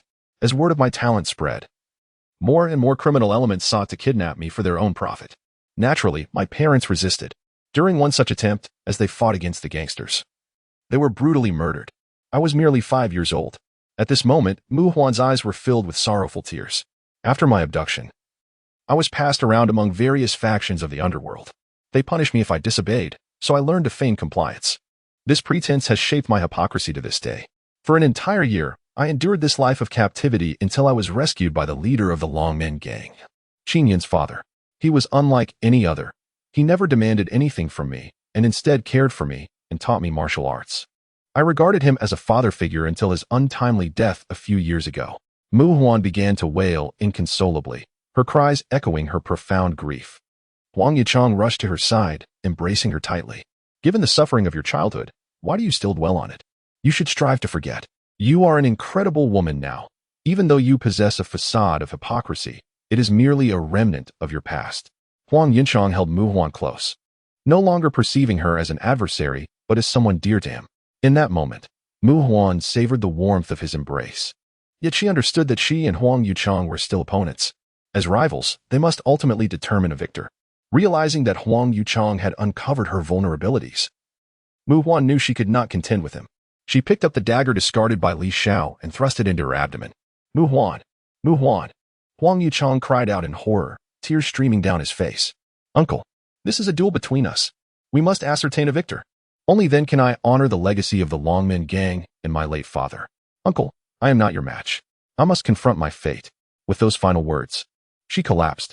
At that moment, Li Jifeng appeared before Mu Huan and Huang Yunchang, exclaiming, Foolish woman, you have chosen this path. I shall send you to hell. He swung a fist towards Mu Huan, but Huang Yunchang intervened, taking the blow for her, and subsequently fell unconscious. As Li Jifeng prepared to strike Mu Huan again, Liang Tian rushed in, declaring, If you wish to harm them, you must first contend with me. Do not forget that I am your opponent. Liang Tian's hand was poised, crackling with energy. Are you attempting to thwart me? Li Jifeng sneered, momentarily halted by Liang Tian's presence. You are the leader of the Taihua gang. Have you forgotten our agreement? This is a one-on-one battle. Do you truly believe this is the right moment to intervene? Liang Tian was aware that Li Jifeng was not one to reason easily, and he remained poised for action. Indeed, I will not forget my words, but Liang Tian. Do you see? Mu Huan has already been defeated, and her battle with Huang Yunchang has concluded. I am merely cleaning up the remnants. Li Jifeng, wary of Liang Tian's formidable energy, hesitated. What? You dare call your comrades trash? Liang Tian's temper flared at Li Jifeng's words. Comrades, do not jest with me, Liang Tian. To me, only the undefeated are worthy of being called comrades, and what do I see now? They have all fallen, rendering them mere refuse in my eyes. Li Jifeng laughed, though whether it was at Liang Tian's foolishness or his own misfortune remained uncertain. How pitiful, Li Jifeng. You live a life devoid of comrades. I cannot fathom how you endure such an existence, Liang Tian remarked, feeling a mix of pity and sorrow for Li Jifeng. I am pitiful? And what of it? I seek no one's sympathy. I am the leader of the Taiwan gang. My life requires no one's involvement. Even if I stand alone, I live splendidly. Li Jifeng dismissed Liang Tian's words, unwavering. Liang Tian, let me tell you, a true strongman needs no comrades. Companions only serve to weigh one down. A powerful individual can traverse the world alone. Li Jifeng laughed even louder. Everything you say is nonsense. Liang Tian vehemently disagreed. To him, comradeship was invaluable. Yet, Li Jifeng's assertion that allies were a hindrance was utterly unacceptable. You are simply too immature, Liang Tian. Were you to mature further, you would realize just how detestable the term comrade can be, Li Jifeng continued, growing agitated. I refuse to accept your words, Li Jifeng. Companions are of utmost importance to me. I can lose everything, but I cannot lose my comrades or my beloved family. Liang Tian's voice rose with fervor. Then if you are so obstinate, I shall use my fists to awaken you. Li Jifeng readied himself for battle. Prepare yourself, Liang Tian. In an instant, Li Jifeng appeared before Liang Tian, delivering a swift punch. How astonishingly fast. The speed was simply unfathomable. Liang Tian had initially intended to employ the Thunder Serpent against Li Jifeng, but he never anticipated the latter's remarkable swiftness.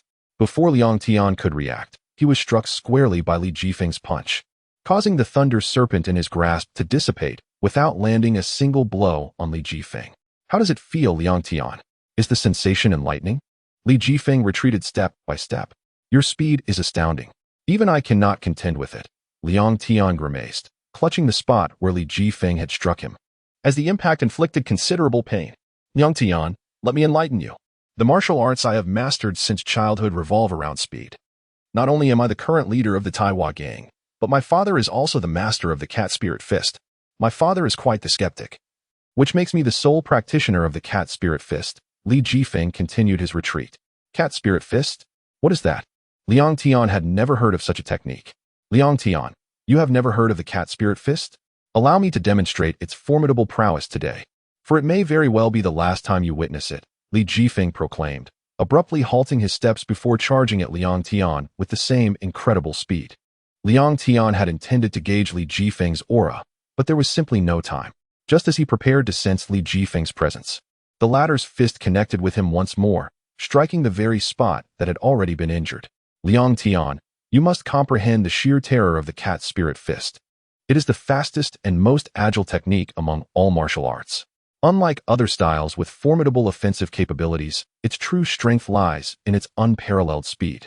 Many who have fought against practitioners of the Cat Spirit Fist often find themselves unaware of how they fell victim to it. Li Jifeng laughed heartily, perhaps reveling in the sight of Liang Tian being utterly subdued. Of course, the Cat Spirit Fist has its drawbacks. Its primary weakness is its limited offensive power. However, as the illustrious leader of the Taiwan gang and a prodigious talent, I assure you, Liang Tian, that the shortcomings of the Cat Spirit Fist do not apply to me. My version possesses offensive capabilities that rival, if not exceed, those of other techniques, Li Jifeng declared, laughing as he spoke. How infuriating. Li Jifeng's speed was so formidable.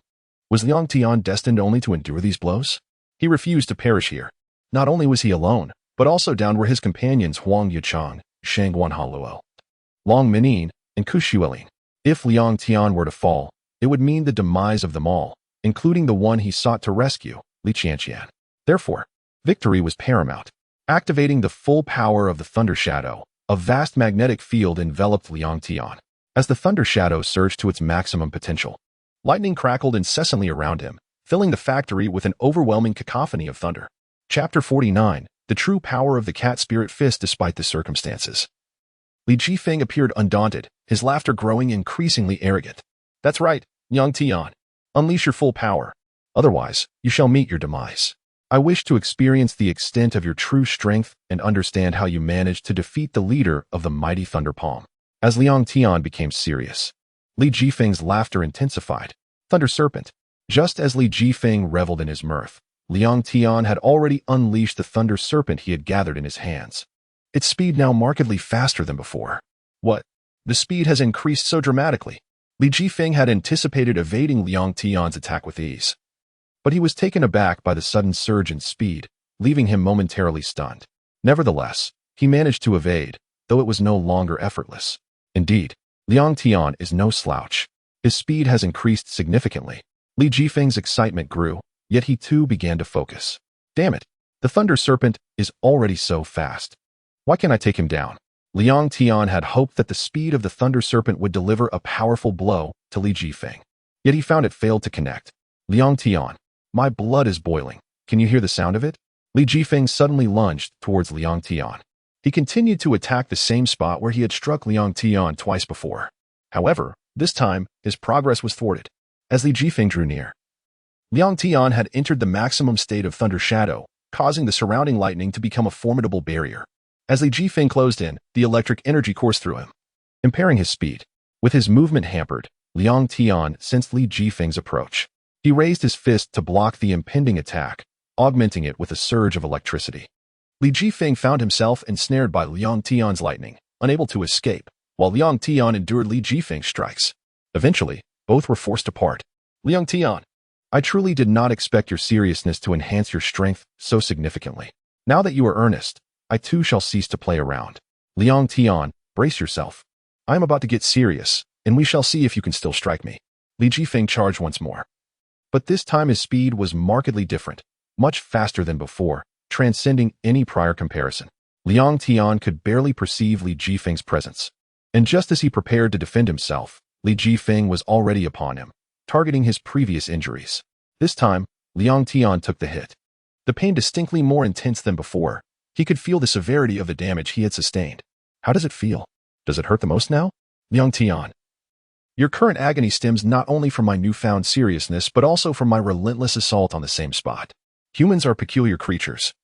When one strikes a person in varying locations, the damage appears less significant. Yet, when one focuses on the same area, even minimal force can yield disproportionate suffering. This is why I consistently target the same spot. Li Jifeng's years as the leader of the Taiwan gang were evidently not in vain.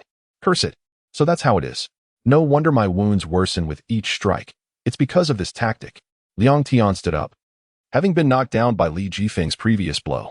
Give up, Liang Tian. The disparity between us is glaringly apparent. Do you truly wish to continue this futile struggle? Do you understand the magnitude of my aspirations for you? You previously annihilated my Taiwan gang's dragon sect and defeated the leader of the mighty Thunder Palm. I had high hopes for you, but it seems I overestimated your capabilities. Li Jifeng continued to laugh heartily.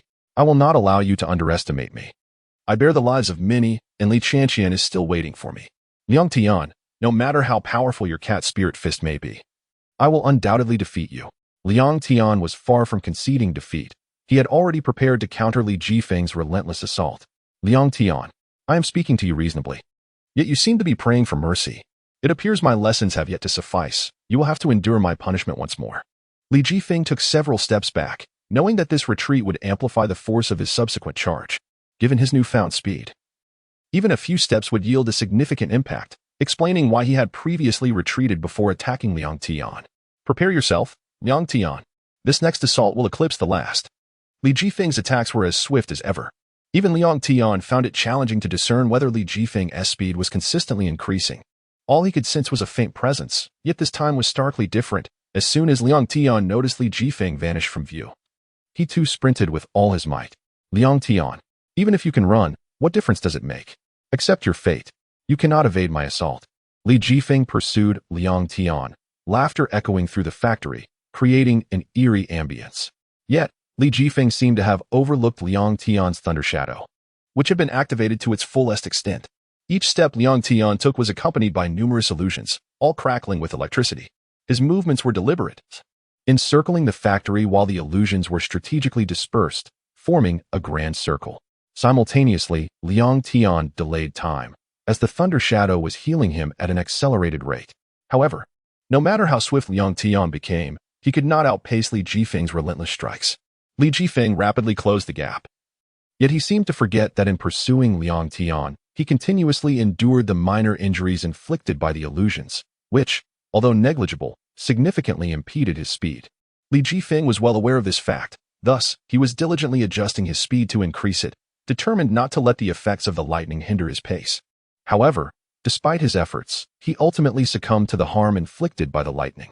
No matter how swift Li Jifeng became, the paralysis caused by the electricity remained unaltered. He recognized that his speed had diminished significantly, yet he had managed to catch up to Liang Tian. Regardless of the circumstances, he had to press on resolutely. "Huh? You've been fooled. Your speed has already declined." Liang Tian erupted into laughter. "What? I've been deceived?"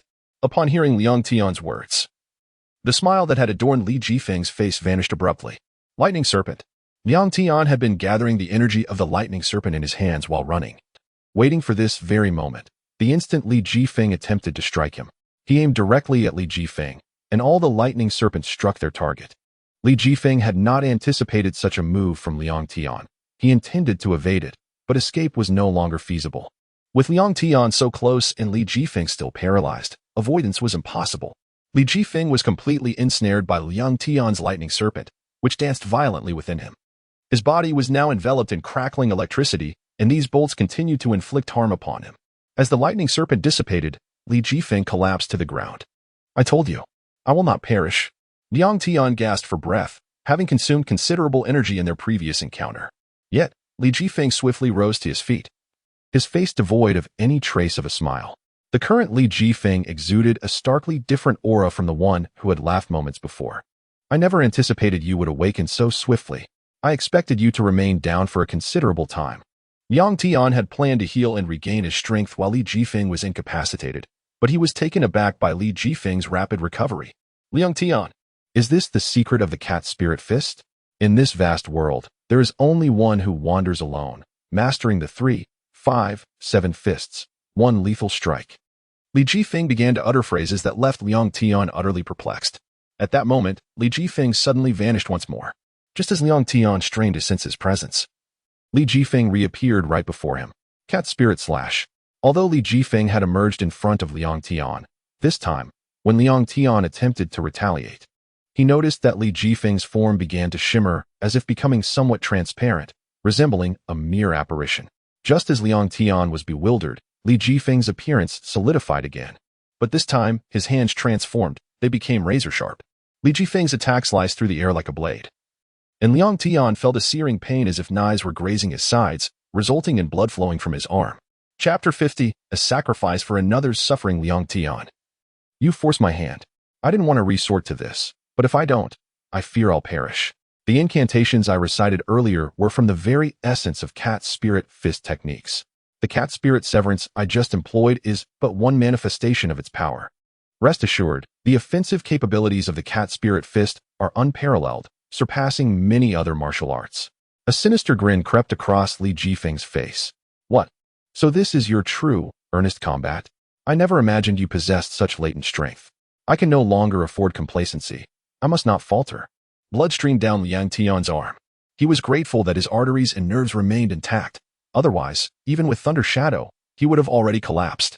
"Liang Tian, the cat spirit severance was merely a glimpse of my arsenal. Fear not, for many more techniques await you. You shall savor every facet of the cat spirit fist." Li Jifeng punctuated his words with maniacal laughter. "Liang Tian, the cat spirit fist is a truly perverse martial art, boasting both unparalleled speed and devastating power. Others may dismiss its offensive prowess, but they are ignorant of its true nature. Its terror is beyond their comprehension. But you, Liang Tian, are fortunate, for you shall witness its true might. You are more blessed than others. I shall unveil the true cat spirit fist to you. After experiencing it, descend to the netherworld and enlighten those who are unaware of its terror, so that even in hell, they shall tremble before it." Li Jifeng's laughter crescendoed, reverberating throughout the factory, seemingly audible even from afar. "Liang Tian, cease your futile resistance. Surrender. Stand there passively, awaiting my onslaught. awaiting your demise. Remaining motionless is your wisest course of action. Behold as I systematically eliminate you before the eyes of your so-called comrades. You are nearing your end. Yet none of them can rescue you. Companions are nothing more than superfluous burdens. Li Jifeng's gaze turned savage, yet his smile remained, albeit a contemptible one. Silence. Every word you utter is mere noise to me. I neither see nor hear you, so hold your tongue. Your words are superfluous. Liang Tian refused to yield. No matter how many times he fell, he would rise again. That was his unwavering resolve. Liang Tian, I had hoped you were more astute, but alas. Your words betray your folly. Very well, I shall expedite your demise. Liang Tian, allow me to forge a path of hope for you and your companions. Li Jifeng braced himself for the attack. Unleash your fury. Regardless of your velocity or the severity of your assault, I shall endure it. The bleeding from Liang Tian's hand gradually subsided. Liang Tian, I offer you a choice. I shall slay your fallen comrades, and in exchange, I shall spare your life. A most advantageous proposition, wouldn't you agree? Li Jifeng, struck by a sudden inspiration, conceived this scheme. Did I not command you to attack? Cease your idle chatter. My comrades are more precious to me than my own life. Attack, I implore you. Do not dare harm a single hair on their heads. Liang Tian roared at Li Jifeng. Liang Tian, blame no one but yourself. I extended an opportunity, but you squandered it. You shall perish by my cat spirit fist. And in so doing, your death shall have meaning. Li Jifeng vanished once more. Liang Tian remained motionless, rooted to the spot. As Li Jifeng reappeared, his fist descending upon Liang Tian's hand lashed out, striking Li Jifeng as well. Both were sent reeling by the force of the impact. What? Impossible! You managed to strike me? My speed has increased exponentially. This must be an illusion. Li Jifeng was dumbfounded that Liang Tian had anticipated his movements, let alone retaliated. He was utterly bewildered. You are not mistaken. Your attacks are indeed swift, so swift that I cannot perceive them. So swift that you strike before I can even sense your presence. But heed this. Just as you can become serious, so can I. Do you see the lightning enveloping me? I have infused my body, my very heart, with its power. Through its stimulation, I have amplified my physical capabilities, allowing me to barely perceive you. Liang Tian had already maximized the thunder shadow state, rapidly depleting his energy reserves. Now, he was further taxing his heart with electrical stimulation, risking cardiac arrest. But this perilous gamble yielded a surge in power. Enhanced by thunder shadow and bolstered by electrical stimulation, Liang Tian had unleashed his full potential, becoming a formidable force. Liang Tian, you would willingly risk death to defeat me. Know this. I despise those who sacrifice their own lives to protect their comrades. I shall demonstrate the futility and utter foolishness of your actions. Li Jifeng's smile vanished, replaced by a stern countenance. Liang Tian sensed an impending crisis. A man who constantly reveled in laughter now wore a mask of severity, signaling an imminent catastrophe. Indeed, Liang Tian's premonition was correct. Li Jifeng lunged at Liang Tian with lightning speed, abandoning his vanishing act. Liang Tian could only discern a wind-like blur approaching. For Li Jifeng's velocity surpassed the limits of human perception. Liang Tian, prepare to meet your end. Cat Spirit Severance. Li Jifeng hurtled towards Liang Tian, unleashing the Cat Spirit Severance. He expected the blow to land, delivering a devastating strike. But to his surprise, Liang Tian offered no resistance, as if anticipating the attack. Li Jifeng suspected a trap, but it was too late. Even if he wished to abort the attack, his momentum was too great. He was inexorably drawn towards Liang Tian. At that moment, Liang Tian suddenly smiled. Li Jifeng, do not presume that my quiet waiting is without purpose. Summon the thunder and lightning. Liang Tian shouted towards the sky.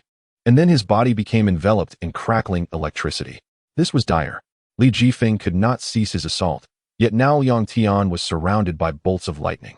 If he charged in, he would undoubtedly sustain severe injuries. Li Jifeng's Cat Spirit Fist was not a form of internal martial arts. His internal energy was limited. Thus his capacity to withstand magical attacks was inadequate.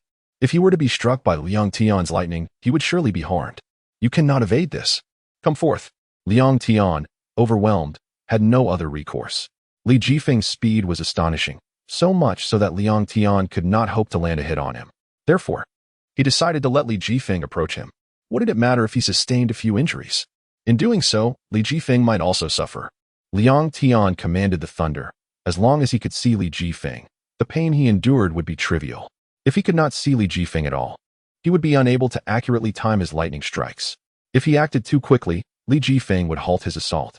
If too slowly, Liang Tian would be left vulnerable to Li Jifeng's attacks. Li Jifeng had already dashed to Liang Tian's side, with lightning striking him incessantly, as if a whip was mercilessly lashing against him, causing pain and numbness throughout his body. No matter what, I will defeat you, Liang Tian declared, delivering a fierce punch towards Li Jifeng. However, Liang Tian too suffered from the same affliction. Li Jifeng's cat spirit slash had struck his arm.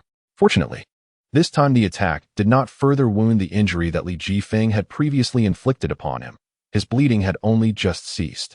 Should he be struck again in the same spot, the wound would surely reopen. Li Jifeng seemed to pass by Liang Tian. Yet this encounter left both parties with substantial injuries. Li Jifeng was struck by a punch from Liang Tian, which was charged with immense lightning and strength, inflicting significant discomfort. Despite Li Jifeng's incredible speed and attack power, he bore a considerable flaw. His defensive capabilities were notably poor, even inferior to many others. His defense was inversely proportional to his speed, which meant that whenever he was struck by Liang Tian, the pain was exacerbated compared to the average. This was a drawback of the cat spirit fist. Having chosen speed, one must forego defense, akin to a cat that, upon being startled, yelps in fright. Yet Liang Tian was not faring any better. He had been struck repeatedly by Li Jifeng, just recently suffering another blow from Li Jifeng's cat spirit slash to his arm. Chapter 51. An unbearable retrospection. Li Jifeng, with great difficulty, stood up, his words emerging as a strained whisper. Why did you do this, Liang Tian? To harm yourself continuously for the sake of your companions, do they hold such paramount importance for you? Indeed, no matter how many times I must proclaim it. My companions are my everything. No, they are even more precious than my own life. Liang Tian replied, rising with equal struggle. Both men caught in a web of shared pain. That is only because you have never truly experienced the anguish that companions can inflict. If you had endured such torment, more excruciating than having one's heart torn asunder, you would regret such a foolish notion today. You have yet to confront the pain your companions can bring. You have never tried. Li Jifeng's eyes began to glisten with unshed tears, a sight that stirred Liang Tian's curiosity. It dawned on him that this man, the so-called leader of the foremost gang, must have suffered some profound hurt. Otherwise, how could he harbor such sentiments about the concept of companionship? Liang Tian felt a sudden urge to delve deeper into Li Jifeng's psyche. Perhaps within this notorious gang leader lay a seed of kindness, merely buried beneath layers of pain. Reveal the secrets concealed within your heart.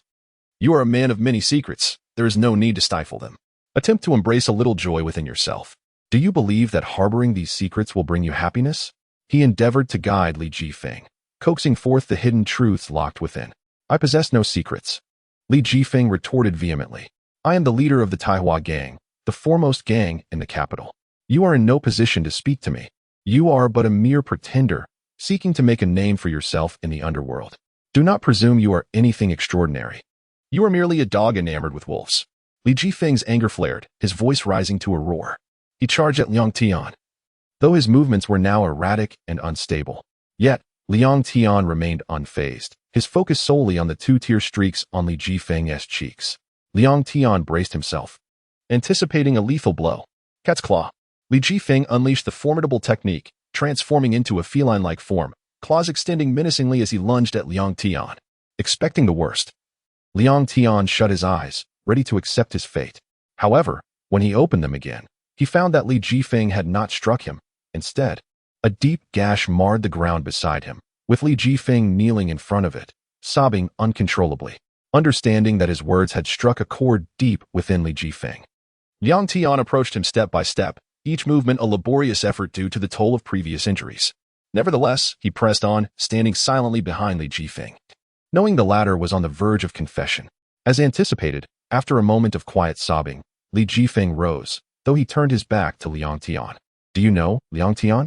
Sometimes, if one could choose their destiny, I would opt to be an ordinary person, unremarkable and unnoticed in the crowd. Yet, fate seems intent on opposing me. My birth destined me for the extraordinary, born into a martial arts family and the son of a gang leader. From a young age, my father instilled in me the belief that one must be ruthless, harbor no mercy for enemies, and never trust even one's own kin. For one can never predict when a friend may turn foe. Perhaps my inherent kindness is my undoing. My father recognized this trait in me, punishing me harshly whenever I expressed compassion, determined to eradicate such sentiments. Yet, despite his efforts, my kindness endures, albeit hidden, for I know that revealing it invites severe repercussions. My father began teaching me martial arts early on. Blessed with a natural aptitude, I grasped techniques swiftly, mastering them with ease. Eventually, he entrusted me with his ultimate skill, the cat's spirit fist. Not only did he teach me, but he also imparted it to another disciple, his adopted son, whom he had taken in as a child. Recognizing his potential as a martial artist, this foster brother was 3 years my senior, and I referred to him as brother. Our encounters were rare. Had it not been for my father's decision to teach me the cat's spirit fist, I might never have met him.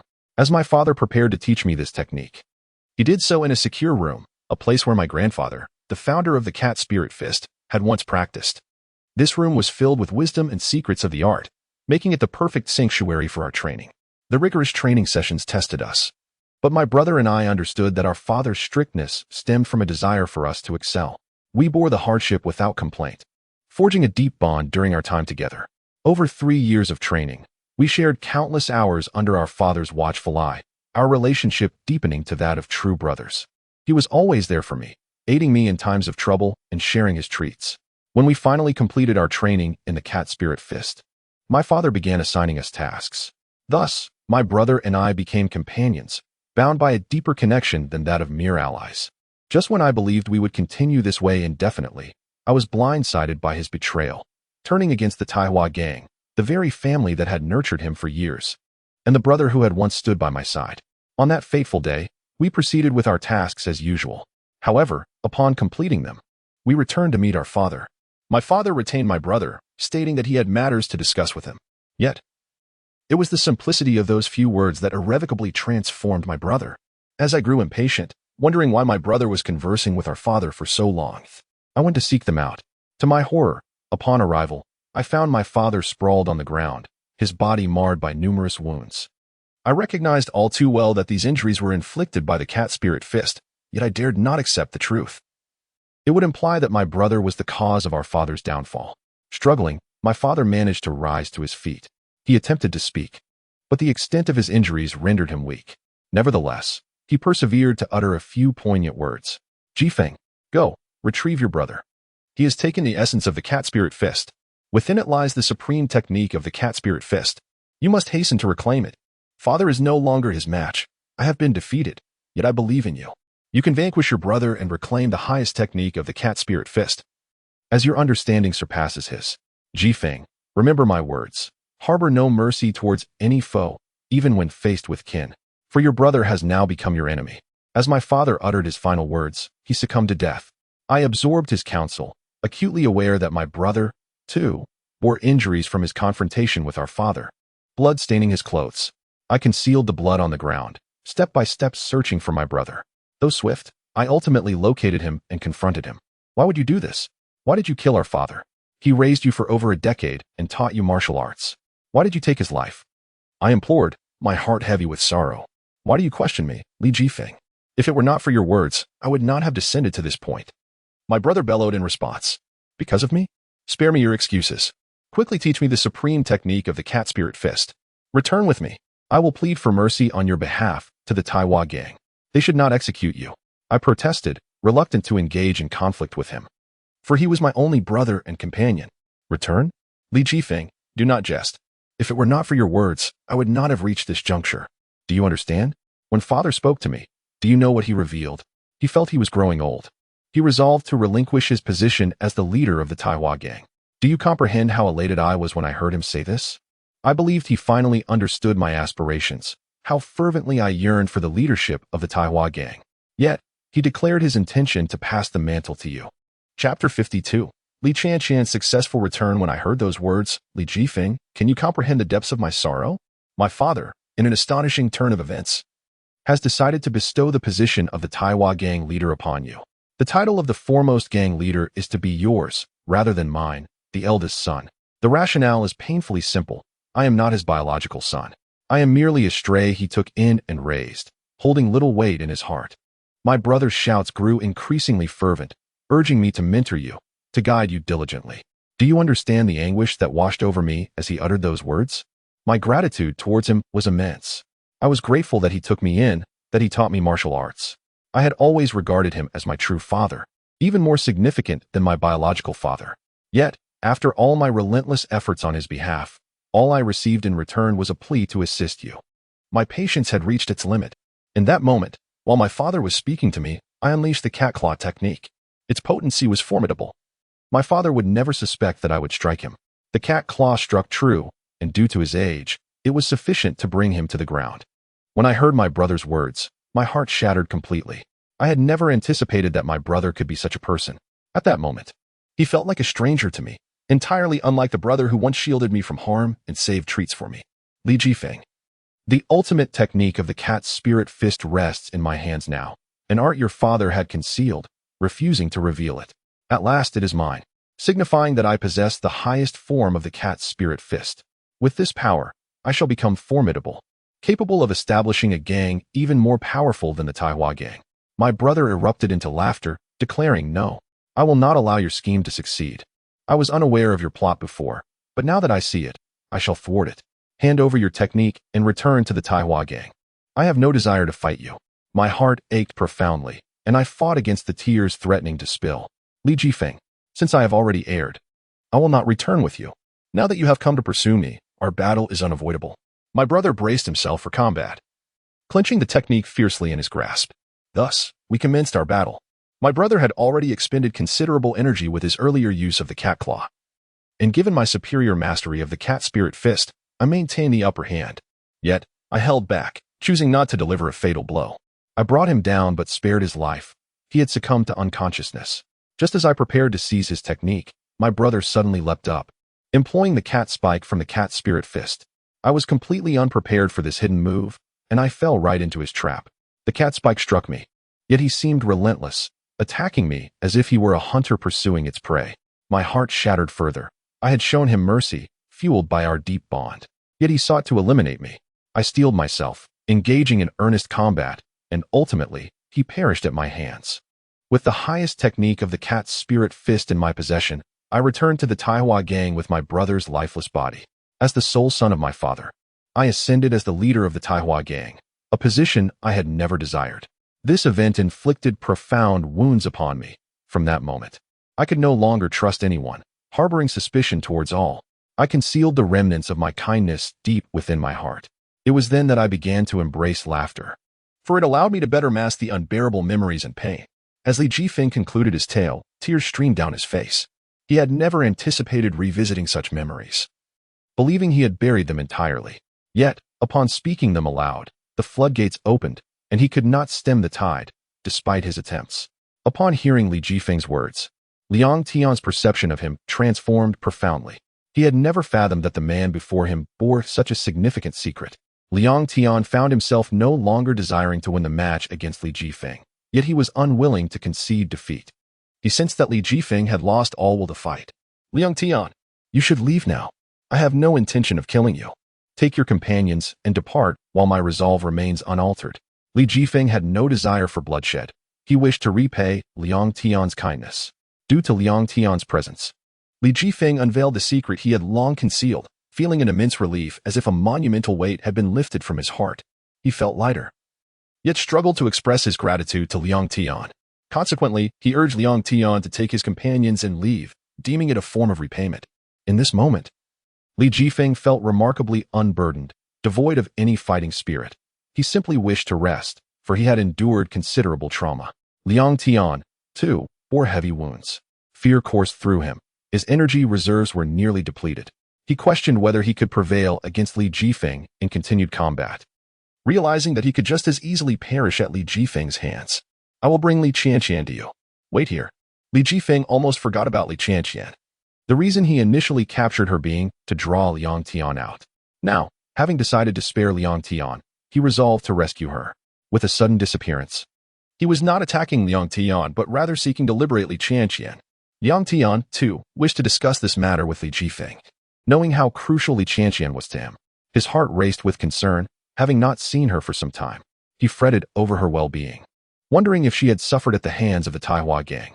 Despite the tumult of emotions swirling within Liang Tian, he understood that he must wait, for she was not within his grasp. "What are you doing wandering about?" Li Jifeng's voice startled Liang Tian, causing him to jump. Where is Li Tian? You didn't bring her back? Liang Tian had not anticipated Li Jifeng's sudden appearance behind him, but his foremost worry remained Li Tian's safety. I noticed you pacing back and forth, uncertain of your purpose. I was merely trying to guide you back to reality, Li Jifeng remarked, observing Liang Tian's agitated demeanor. Thus, Li Jifeng, with good intentions, sought to bring Liang Tian back to reality. Liang Tian, are your eyes not functioning properly? Li Jifeng gestured towards the door, urging Liang Tian to take a look. There was no other option. Li Tian was merely willing to accompany me here. Upon reaching the entrance, she adamantly accused me of deceiving her, which is why she refused to step inside. You should seek her out yourself. Li Jifeng was completely unprepared for the difficulties that come with being a good person. Upon hearing Li Jifeng's words, Liang Tian disregarded everything else and dashed toward the doorway. Tian. As Liang Tian arrived at the entrance, he spotted Li Tian and rushed forward without hesitation. Liang Tian. Upon hearing her name called, Li Tian ran towards him as well. The two embraced tightly, unwilling to let go of one another. It is truly wonderful that you are safe. Do you have any idea how worried I was about you? The moment I learned you had been taken by the Taiwan gang, my mind was consumed with thoughts of you, leaving no room for anything else. Liang Tian held Li Tian close, resolved not to release her, fearing that if he did, she might slip away again. Liang Tian, I always knew you would come to rescue me. I have been waiting for your arrival. Therefore, even when they captured me, I was never afraid, for I was certain you would come to my aid. No matter where I found myself, I knew I would be safe. Li Tian clung tightly to Liang Tian, tears beginning to flow, having always believed he would come to save her. Now that her faith had been rewarded, she found herself unable to articulate her overwhelming emotions. Fool, how could I possibly not come to save you? Do you know? The instant I heard you were captured by the Taiwan gang, I rushed to your side. It was not just me. Wang Yinchang, Long Minin, Shang Wanhanlu, and Kushuelin all joined in the effort to rescue you. Liang Tian wanted Li Tian to understand that she was not alone. She had many companions. Upon hearing Liang Tian's words, Li Tian felt immense gratitude towards those who had come to her rescue. Yet, in that moment, she was primarily thankful for Liang Tian's presence. For to her, his arrival was of utmost importance. By the way, why did the leader of the Taiwan gang say to let me go? What could this possibly mean? When Li Tian heard Li Jifeng mention taking her to see Liang Tian, she was utterly incredulous, thinking it might be some kind of scheme. However, there lingered a glimmer of belief in Li Jifeng's words, for she trusted that Liang Tian would come to her aid. Chapter 53. The emergence of Long Yun. This matter is rather intricate. In any case, my battle with Li Jifeng has concluded, and presently we are no longer adversaries. However, the future remains uncertain. For now, he has permitted me to escort you back, along with Huang Yunchang, Long Minin, Shangwan Hanlu, and Kushuelin, who have all sustained injuries while attempting to rescue you, and are currently unconscious. Seeing Li Tian safe and sound alleviated half of Liang Tian's worries, yet he still harbored concerns about the condition of his companions. He felt an urgent need to take Huang Yunchang, Long Minin, Shangwan Hanlu, and Kushuelin to the hospital without delay. Let's hurry and take them to the hospital, he urged. Time was of the essence.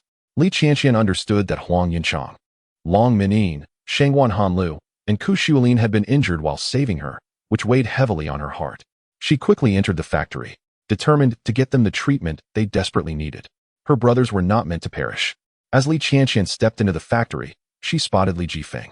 A wave of fear washed over her, as she still harbored trepidations regarding him. Tian is fine. I've already assured you that Li Jifeng is not our enemy anymore. So there is no need for concern, Liang Tian reassured her, aware of her fears.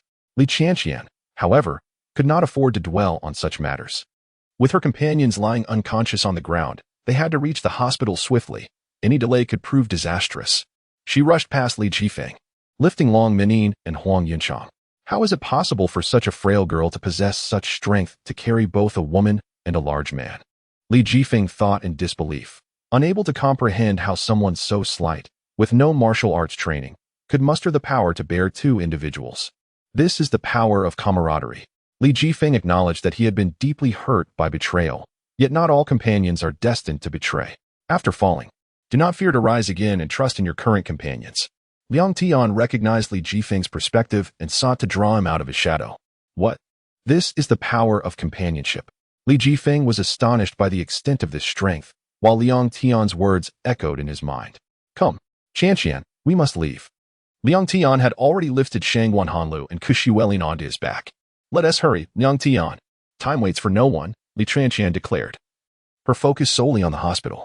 As Liang Tian and Li Chanqian approached the factory exit, Liang Tian glanced back at Li Jifeng, who, surprisingly, had taken it upon himself to carry Qin Yin, Li Xiao, and Mu Bo. Seeing this made Liang Tian smile, as he realized his words had begun to resonate with the leader of the Taiwan gang.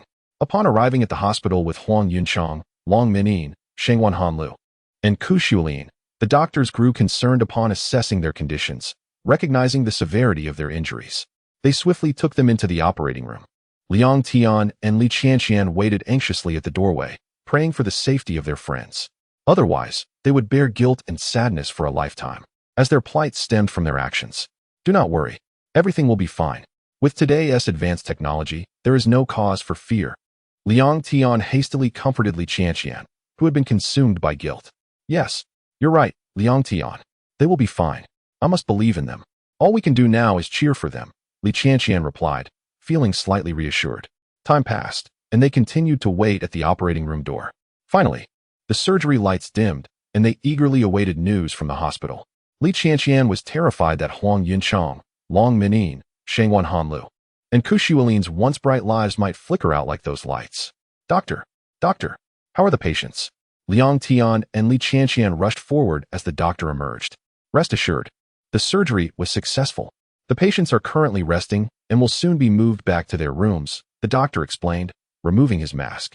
Upon hearing this, the heavy burden on Liang Tian and Li Chanqian's hearts lifted, and they could breathe easily again. However, the situation was not entirely favorable. Just as they thought all was well, the doctor continued. However, one patient, Long Minyin, is in a critical condition and requires further observation. The doctor's words cast a shadow of worry back over Li Chanqian and Liang Tian. What about her? She can't die? Li Chanqian exclaimed, her heart racing. She has been poisoned severely. We have performed surgery to remove the toxins, but due to the duration of her poisoning, her body has suffered significant damage. Whether she will survive remains uncertain. All you can do now is wait for her to awaken, the doctor responded, clearly sympathetic towards Long Minyin. A young woman of remarkable beauty. What is happening to me? My head is spinning. Where am I? Huang Yunchang began to regain consciousness, vaguely hearing some voices. Yunchang, wake up. Liang Tian and Li Chanqian called out, realizing he was on the verge of waking. What is happening? My head is spinning. Am I in a hospital? Huang Yunchang, upon regaining awareness, noticed the hospital gown he wore and understood his surroundings. You were knocked out by Li Jifeng. We brought you to the hospital. You just had surgery, and now you're awake. This is wonderful news. Liang Tian exclaimed, filled with excitement. Yes, I remember. I was knocked out by Li Jifeng while trying to protect Mu Bo. How is she? Is she all right? Huang Yunchang's memories flooded back. Do not worry. Li Jifeng took Mu Bo for treatment. She should be fine. Liang Tian reassured him, aware of his concerns. What about Long Minyin, Shengwan Hanlu, and Ku Shulin? Are they okay? Huang Yunchang inquired, recalling their unconscious states. Only you have awakened. Long Minyin, Shengwan Hanlu, and Ku Shulin are still unconscious. But the doctor assured me they will awaken, Liang Tian explained hastily. And Long Minyin? Huang Yunchang heard Liang Tian mention that Shengwan Hanlu and Ku Shulin were fine. Yet he did not comment on whether Long Minyin was all right. Huang Yunchang believed that her condition was dire and required further observation. At this moment, Long Minyin's only ally was her indomitable will. He was confident that her strength would ultimately lead her back to consciousness. Liang Tian began to console Huang Yunchang while simultaneously reassuring himself. Are you suggesting that Shaoan might perish? Suddenly, a middle-aged man's voice echoed from the doorway. Master, you have arrived. Upon seeing this man, Huang Yunchang immediately knelt down. Rise. The man's tone was calm, as if he were entirely indifferent to Huang Yunchang's predicament. This man exuded an air of nobility and defiance, and from Huang Yunchang's dialogue, Liang Tian discerned that he was Long Minyin's father and Huang Yunchang's master. Yes, master. The young lady is still unable to awaken. Huang Yunchang expressed deep respect for Long Minyin's father, evidenced by his continued kneeling. Xiaochang, did I not instruct you to stand? You are injured and need not kneel. I do not wish to repeat myself. Long Yun's voice turned a tad brusque as he urged Huang Yunchang to rise once more. Yes, master. Huang Yunchang promptly stood upright. Greetings. You must be Li Chanqian. I am Long Yun, Liang Yun extended his hand to shake with Li Tian. Hello. You must be Liang Tian, correct? My name is Liang Yun, father of Liang Minin and master to Huang Yichang. I look forward to your guidance. Liang Yun approached Liang Tian, raising his hand in a gesture of camaraderie. Noticing the man's proactive introduction, Liang Tian hurried to reciprocate the handshake. Hello. My name is Liang Tian. His nervousness was palpable, a reaction not entirely unwarranted given Liang Yun's distinctive aura. Liang Yun radiated an unusual nobility, a quality that seemed absent even among the affluent, as if this essence belonged solely to him. Beneath this regal demeanor lay an unmistakable defiance, perhaps a reflection of his position as the leader of a clandestine governmental organization. You need not feel anxious. I have already heard of you.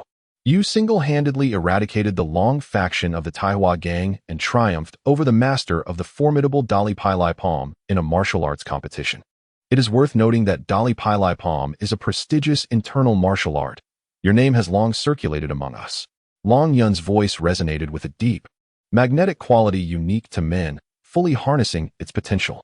Truthfully, I am but a humble individual with no extraordinary talents, Liang Tian acknowledged, aware that his past deeds had already gained notoriety. Even if he wished to deny his involvement, it would be futile. He also understood that Liang Yun was astute. Huang Yichang had previously informed him that the organization Liang Yun led was eager for Liang Tian to join, yet he had hesitated to accept. And now, standing before this man, the highest authority of the organization, Liang Tian could certainly sense Liang Yun's underlying thoughts. Had you been an ordinary individual, many would find themselves unqualified to claim humanity. To possess an individual with extraordinary talent, especially one wielding the most potent natural abilities, defies the notion of being commonplace. Dragon Cloud offered a faint smile after articulating this sentiment. Silence enveloped Liang Tian as he stood, comprehending Dragon Cloud's perspicacity. Liang Tian's earlier remark carried a deeper meaning, one that Dragon Cloud readily discerned. That inept child, little Ian, succumbs to unconsciousness from mere exposure to poison, Dragon Cloud lamented, acknowledging Liang Tian's unspoken concerns. He then turned his attention to Dragon Minin. Master, the young lady engaged in combat with Li Xiao, the right-hand operative of the Taihua gang, a woman notorious for her mastery of poisons. Therefore, the injuries sustained by the young lady are hardly surprising, Huang Yichang began, elucidating the nature of Dragon Minin's wounds to Dragon Cloud. A mere Li Xiao? How formidable could she truly be? The child lacks the mettle for greatness. Succumbing to such a minor dose of poison, she is clearly not destined for eminence, Dragon Cloud sighed, directing his lamentations towards Dragon Minin. Liang Tian found Dragon Cloud's words and demeanor perplexing. His own daughter lay poisoned and unconscious upon the sickbed, yet instead of solace, Dragon Cloud offered only criticism. Master, the young lady performed admirably. She vanquished Li Xiao of the Taihua gang single-handedly, relying solely on her own prowess, Huang Yichang pleaded, interceding on Dragon Minin's behalf. So what if she did? Li Xiao is but a mere pawn. To sustain such grievous injuries while confronting such a lowly opponent only underscores the child's immaturity. Dragon Cloud retorted, dismissing Huang Yichang's entreaties. Uncle, I bear the responsibility for this. Had it not been for me, Minin would not be unconscious, and no one would have been harmed, Li Tian interjected, interpreting Dragon Cloud's words as veiled criticism. Her unease was palpable. No, Li Tian, I do not fault you. You need not berate yourself, Dragon Cloud reassured, his gaze fixed intently upon Dragon Minin. I overheard the physician's prognosis. If little Ian fails to awaken by tomorrow morning, she will perish. Upon failing to awaken, the venom will have permeated her entire being, poisoning her vital organs beyond remedy. Dragon Cloud's voice was eerily subdued, devoid of any discernible trace of grief or apprehension in his tone or expression. Perhaps this was the mark of a leader, unwavering in the face of adversity, impervious to the storms that battered him, standing as an unyielding colossus. Dragon Cloud stood silently, his gaze fixed upon Dragon Minin. An oppressive stillness descended, unbroken by any utterance. After an extended pause, Dragon Cloud inhaled deeply and finally spoke. Liang Tian, would you accompany me for a moment? There are matters I wish to discuss with you. Dragon Cloud requested, exiting the room and pausing, awaiting Liang Tian's arrival. Hearing Dragon Cloud's words, Liang Tian sensed an impending complication. Despite Dragon Cloud's outward stoicism, Liang Tian knew that he was still a man, and all men harbor emotions, however concealed they may be. Even the most adept at concealing their feelings betray subtle clues in their speech. Liang Tian had detected such a tell in Dragon Cloud's remarks. His observational skills had been honed through numerous battles, transforming him from a timorous youth into a seasoned man. "Uncle, there must be a reason you summoned me," Liang Tian ventured, as they walked a short distance from the ward. He knew that Dragon Cloud would not have sought him out without a significant purpose. Dragon Cloud surveyed their surroundings, ensuring their privacy before responding. "Indeed, Liang Tian, you are astute. I brought you here because I have matters to discuss with you," Dragon Cloud affirmed, his cadence deliberate, as if nothing could perturb his composure. "Please, uncle, speak your mind. If I can be of assistance, I shall," Liang Tian offered. Recognizing that a summons from a man like Dragon Cloud signified a matter of considerable import. "Liang Tian, I believe you are privy to my true identity through Little Chang's revelations. This knowledge is partly why I sought you out," Dragon Cloud stated, eschewing preamble and delving directly into the subject.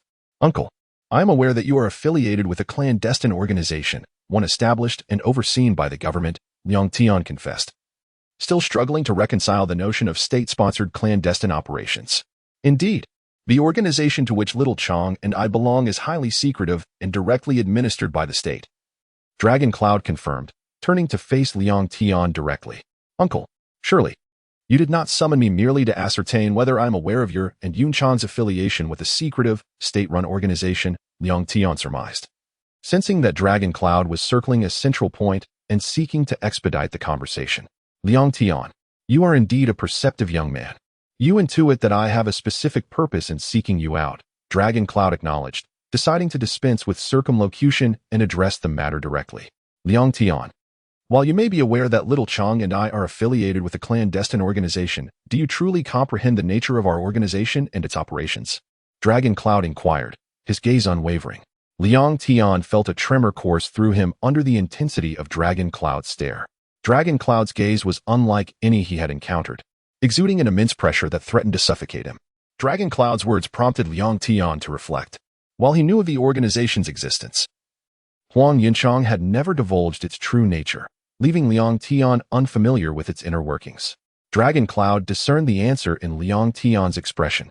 "The organization to which Little Chang and I belong is dedicated to maintaining peace. Our primary mission is to eliminate those who pose a threat to the nation. Our organization is known as the Howl," Dragon Cloud revealed. "Howl?" Liang Tian repeated, unfamiliar with the organization. He was utterly bewildered upon hearing its name. "Liang Tian, your ignorance is understandable. As a clandestine organization, our existence is largely unknown. Those who do become aware of our existence typically meet an untimely end. Our mission is to eradicate those who endanger the nation, and our operations are invariably focused on eliminating such threats," Dragon Cloud explained.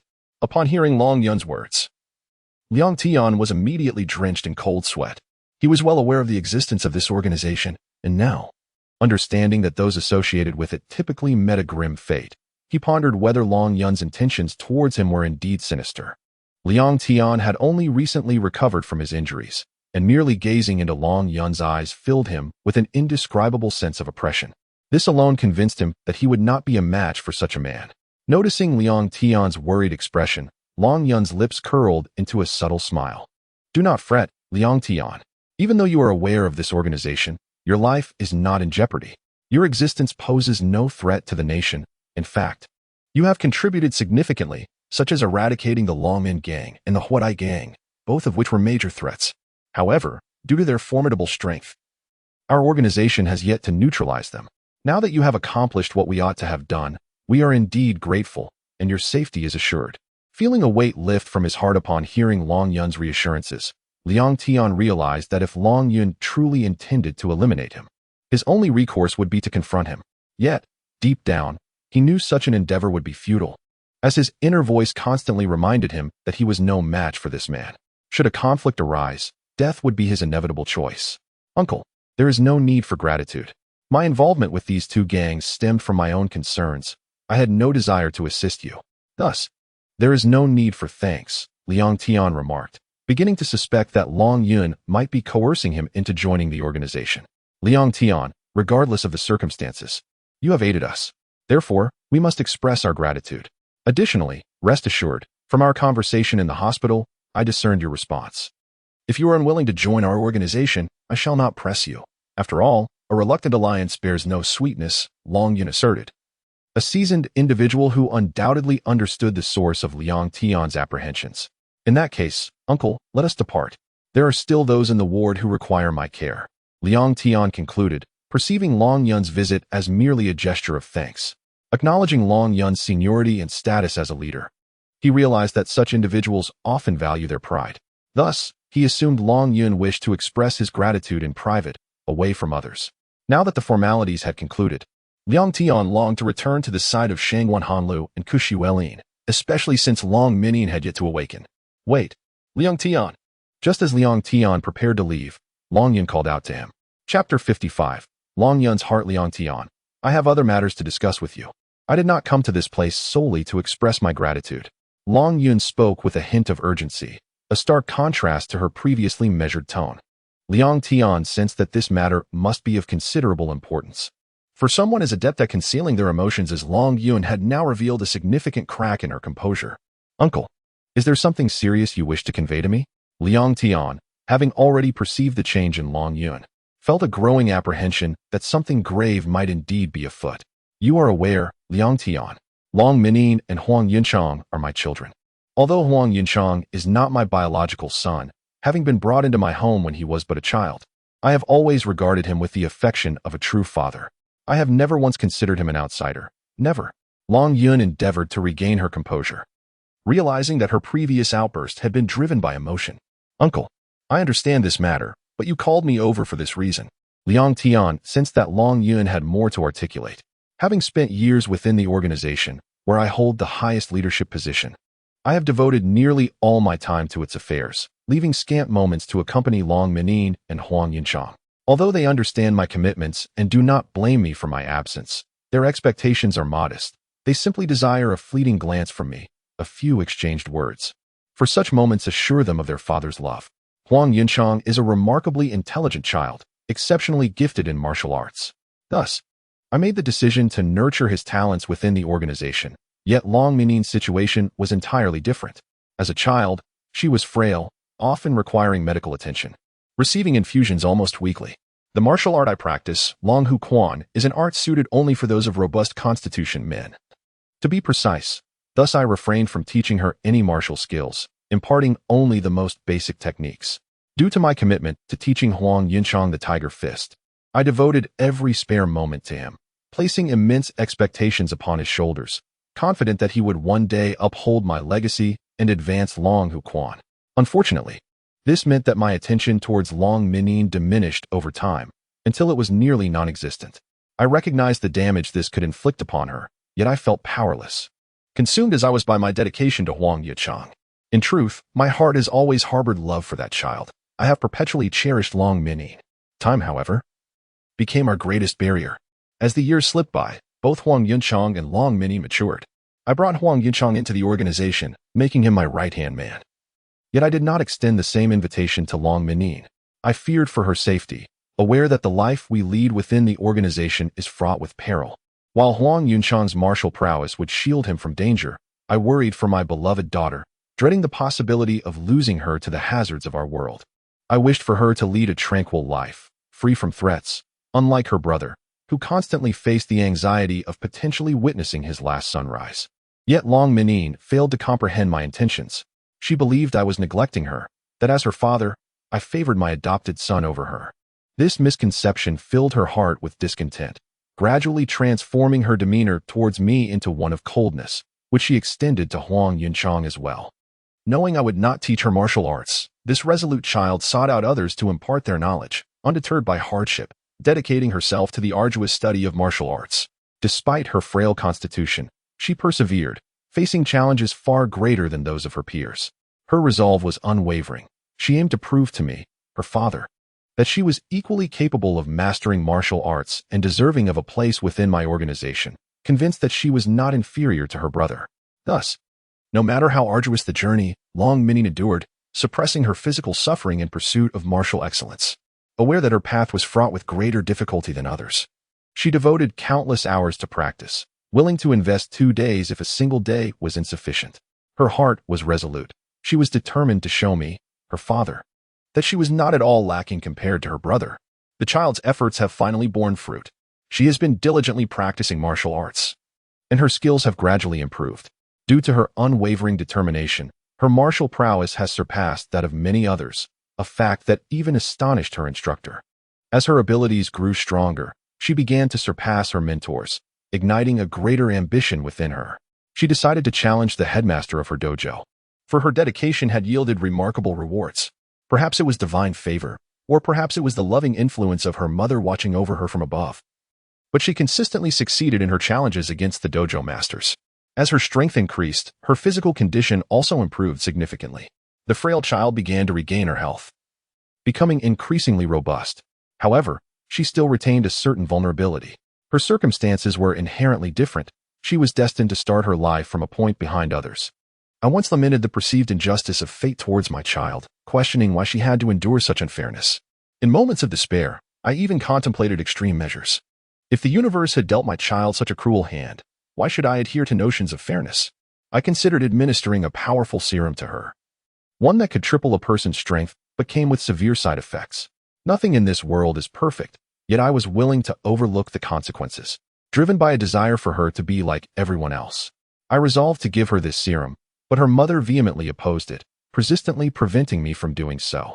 In a moment of heated argument, I accidentally administered the serum to her, which allowed me to witness its terrifying effects firsthand. The serum enhanced her strength threefold, but it was a dreadful concoction that twisted the internal organs, akin to a poison. Indeed, something far worse than mere poison. It distorted her organs, leading to irreversible damage. When her vital organs ceased to function, the inevitable outcome was death. The demise of her mother awakened me to the harsh reality, prompting me to cease my rebellion against fate and accept my circumstances, though the price for this enlightenment was the loss of my beloved. As the child continued to challenge various dojos, her strength grew, and she garnered increasing recognition. The name Long Menin began to resonate with more people. Despite her remarkable progress, I understood that formidable opponents still lurked in the shadows of many dojos. If she persisted in her challenges, defeat was an eventuality. Coupled with her fragile health, I feared that a loss could prove fatal. I could not allow such a tragedy to unfold, so I invested in several dojos. Yet, Long Menin remained undeterred, striving to prove her capabilities to me, to demonstrate her worthiness of inclusion in esteemed circles. I recognized her aspirations, but I chose to respond with indifference. I distanced myself from her, failing to acknowledge her strength, often expressing disdain for her abilities, calling her worthless. Yet, deep down, my heart ached. I feared that if I did not maintain this fade, she would develop unrealistic expectations of her potential. This strategy was my attempt to temper her ambitions. Liang Tian, upon hearing Long Yun's words, began to grasp the reasons behind her previous attitude towards him. Despite being in his 50s, this man, a father himself, possessed an enduring love for his child that transcended age. While Long Yun maintained a calm demeanor, Liang Tian sensed the turmoil brewing beneath her surface, masked by her composed exterior. Chapter 56. The Emergence of Miracles. Liang Tian. At this moment, Long Menin's fate hangs in the balance, and I have never wished for her demise. More than anyone, I fervently hope for her awakening. Upon realizing the peril she faced, I immediately set aside all my duties and rushed over, for deep within, I cannot bear the thought of any harm befalling her. Liang Tian. Should Long Menin regain consciousness this time, I implore you. The adversaries she faces are growing increasingly formidable. I have always known that she possesses remarkable potential, yet she is still vulnerable to harm. You are unlike ordinary individuals, Liang Tian. I hope that when you are next by her side, you will do everything in your power to shield her. Do everything possible to prevent her from suffering any injury. This is the primary reason I have called upon you. Liang Tian, I beseech you to promise me this. Long Yun's emotions surged uncontrollably as he spoke, and he became acutely aware of the intensity of his feelings. Liang Tian was already deeply moved by Long Yun, a man of great stature, the leader of a clandestine organization, yet possessing a boundless paternal heart that profoundly touched him. At that moment, Liang Tian could conceive no reason to refuse, nor could he imagine any justification for not complying. Uncle, rest assured, while I am here, I shall exert every ounce of my strength to protect Long Menin. No matter what, I will not allow her to suffer even the slightest harm again. Liang Tian. Thank you. Thank you for honoring my request, Uncle. Upon hearing Liang Tian's words, Long Yun was overwhelmed with emotion. Uncle, let us depart. We must return to be with Long Menin. What she needs now is fortitude. Our role is to be by her side, offering our unwavering support. Liang Tian wished to present Long Yun before Long Menin, to show her the depth of her father's love. Yes, let us go, Liang Tian. Long Yun now understood that what Long Menin required most was companionship. Unbeknownst to Liang Tian and Long Yun, a shadow lurked behind them while they conversed, a figure named Huang Yuchang. Since the moment Long Yun sought to speak privately with Liang Tian, the perceptive Huang Yunchang sensed something amiss. He had been carefully following their path, as Long Yun's earnestness and Liang Tian's focused attention rendered them oblivious to the presence trailing behind them. Huang Yunchang had heard everything exchanged between Long Yun and Liang Tian. As he listened, he was filled with excitement, for he held immense gratitude for his mentor, Long Yun, who had radically altered the course of his life. Had it not been for Long Yun's intervention, Huang Yunchang might have perished on the streets. In the past, Huang Yunchang had lived alone by the roadside, perceived by passers-by as a beggar, invisible to their gaze. No one would deign to look upon him, for who would care to observe a ragged, filthy child? Huang Yuchang had long since grown accustomed to such disdain, never expecting sympathy, merely hoping for a morsel to stave off starvation. Everything changed one fateful day with the appearance of Long Menin as father, Long Yun. Huang Yunchang recalled begging for food from passers-by after 2 days without sustenance. On the verge of collapse, he extended his hand to one passerby, yearning for even the slightest morsel, which would suffice for a child who had not eaten in 2 days. The man he approached was none other than Long Yun, who paused and locked eyes with Huang Yunchang. With his years of experience, Long Yun recognized the child's innate talent for martial arts, realizing he was destined to be a martial artist. Thus, he took Huang Yunchang home with him. At that moment, Huang Yunchang cared little, driven solely by the prospect of food, and followed Long Yun home, unaware that this decision would irrevocably alter his fate. Do you see? This will be your home from now on. You shall be my child, do you understand? Long Yun declared, hoping to teach the boy martial arts, recognizing the extraordinary potential within him. My home. I will have a home. Huang Yunchang could hardly believe his ears. Since the death of his parents, he had known no home, having long considered the streets his dwelling. Indeed, this shall be your home henceforth. Remember this. You must live here now. Long Yun understood that Huang Yuchang struggled to grasp the reality of this statement. As a child who had begged on the streets for years could hardly fathom the sudden warmth of a home. Can I truly live here? Huang Yunchang, reassured by Long Yun's insistence, began to trust his words. I do not like repeating myself. I shall say this once more. This will be your home. You must reside here, understood? Upon hearing this, tears streamed down Huang Yunchang's face. He had never imagined that a beggar like him could possess a home. His small heart had been deeply scarred by the disdainful gazes of countless strangers who looked upon him with a mix of pity and derision, treating his existence as an anomaly unworthy of their attention. Huang Yuchang had long since become accustomed to such scrutiny, seeking only a little compassion and food to survive. Yet now, he found himself captivated by the gaze of this man, which was strikingly different from others. In the eyes of Long Yun, he sensed no pity or contempt. Instead, he perceived an abundance of love, an affection reminiscent of that once bestowed by his parents. He had thought such love lost forever, but now, as tears of joy flowed from his eyes, he realized it had returned. Do you know your name? Long Yun assumed the child had been reduced to a beggar from birth, and thus might not even know his own name. My name is Huang Yunchang, he replied, tears continuing to fall. So your name is Huang Yunchang. From now on, I shall call you Xiao Chang.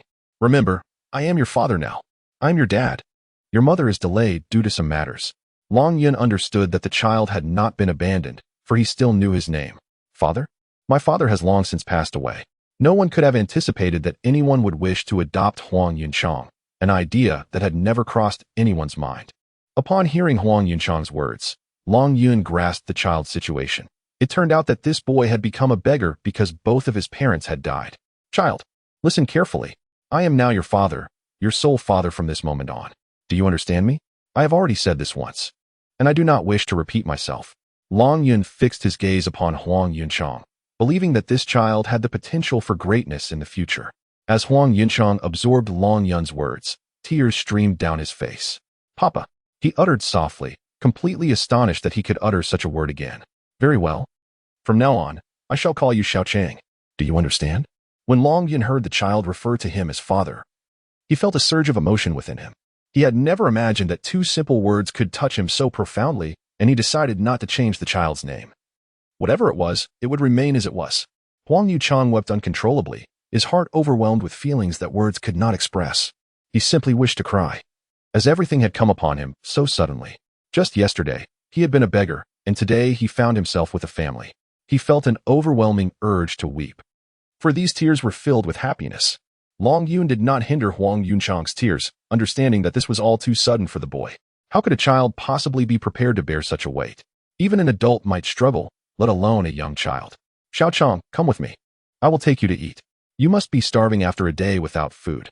You also need to change your clothes and take a proper bath. Seeing that Huang Yuchang had been crying for quite some time, Long Yun felt it was enough, especially since the boy was clearly very hungry. Upon hearing Long Yun's words, Huang Yunchang tried his best to stop his tears.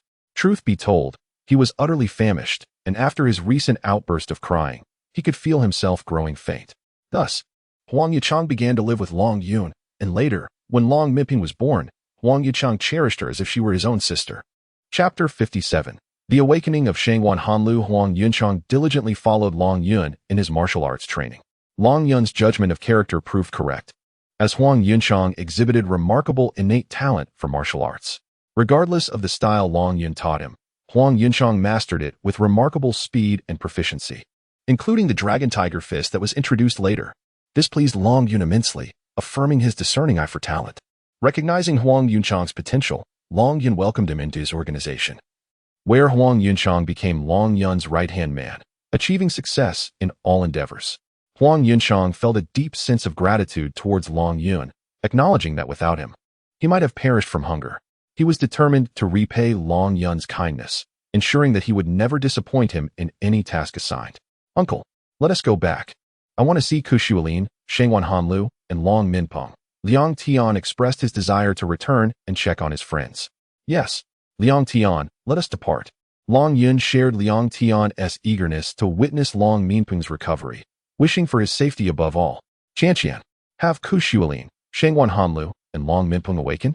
Upon returning, Liang Tian immediately inquired about their condition. Not yet, Liang Tian, but I am confident they will awaken soon. I truly believe in their strength, Li Qianqian reassured him, fervently hoping for their recovery. Qianqian, I share your faith. Worry not. Liang Tian echoed her sentiments, wishing for the safe awakening of Kushualin, Shangwan Hanlu, and Long Minpeng, hoping for their health and well-being. Where has Huang Yunchang gone? He should be in the ward. Long Yun noticed Huang Yunchang's absence and grew concerned. Uncle, he merely stepped out for a walk. Do not fret. I intended to accompany him, but he insisted I stay to care for Kushualin, Shangwan Hanlu, and Long Minpeng. Li Qianqian explained, pleased with Huang Yunchang's decision to take a stroll for his health. Qianqian, please freshen up. It will do you good, Long Yun suggested, noticing her fatigue from caring for their friends. No, uncle. I am fine here, Li Qianqian replied, her sole concern being the safe awakening of Kushualin, Shangwan Hanlu, and Long Minpeng, especially Long Minpeng. Qianqian, do wash your face. You've been tending to them for so long. You must be exhausted. Just a moment to refresh will help you care for them better, Liang Tian urged, understanding her fatigue from a day spent in the hospital. Ultimately, it was the words of her beloved that resonated the most with Li Qianqian. Realizing her exhaustion, she acknowledged the need to rejuvenate herself to provide better care for their friends. All right, I shall wash my face now.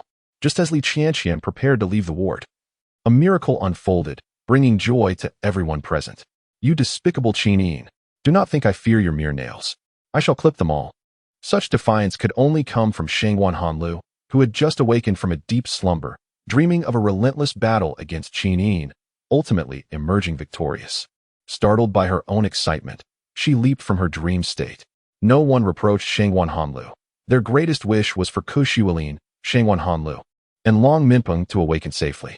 The craziness of the moment was inconsequential as long as they returned to consciousness. Fatty, how wonderful. You have finally awakened. You nearly scared me to death.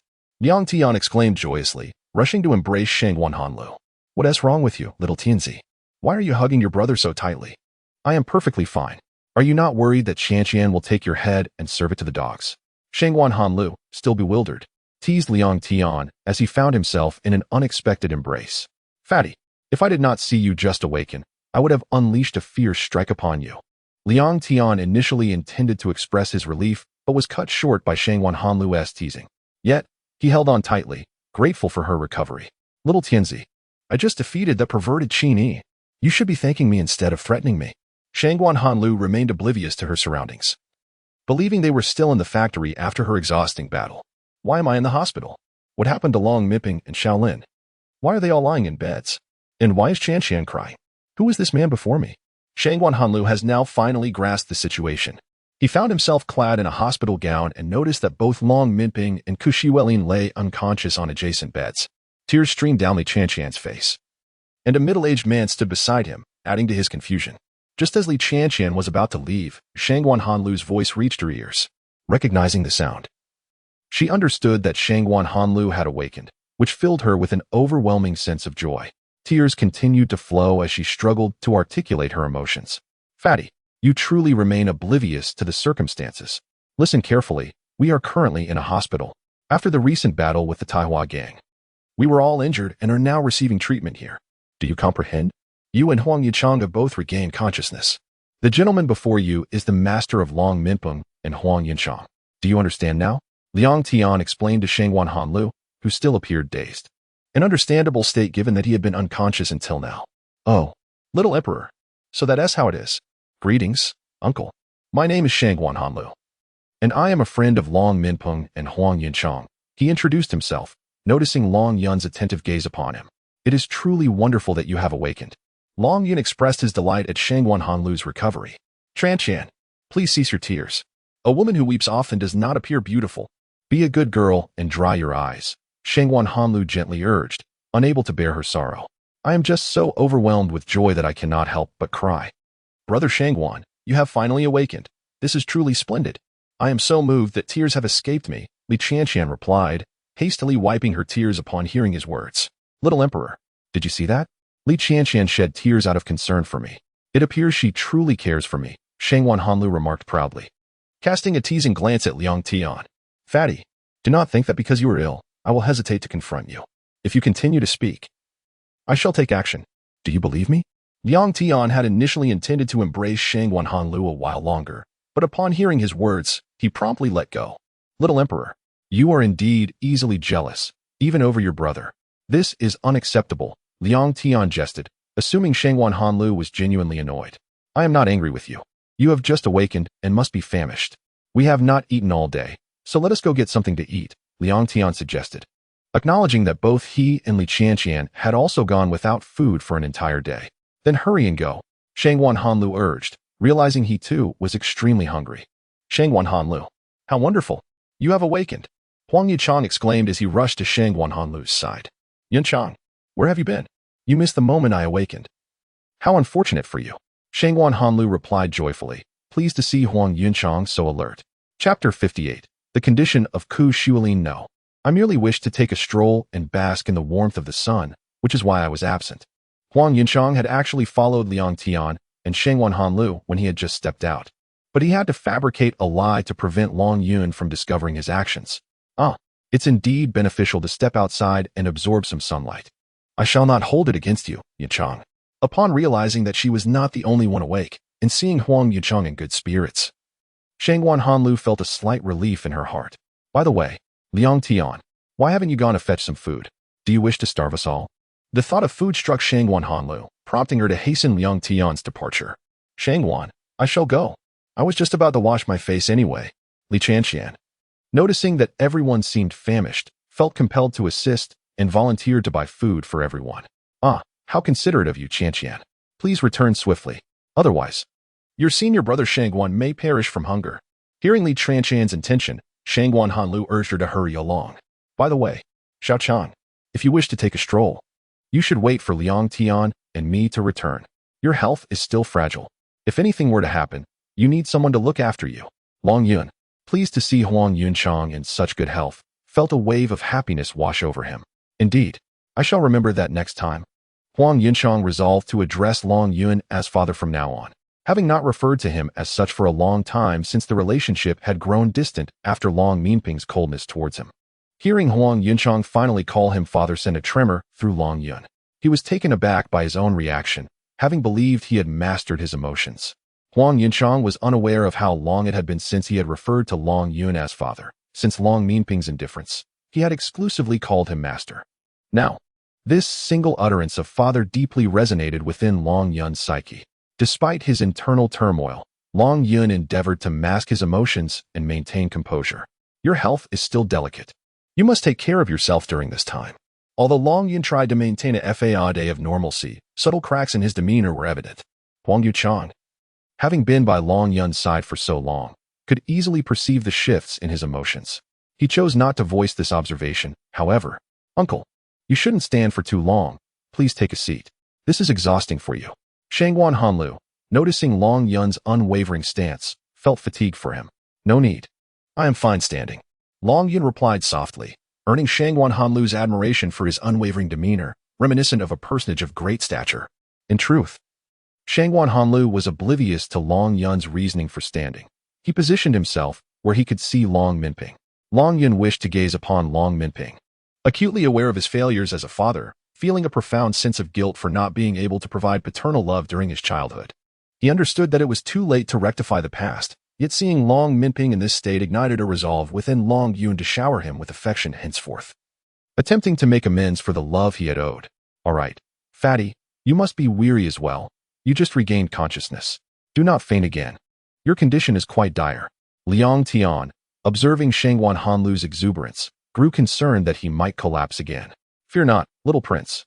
Your brother is incredibly resilient. Did you not see that I have awakened? I could not possibly faint so easily. Shangguan Hanlu proclaimed, giving himself a thumbs up to signify his fortitude. Enough, fatty. With your condition, how much strength can you possibly muster? At most, you could last 2 minutes. Liang Tian, unable to resist teasing Shangguan Hanlu, could not help but poke fun at his confidence. Shangguan, I wholeheartedly believe in your strength. Ultimately, it was Huang Yuchang who offered kind words to Shangguan Hanlu. See, look how good Yuchang is to me. Unlike you and Xiaolin, who spend all day bullying your elder brother. This is what a true brother ought to do. Shangguan Hanlu exclaimed, overwhelmed by excitement at Huang Yuchang's compliment. Just as Liang Tian was about to speak, a voice interrupted him. Yunchang, it is because you are utterly unaware of Fatty's flaws. His shortcomings are far beyond what you can imagine. So, Yunchang, retract that statement. It was indeed Kushualin who expressed this. Wonderful. Xiaolin, you have finally awakened. This is splendid news. You nearly frightened your brother to death. Shangguan Hanlu exclaimed, leaping from his bed and rushing to Kushualin's bedside, showering him with kisses. You little rascal, are you looking for a fight? Get away from me. Otherwise, I shall end you. Kushualin, upon awakening, found himself besieged by Shangguan Hanlu's fervent affections. Yet, still weak from his recent ordeal, he lacked the strength to resist, resorting only to threats to deter Shangguan Hanlu's advances. TCH, Xiaolin, you are truly ungrateful. Here I am, braving illness to come and show you affection. And this is how you respond to your elder brother? Shangguan Hanlu, realizing Kushualin's serious nature, grew anxious.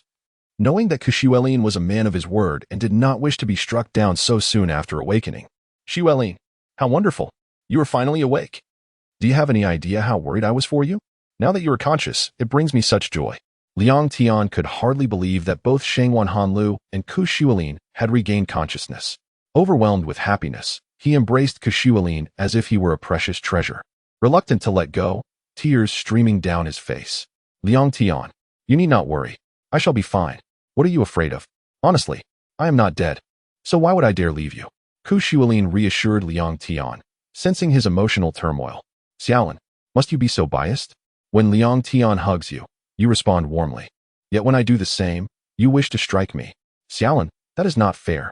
Shangguan Hanlu observed the stark contrast in treatment between himself and Liang Tian and could not help but feel slighted.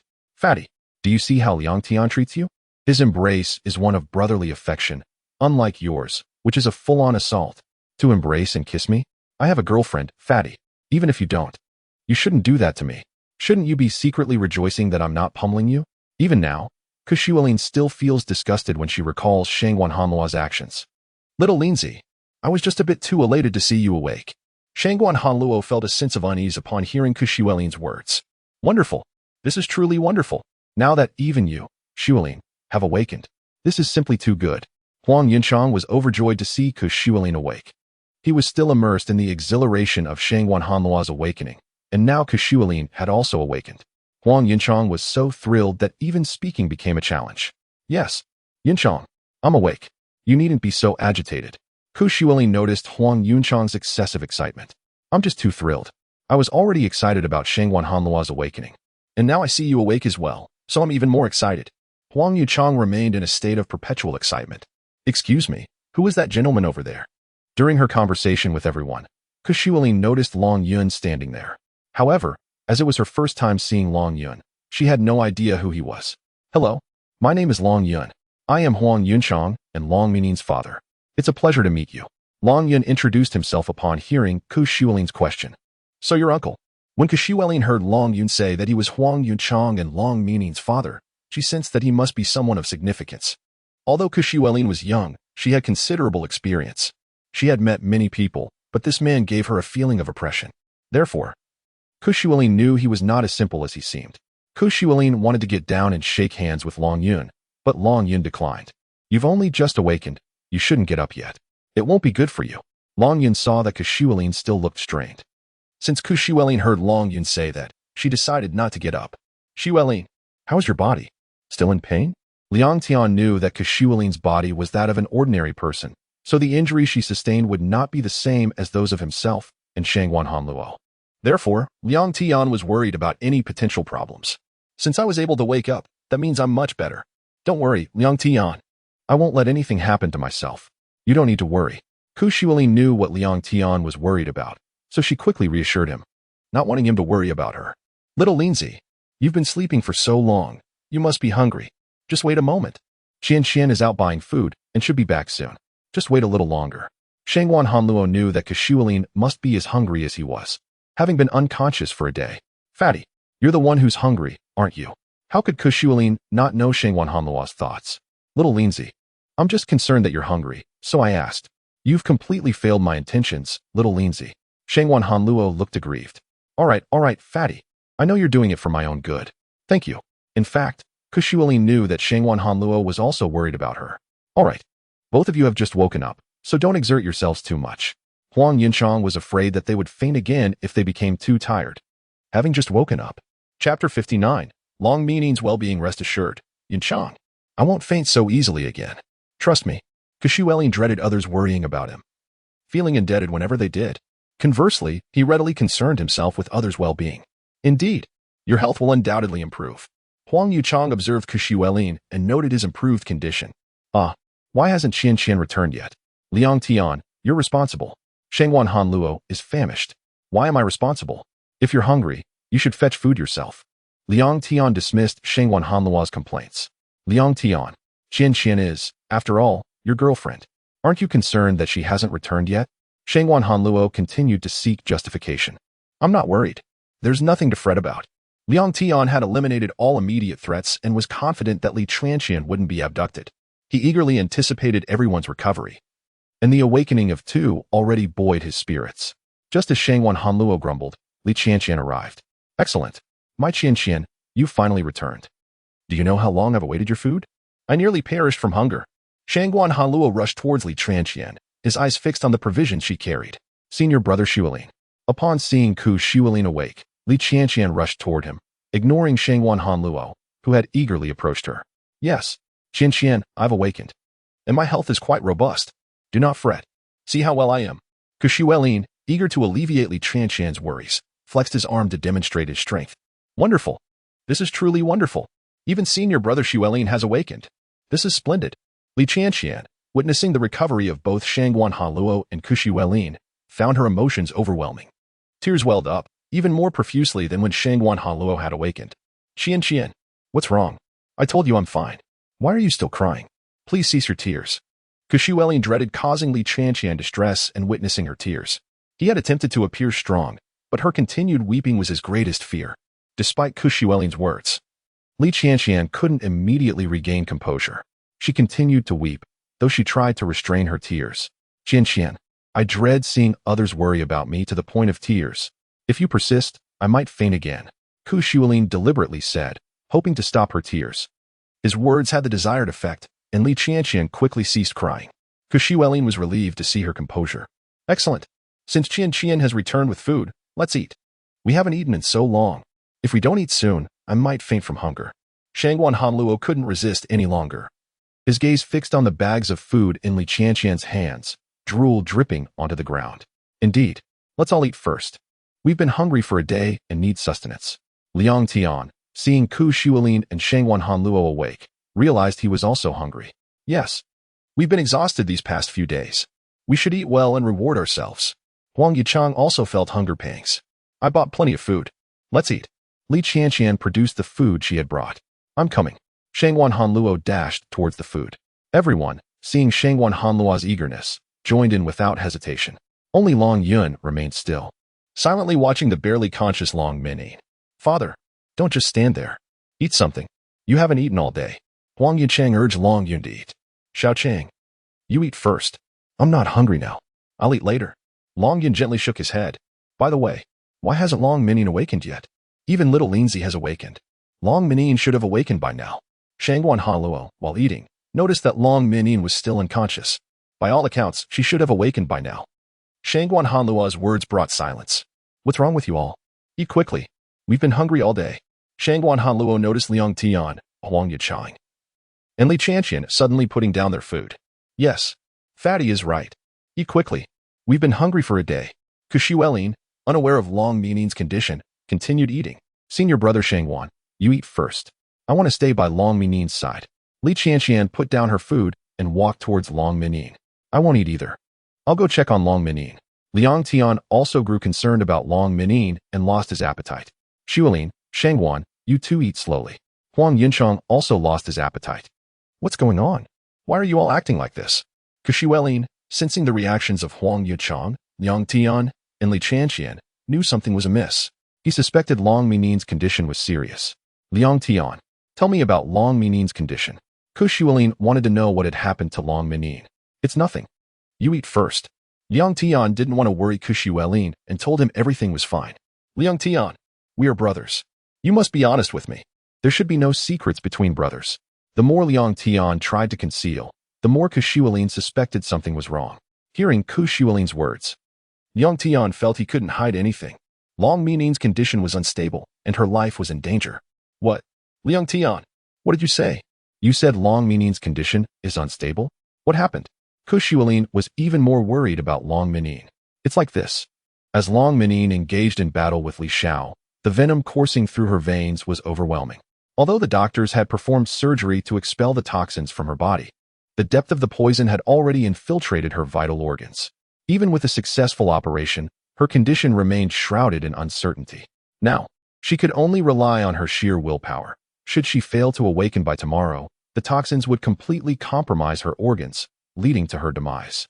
Liang Tian did not wish for Shangwan Hanlu and Kushuelin to be aware of this grim reality, as he wanted to spare them the burden of worry. What? Is it truly so? Kushuelin was incredulous upon hearing Liang Tian's words. She had never imagined that Long Minyin's situation was so perilous. Setting aside her food, she hurried to Long Minyin's side. Upon hearing Liang Tian's revelation, even Shangwan Hanlu, usually proud of her appetite, lost her desire to eat and joined Kushuelin in attending to Long Minyin. At this moment, Long Yun, Huang Yinchang, Shangwan Hanlu, Kushuelin, Li Qianqian, and Liang Tian shared a singular hope that Long Minyin would awaken before dawn. The hospital was enveloped in a profound silence, devoid of any sound. Exhausted from the previous day's battle, Shangwan Hanlu, Kushuelin, Liang Tian, Huang Yinchang, and Li Qianqian succumbed to slumber as they watched over Long Minyin. Yet, one individual remained awake, Long Minyin's father, Long Yun. His thoughts were consumed by worry for his daughter. Seemingly oblivious to his position as the highest leader of the secret organization known as Shao. In this moment, Long Yun was simply a father. Filled with love for his child, he had shed the imposing demeanor of a leader, embodying instead the essence of a devoted parent. Standing before Long Minyin, he reflected on how she had grown to the age of 9. My dear Minyin, you have blossomed into a young lady. I remember when you were a cherubic child, so fond of riding horses. Your mother would always take you riding, yet I never once joined you, nor did I ever change your diapers. Please forgive me. My dear daughter, my role as the leader of Shao kept me from being by your side. Long Yun finally seated himself beside Long Minyin, having stood vigil throughout the day. In this tranquil moment, while others slept, he felt compelled to express the love he had nurtured for her over the past 9 years. He feared that if he did not speak now, he might never have another opportunity. Though uncertain if she could hear him, he clung to a flicker of hope that his words would reach her. Chapter 60. Everyone is safe and sound. Showing. Your birth may have seemed like a burden to many, but your mother and I never considered you as such. Though your health has always been fragile, we never gave up on you. We believed you would be just like other children if we dedicated more time and effort. Long Yun's emotions surged as he decided to unleash the feelings he had suppressed for 9 years. It was a period long enough to transform anyone, and tonight, he resolved to be himself, allowing his emotions to flow freely without restraint. Xiaoxian, you are truly blessed, but I have been inept at expressing my love for you. It seemed as if my affection only caused you pain. Did you know that I never told you how your beloved mother died? She was indirectly killed by your father, who was incapable of showing love. Her death taught me profound lessons. I began to believe in fate and became docile, allowing destiny to train me without resistance. All of this I did because of your mother. Long Yun's voice grew more impassioned, yet he maintained control, mindful not to awaken the others. As the supreme leader of the Howling organization, he had a reputation to uphold. Your mother's death inflicted immense pain on me, but it also matured this old man. It sounds ironic, doesn't it? The leader of the Howling organization, someone who manages so many people, admitting he was not mature enough. How absurd. Xiaoxian, my feelings about your mother's death are a mixture of love and hate. If I had a choice, I would rather have died in her place, or taken her place. To ease the torment in my heart. Tears welled up in Long Yun's eyes, a rare occurrence after so many years. Your mother's death has caused me so much anguish. I can no longer bear to witness anyone close to me dying. I dread that feeling and refuse to experience it again. Xiaoxian, I implore you, please wake up. You cannot die. Tears streamed down Long Yun's face uncontrollably. Xiaoxian, wake up. Can you truly bear to see your father grieve? Xiaoxian, wake up. I beg you. Anything. As long as you awaken. My greatest wish is for your life to be prolonged. I would gladly exchange my life for yours, to atone for all your loneliness. Even now, will you not awaken? Xiaoxian, I beseech you. I cannot bear to see you die. The pain is unbearable. Your mother died because of me. Must I now watch you perish as well? I, your father, beg you. If you awaken, it would be the greatest gift from heaven. Long Yun's tears flowed incessantly, like a spring that, once opened, could not be closed. Time, like the deadliest poison, cannot be stopped, no matter how much one wishes to freeze it. Even knowing it is impossible, one still clings to the hope that heaven might grant a miracle. Long Yun was in such a state, yearning for time to speed up, for Long Minxian to awaken, and then for time to stand still at that moment, his deepest desire. He knew it was a naive and foolish wish, but he was desperate. Long Yun was like a lost and helpless child, employing the most absurd methods to beg heaven for an impossible task. The morning sunlight streamed through the windows, illuminating Huang Yuchang, Kushuelin, Long Yun, Li Tranqian, Long Minxian, and Liang Tian. Long Yun had fallen asleep beside Long Minxian, perhaps due to his profound sorrow the night before. After speaking, he had stared at Long Minxian, afraid to close his eyes, fearing it would be the last time he saw his daughter. He strained to keep his eyes open, but eventually succumbed to sleep, though this time, closing his eyes did not mean a final farewell to Long Minxian. Dad, Dad, Long Minxian called out weakly, still frail. She had escaped the trial of death and successfully continued her journey. When she opened her eyes, she saw her father bathed in sunlight, radiating a soft glow. It was the first time she had seen her father as so beautiful. Though her voice was faint, it was enough to awaken Long Yun. In his daze, he thought he heard someone calling him father. Though the voice was weak, it was warm and familiar. It was his daughter's voice, Long Minxian calling him. He opened his eyes, convinced it was not a dream. The voice was too real to be a figment of his imagination. Indeed, his intuition was correct. When he opened his eyes, he saw his daughter, Long Minxian, lying in the hospital bed, her eyes open and fixed on him. Xiaoxian, wonderful, wonderful. Father is so glad to see you awake. Heaven is truly kind to me. To open my eyes and see you, time has never passed so quickly. The moment I saw you looking at me is etched forever in my mind. Long Yun embraced Long Minxian tightly, his heart filled with excitement and joy. His emotions were a complex tapestry, each thread representing a different sentiment. Long Minxian did not resist her father's embrace, feeling a sense of paternal love she had longed for. She did not want to relinquish this love. She wanted to cherish it. It was something she deeply desired, and now that she had it, she would not let it slip away. Long Yun's loud voice awakened Huang Yuchang, Kushuelin, Li Tranqian, and Liang Tian. They too saw that Long Minxian had awakened, which brought them immense joy. At that moment, Long Minxian's awakening was the happiest thing that could have happened to them. You have all awakened. Why not indulge in a bit more slumber? You must be utterly exhausted after caring for me yesterday. Long Minmin noticed that Huang Yuchang, Kushuelin, Long Yun, Li Tranqian, and Liang Tian had all roused from their slumber, and she bestowed upon them a gracious smile. one that sparkled radiantly under the sun's warm embrace. Long Minmin, you have awakened. Upon the moment Shangwan Hanlu opened her eyes and beheld Long Minmin's smile, she instinctively exclaimed, Long Minmin, you have awakened.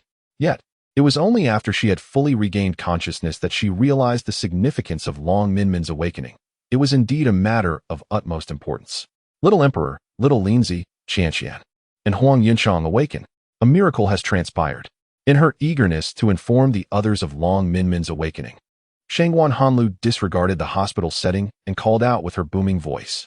Her call proved to be quite effective, as it roused the still drowsy Kushualin, Huang Yunchang, Li Qianqian, and Liang Tian from their reverie. Fatty, do you wish to court death? This is a hospital. Why shout so loudly? Liang Tian's remark jolted him fully awake. As he pondered the purpose behind Shangwan Hanlu's insistence, he momentarily wondered if she had experienced yet another bizarre dream. I called you all to rise for a reason. You will undoubtedly thank me for it, Shangwan Hanlu replied with a proud smile. Ah, you have all awakened. Why not sleep a little longer? It is still quite early. Long Minmin observed, witnessing Liang Tian, Kushualin, Li Qianqian, and Huang Yunchang now awake, and she greeted them with an expansive smile. Minmin, seeing Long Minmin smile at her, Li Qianqian could not contain her excitement and shouted joyfully. She had always firmly believed that Long Minmin would awaken, and upon seeing it come to fruition, her joy erupted into a loud cheer. Qianqian, you are overly enthusiastic. There's no need to shout so loudly. Long Minmin, overwhelmed by Li Qianqian's exuberance, felt as though her eardrums might burst. The sheer volume of Li Qianqian's exclamation was far more potent than Shangwan Hanlu's earlier call. However, Liang Tian, Kushualin, Li Qianqian, and Huang Yunchang did not chastise Li Qianqian. They understood that her excitement was a reflection of her overflowing joy, recognizing that she was not alone in her exuberance. Chapter 61. Love is not difficult to express. Even Liang Tian, Kushualin, Qianqian, and Huang Yunchang were so overwhelmed with emotion that they all shouted together, Long Minpin, you're awake. The volume of their voices was tremendous, akin to the combined force of several Li Qianqians, capable of causing a seismic effect throughout the hospital. This is a hospital. Can you refrain from making such a racket? If you continue, I will have no choice but to throw you all out. A nurse finally could no longer endure the commotion and shouted at Liang Tian, Kushualin, Qianqian, and Huang Yunchang. Realizing their mistake, they immediately apologized to the nurse. Look at how loudly you're shouting. You're lucky the director hasn't expelled you yet. Now that it's just the nurse asking you to tone it down, you should take heed. Long Minpeng felt as though her ears were about to be deafened by Li Qianqian's ruckus, and now the noise from Liang Tian, Kushualin, Qianqian, and Huang Yunchang only exacerbated her discomfort. She pressed her hands against her ears and shouted, confirming that she was still able to hear. Minpeng, this is truly a miracle. Your awakening is simply wonderful. Heaven is still favoring us. Thank you, God. Thank you for waking up, Minpeng. Everything troubling us has passed. How wonderful. Tears streamed down Li Qianqian's face as she covered her eyes, overwhelmed with joy. Her greatest fear had been that Long Minpeng would not awaken, but now, seeing her come to, she felt an immense relief. With Huang Yunchang, Shangwan Hanlu, Kushualin, and Long Minpeng all awake, Li Qianqian had nothing left to worry about. And even her breathing felt lighter. Minpeng, I knew you would awaken. I always believed in you. A mere bit of poison could never harm you. I just knew it. Huang Yunchang felt his words were tinged with nervousness, surprised by his own emotional state. He had never experienced such a feeling before, and now he found himself at a loss for words. All that mattered to him was that Long Minpeng was safe and sound, which filled his heart with happiness, a reality he had longed for, now fulfilled. Yunchang, what is wrong with you? Why are you speaking so incoherently? This isn't like the usual Huang Yunchang. Long Minpeng was aware of the reason for his behavior, yet chose not to voice it. Minpeng, do you understand how worried you made me? I was so anxious yesterday. You know how afraid I was that you wouldn't wake up. Liang Tian's tears flowed freely as he witnessed Long Minpeng's awakening. Yet these were tears of joy. Liang Tian, really? Is it necessary to be like this? A grown man crying and laughing while doing so? Aren't you afraid of being called crazy? Long Minpeng couldn't help but chuckle at Liang Tian's demeanor. Minpeng, you must have known you would be all right, right? So your awakening is just to surprise us. But let me tell you, if you ever fall into a coma again, you'd better wake up quickly. We don't need such surprises. We want you to be alert immediately. Shangwan Hanlu could find no other expression but laughter. I just woke up too, all right? Next time, I'll make sure to call out to you. Long Minpeng could sense Shangwan Hanlu's concern. feeling enveloped by a group of affectionate companions. Minpeng, I knew you would awaken. I never worried about you because I kept a calm heart, knowing you would recover. Ku Shuilin gave Long Minpeng a big thumbs up, signifying her admiration. Long Minpeng returned the gesture, acknowledging, of course, I am an exceptional woman. No need to state the obvious. Surrounded by caring friends, Long Minpeng felt enveloped in happiness, tears streaming down her face. I am a woman embraced by happiness. I am the happiest person in the world, she exclaimed, genuinely feeling the bliss of her situation. You think you are the happiest person? If you are not, then who else deserves happiness? Liang Tian, Ku Shuilin, Qianqian, Huang Yunchang, and Long Yun echoed in unison, inexplicably synchronized. Long Minpeng's tears flowed even more freely. Especially touched to hear her father, Long Yun, express such sentiments, something she had never expected. Thank you. Your existence is the greatest encouragement for me.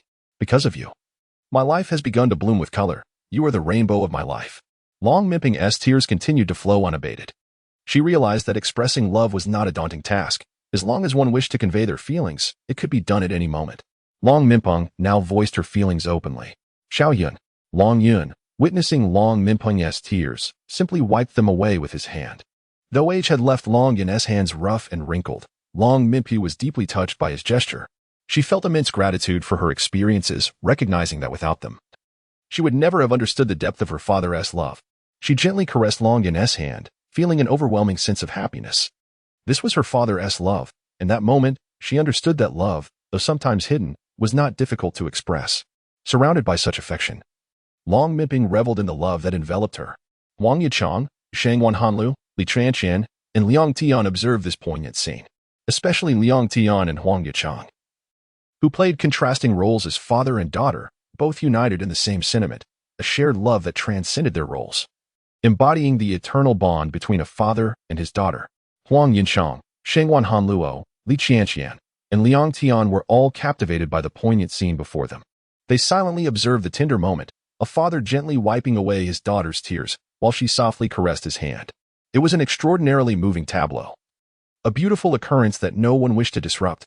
Everyone was deeply touched by the emotion of the moment. Shangwan Hanluo was transfixed, her gaze unwavering, fearing she might miss even the slightest detail of this heartwarming spectacle. As she watched, tears began to flow unbidden, leading her to sob uncontrollably. Her outburst startled everyone present. Just as they were immersed in the touching scene, she began to wail, causing Long Minpeng and Long Yun to pause in their actions. Fatty, what are you doing? Why are you crying so loudly? Do you think you're still a 3-year-old? Liang Tian exclaimed, initially focused on Long Minpeng and Long Yun, but now distracted by Shangwan Hanluo's display of emotion. His mood shifted entirely, no longer in the spirit to watch. Liang Tian was not alone in his reaction. Even Ku Shuilin, Huang Yunchang, and Li Qianqian found themselves drawn to Shangwan Hanluo's emotional turmoil. Fatty, what's wrong with you? Why are you crying? Do you want me to hit you and make you cry even louder? Ku Shuilin, already feeling sorrowful, found half of her sadness dissipating as she observed Shangwan Hanluo. Fueled by a mix of concern and exasperation, she approached, ready to deliver a sharp blow to her friend. Why are you hitting me? After receiving a light punch from Ku Shuilin, Shangwan Hanluo's sobs only intensified. Why are you crying even louder? I merely tapped you. Ku Shuilin had intended to silence her friend, but instead, her action only escalated the situation. I cry because I am moved. Are you all devoid of feelings? How can you witness such a touching scene and not shed a tear? Shangwan Hanluo's words came through her tears, amplifying her emotional outburst. I warned you all. I told you not to make a ruckus. Do you think this is your home? At that moment, a nurse entered, making her way towards Shangwan Hanluo, Liang Tian, Ku Shuilin, Huang Yunchang, and Li Qianqian. Everyone, step outside.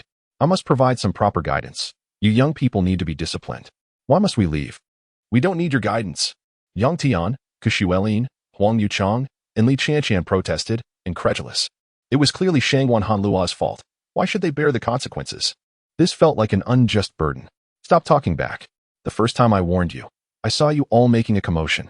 The nurse continued to disregard the explanations of Shangwan Hanluo, Liang Tian, Ku Shuilin, Huang Yunchang, and Li Qianqian.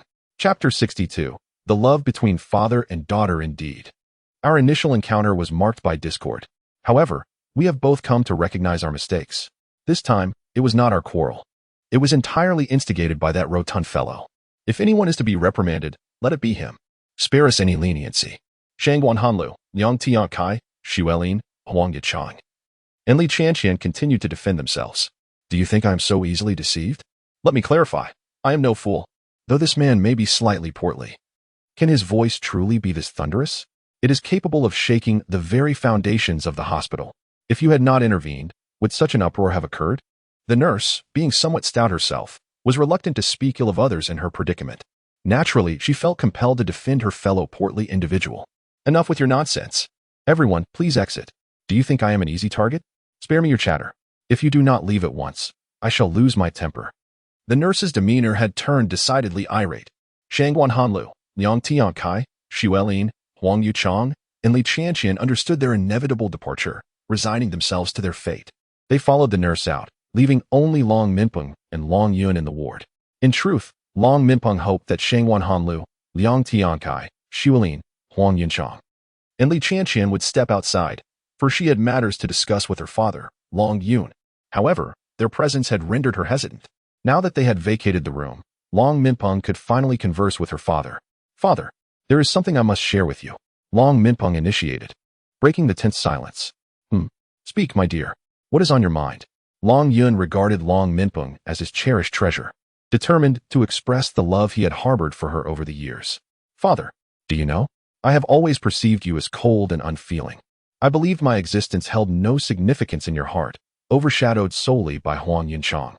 Long Minpeng's tone grew chilly as she revealed her long-held beliefs about her father's affections.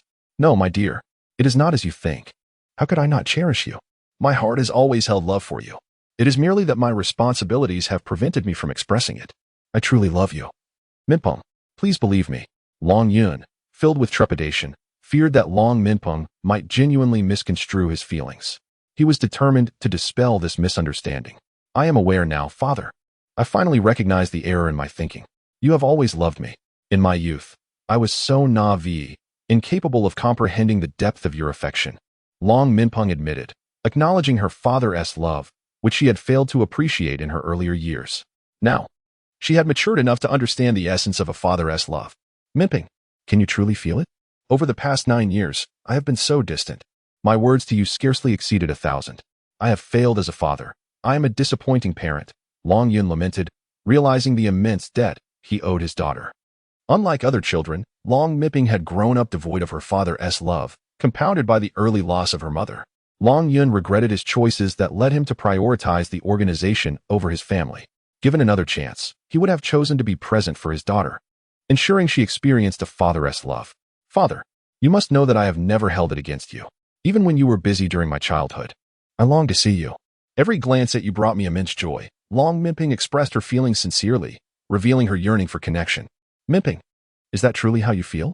I feared you would resent me for my absence. Long Yun was taken aback, astonished that Long Minpeng could harbor such understanding. He had assumed she would blame him for his neglect. Father, do you know? I heard everything you said to me last night. It filled me with such joy. Although I was in a state of unconsciousness, my heart responded to your words.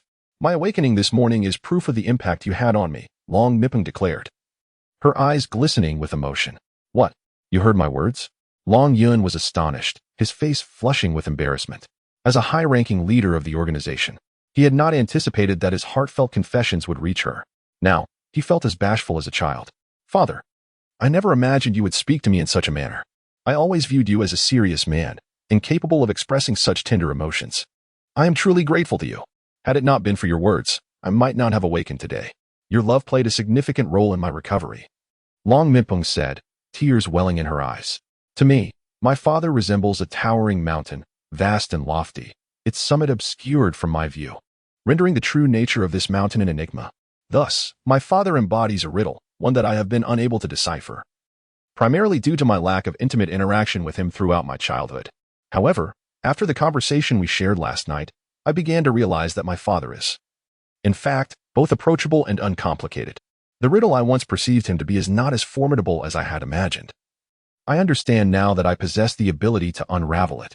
Long Minpeng endeavored to maintain her composure, suppressing her tears, for she felt the urgency to articulate her thoughts. Otherwise, she would remain restless.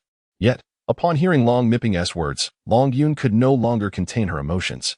Tears began to well in her eyes. reddening and swelling as she fought to retain her poise, wishing to halt Long Minping's poignant expression. Last night, I felt as though I was imprisoned within an inky abyss, so dark that I could not even perceive my own existence. I longed to escape this confinement, yet found myself utterly powerless. It was only upon hearing a voice calling out to me that I realized I was not alone. This voice, warm and invigorating, resonated deeply within me, offering solace and strength. I could not identify the speaker, but every word uttered was crystal clear, for it held immense significance in my life. The warmth enveloped my being, awakening a newfound vigor within me, instilling the belief that I could shatter the confines of my prison. With unwavering determination, I sought to dismantle the box, and ultimately, I succeeded. The moment I freed myself, I awoke to find my father resting beside me, and in that instant, I comprehended that it was he who had spoken those words of encouragement. Long Minping could no longer restrain her emotions, tears cascading down her cheeks as her voice quivered with sobs. Observing her, Long Yun, despite her attempts at emotional regulation, found herself unable to hold back her own tears, crying more freely than Long Minping. "Xiaozhan, I am so sorry. It is my fault. I acknowledge my wrongdoing. I caused your mother's demise. Xiaozhan, please forgive me. Pardon this ineffectual father." In that moment, Long Yun was engulfed in anguish. Disregarding any affiliations he may have had, he simply yearned to unleash his pent-up emotions. "Father, I do not blame you. I understand that mother sacrificed herself to protect me, while you acted in the hope of preserving my life. Although it pains me to accept that mother's death resulted from your actions, I have come to terms with this truth. Father, I truly do not hold you accountable. I genuinely do not." Long Minping was acutely aware that her mother's death stemmed from her father's actions. Yet she also recognized that the fault could not rest solely upon him. Her own circumstances had compelled him to take such drastic measures. When it came to the matter of her mother's demise, she too bore a share of the responsibility. Thus, how could Long Minping justly cast blame upon her father? Chapter 63. The party commences. Thank you, Xiaoyin. Thank you for forgiving this disappointing father. Thank you for accepting a father who appears smooth on the surface yet is utterly lacking within. Thank you, Xiaoyin. Long Yun was overcome with tears, for he never anticipated that Long Minping would forgive him. He had long feared voicing his thoughts because, regardless of how he expressed himself, he would harbor no resentment if Long Minping chose to blame him. Upon witnessing her father, Long Yun, in such a state of despair, Long Minping was taken aback. It was now she who reached out to wipe away her father's tears, a scene so poignant that, if seen by others, it would undoubtedly stir the hearts of many. "Father, there is no need for you to cry. In my eyes, you are a figure of great strength. The notion of tears does not reside within my perception of you. So, please, do not weep any longer." Long Minping gently caressed Long Yun's face. Though he had reached middle age, his complexion bore no signs of the ravages of time, remaining smooth and exquisite. Perhaps both Long Minping and Long Yun were too emotional, so much so that Huang Yunchang, Shengwan Hanlu, Kushuolin, Li Qianqian, and Liang Tian, standing at the door of the hospital room, were entirely unaware of the unfolding scene. In truth, they had long evaded the watchful eyes of the nurse. Thanks to Huang Yunchang's robust physique and handsome visage that had enchanted her. Soon, they returned to witness the touching moment. Upon their return, Huang Yunchang, Shengwan Hanlu, Kushuolin, Li Qianqian, and Liang Tian beheld the heartwarming scene, choosing silence as they admired the beautiful tableau before them. "Listen here, fatty. If you continue to cry, I swear I'll silence you. You need to grasp the gravity of the situation." Liang Tian threatened Shengwan Hanlu, wishing to avoid any more of his morose demeanor. Shengwan Hanlu quickly composed himself, chuckling. "Rest assured, Liang Tian, I shall not shed another tear. My tears have all dried up. Now, I can only smile." Though he smiled, it was not much more attractive than his tears. "Fatty, just keep quiet. Your laughter is hardly pleasing," Kushuolin remarked, unable to endure Shengwan Hanlu's unattractive grin. "Well, I suppose I shall do nothing at all. No laughing, no crying. I'll merely observe in silence," Shengwan Hanlu replied, feigning a look of grievance. "Shengwan, honestly, I think your silence is quite commendable," Huang Yuchang admitted, unable to tolerate Shengwan Hanlu any longer. "You all just love to pick on me." Shengwan Hanlu felt even more aggrieved, his expression reflecting his plight. "Why are you all standing by the door? Are you not coming in?" At that moment, Long Minping noticed Huang Yunchang, Shengwan Hanlu, Kushuolin, Li Qianqian, and Liang Tian at the entrance, with Shengwan Hanlu wearing a particularly pitiful expression. "Look at what you've done. It's all your fault, fatty. Now Long Minping has discovered us. Xiuling chastised Shangwan Hanlu. Shaolin, are you envious of my good looks? Why do you always target me? Why must you mention that Long Minyin saw us standing here? Shangwan Hanlu felt wronged, growing increasingly irate. Enough of the bickering. Minyin has invited us in, so what are we still doing here? Li Qianqian urged as she led Huang Yichang, Shangwan Hanlu, Xiuling, and Liang Tian inside. Indeed, when Long Minyin first spotted Huang Yichang, Shangwan Hanlu, Xiuling, Li Qianqian, and Liang Tian, she was startled, as it meant they had witnessed her conversation with her father. The thought caused her cheeks to flush. You all saw, didn't you? I never imagined it was Long Yun speaking this time. No one could believe such words came from a man of a secret organization, particularly one so concerned with appearances. Well, we only caught a glimpse. Huang Yunchang, Shangwan Hanlu, Xiuling, Li Qianqian, and Liang Tian replied softly. Seeing is enough. I merely wanted you to understand how deeply I love my daughter. Regardless of my special status, I am still a father, and I will watch over my children. Long Yun expressed, astonished by his own courage to speak such truths. Yet, having voiced it, he felt no regret. None of them, including Long Minyin, anticipated that Long Yun would utter such sentiments. Long Minyin's expression froze in astonishment, as she had never mustered the courage to articulate such feelings herself. There is no need for surprise. From this moment on, I am no longer the Long Yun of the past.